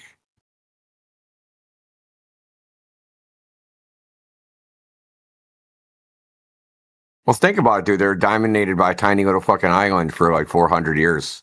Like, you do not have your shit together if a little tiny fucking island is dominating all of continental Europe.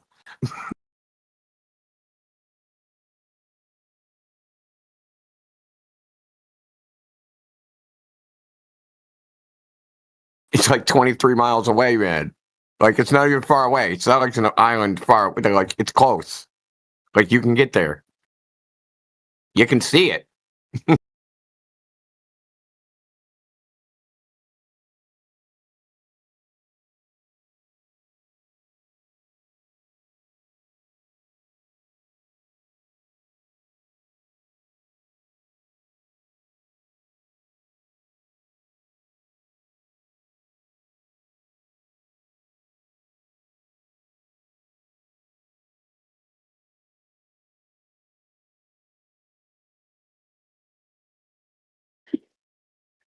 All right, Chad, I gotta bounce, but hope you guys have a good day.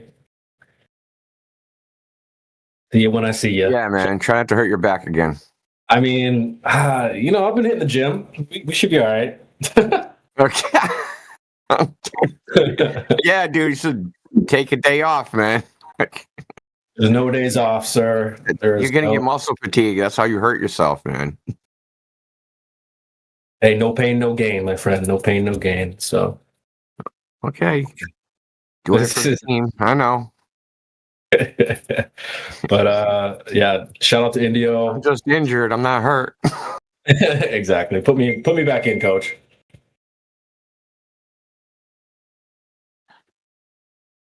Shout out, man. Good to see you, though. Yeah, man. Been a bit. Bro, also, Alex wants to talk. Go ahead, Alex. See you. We hear you breathing. Yeah, what's up, man? I was just looking for a boost because, like, I had no fucking, like, strength to listen to this kind of bullshit, like, with no fuel. You know what I mean? To the woman speaking? Yeah, to that one especially. Yeah, facts. All right, guys, have fun with this one. Later. What's up, guys? Man, I'm not always that rude, like, or that specific one, but I'm ready like to get into discussion on any topic that you wish, and I will be grateful, and I will be like polite as I can be, like in terms like if you want like if you won't be rude to me, right? And No, we we'll don't want have to a be good rude to you, discussion. man. Yeah, No, yeah, okay. we don't So, want to be rude to you, but we're not going to sit here and take rudeness either. yeah. So what's So the this topic? isn't like a place where we're going to cry and be victims. That's the other chat rooms in other BCs. Yeah, We do something to them, they cry. We don't cry. We fight back. So that's Yeah, exactly.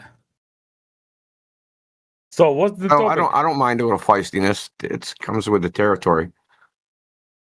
Do we really like discussing the flat Earth? Yeah. Oh, the globe, yeah, flat Earth. Well, we know the Earth is flat, so it's not really discussing flat Earth. What's really to discuss? You either believe the government cartoons or you don't. That's what it's at. Because there's nowhere you can go in this world, no matter where you travel to, where you're going to see that the Earth's a globe, right? Yeah, you just you can go on top of Mount Everest, into an airplane, into a hot air balloon. It's still going to look flat no matter where you go. They say, hey, you have to get in a giant rocket, which you're not allowed to do, and only we can do. And trust us, bro. That's the real situation. People don't want to really deal with. They want to pretend that somehow it's accessible to them too, when it's actually not. You're not going to space. No one in this chat is going to space. No one in this server. Look, you could go like make 1,000-mile radius circle around you, and ain't no one in that circle going to space. Yeah, and the sense of sarcasm, like around you, is also so fucking flat. Like it flattens, like it flatters you. I don't know. Like, well, there's 9 billion people on Earth, right? Right. Okay. Like around that. Out of all the people that say they've been to space since the 1950s, that's only 600 people. Okay, and 600 out of 9 billion. Those aren't good odds. Yeah, and do you think that the proof that the Earth is not flat, is kind of round, like maybe ellipse, right? Is only those 600 people that have been to like prove it. How would they prove it?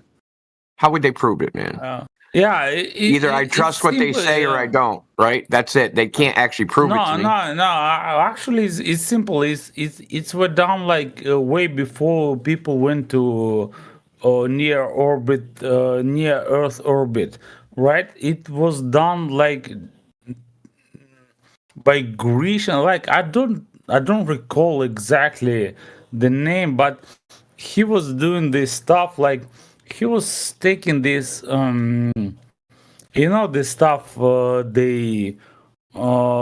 these monuments, like they go way up to the sky, like I'm not sure how to call them. Like actually, I forgot the name of this obelisks. Like, do you know what I mean? Like this stelas.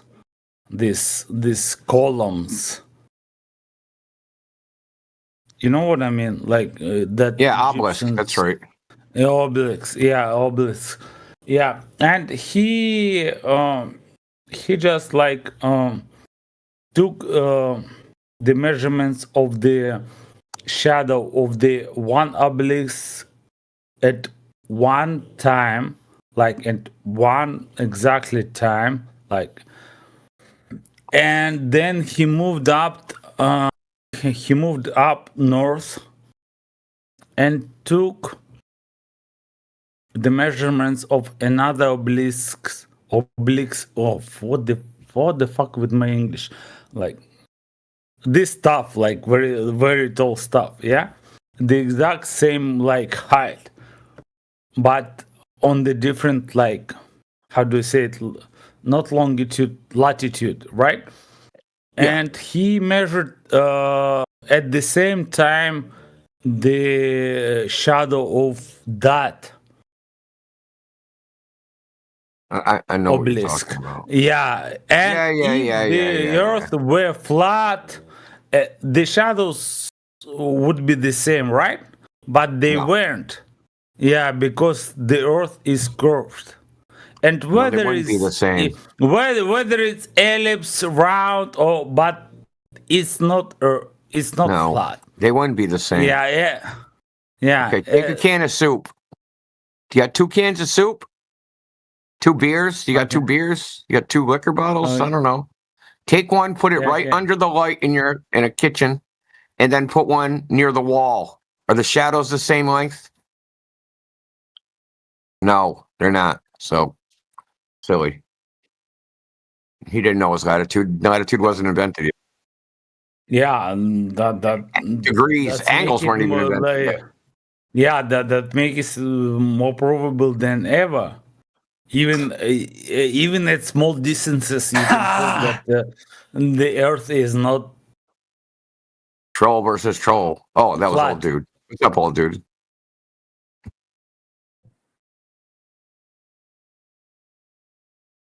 Old dude, you kill yourself? That wasn't me, did was it? Oh, was it? Oh, okay, sorry, dude. Sorry. I heard someone go, ah! No, I don't make noises like that. Other people do. What do you say when you get hurt? More, please. Oh, I have another. I'm not the one that gets hurt, bro. Okay. I'll take your word. Yeah, are you sure of that, bro? You've never met me. It sounded like you dropped something on your toe, man, or somebody did. Generally, I'm just joking. There's a lot of penguin. Yes. Anyway, the Eratosthenes, like I said, you could take that if the sun was a nearly infinite distance away and the light rays are parallel, then yeah, maybe. But no one's proven that yet. You understand? The sun's closer, then you're going to get the same thing. There's other ways you get the same thing too, but that's not important. The point is, even if you read in the academic literature itself, it says that if he had different assumptions, that he would have reached a different conclusion, because he assumed the Earth is a ball already. Then he assumed that the rays of light are parallel. He assumed that the sun was a nearly infinite distance away. He also assumed that Cyrene and Alexandria were on the same longitude, which they are not. He also got the distance wrong. He also got a lot of other stuff wrong. And it's debatable whether it was an obelisk or a well or 2 sticks. The story's all different. There's all different stories surrounding this. There's no primary sources. There's so many problems with this. It isn't even. I can keep going. They don't have anything the guy wrote. They don't have anything the guy that wrote about him wrote. That this is like a third-hand source from the Roman Empire, or something like 1,300 years after he did it. Okay, so can I ask you a question then? So, do you really think that all the nations, that claim that they went to cosmos, right, like to space, and they didn't ever Why should I believe them though? You assume you should. They didn't even mention wait, let me finish, please. But what I'm saying is you approach it from the. Hold on, Alex. You're approaching it from they said something. Let me finish. Alex, let me finish, dude. Let me finish. I was talking and you interrupted me. Just let me finish. Yeah, but you have an assumption, dude. There's no point in going further. No. There is. Okay, go ahead. You didn't let me. Okay. Thank you. Yeah. So your assumption is that all those nations that went to space and they just somehow get into each other, like they just just like decided like, okay, let's lie to the whole world that like the earth is not flat, it's round. Okay, guys, and we put our satellites and all our equipment there, and we just be lying about that earth is flat, right? China is like enemy to USA. Russia is enemy to US, and like they all just like cooperating on the stuff that Earth is flat, but in order just like to fool the ordinary like public, right? Wrong. Why? First of all, you're wrong on a bunch of. First of all, I don't assume anything. They say something. We went to space. And I say, what's the evidence? I don't believe them or not believe them. I don't think anything. But if they're going to claim that, I want the evidence. Okay? And they don't produce any evidence. They say, trust me. Okay? Why should I trust the government? And as far as like, it isn't really like the government per se. It's individuals within the government. Right? It's not like the government doesn't think or do things, like China doesn't think or do things. But as far as like the cooperation part, these space programs, what these countries all have in common, and this is called an alignment of interests. What do all governments want? What do they all have in common more than anything else? They don't want the people that they govern to kick them out. Right? They don't want to be overthrown.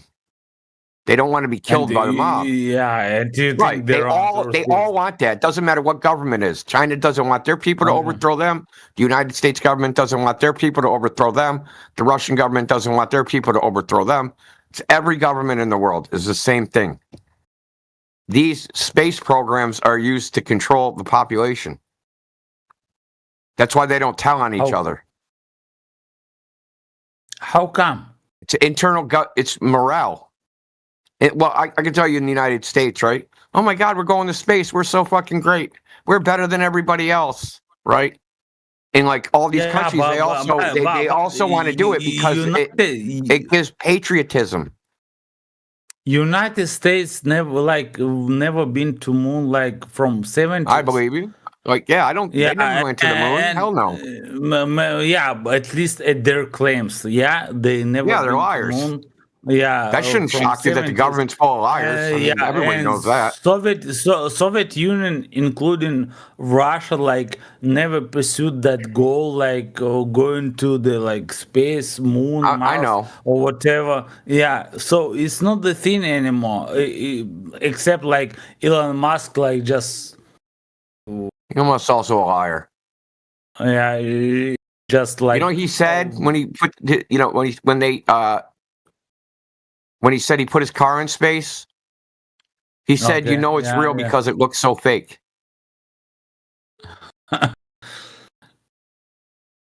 He said that on American television. He also said it in an interview on Joe Rogan. And you never know, like whether it's fake or is it real? Yeah, because of.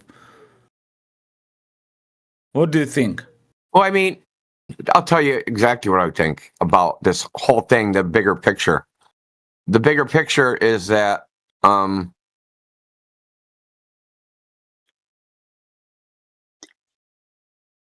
don't know where to start. Joe like people ask why would people do this? Working for the government.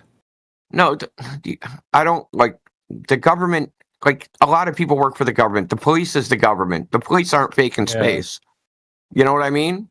They're not faking space. Yeah, There's only some people in the government. That Joe Rogan is like, oh, he's not for the government. He's just like he's pro-government. No, I don't believe that shit. Yeah, he's like most people.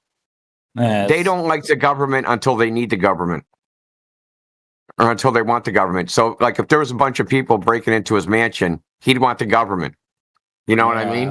Please take me to the government. Please, I will be like you. Yeah, please, government, come save me. If he couldn't, Yeah, exactly. They're breaking my Lamborghini. Oh my God. you know, he'd be very upset with his Lamborghini window smashed in. But especially that Joe Rogan, he's very opposed to that theory that the Earth is flat. You've heard that? Yeah. Who cares? He's an idiot. Yeah, I mean, agree with you. He can think whatever he wants. He used to think the moon landing was fake, and then he talked to Neil deGrasse Tyson, and then he's like, "Oh, it's real." And then, you know, now he's back to it might be fake. Like look, Joe Rogan. I don't know. I agree with you. He's like every other celebrity. He's about money, total bro. Idiot. Yeah, he's about money. You're in Russia? Yeah. You're in Russia? How do you know, bro?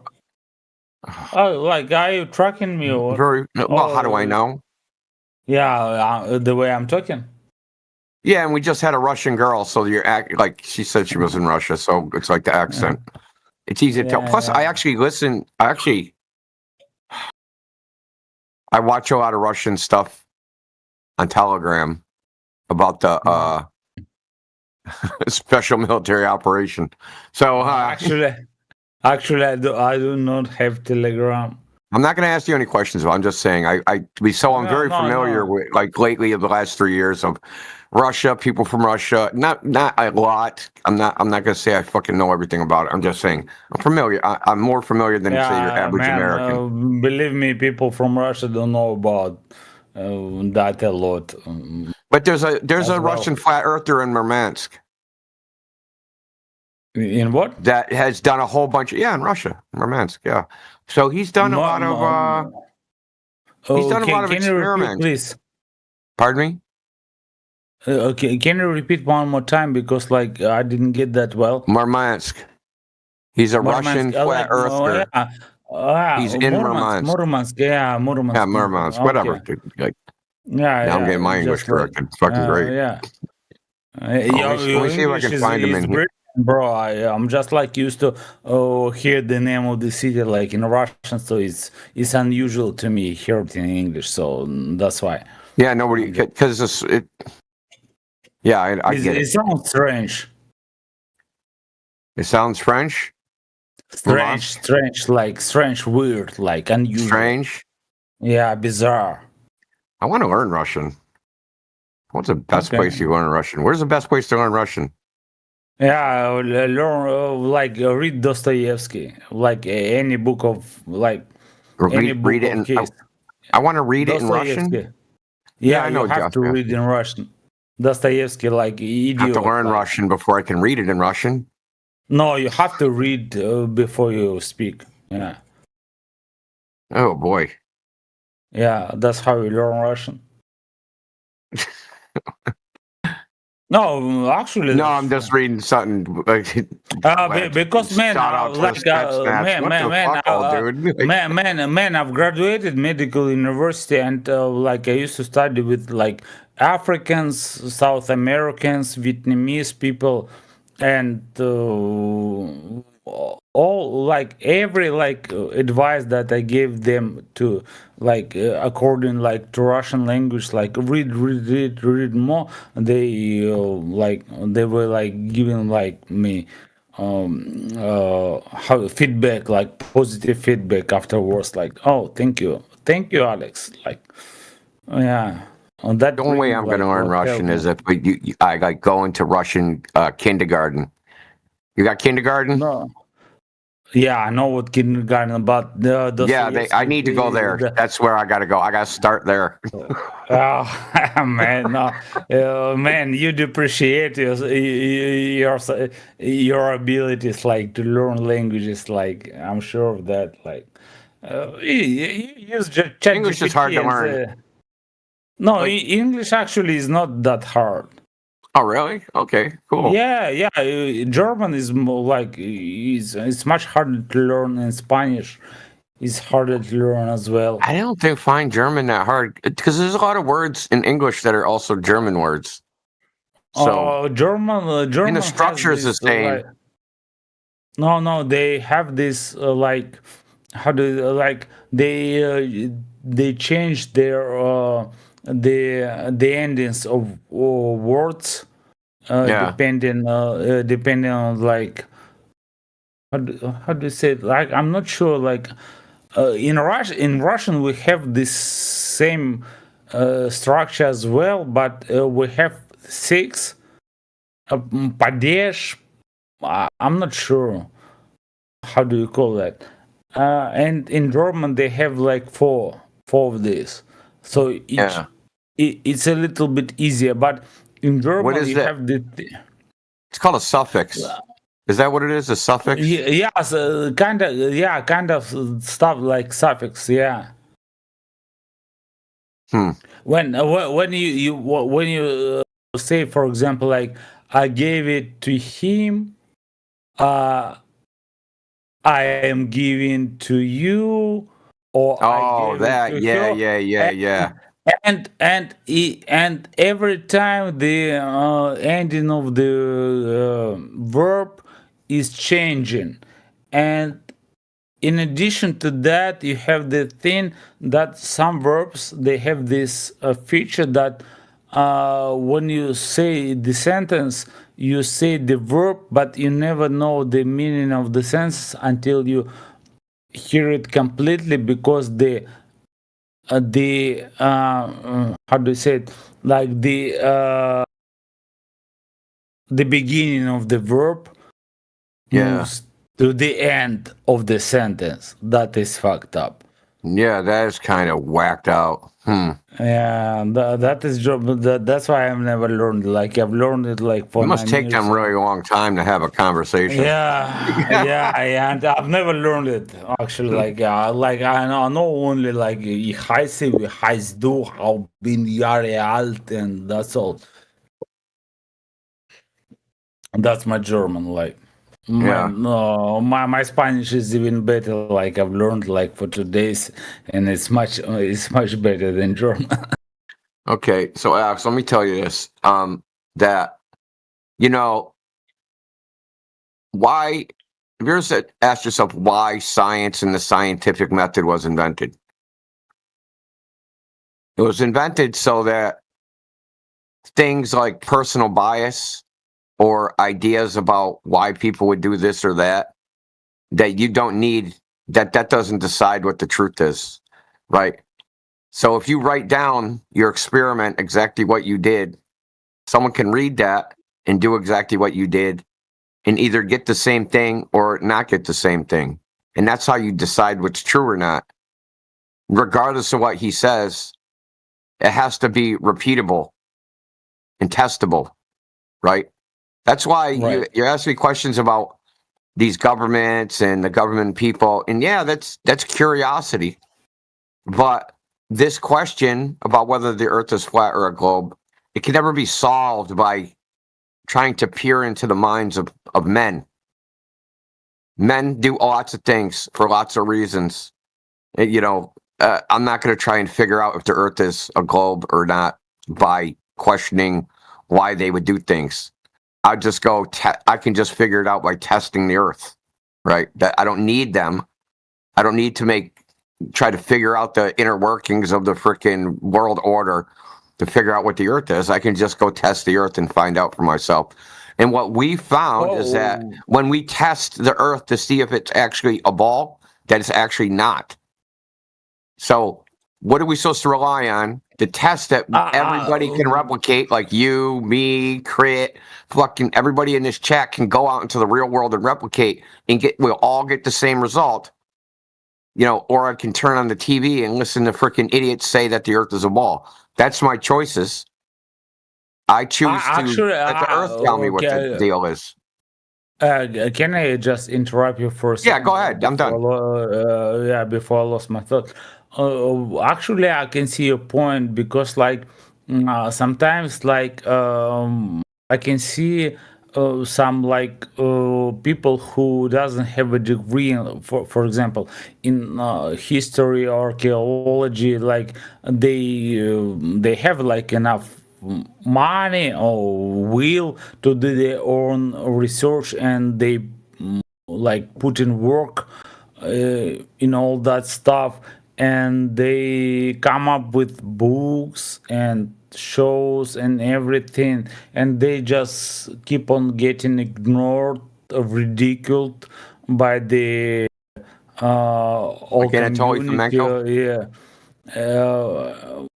And I can see where that coming from. Like, it's like, do you know this? This guy who was like on the Joe Rogan show, like,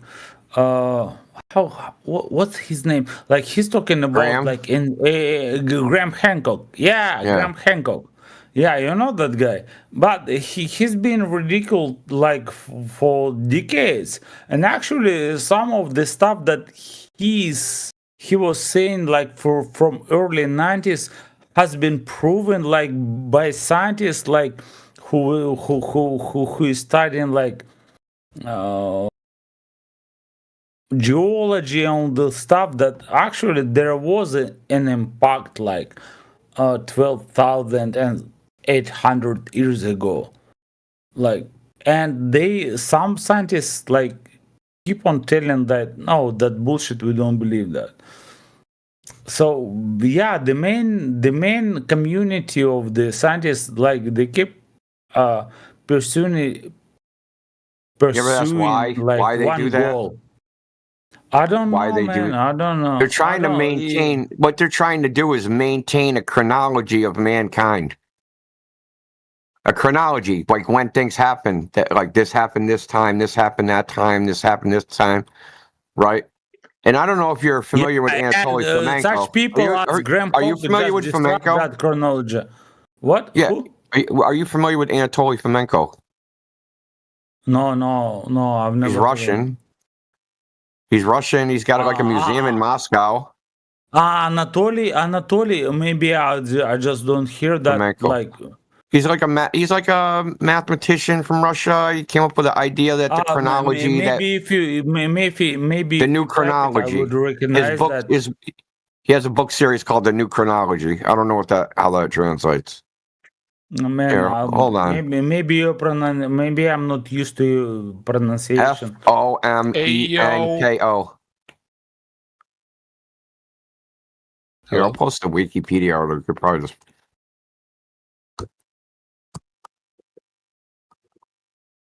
Oh, you guys gonna realize how dumb you are when we go back to moon. Oh, that's a great quote proof. You're dumb.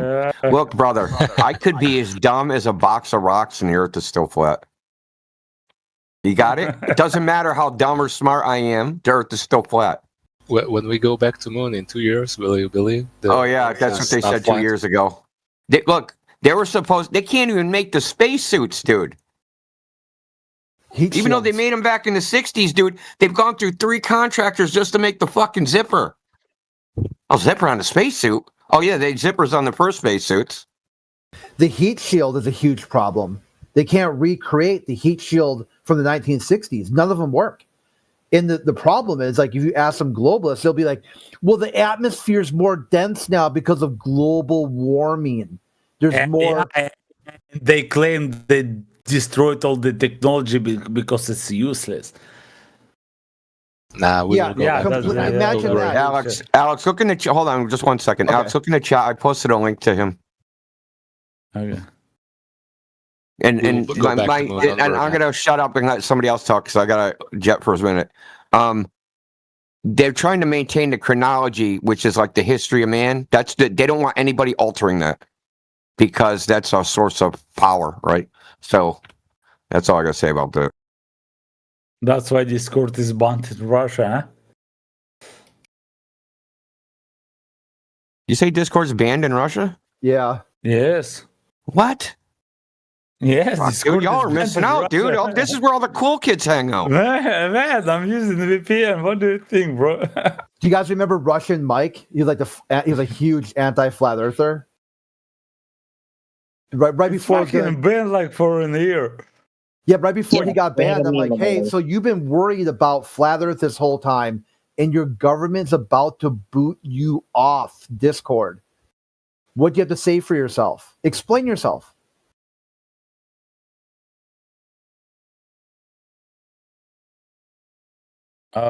You were addressing to who? There's a guy who used to be from Russia called Russian Mike, and he was like an anti-flat earther where he'd always talk about models. Oh, okay. I don't know him.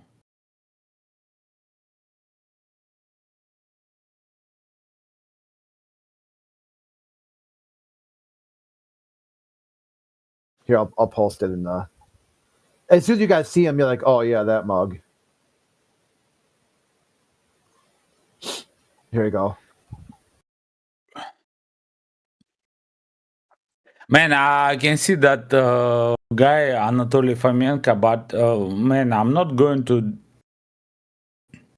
dive in too deep in his works right now. But I can see that motherfucker is like very respectful scientist. Yeah, he's not like, and if you're saying that he's making some claims like the Earth is flat. I'm not just like going to say like, oh, he's wrong or he's right. Well, like, I just like have to take some time to dive into that stuff. Okay. Wait, hold on, Alex. Alex, are you flat earther or global? Huh? No, do you believe Earth is flat or is it globe?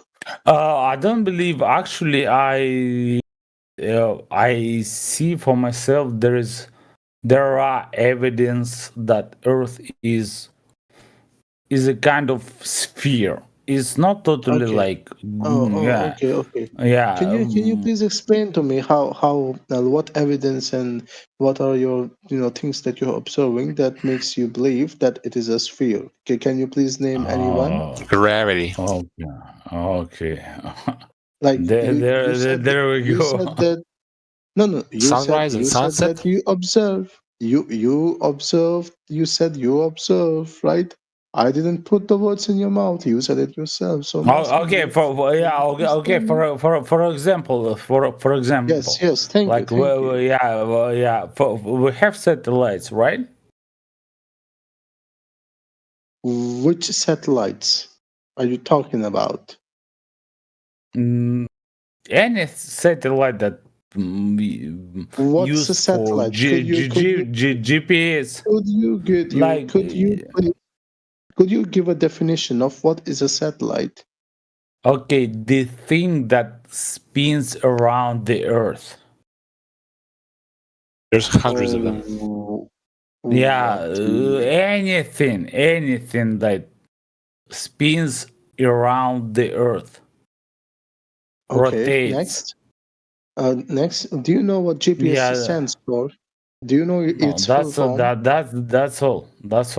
It's called Global Positioning System. Like of the Earth's positioning system. Okay. That is what. And what does it have to do with the Earth being curved or flat? Are you telling me that you cannot pinpoint X and Y on a square piece of paper and you can only do it on a sphere? Is that your explanation why Earth is round? Have I ever told you about something position? No, I was just You said GPS. I just said satellites, for example, like those of GPS. Yeah, it could be like weather one or like I don't know. What about them? It could be like you watch pornography from like it doesn't dude, stop. You said satellite and then you said GPS. I'm asking you, what makes you think that the presence of a satellite makes Earth a globe? How? Could you please establish the relation and explain? Because what you're doing right now if you would be so polite and stop fucking interrupting me, I would be so pleased to explain you please explain. how the fucking physics works. Yes, shut the fuck up, please, and let me talk. Dude, I'm being respectful. Dude. You're not being respectful. You keep on interrupting me every word I'm saying. Go ahead. Explain yourself. Yeah. Thank you. So let me explain you. When the satellites being pulled by the gravity of the Earth, and he starts to fall and move, and the Earth keep on moving around the sun, and he or she, whether you identify satellite as a girl or a boy, I'm not sure. Did you just say, I'm talking, you listening. Did you just say gravity? I'm talking, you listening. Shut the fuck up. I don't have the moderation power, or you would be muted right now. Man, you interrupted him, man. What the fuck? You keep on interrupting me. What the fuck are you doing? Man, I was listening like to your stupid like arguments like without interrupting you. And listen, you are anytime I have any fucking time I have chance to speak, you fucking interrupt me, motherfucker. No, you know the only conclusion I make of that you have a fucking small dick and you have no fucking friends in your life. Motherfucker, and the only thing that you can sitting alone and drinking your fucking and the only thing that you can establish yourself in this world by interrupting people like me, motherfucker. Yeah, because you are speaking bullshit. You're so drunk you cannot even spell the words. We have another motherfucker. Yeah, how come you understand me, motherfucker? If I cannot spell a word. You understanding, that's the fucking problem. You're too drunk. You're too drunk, my friend. Get a fucking good mic, bro.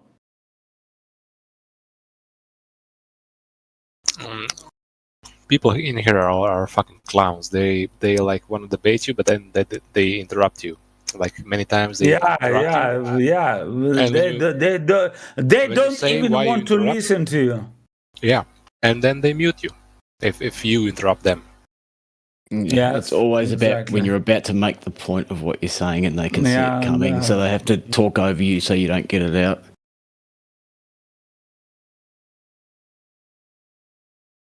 Yeah, that's not the case. Point of this culture.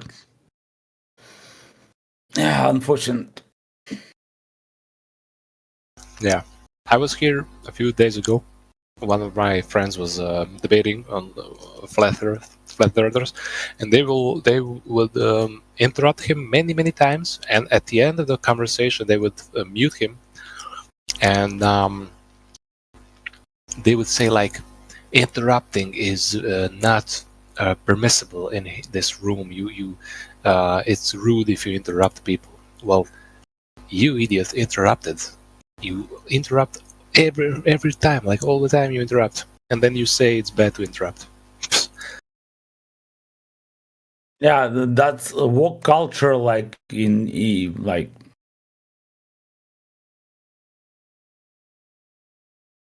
How do you say? Like, I'm not good in English, but that's fucking woke culture, like in the motion, like being like. Here we go. Watch us.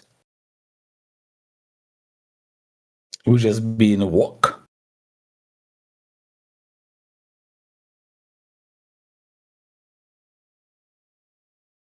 I don't have nothing against like Earth people or Muslims or Christians or Buddhists. Like I'm open to discuss things, like to debate. Even like I'm not educated like on the most of the stuff.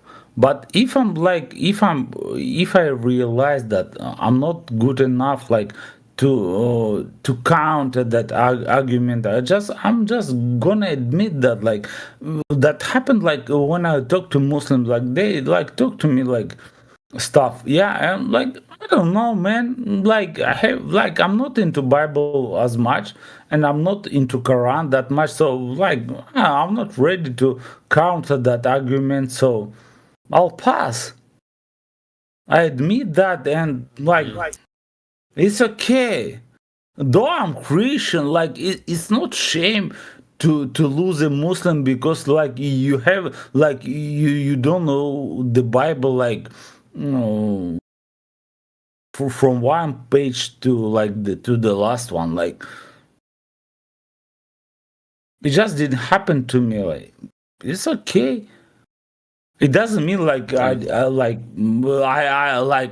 my I didn't like I left my faith and I stopped being Christian. Like it's not about that. It's just like I'm not educated enough like to counter that kind of debate with the Muslim guy, right? So I just admit that and I left that scene. Yeah, that's okay. Yeah. By the way, you from Russia? Yes. And actually, Muslim guys, they're very respectful ones. At least, like those ones that I've met. They've never like said like nothing wrong to me. And these flat Earth people, man, they're so mean. I don't know why.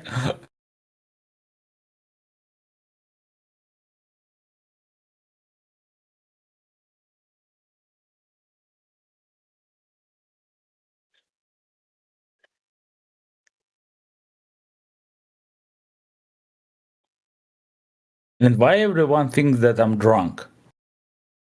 Am I so like? Do I sound really drunk or what?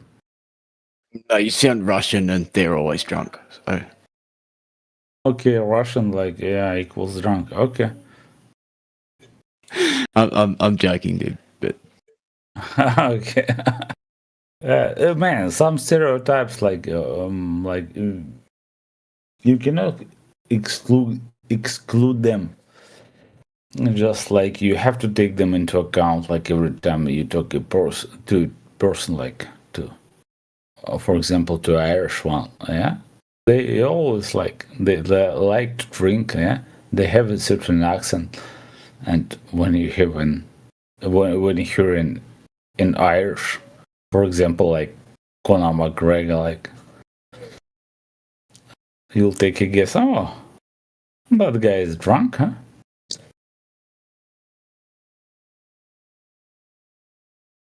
Or he's not. You never guess. He's talking so strange. Why is everyone muted?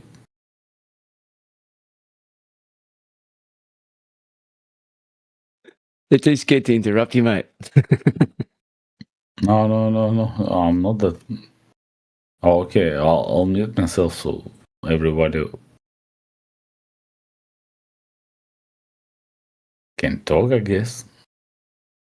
I think they just went to sleep.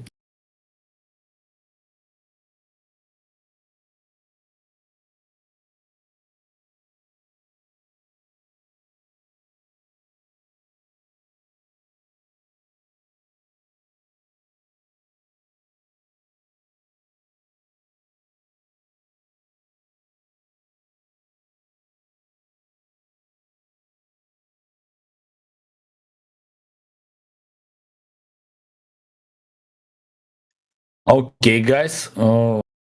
Maybe I'll talk then. Who is talking? Like, there are so many people in this flat Earth community, and nobody's talking. No, I'm feeling really dumb right now because I'm looking for the text. For this channel. You're looking for like? Are you really like looking to debate? No, I'm looking for the text channel for this page. Like, where do I post stuff for this chat? Why do you look for that? It is better like to talk, man. Talk, yeah, talk. Maybe you'll find the girlfriend here. Like, look at some pictures. You see that girl that who is playing on the. Oh, how do you say that word in English? The guitar that yeah. No, violin. Yeah, that you put on your shoulder and play. It's violin. Yeah. Yeah. Okay. I'm not sure, but yeah, I'll take that for granted. Okay. That girl in red, yeah, who's playing violin, huh? Man, you can talk to her. Who was looking for the text chat? What? Who was looking for the text chat that goes with the conversation? Yeah, man, it doesn't matter whether he's looking for the text chat, man. I hope that her ass is not that flat at the earth in this chat. I got it. Thank you for that. Herding cats in here. Who was looking for the text?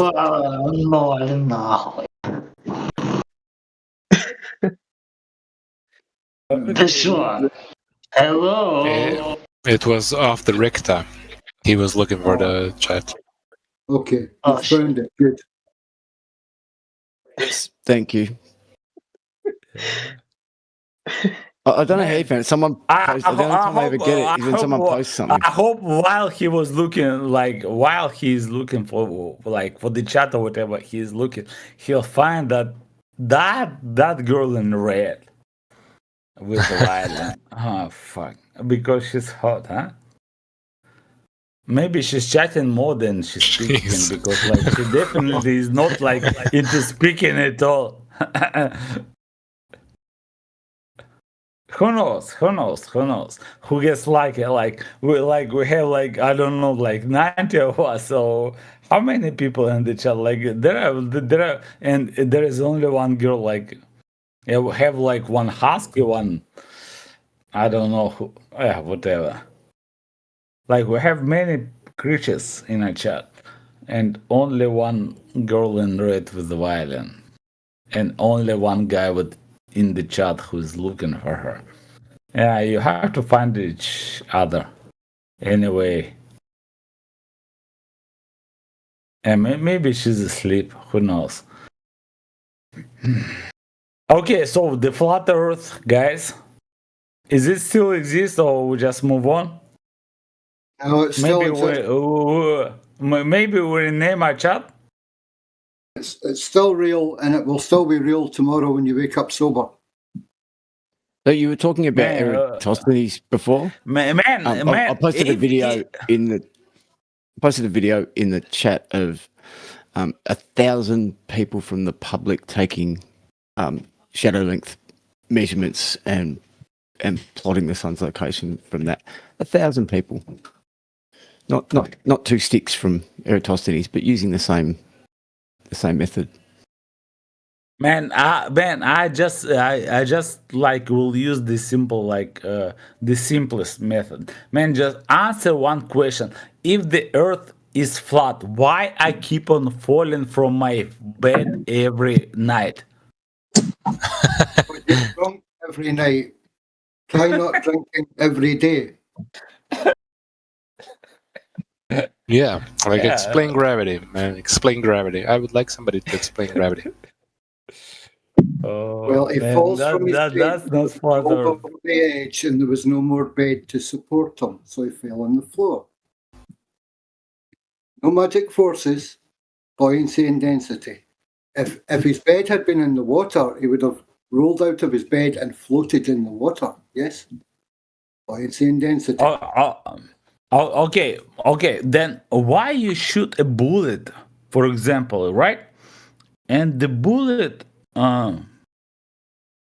doesn't go if the earth would be flat, it would go all the round to the edge of the earth, right? No. But it doesn't go there. Velocity. It loses velocity over distance. Okay, then. Okay, wait. But why doesn't it drop like it goes and loses the velocity and drop? No, if you fire a bullet, if you put a gun on a tripod and make it perfectly level and drop the same type of bullet at the same time you fire it, they'll both hit the ground at the same time. Velocity doesn't give it any more flight time, doesn't hold it up. But neither does it affirm anything is pulling it down.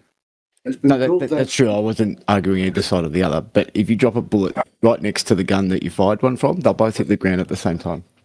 Yes, exactly. Why that's happening? And this proves the shape of the ground. How? Sort of thinking that too. Because I thought if you wanted to identify the shape of something, you would look at it and measure it. Like, why is it that bullets are now proof of some sort of shape? That doesn't prove the shape of the Earth, right? Well, then why is it being proposed? It proves that it proves that there is gravity, right? No, it doesn't prove anything. You shot a bullet. Okay, well, why does it fall? Why doesn't it fly? Why does a balloon go up? If I was a fish, why would an apple being dragged to the bottom go up to the top? Okay, why is it that it takes my entire body why does it bullet under the surface of water? Why did the bullet fall off? Like why vodka? Why? Maybe you need to not drink in Discord. Because this is the most pure product that you can find on Earth. On round Earth, not on the flat Earth. Because on the flat Earth, only flat beaches and there is no vodka. Oh my gosh. Is that like enough for you? Hey, but you got to start making some sense at some point. Okay. So those of you who've been drinking, let's have a little white mic time, and those of you that haven't been drinking, we can talk to. So I want to ask a question. I asked like somebody to explain gravity, and one guy said we fall on the we fall when we are on land, but we float when we are in water. Yeah. That's your counter argument? You're crazy. No, I'm sorry. Well, there's no counter argument. You just asked a question. What is gravity? I'm sorry. I'm not familiar with what it is. What is gravity?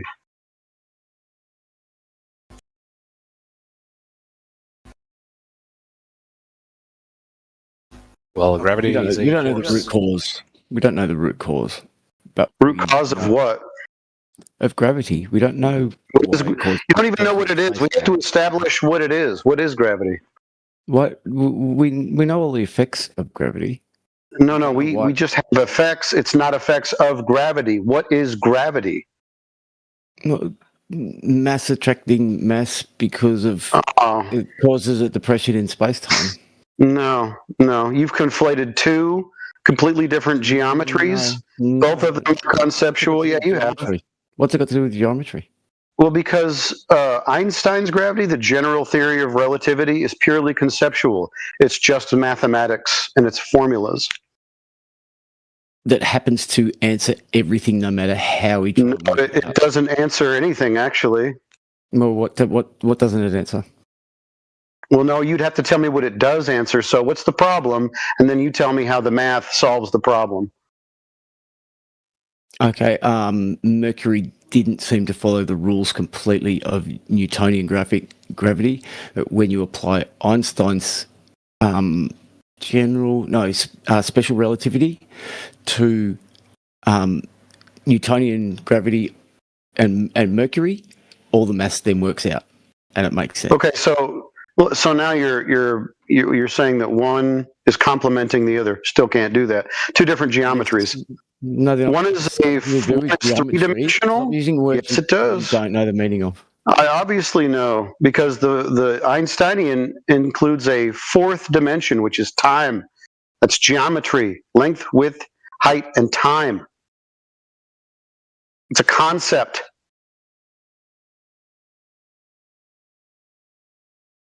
It's mathematics. It's not reality. So somebody here, please give me what Newtonian gravity is. If you can't explain what's I don't need to explain anything. You haven't even told me what gravity is yet. Here's with the interrupting. You can't get to finish a sentence. Why is it? We need to get back to the main point, which is what is gravity? What is it? It's a force. Nope, so it hasn't been force since 1915. We don't. It was never a force. We don't know why mass causes a depression in space-time. So now we have two guys here that are arguing about whether it's a force or it's not a force. Maybe you guys should hash this out and then tell us what gravity is. Oh, it'll get better. Ask him to define mass. That'll be great. Yeah, that'd be even better. Define mass, because it's in the equation. Why don't you tell us how it works on flat Earth? We're not even claiming it. This is the funny part. We're not claiming it. You are. I didn't claim anything called gravity. At what point did I claim? Why do they do that on flat Earth? Why do things fall? I don't know. But if they fall, they have to be on a flat Earth because that references a horizontal plane.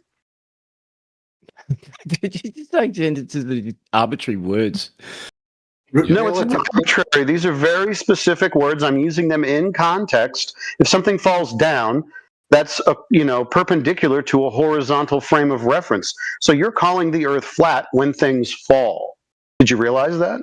No, I'm not. You're completely mistaken. I don't know where you got that from. Oh, okay. So when things fall, do they fall vertically? Yep. Okay, well then that's in a reference to a horizontal plane. So that's a flat Earth you're describing. Horizontal at the point that the object is falling, sure. What do you mean, what point? It's all horizontal. It's a horizontal reference frame. Really, if I drop a bowling ball from a plane, right, does something 1,000 miles away have to be perpendicular to that bowling ball too? No, the ground directly beneath it has to be. Perpendicular? No. Oh, you're saying that the Earth is curving. Do you have any evidence that the Earth is curving? Yeah. Measurements. Yeah. I would like measurements. Yeah. Well, show us your flat Earth. Okay. Just give me the Earth curve measurements then. That's all I need from you since you think it's curving. I want to see the measurements of that. 1 degree for 69 miles, or if you want. Yeah, that's the claim. That's the claim. I need you to go ahead and get me the measurements, not the claim. What do you mean the measurements, not the claim? You're making the claim that the Earth is, however many degrees for how many ever miles rate of curvature. That's just a claim. I need you to show me who measured the Earth and the curvature thereof. Well, Eratosthenes was the first guy to measure the... Oh, okay. So how did he measure that? Just walk me through it. 1,000 times. Walk me through it. I mean, just tell me about how Eratosthenes measured curvature. Do you not know? Or are you just trying to say... I need you to tell me about it. I want to see if you know. I know exactly how this is going to go. And you're going to tell me about a flat Earth at the end of it. Right, sure thing. Well, let's see. What did he do? He measured the angle of the shadow. Angle of a shadow. And? Yep. And calculated if that points down towards the center of the Earth, that would... What was the baseline for that shadow? What do you mean, what was the baseline for the shadow? Yeah, we're measuring angles here, so it has to have some kind of adjacent, the baseline of the particular angle or one of the straight lines. So what are the two angles? So there was the angle from his well that had no shadow. That's, vertical. That you said sticks. Yeah, well, yeah. So he used sticks. I don't know how he did the actual experiment, but you don't actually even know, dude. Are you going to let me finish a sentence? This is amazing. So you don't know. So at first it was sticks, and now it's a well. So you don't even actually know what happened, do you? I'll tell you what. We'll clear this up. Why don't you give me the primary source data for this measurement you say happened? Just give me the original document. Source data. Yeah. Just give me the document of the primary source data. Completely of how you think it works. You know how it doesn't work, but you don't know how it does. Well, you don't know how it works at all. I mean, you thought it was sticks and then it was a well. So we should just clear that up and get me the original that's measurement. That's the point you're going to stick to. You're not going to worry about it. No, I mean, you can go to 1 million. You'll screw up 1 million times in this conversation. I'm just going to cut you off at each one and embarrass you like I'm embarrassing you now. Yeah, you're really embarrassing me, dude. You think the Earth's flat? How are you embarrassing me? No, it's measured that way. Everybody measures it that way. See, I know it because everybody measures it that way. And you even referred to it when you were talking about horizontal plane. What measurements have you done? You can use yours. What measurements have you done? Says who? You can use yours, dude. You don't even get it. You can use yours. Yeah. Oh, we can use other people's, Kevin. Friend, I've got Eratosthenes, dude. Yeah. I can use Eratosthenes. I can use the surveyors. Which one do you want? No, go on. Then use Eratosthenes and show me how the Earth's flat. Okay, so when he measured an angle, right, the one that you were talking about with the 2 sticks, or was it a well? You can't remember. We'll go with sticks in this case. So the stick casts a shadow, right? And so you measure an angle between the ground and the end of that shadow to the top of the stick, and that will give you your angle, right? But in this case, the Earth has to be flat to get that angle, right? And you also have a linear distance. You have to have a linear distance between the 2 places that he supposedly took these measurements of shadows. So now you have flat, linear, horizontal ground between those 2 points. He created a large circle. Did you know that? A large circle. I guess so. Yeah, but it was a vertically placed circle, not right. Exactly. Not a latitudinal circle. Exactly. So vertical shadows, and the distance between those 2 points was horizontal. So he measured a flat Earth. Isn't that great? No, he didn't measure a flat Earth. Oh well, what did he do? Did he assume? Let's see what he did. Did you ever? Did he assume that the Earth was curved and that the sun was infinite distance away, and that he assumed that the light rays were parallel and that the Earth was curved in the first place? Did he do that? He hypothesized that the Earth was round. The funny thing is that you don't hypothesize. I know. It's impossible because you don't even. I know it's really upsetting. You're so mad and upset that when you make a bad statement or a misaccusation or a mischaracterization of how that worked, I have to cut you off because I don't want the people. I don't really want the people to, get bad information from someone who doesn't even know if he used sticks or a well. Bad information says the guy who thinks the Earth is flat. Come on. Right. So what you can do now is poison the well. I must say. So now you're poisoning the well. You're not even actually talking about the topic. This is getting boring, dude. Obviously, you don't know what you're talking about. Sticks or wells or whatever it's going to be. You don't understand that falling is referencing the flat Earth. It's a bad day for you. Yeah, and you don't get it. You can't take an angle off of a curved surface, bro. Oh, what a load of shit. You can? Where? Show us. Show us taking an angle off of a curved surface. At the point you take the measurement, it's perpendicular to the vector. Yeah, but what's the angle between the surface and the vertical? Well, how do they build buildings then if you can't make flat measurements? What's the angle between the vertical and the curved surface? When it's such a massive sphere, like we can't even. So you're going to assume it's flat? Congratulations. No, ridiculous comment. Yeah, that's exactly what he did. He assumed a flat Earth and then just hypothesized sphere out of nowhere. No, he hypothesized sphere when he saw that the well. Then how did he measure the angle? You guys, you cannot let someone finish a sentence, can you? Well, because you're not addressing the core question. How did he measure the angle? You scoffed around a dinner party, just constantly. Shut up, dude. People. Shut up. Well, you're just deflecting, dude. That's all you're doing is deflecting. Okay. No, I'm not. Deflecting you scoffed as says trying to get you to shut up when I'm halfway through. You scoffed as says who for saying you can't measure an angle off of a curved surface, and you're saying you can. I'm asking how. Yeah, if you're measuring something the size of a basketball, you might have a bit of difficulty. Okay, but you draw. It's not an explanation of how you can do it. You draw a tangent from where you. A tangent. When you take the. What is tangents? Oh my God! Is a tangent a straight line? The flat plane from the point that you're measuring from. And it doesn't. A plane. Congratulations! You measured from a plane. Yeah, dude, you measured from a plane. Yeah, a plane. Yeah, you're cooked. It doesn't matter that the Earth drops away from that plane as it moves away. You can still take a measurement. What you're actually measuring in physical reality is a plane. You're not measuring off of a curved surface. No, we're taking a measurement of the angle of a shadow that was freaking 7 1/4 projected onto a curved surface. Projected onto a curved surface. Yes, exactly right. Oh, what's that angle? How'd you measure that? The shadow from the stick. Okay. What was the angle? How did you measure it projected off a curved surface? So one side of the angle is a curved. See, this is the problem you're not getting. If it's a curved line on one side, then it's not going to have the linear relationship that composes an angle.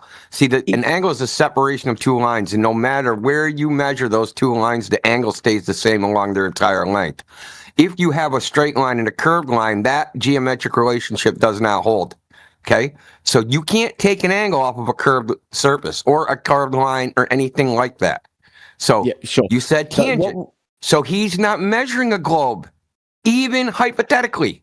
What would the drop be on the measurement? Who cares? What would the drop be? Tell me what the drop would be. Who cares, dude? It doesn't matter. Shadow. It does matter, dude. It absolutely matters. It doesn't matter. His hypothetical is a shadow being projected onto a flat surface. So what would the curve be? Only 7 1/4 inch shadow. Well, you would have to tell us.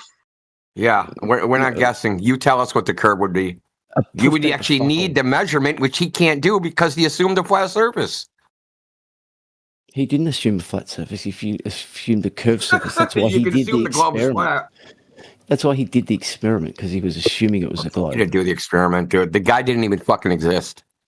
He was the curator of the freaking Library of Alexandria. He's the curator of the Library of Alexandria. Person, dude. So Eratosthenes, there's no written things that Eratosthenes ever wrote.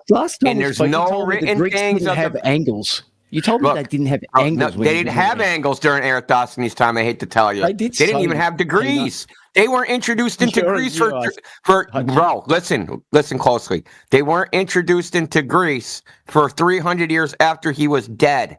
Okay? It's an apocryphal nonsense story. There's no primary sources for Eratosthenes. There's not even secondary sources. So there's not even a person that read what he wrote.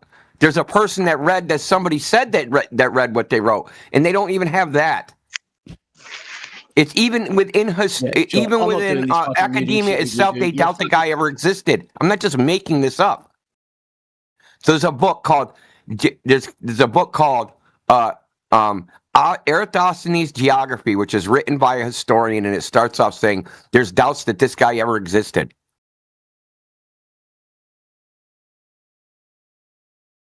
Or at least I'm gonna take him off mute so he can bleed.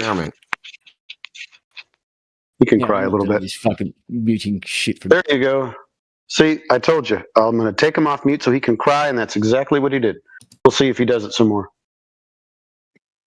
Look up, Pasta. If I give you an academic paper that says Eratosthenes some flaw was that he had an assumption and that he didn't actually prove anything, would that satisfy you?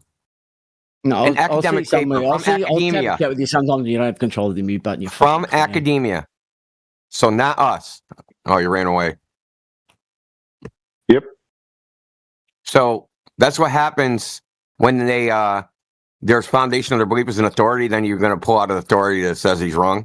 And no, he has to go flat earth. Flat earthers said that's why it's wrong. But when you pull out someone from their side saying he's wrong, that's a no-go. That's why the other guy left too, because they were going to start arguing about gravity. About which gravity's right. That would have been hilarious.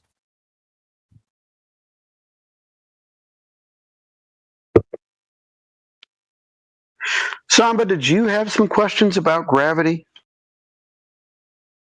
No, you asked me if I can explain what's gravity. Yeah. And there's only two explanations. And what is it? Can you demonstrate the explanation that's true? Can I demonstrate? Yeah, so you can have an explanation, right? But how do you determine whether that explanation is actually true or not?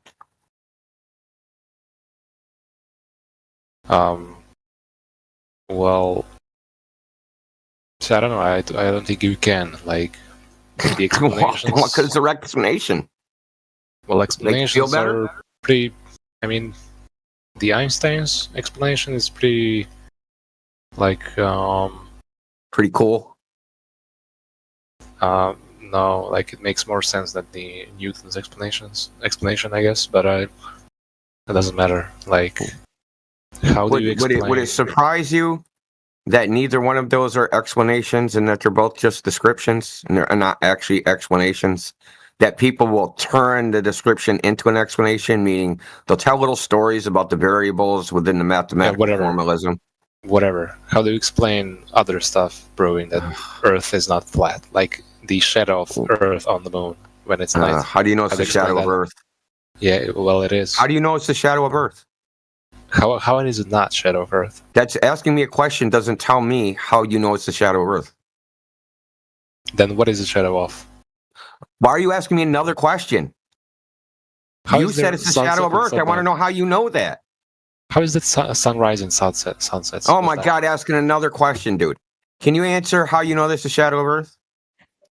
Because the sun is on the other side of the Earth. You're going to describe your explanation to me. Okay? I'm asking you how you know it's the shadow of Earth. You look up, you see a black shit on the moon. How do you know that that's what's causing it? Well, you don't. I don't know. By the angles of where that's right, you don't. You heard a story and you liked the story and you said, "Okay, I'll go with that." Okay, can you explain what's even moon? Can you explain? It's magic fucking unicorns. I got the same evidence you do. Nothing. Oh, so okay. Because they don't use that idea, right, to even predict when they happen. Did you know that? Yeah. What about the Earth spin? The Earth does not spin. It does not spin. No, the Earth does not. How do you know that? So when the Nazis, how do I know that? Because I see the sun move, and I don't feel the Earth spin, and we can't detect Earth spin. And even if you thought that, you just cited Einstein, spin relative to what? There's no absolute reference frame.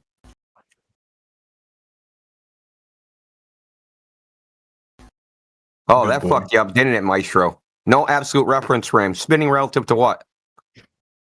I just asked you a question. I'm not trying to demonstrate anything, you small willy. Yeah, what about the Coriolis effect? Homoeroticism in this frickin' Discord is disgusting. What about the Coriolis effect? Doesn't Earth-based Coriolis effect does not exist. It does not exist? No, it does not exist. Yeah, I just said that the Earth doesn't spin, and now you say, well, what about an effect that causes something that requires something to spin? Right. What is it? Can you define the Coriolis effect for us? Well, the most famous example of Coriolis effect in action is when they asked for a definition. Okay, it's okay. Because then when you give the demonstration, we can say, hey, does that demonstration actually coincide with the definition, right? It's when the Earth rotates underneath the projectile as it travels. That's incorrect. How is that incorrect?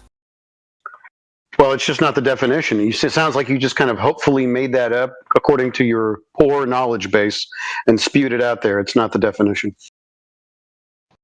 The definition isn't exclusive to an Earth, right? It's not exclusive to a celestial body. Even if you think the Earth is a celestial body, it's not exclusive to a celestial body. So you can experience the Coriolis effect on a merry-go-round.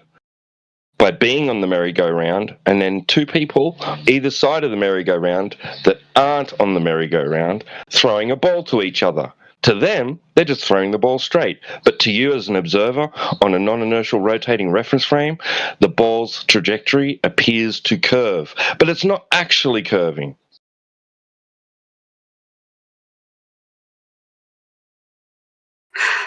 Yeah, Coriolis is an apparent deflection. It's all it is. It's an optical phenomena, or it's an observation of a phenomena. It's just an apparent deflection. That's all it is. It's not a force. Doesn't spin hurricanes or any of that nonsense like you were told.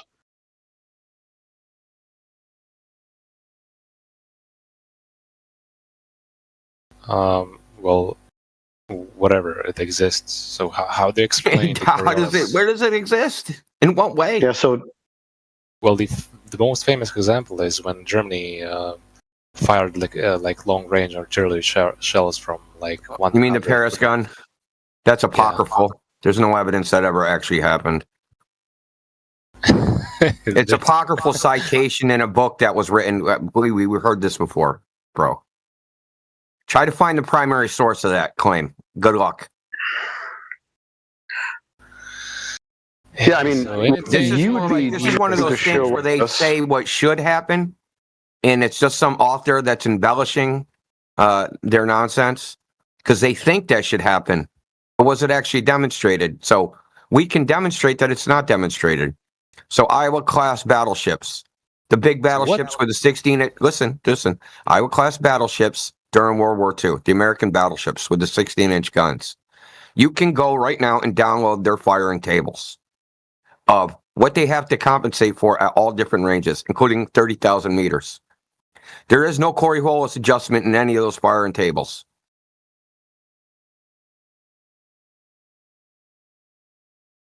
None. Okay. And even if there was, the uncertainty of each artillery round, the circle of uncertainty that would even land is way larger than whatever the correction would be. So if you even did the correction, you'd never notice. Okay, so can you show me one evidence that Earth is actually flat then? Go to the ocean. Everything that you see. Please one. Go ahead, says who. Well, listen, your entire experience is essentially screaming at you that you are on a flat stationary plane. I mean, when you ask us for evidence, is it the flat water, the flat oceans? Is that not good enough? Is it the vertical and horizontal reference frame that you describe everything in? You know, I mean, it's your everyday experience. But a flat ocean, that's a pretty good one. Everyday experience, bro. Do you know that like you as a human compared to the size of Earth is like a tiny speck? Yeah, I'm sorry, friend. What size of the Earth are you referring to? Well, you know what size I mean. Like you're tiny compared to the Earth. So it's compared to the Earth. That's how big? What is it like? 40-something thousand kilometers. Okay, and who measured that? I don't know. Okay, so you're claiming a ball, and you don't even know if it's a ball? Yeah, well, I know it's a ball. Well, how do you know? Well, I'm saying you think it's a flat surface, but I'm saying that it's like just looking at the water, or I don't know, zoom. Well, what do you got? Camera. Yeah, but what do you got? Can you not? What are you looking at? Samba, what are you looking at? Look, you said, hey, you're just looking at the water. Samba. Can you not interrupt? Yeah, what are you looking at then? Can you not interrupt? We want to know what you're using, dude. Can you not interrupt? Can you not interrupt? Dude. Can you not interrupt? Okay. Can people? Yeah, I'll interrupt all I want. I want to know what you're looking at. You said all you're doing is you're just looking at it and seeing a sweat. What are you looking at? Yeah, he left.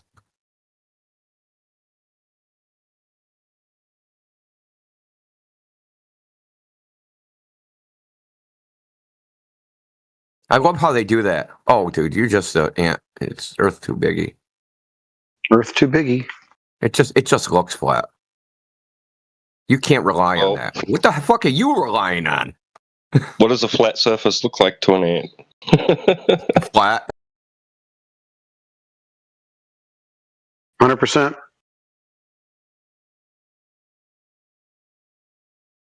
I can imagine a case where a curved thing will look flat. Yeah, I can imagine a case where millions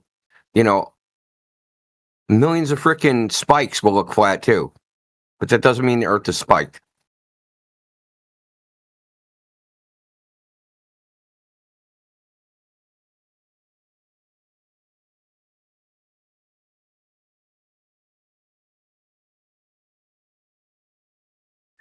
You can go to places on the Earth where it's mountainous, and so you would describe what you see, my goodness, as mountainous. You go to the ocean, We describe it as flat. Yeah, that's what it looks like. But we keep talking about measurements, and they ignore that. They always ignore that word. They hate that word. Yeah. You'd think it was a 4-letter word that they avoid that so much. Yeah, flat's a 4-letter word. Measurement is a 4-letter word. That's it.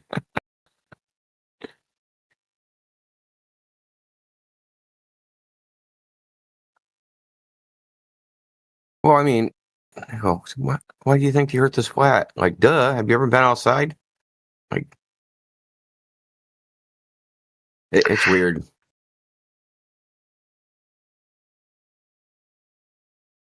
Imagine when that what you like your starting point, and I guess we all did this when we were Globers, but your starting point of determining what reality is to go to a third party to tell you what it is. Right. Which is, yeah, that's just kind of strange. I guess that's more like a social commentary.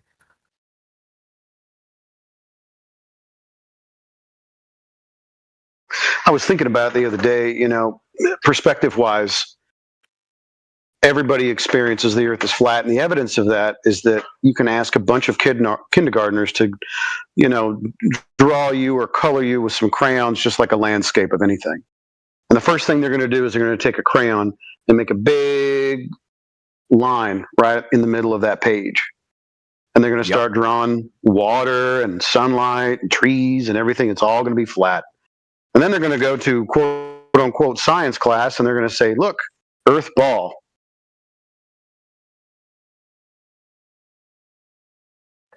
I don't remember ever trying to like draw. You know, that is kind of weird. I don't ever remember like being a kid, you know, people would doodle on their book covers and stuff. Like, I don't remember people doodling planets or drawing landscapes on top of a ball. Yeah.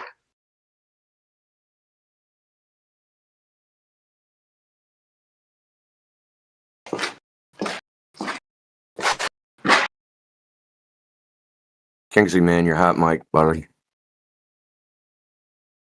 Shit. Fuck, sorry. That's all right.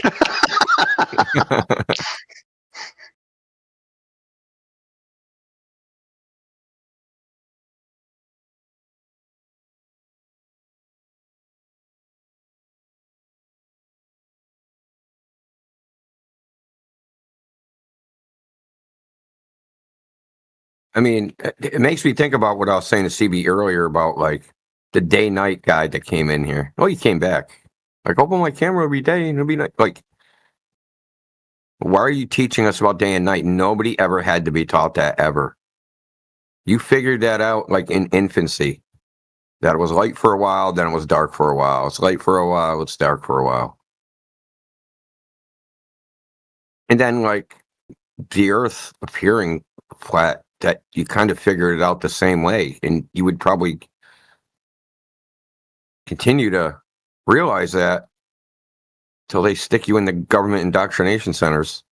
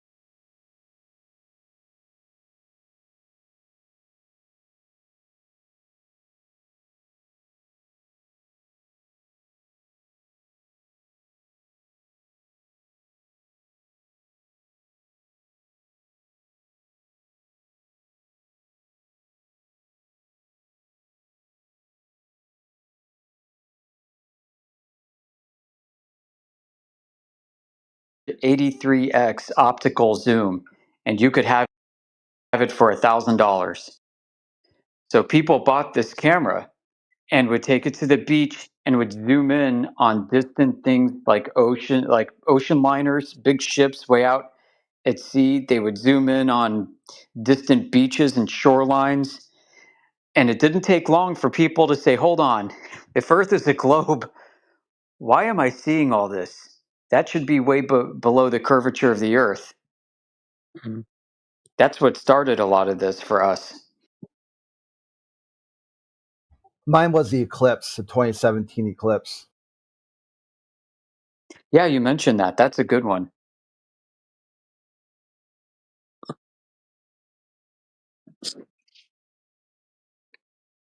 Eclipses, people think are globe proofs, but when you educate yourself on what's going on with these, they really aren't. They contradict what the heliocentric model purports itself to be. The geometry's all effed up.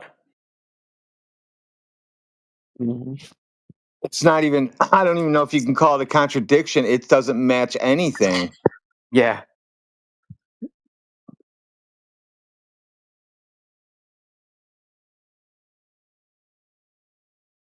That's another thing you'll find out. Nothing can be proven about the globe. Everything is imaginary, or some other guy knows about it, or there's no way you'll find anything. You can look and look and look all you want. You're never going to find anything on who measured it and what method was used. And people from 3,000 years ago don't count because we don't shoot satellites because of somebody 2,000 years ago measuring shit with shadows and sticks. But if you want to buy my insurance, you'll get a pair of sticks with that. You can measure the globe yourself.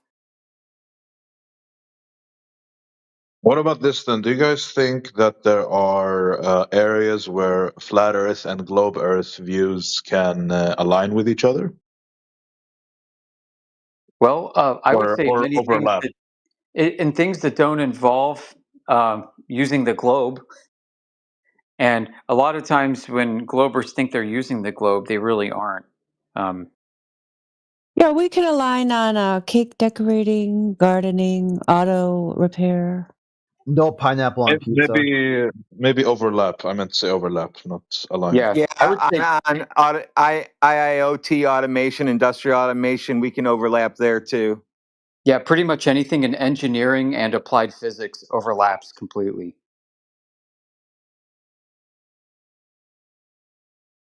So it's not like we're out here saying that we have an alternate view of physics. We operate using the same laws of nature. Well, actually, what we say is we're actually using physics laws versus imaginary physics laws. We actually use the ones that are like written in stone, and the other people use ones that you imagine and you create inside a computer, and then you model things with those that you created. That's right. Yeah. That's why they have to change it. They have to put astro in front of it. They just can't use physics anymore because it breaks the laws of physics. Yeah. So they say it's not physics, it's astro or theoretical physics. It's a new type of physics that isn't testable, isn't repeatable, observable, measurable, none of it. Reminds me. The same type of physics you use to say how Superman spun the Earth the wrong direction and saved Lois Lane from the earthquake. That type of physics. That's what globalists are using.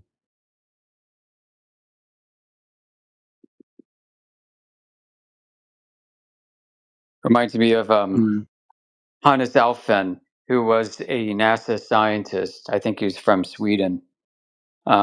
He gave this amazing speech back in the 80s where he's basically ripping the NASA organization a wide asshole. He's telling them that you guys are a bunch of phony frauds and you don't really know what science is. He did this address and then released a paper after his talk describing the plasma fields above Earth and how space is like 99% plasma or something. Really brilliant guy. he pioneered something called electrodynamic propulsion, which may be a technology that's being used up there that most people don't know about. But he wrote this, he said this in his speech. This is also in his papers, like 300 pages, but this is in the beginning. So he said, the conclusion here is that astrophysics is too important to be left in the hands of the astrophysicists. The billion-dollar telescope data that we acquire must be treated by scientists who are familiar with laboratory and magnetospheric physics and circuit theory, and of course with modern plasma theory. At least by volume, the universe consists of more than 99% of plasma, and electromagnetic forces are 10 to the 39 power times stronger than gravitation.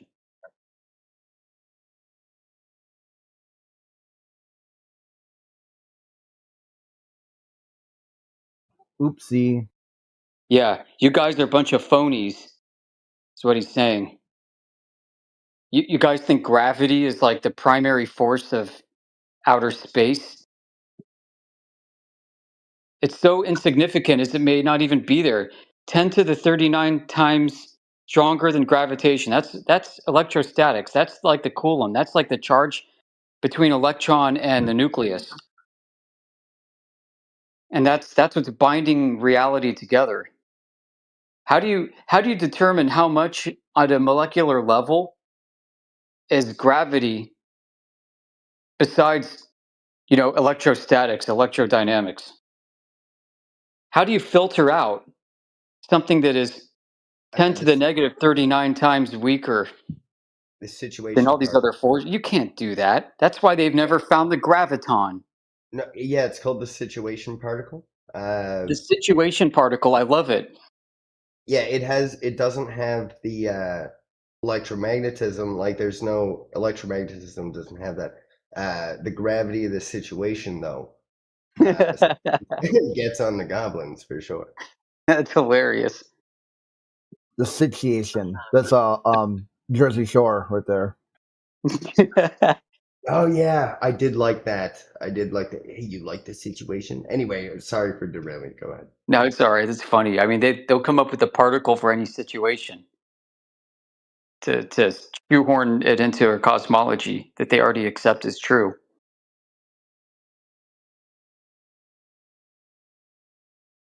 Something is. So I looked at how CERN's put together, and just going down these little tubes, basically.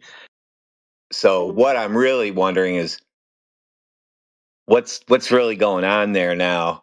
What did they need? That whatever they built was to say, here's we're going to build this, and it didn't cost what they said. They drilled somewhere else. They went somewhere else, or they had to have tunneled somewhere from there, because that's the kind of equipment they used. Mm-hmm.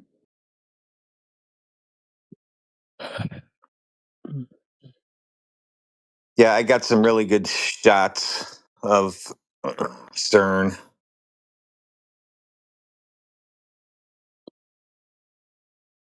It's looking at their fluid systems, if you know what I mean.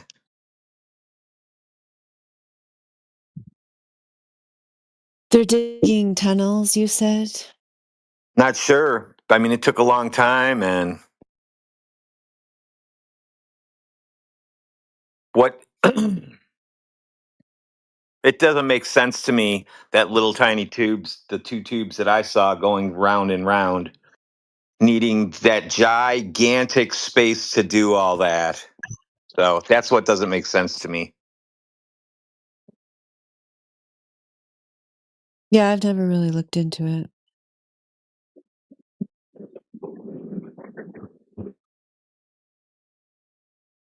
And what are you going to prove with that? Nothing.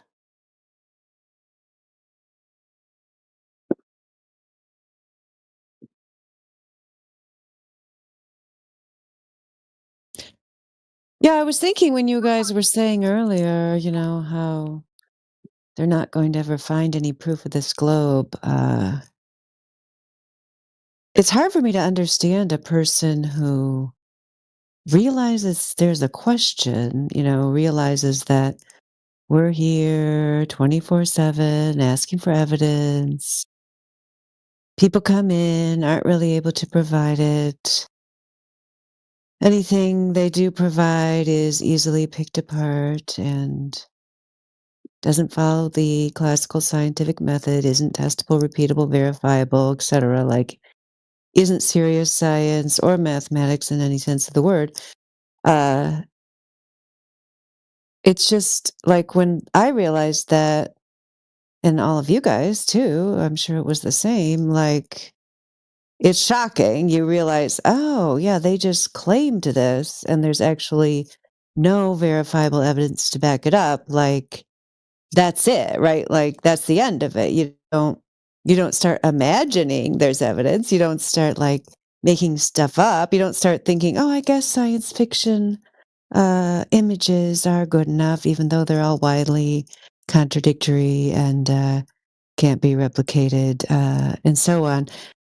I just don't understand the person who starts to see that and then is still defending the globe. I still don't get it, you know? Like, I get people who haven't ever looked into it, which is a lot of people, right? That just assume someone else smarter than them figured it out. But these people that come in here that recognize there's a question and are still trying to defend it despite having no legitimate evidence, like that, I don't understand. You know, people who are just, I guess they're just pseudo intellectuals, right? They're just pretending to be people who are actually thoughtful, and but they're really not. They're just zealots, right? That's what it is. It's very odd.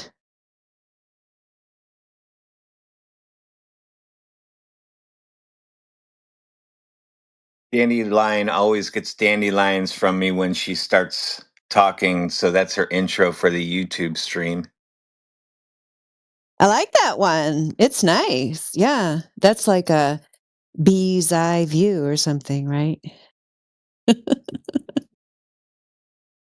how you know she's in the house. The dandelions show up on the screen.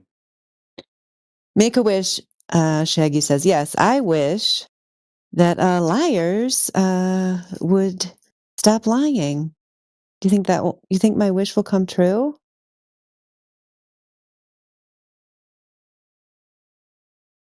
Yes. As long as they think there's a globe. As long as what? As long as they think there's a globe, it won't. Yeah, I know. Yeah, they want to believe. Like, those people I like. You guys know I like them. Like, we had one last night that he said he was going to go to Mars. I don't know if any of you were here for that. Like, that's what I've been wanting. I've been wanting like a real person that seems to be a person that, you know, has a voice behind the microphone that actually thinks they're going to go to Mars. Was anybody here for that last night? He said he thinks he's going to go to Mars within 10 years, this guy. Like, an actual human being came in here, and I just wonder, like, are people really fooled by this? They actually think that? And we found someone that does. It was exciting. Like, that guy, you know, he was kind of dim. Another charlatan came in who was more, you know, dishonest and just dishonest. Let's just say that. And this Mars believer was swayed by this pseudo intellectual, because I asked him what he said that made him think he was smart, because he said this pseudo-intellectual was smart. He said he used big words, right? So, like, that guy I get, like a guy who's just like, I want to go to Mars in 10 years. And that guy used big words, so I think he's smart. Like, that person I can accept. You know, it's kind of like, okay, well, you're just like living in a fantasy world. You're an adult child. Like, I can kind of feel sorry for you for being fooled, you know. Those kind of people, I like them. They just believe, right? They just believe. They just snap their heels 3 times and say, I want to go to Mars. And then the magic fairy Elon Musk sends them there, right? It's a cute little childish fantasy. They're cute. Yeah. Well, you'd think that if you could go to Mars in 10 years, then there would be, commercial flights to the moon at this current time. We're going to the moon. We're sending the public to the moon. Whoever wants to go, but Mars is just around the corner. Yeah, I know. That's what I think it was India or somebody called him out. They're like, oh, so you think you're going to Mars? So yeah, where are the moon flights? Yeah, it's kind of like, it's just outrageous. I mean, according to their fairy tale religion, like, yeah, we don't go to the moon anymore. We lost that technology and it's painful to bring it back. But yeah, we're going to go to Mars. Yeah, just around the corner, guys. Just around the corner.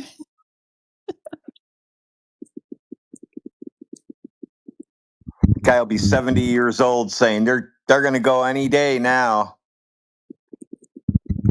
Yep, he just wasn't believing hard enough. It's like the end of Elf. I don't know if any of you guys have ever seen Elf, where like Santa's sleigh's failing because there's not enough belief in him and not enough Christmas spirit. So if we sing Christmas carols and believe, then Santa will be real. Yep, we need some Mars Christmas carols, right? And then it will come true. That's what we need. Yeah, the same kind of people that think there's a rover and they're controlling it from Earth. Like, if there's rovers on Mars, then it would be like, a couple thousand on the moon by now. No, there would be a couple 100,000 just running around on the streets being controlled by AI at this point, but they would have been controlled and running around by the tens of thousands throughout cities for years than just being controlled by people in the buildings, because they're amazing what they can do, when in reality they don't show you that they got a cable behind them. They're just running that thing on a cable, powered, all that shit. How about that Lunar Hilton? Yeah, we're 50, well, 60 years out from when they said they went to the moon. I mean, this isn't like they did it just like a week ago and now there's a bunch of plans. You're talking about multiple generations later. Nothing. I mean, it's getting to the point where there isn't going to be anyone left alive who was even witnessed it. I mean, people who witnessed it are now in their 60s. They're children. If they were in their, a toddler, they're in their 60s now. Yeah, Grandpa, tell us about when humans used to be able to go to the moon before we lost the technology and it was too painful to bring it back. Tell us all about those amazing times, Grandpa.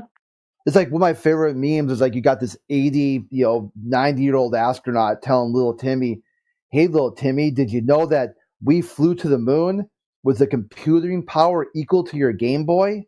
And the little Timmy says, what's a Game Boy?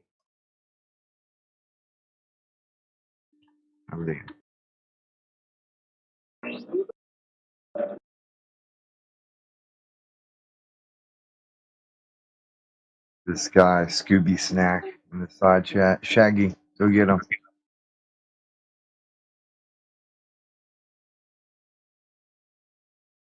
Is Scooby Snack a globe believer? Probably. Yeah, totally.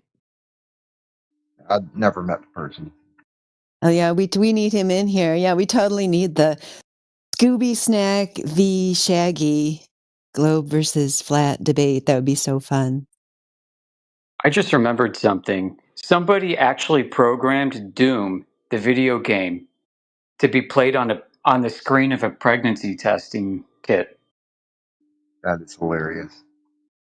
So, is it safe to say that, hey, little Timmy, did you know that Grandpa's friends went to the moon using less computing power that's in your mom's pregnancy testing kit? Nice. Yeah. Let's just fly the pregnancy testing kit to the moon, guys. That sounds great. All we need is the electronics of a pregnancy testing kit, and we can send another man to the moon. It'll do all the computing power for us. Huh? Luther Team is gonna ask, what's a pregnancy test? Yeah, because he was born in a pod.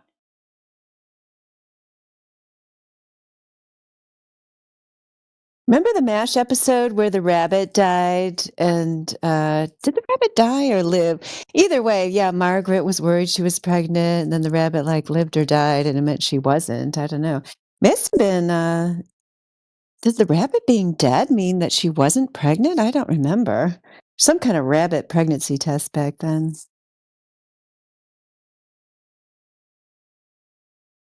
None of you guys know what I'm talking about. That's fine. I'll research it for you. I'll get back I to kind of you. remember the episode, but I just remember what's his name in drag was like crying over it or something, right? Klinger, yeah. Yeah. Was it his rabbit that they killed? I bet you're right. I think it was dead, yeah, but she was happy, so it must be the dead rabbit meant she wasn't pregnant. I don't think she wanted to be. I don't know. She never had a child in the show. I think the rabbit dies both ways. It's just they check the blood or something in the rabbit. Oh, okay. So the rabbit is sacrificed either way. Yep. Okay. I got Yeah, you. there's not like it's like 50-50 and then you get to live again and then you're playing Russian roulette and your buddies are all in the cage too. No, they all die every time. Schrodinger's rabbit. Yeah, I got you.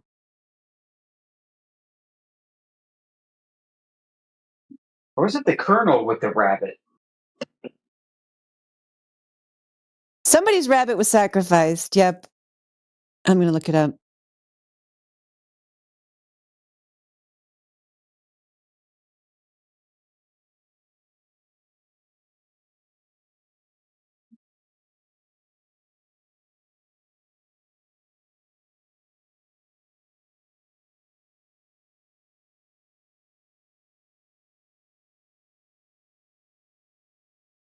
It was Radar's rabbit. I would have gotten that if you guys would have given me a chance. It was Radar.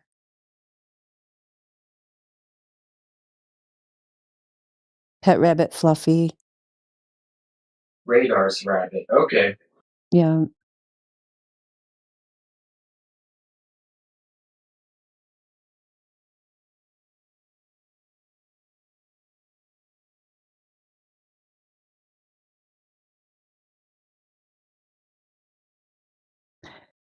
But I guess what I was trying to say about our friend last night, gosh, I wish I could remember that guy's name. I guess if I looked at the live stream, I could find it if I cared enough. Answer, I don't care enough. But I care a little bit because the guy who was so easily fooled by the charlatan, Harris was the name of the charlatan, I do believe. He had a profile picture very similar to the hyphen above me. And so what I think is sad, though, is that there's all these people who do believe so easily. And it's like, I was thinking about this earlier today. I get it. It's like some people, they have to believe in authority, they feel like they have to, right? To like function in the world because, and I don't want to say that, I don't want to diagnose this person from last night. So now I'm moving on to a wider topic, not necessarily connected to the true GOAT believer last night.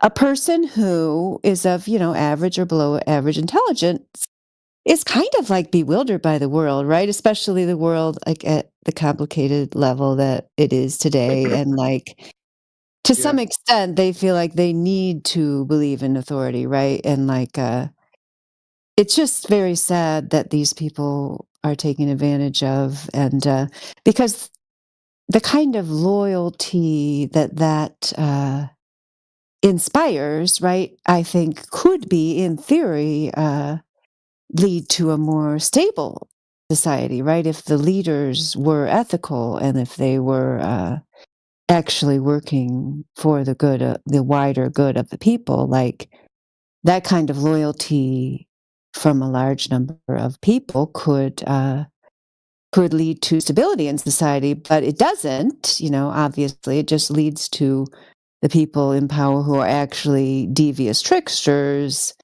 gaining more and more power and advantage over the people, and actually living off of the energy of these people who rely on them because they are like, slightly unable to actually determine what's going on for themselves or to make determinations of truth for themselves for whatever reason. I don't know, but it's very sad that kind of loyalty and subservience and belief is being taken advantage of on such a wide scale, and these people just don't even know it. It's very sad.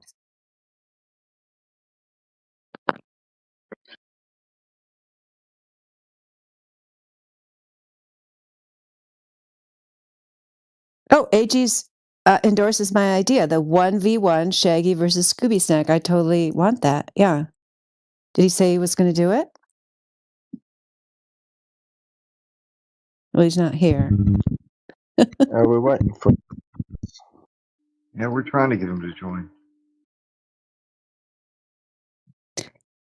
That would be totally fun. We need that.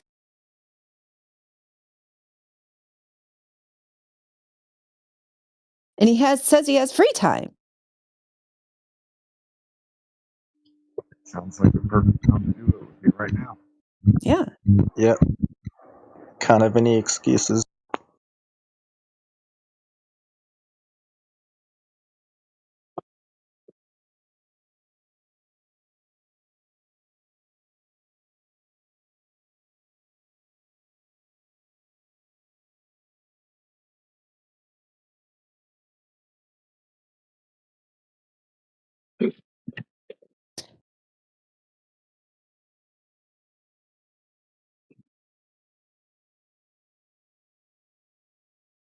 Oh yeah, it says here in the episode description Margaret suspects she's pregnant, but in order to be sure, a pregnancy test must be performed. But in order for the test to be done, they need the ovaries of Radar's female rabbit, Fluffy. Meanwhile, a disgruntled patient holds Charles hostage until he's allowed to be sent home to Ohio. Yeah, so they got to take the ovaries. Gosh, you'd think they could just do the surgery and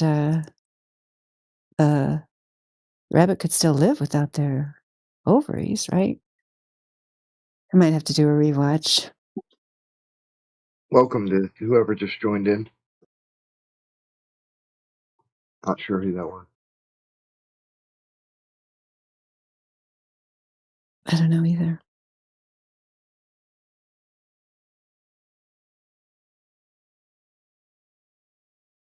I just heard the notification go off on my phone.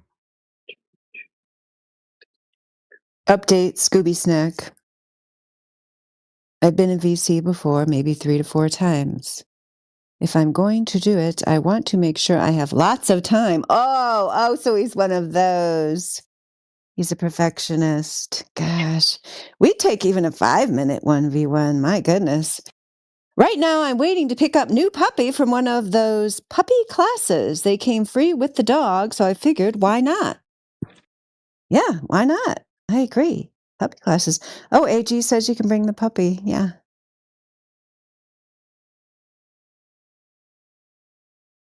Speaking of bringing puppies, so when we start going to Mars, are we bringing animals with us, or are we just people, and we all just have to look at each other and want to punch each other in the face instead of having like your dog up here and saying, "Yeah, me and the dog, we're taking off. See ya." Only parasites are allowed. Aw. Oh yeah, because haven't you heard? Oh, now you're Scooby. Now you're Scooby Doo. I see. So we're Scooby-Doo. going in on a theme now. I could be Velma or Daphne.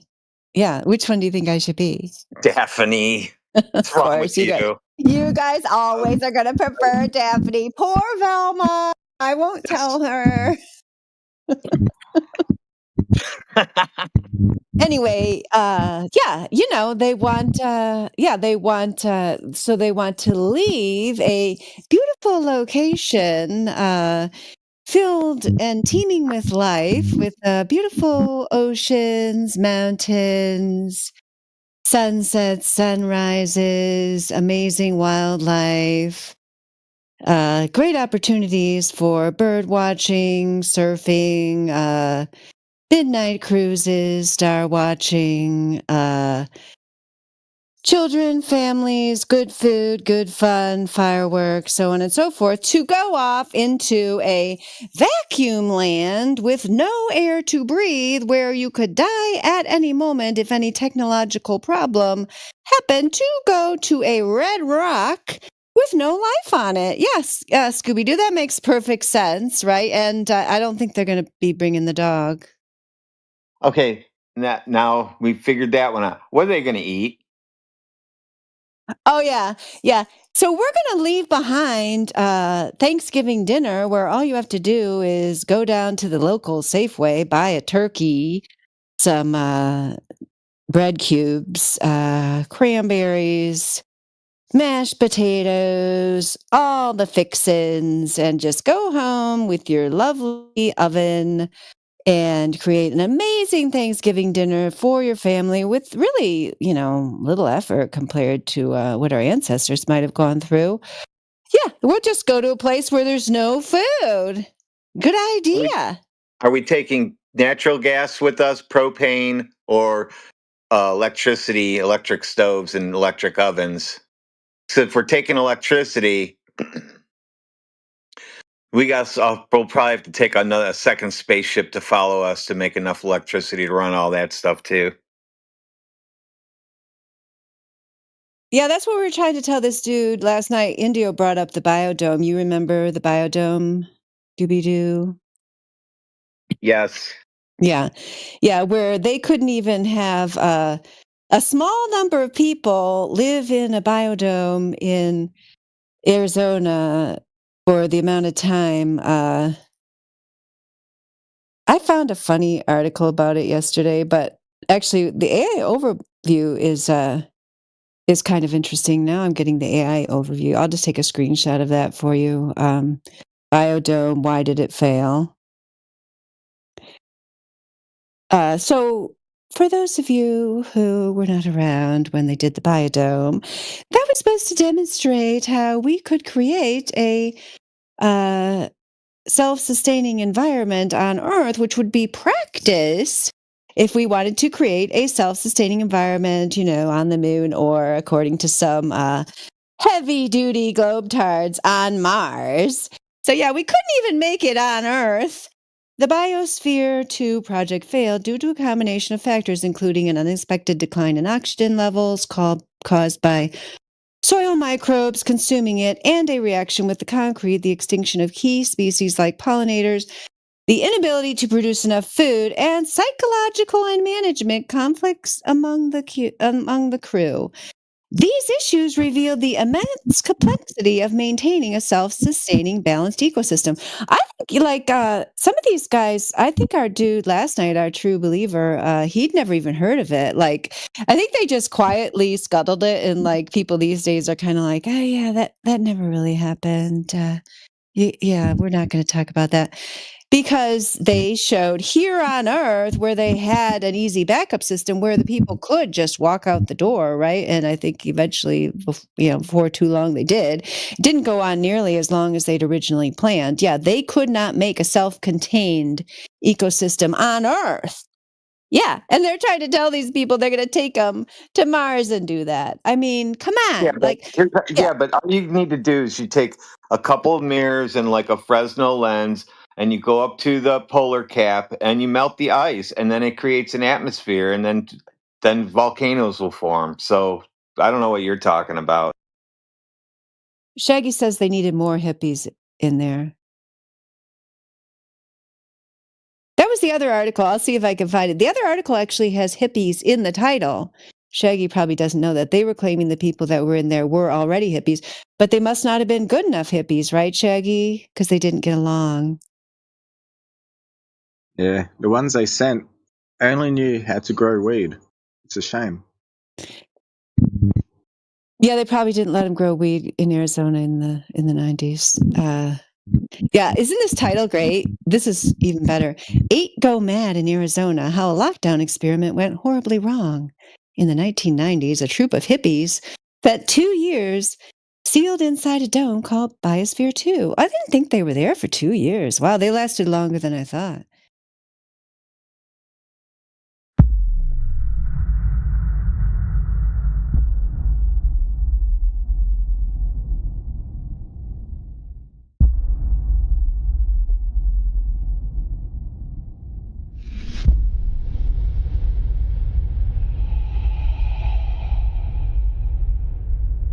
Right. So it's flat there, it's flat over there. That definitely rules out that it's a globe that they tell us, right? Yeah. And if it's flat everywhere we check, right? I don't think it's well. And often the question is if something isn't curving. So something, and they haven't even said it's the Earth. They just say if something isn't curving, what is it? Well, they have to admit it's flat. So yeah, that section we measured there, it's not curving. It's flat. Yeah, I always has to approach with what's the evidence for, because you can come up with all sorts of profiles. Well, it's sawtooth, it's zigzag, it's freaking unevenly undulating, it's a non-continuous curve. Yeah, I mean you could just go on and on and on and see what the surface is. So all you can go with what's actually been tested. You know what I mean? So what are the results of the test? Because we're not going to sit there and speculate forever on every possibility. We go, okay, what is the evidence that's on the table now? But is that a proof by an inference? Is what Yoder is bringing up as a challenge to the bad argument? Is that what you're saying, Yoder? Like, I mean, if someone's doing a one test, you're saying that you. It's more like a practical proof where you can't actually test every fucking possibility. You know what I mean? But, well, I'd just say, well, show me a section that doesn't curve. I mean, sorry, show me a section that is, show me a section Yeah, that's the evidence, that's what I mean. The evidence that's on the table. That's it. Right. We're going to deal with the evidence that's on the table, not any freaking speculative nonsense. No, oh, well, imagine, or any of that crap. Yoder, so is it?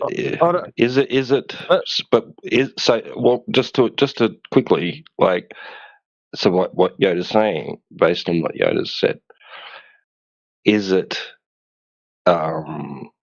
illogical or fallacious to insinuate that from this one section measuring flat, that the entirety of the surface of all known physical reality is also flat, and even the unknown?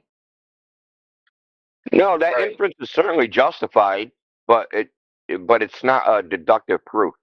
That's what Yoda's saying. Bingo. Yep, that's exactly what I was saying. It's a justified inference because of the properties of water. It's all connected together. You know what I mean? It's kind of absurd to think that the water is doing something in one place and not doing it in the other place.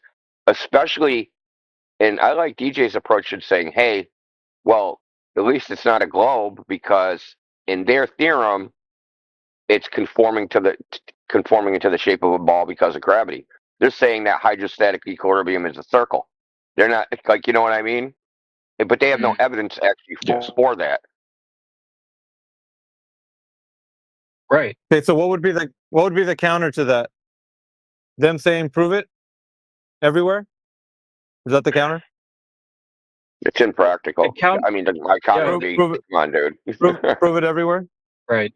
Right. I mean, you could point out to them show me the money. That's what I'd say. I'd say, show me the money. I'll do it. Show me the money. No, what I'm doing is I'm showing it. And show ahead, Yoder. I was going to say, at some point there might be some geometric, if not statistical, but actual geometric necessities that creep in. You know, if you start measuring swaths of Earth that are disjointed, not connected to each other, then at some point there has to be that curvature that is made up for due to the lack of curvature in other places between those swaths.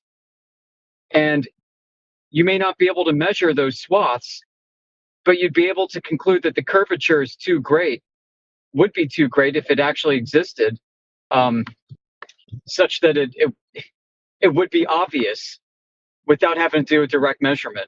And then you could make a very strong inference that the Earth is flat in between those swaths that you haven't measured. But that's the problem, though. That's not Yoder. That's not the issue. Is if the Earth is curving at the specific rate that it's supposed to, with the claimed globe radius, diameter, and circumference. it's not just a giant ball, or it could be bigger. It's that it's a specific ball.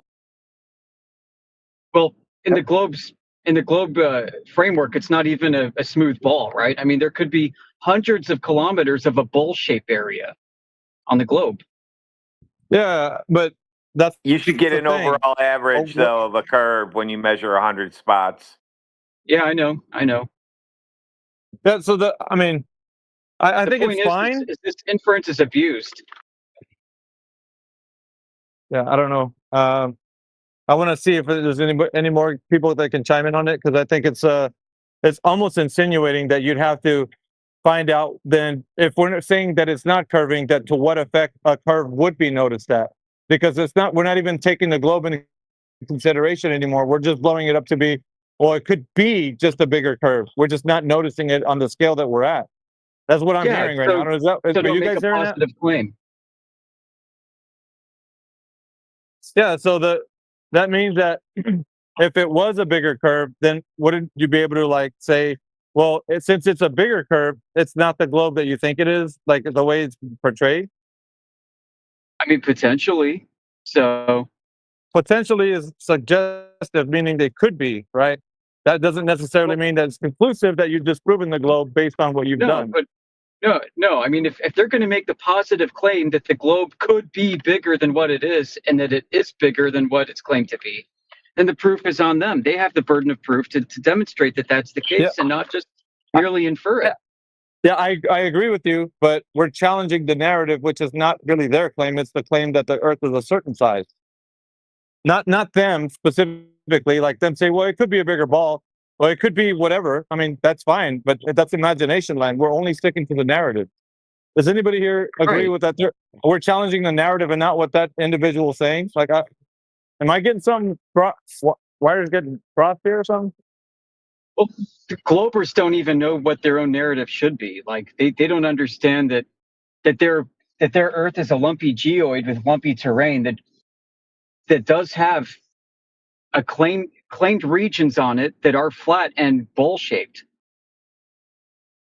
Oh, and it's funny. It's funny that they haven't even thought to bring that to the table in all these years. I've been waiting for the first Glober to come in and say, yeah, well, Earth's actually based off of this geoid model. You have, the gravity vector is going to be, it's going to actually be diverging from space, or converging in different ways. And with the terrain also being somewhat bowl-shaped, it's going to give the appearance of a flatter bowl-shaped surface in this entire, multi-kilometer, hundreds of kilometer squared swath that we're observing. So therefore, I would expect it to actually be observably flat here, including the water. Okay. Let me follow your train of logic here. So you, maybe DJ might follow you, because he kind of sounds like he likes when you bring up like challenges.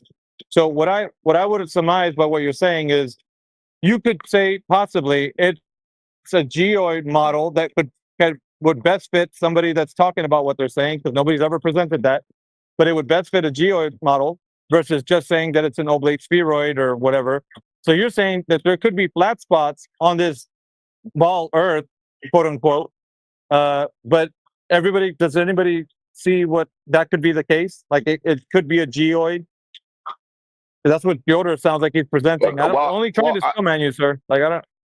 Look, Avi, I agree with you that we should only deal with what the mainstream narrative is. We can't be chasing bring your own ball all over the place. You know what I mean? Yeah. Well, I think the radius is 10 miles more. Like, no, I'm not doing that. I'm just going to deal with the information presented, not variations of Earth and all that nonsense. Unless they got evidence for it, then I'll entertain it. But unless they got that, then, it shouldn't even entertain that, just because they don't have evidence for that. It just seems like this is a slippery slope, gentlemen. Like, if we start entertaining things that they haven't said, but if we're waiting for them to say it, like, that's not I don't think, if you want to be in that position to see, like, okay, wait until that conversation like evolves to that, and then we're going to deal with it at that point. You know what I mean? I don't know. So, hold on a second. I just want to, before this gets lost, they don't bring up the K to Earth geoid model is because it will destroy shitloads of other arguments they make, right? Yeah. Pretty much any argument of reciprocal zenith angles or measuring tilt or horizon dip or any angular measurement based upon an initial plumb line. It would destroy all of that because they don't have a plumb anymore. That's perpendicular to the surface of the Earth. They don't have that. They just threw that out the window. So that's why there's power in arguing what the prevailing claim is on the table, regardless of what they say it is. Because if they're going to be representing the mainstream claim of the globe, and we can go to their sources, their authorities that claim to have higher knowledge than they do on the very topics that they misrepresent, and prove to them that they are misrepresenting what they believe their own claims should be, then I think we've taken higher ground in that argument. You know, and it's very important to point out how their contradictory claims leave no room for falsification. I will agree with you, however, there are some bad arguments that are being made, even with the good arguments that we have. But I don't know. I just not that it's bad. It's that people exaggerate. Conclusion. Yeah, that's it. Right. Yep. You know what I'm saying? It's like going to the beach and I saw a lighthouse 6 miles away. Therefore, the entire Earth is flat. I mean, that's kind of.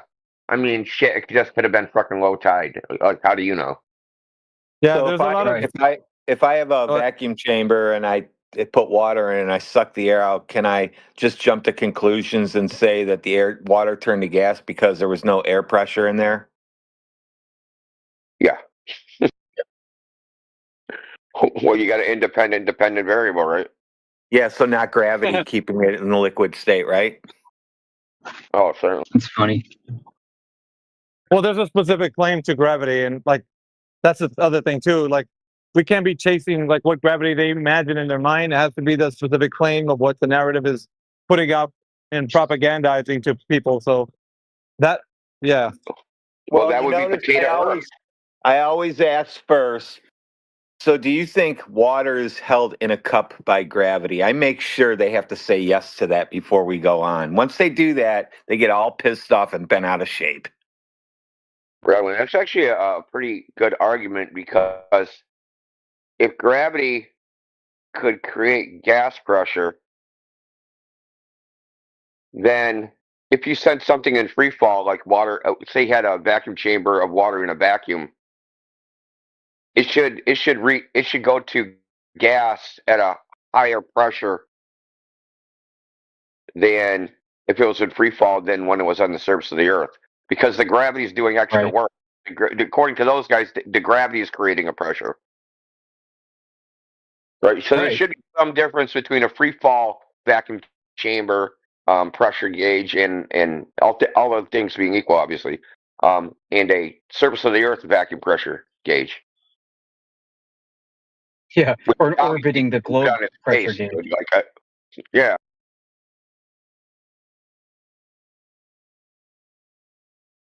Yeah, totally. I mean, it's really interesting when you start thinking about it, how their claim of gravity requires changing the trajectory of gas molecules in free expansion. So that means you've got, in their mind, Newton's cannonballs out of gas molecules that are going horizontally with the tangent of the Earth and making parabolic arcs and all this other stuff. Radwin, try this. Get a vacuum chamber, put it on a centrifuge, right?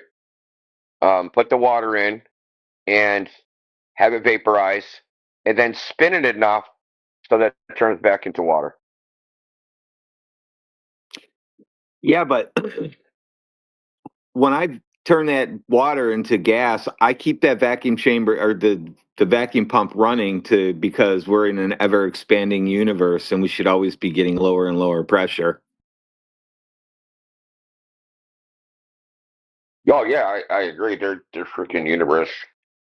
So there will be no water forming. Yeah, it's really hard to pinpoint their narrative, Redwin, on that one. the expanding universe? Because that claim actually evolves into expanding into itself, or whatever other cockamamie idea they come up with. So that one's ever changing. They're never really like solid on one specific. If you have an ever expanding vacuum, the pressure should be getting lower. It's like a balloon. If you just pulled on the balloon, everybody pulled a little piece of the balloon and made it bigger, it would be lower pressure inside. Yeah, the only way you could maintain the pressure is if you're creating matter that equals the expansion, which obviously would be crazy because the expansion would be because you're increasing the volume, so they'd be creating freaking more matter than existed already. Yeah, every second. But could you also say that for collapsing, like something collapsing? Expansion is one thing, but how about collapsing? The universe is collapsing.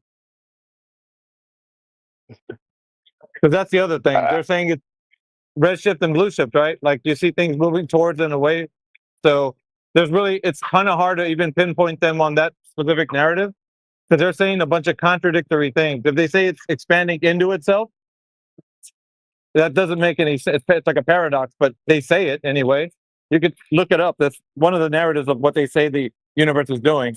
So if that's the case, what if it's just expanding into itself and the pressure is consistent that way? You know what I mean? Yeah. What they say is expanding is space itself, so they're just reifying basically the geometry, like the coordinate system, as if the coordinate system is. It's pretty stupid. Like, I wouldn't even touch it. It's just like freaking. It's too freaking retard for me. Like, I wouldn't even entertain that because it's just a reification of their space-time metric, right? That's all it is. Exactly it. That's why they need it. So, we hear all the time flat earthers saying, like, you have no proof of gravity, when that's probably not really a good way to put it. And it's probably not even good to say you have no proof of the cause of gravity. It probably should best be said is you can't even define gravity consistently. You can't even provide a consistent definition of gravity. Nobody can. Well, that's the first thing I say. Define gravity. Yeah. Yeah, I kind of do. I go, gravity. What's that? Like, you tell me what it is, because they're not quite stupid. Like, I don't know what that is, dude. Like, you gotta tell. Yeah, define it so we can agree on it, and then we'll be set. We can talk about it. Yeah, I've no problem calling like dropping a rock on my foot something that we can call like gravitational acceleration. I've no problem stating that. I have no idea what the hell it is or what's going on though. I mean, it's just the way the universe works. Is like you got denser things going this way and less dense things going that way. Bada bing, bada boom. Same density things go horizontal. Different density things go vertical. But you can't do that around the ball because your radius changes every millimeter. That's right. You need a flat surface for all that stuff to work. Sorry, guys. Flat Earth gravity. Or they say, what's causing the sun to move? Flat Earth gravity.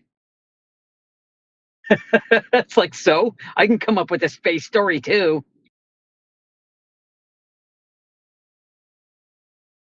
And the funny thing is Einstein's framework would completely allow for you to change that coordinate reference frame and the space-time geometry itself, and it doesn't violate relativity.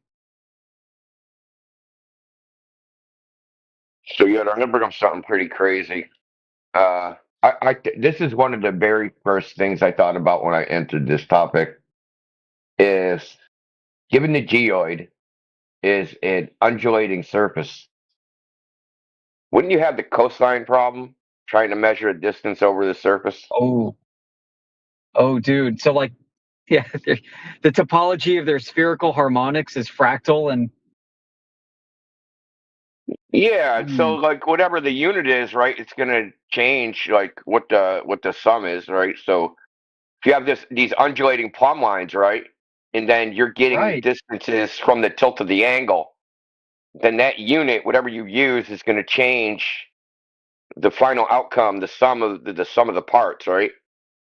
Yeah, infinitely finite. Yeah, I mean, I actually, the surveyor Jesse Kalkowski, I brought this up to him like way back then, dude, and he was like, "What the fuck are you talking about?" I'm like, "You got an undulating surface, or it's the same thing as the coastline problem. Like, say you just took a slice of the sphere, right, and then you tried to measure its perimeter, just the same way you'd measure the perimeter of an island. You have the same problem. Just using angles doesn't solve it, right? Right. That doesn't solve the problem." Right, because it's not discrete that you're dealing with. That's right. I mean, this kind of goes tried to back bring to the this whole up to reason for the Globers, but they integral. don't. Yeah, so this is like one of the things, like I said, like arguments I used to make, which I had to discard because they're unknown or they're too complex or they're too obscure. This is one of them, and it's like the Berry Center. This one, there's a whole bunch of them. Like, you don't think surveyors can measure the surface of the Earth? Well, it's got the coastline problem, and then they freaking. What about the edge? You know how they do it. Yeah. Yeah, to what degree of accuracy is satisfactory to you? Because you can infinitely zoom in on more curvature and more flex to be had.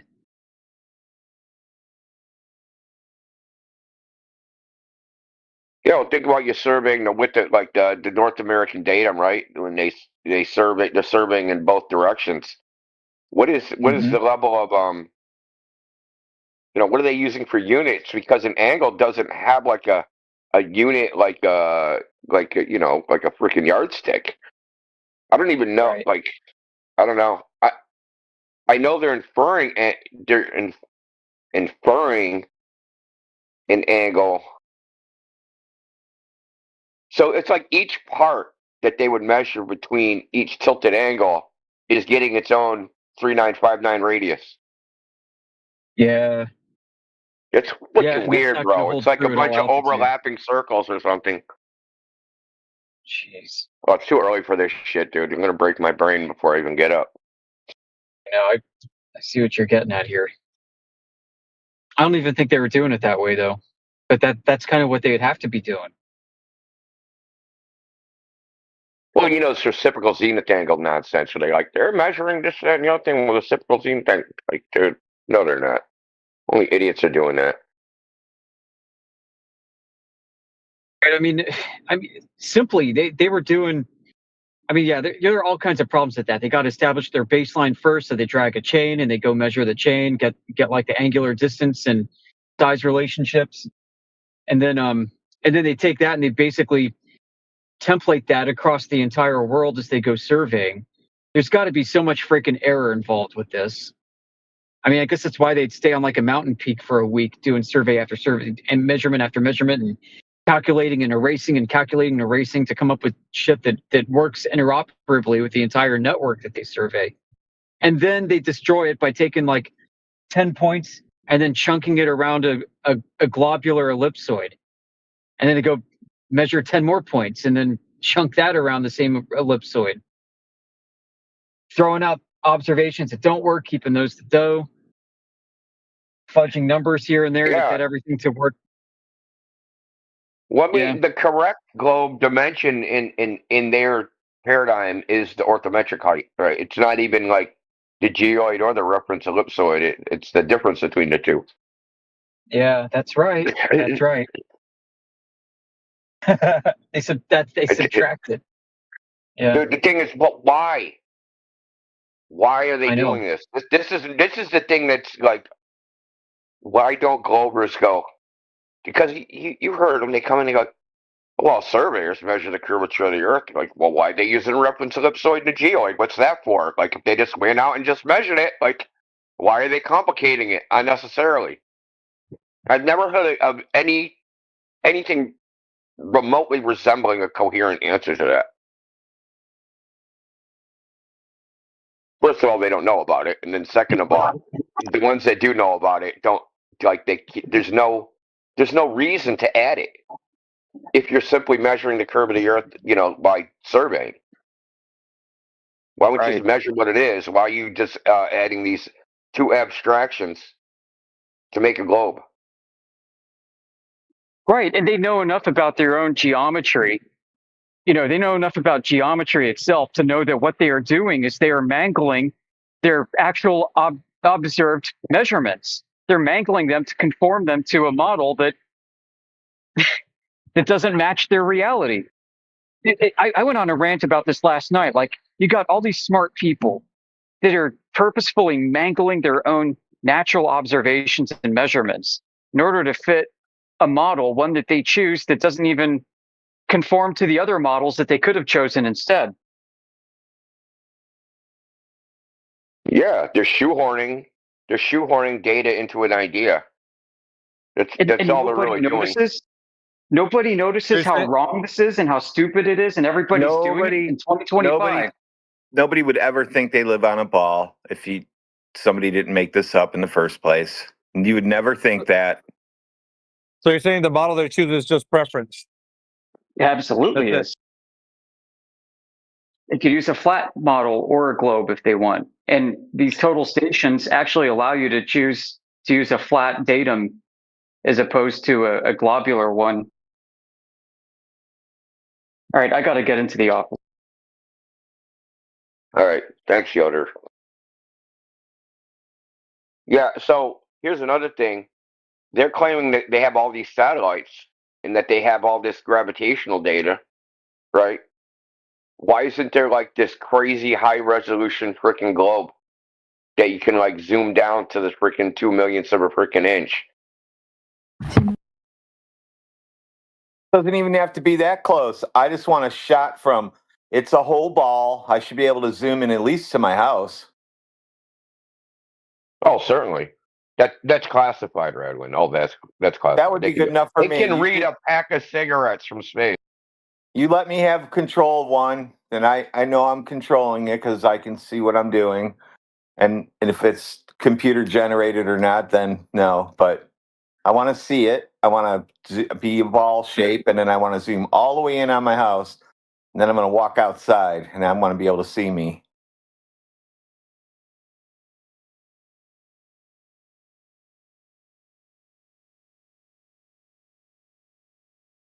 Any Globers got that I can do a link so I can go do that? Globers?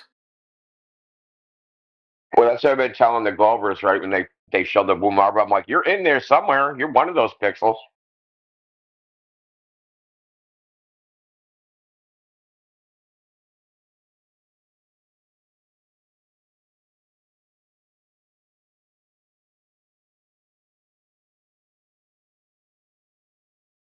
And that should be live streamable. I should be able to zoom in and see myself walking in the yard. There shouldn't be, I got to take a snapshot.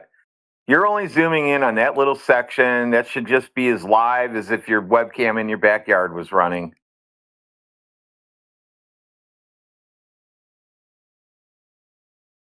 Look, you can make a small fortune zooming in on people's houses from the moon. Be like a family heirloom. Oh, let's get grandma in the rocking chair zoomed in from the moon.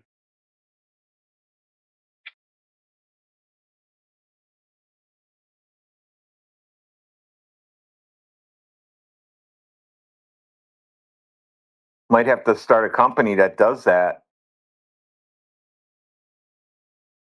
That's what I'm talking about. Just advertise it at Christmas. Instead of buying a star, we'll send you a picture from the moon of your house.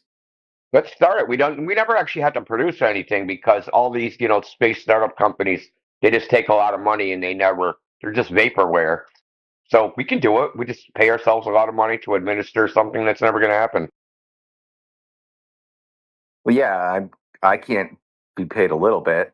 I got to be paid a lot.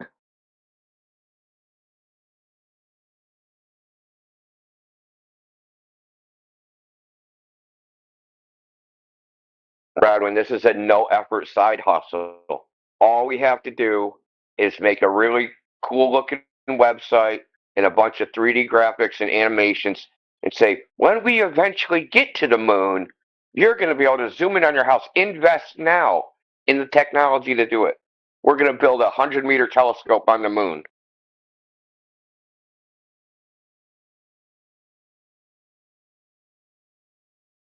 Well, China's already on the moon, aren't they? They're on the other side doing shit now. Aren't they like drilling and mining and all kinds of stuff now?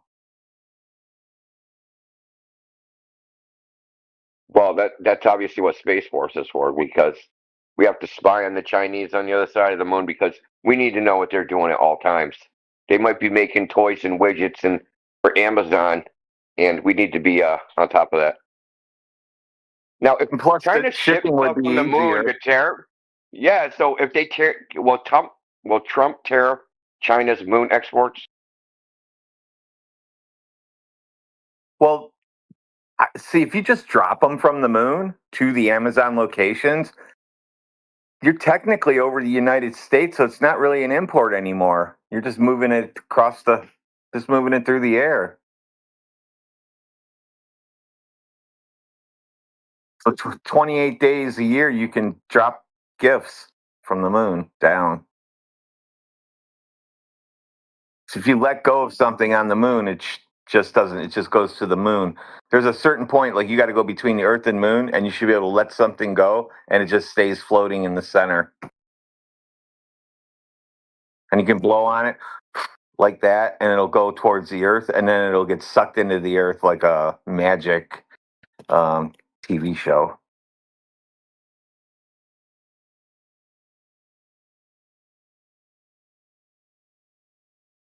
There was a bunch of Russian websites yesterday posting. So there was some, NASA was saying there's a near-Earth asteroid that's the size of 7 times the size of a car, and it was going to come within 119,000 or 90,000 miles of Earth. But the Russian websites were saying, so Russia had some sort of sky burst or something in Moscow last night. And then after they had that, they said NASA classified this asteroid it's supposed to fly by yesterday. They shut down that whole thing, the whole, it was called asteroid, the hell was the name of it? I don't know, GC4 or some stupid shit like that. But they shut down all the information. I'm just curious. They were characterizing as classified. That's what the Russians were saying. At least these Russian websites. Dude, I've been on a trip since you posted that Sabina Hassenfelder video. I downloaded that paper and a whole bunch of others that go along with it. This is crazy. Starlink, before Starlink.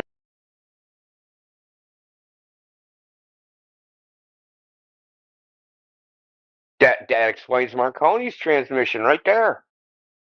He connected to Starlink. He was just duping everybody. That's funny.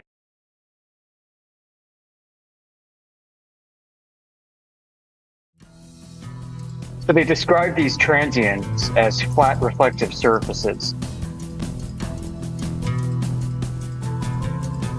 You know, it kind of brings to mind maybe what stars are.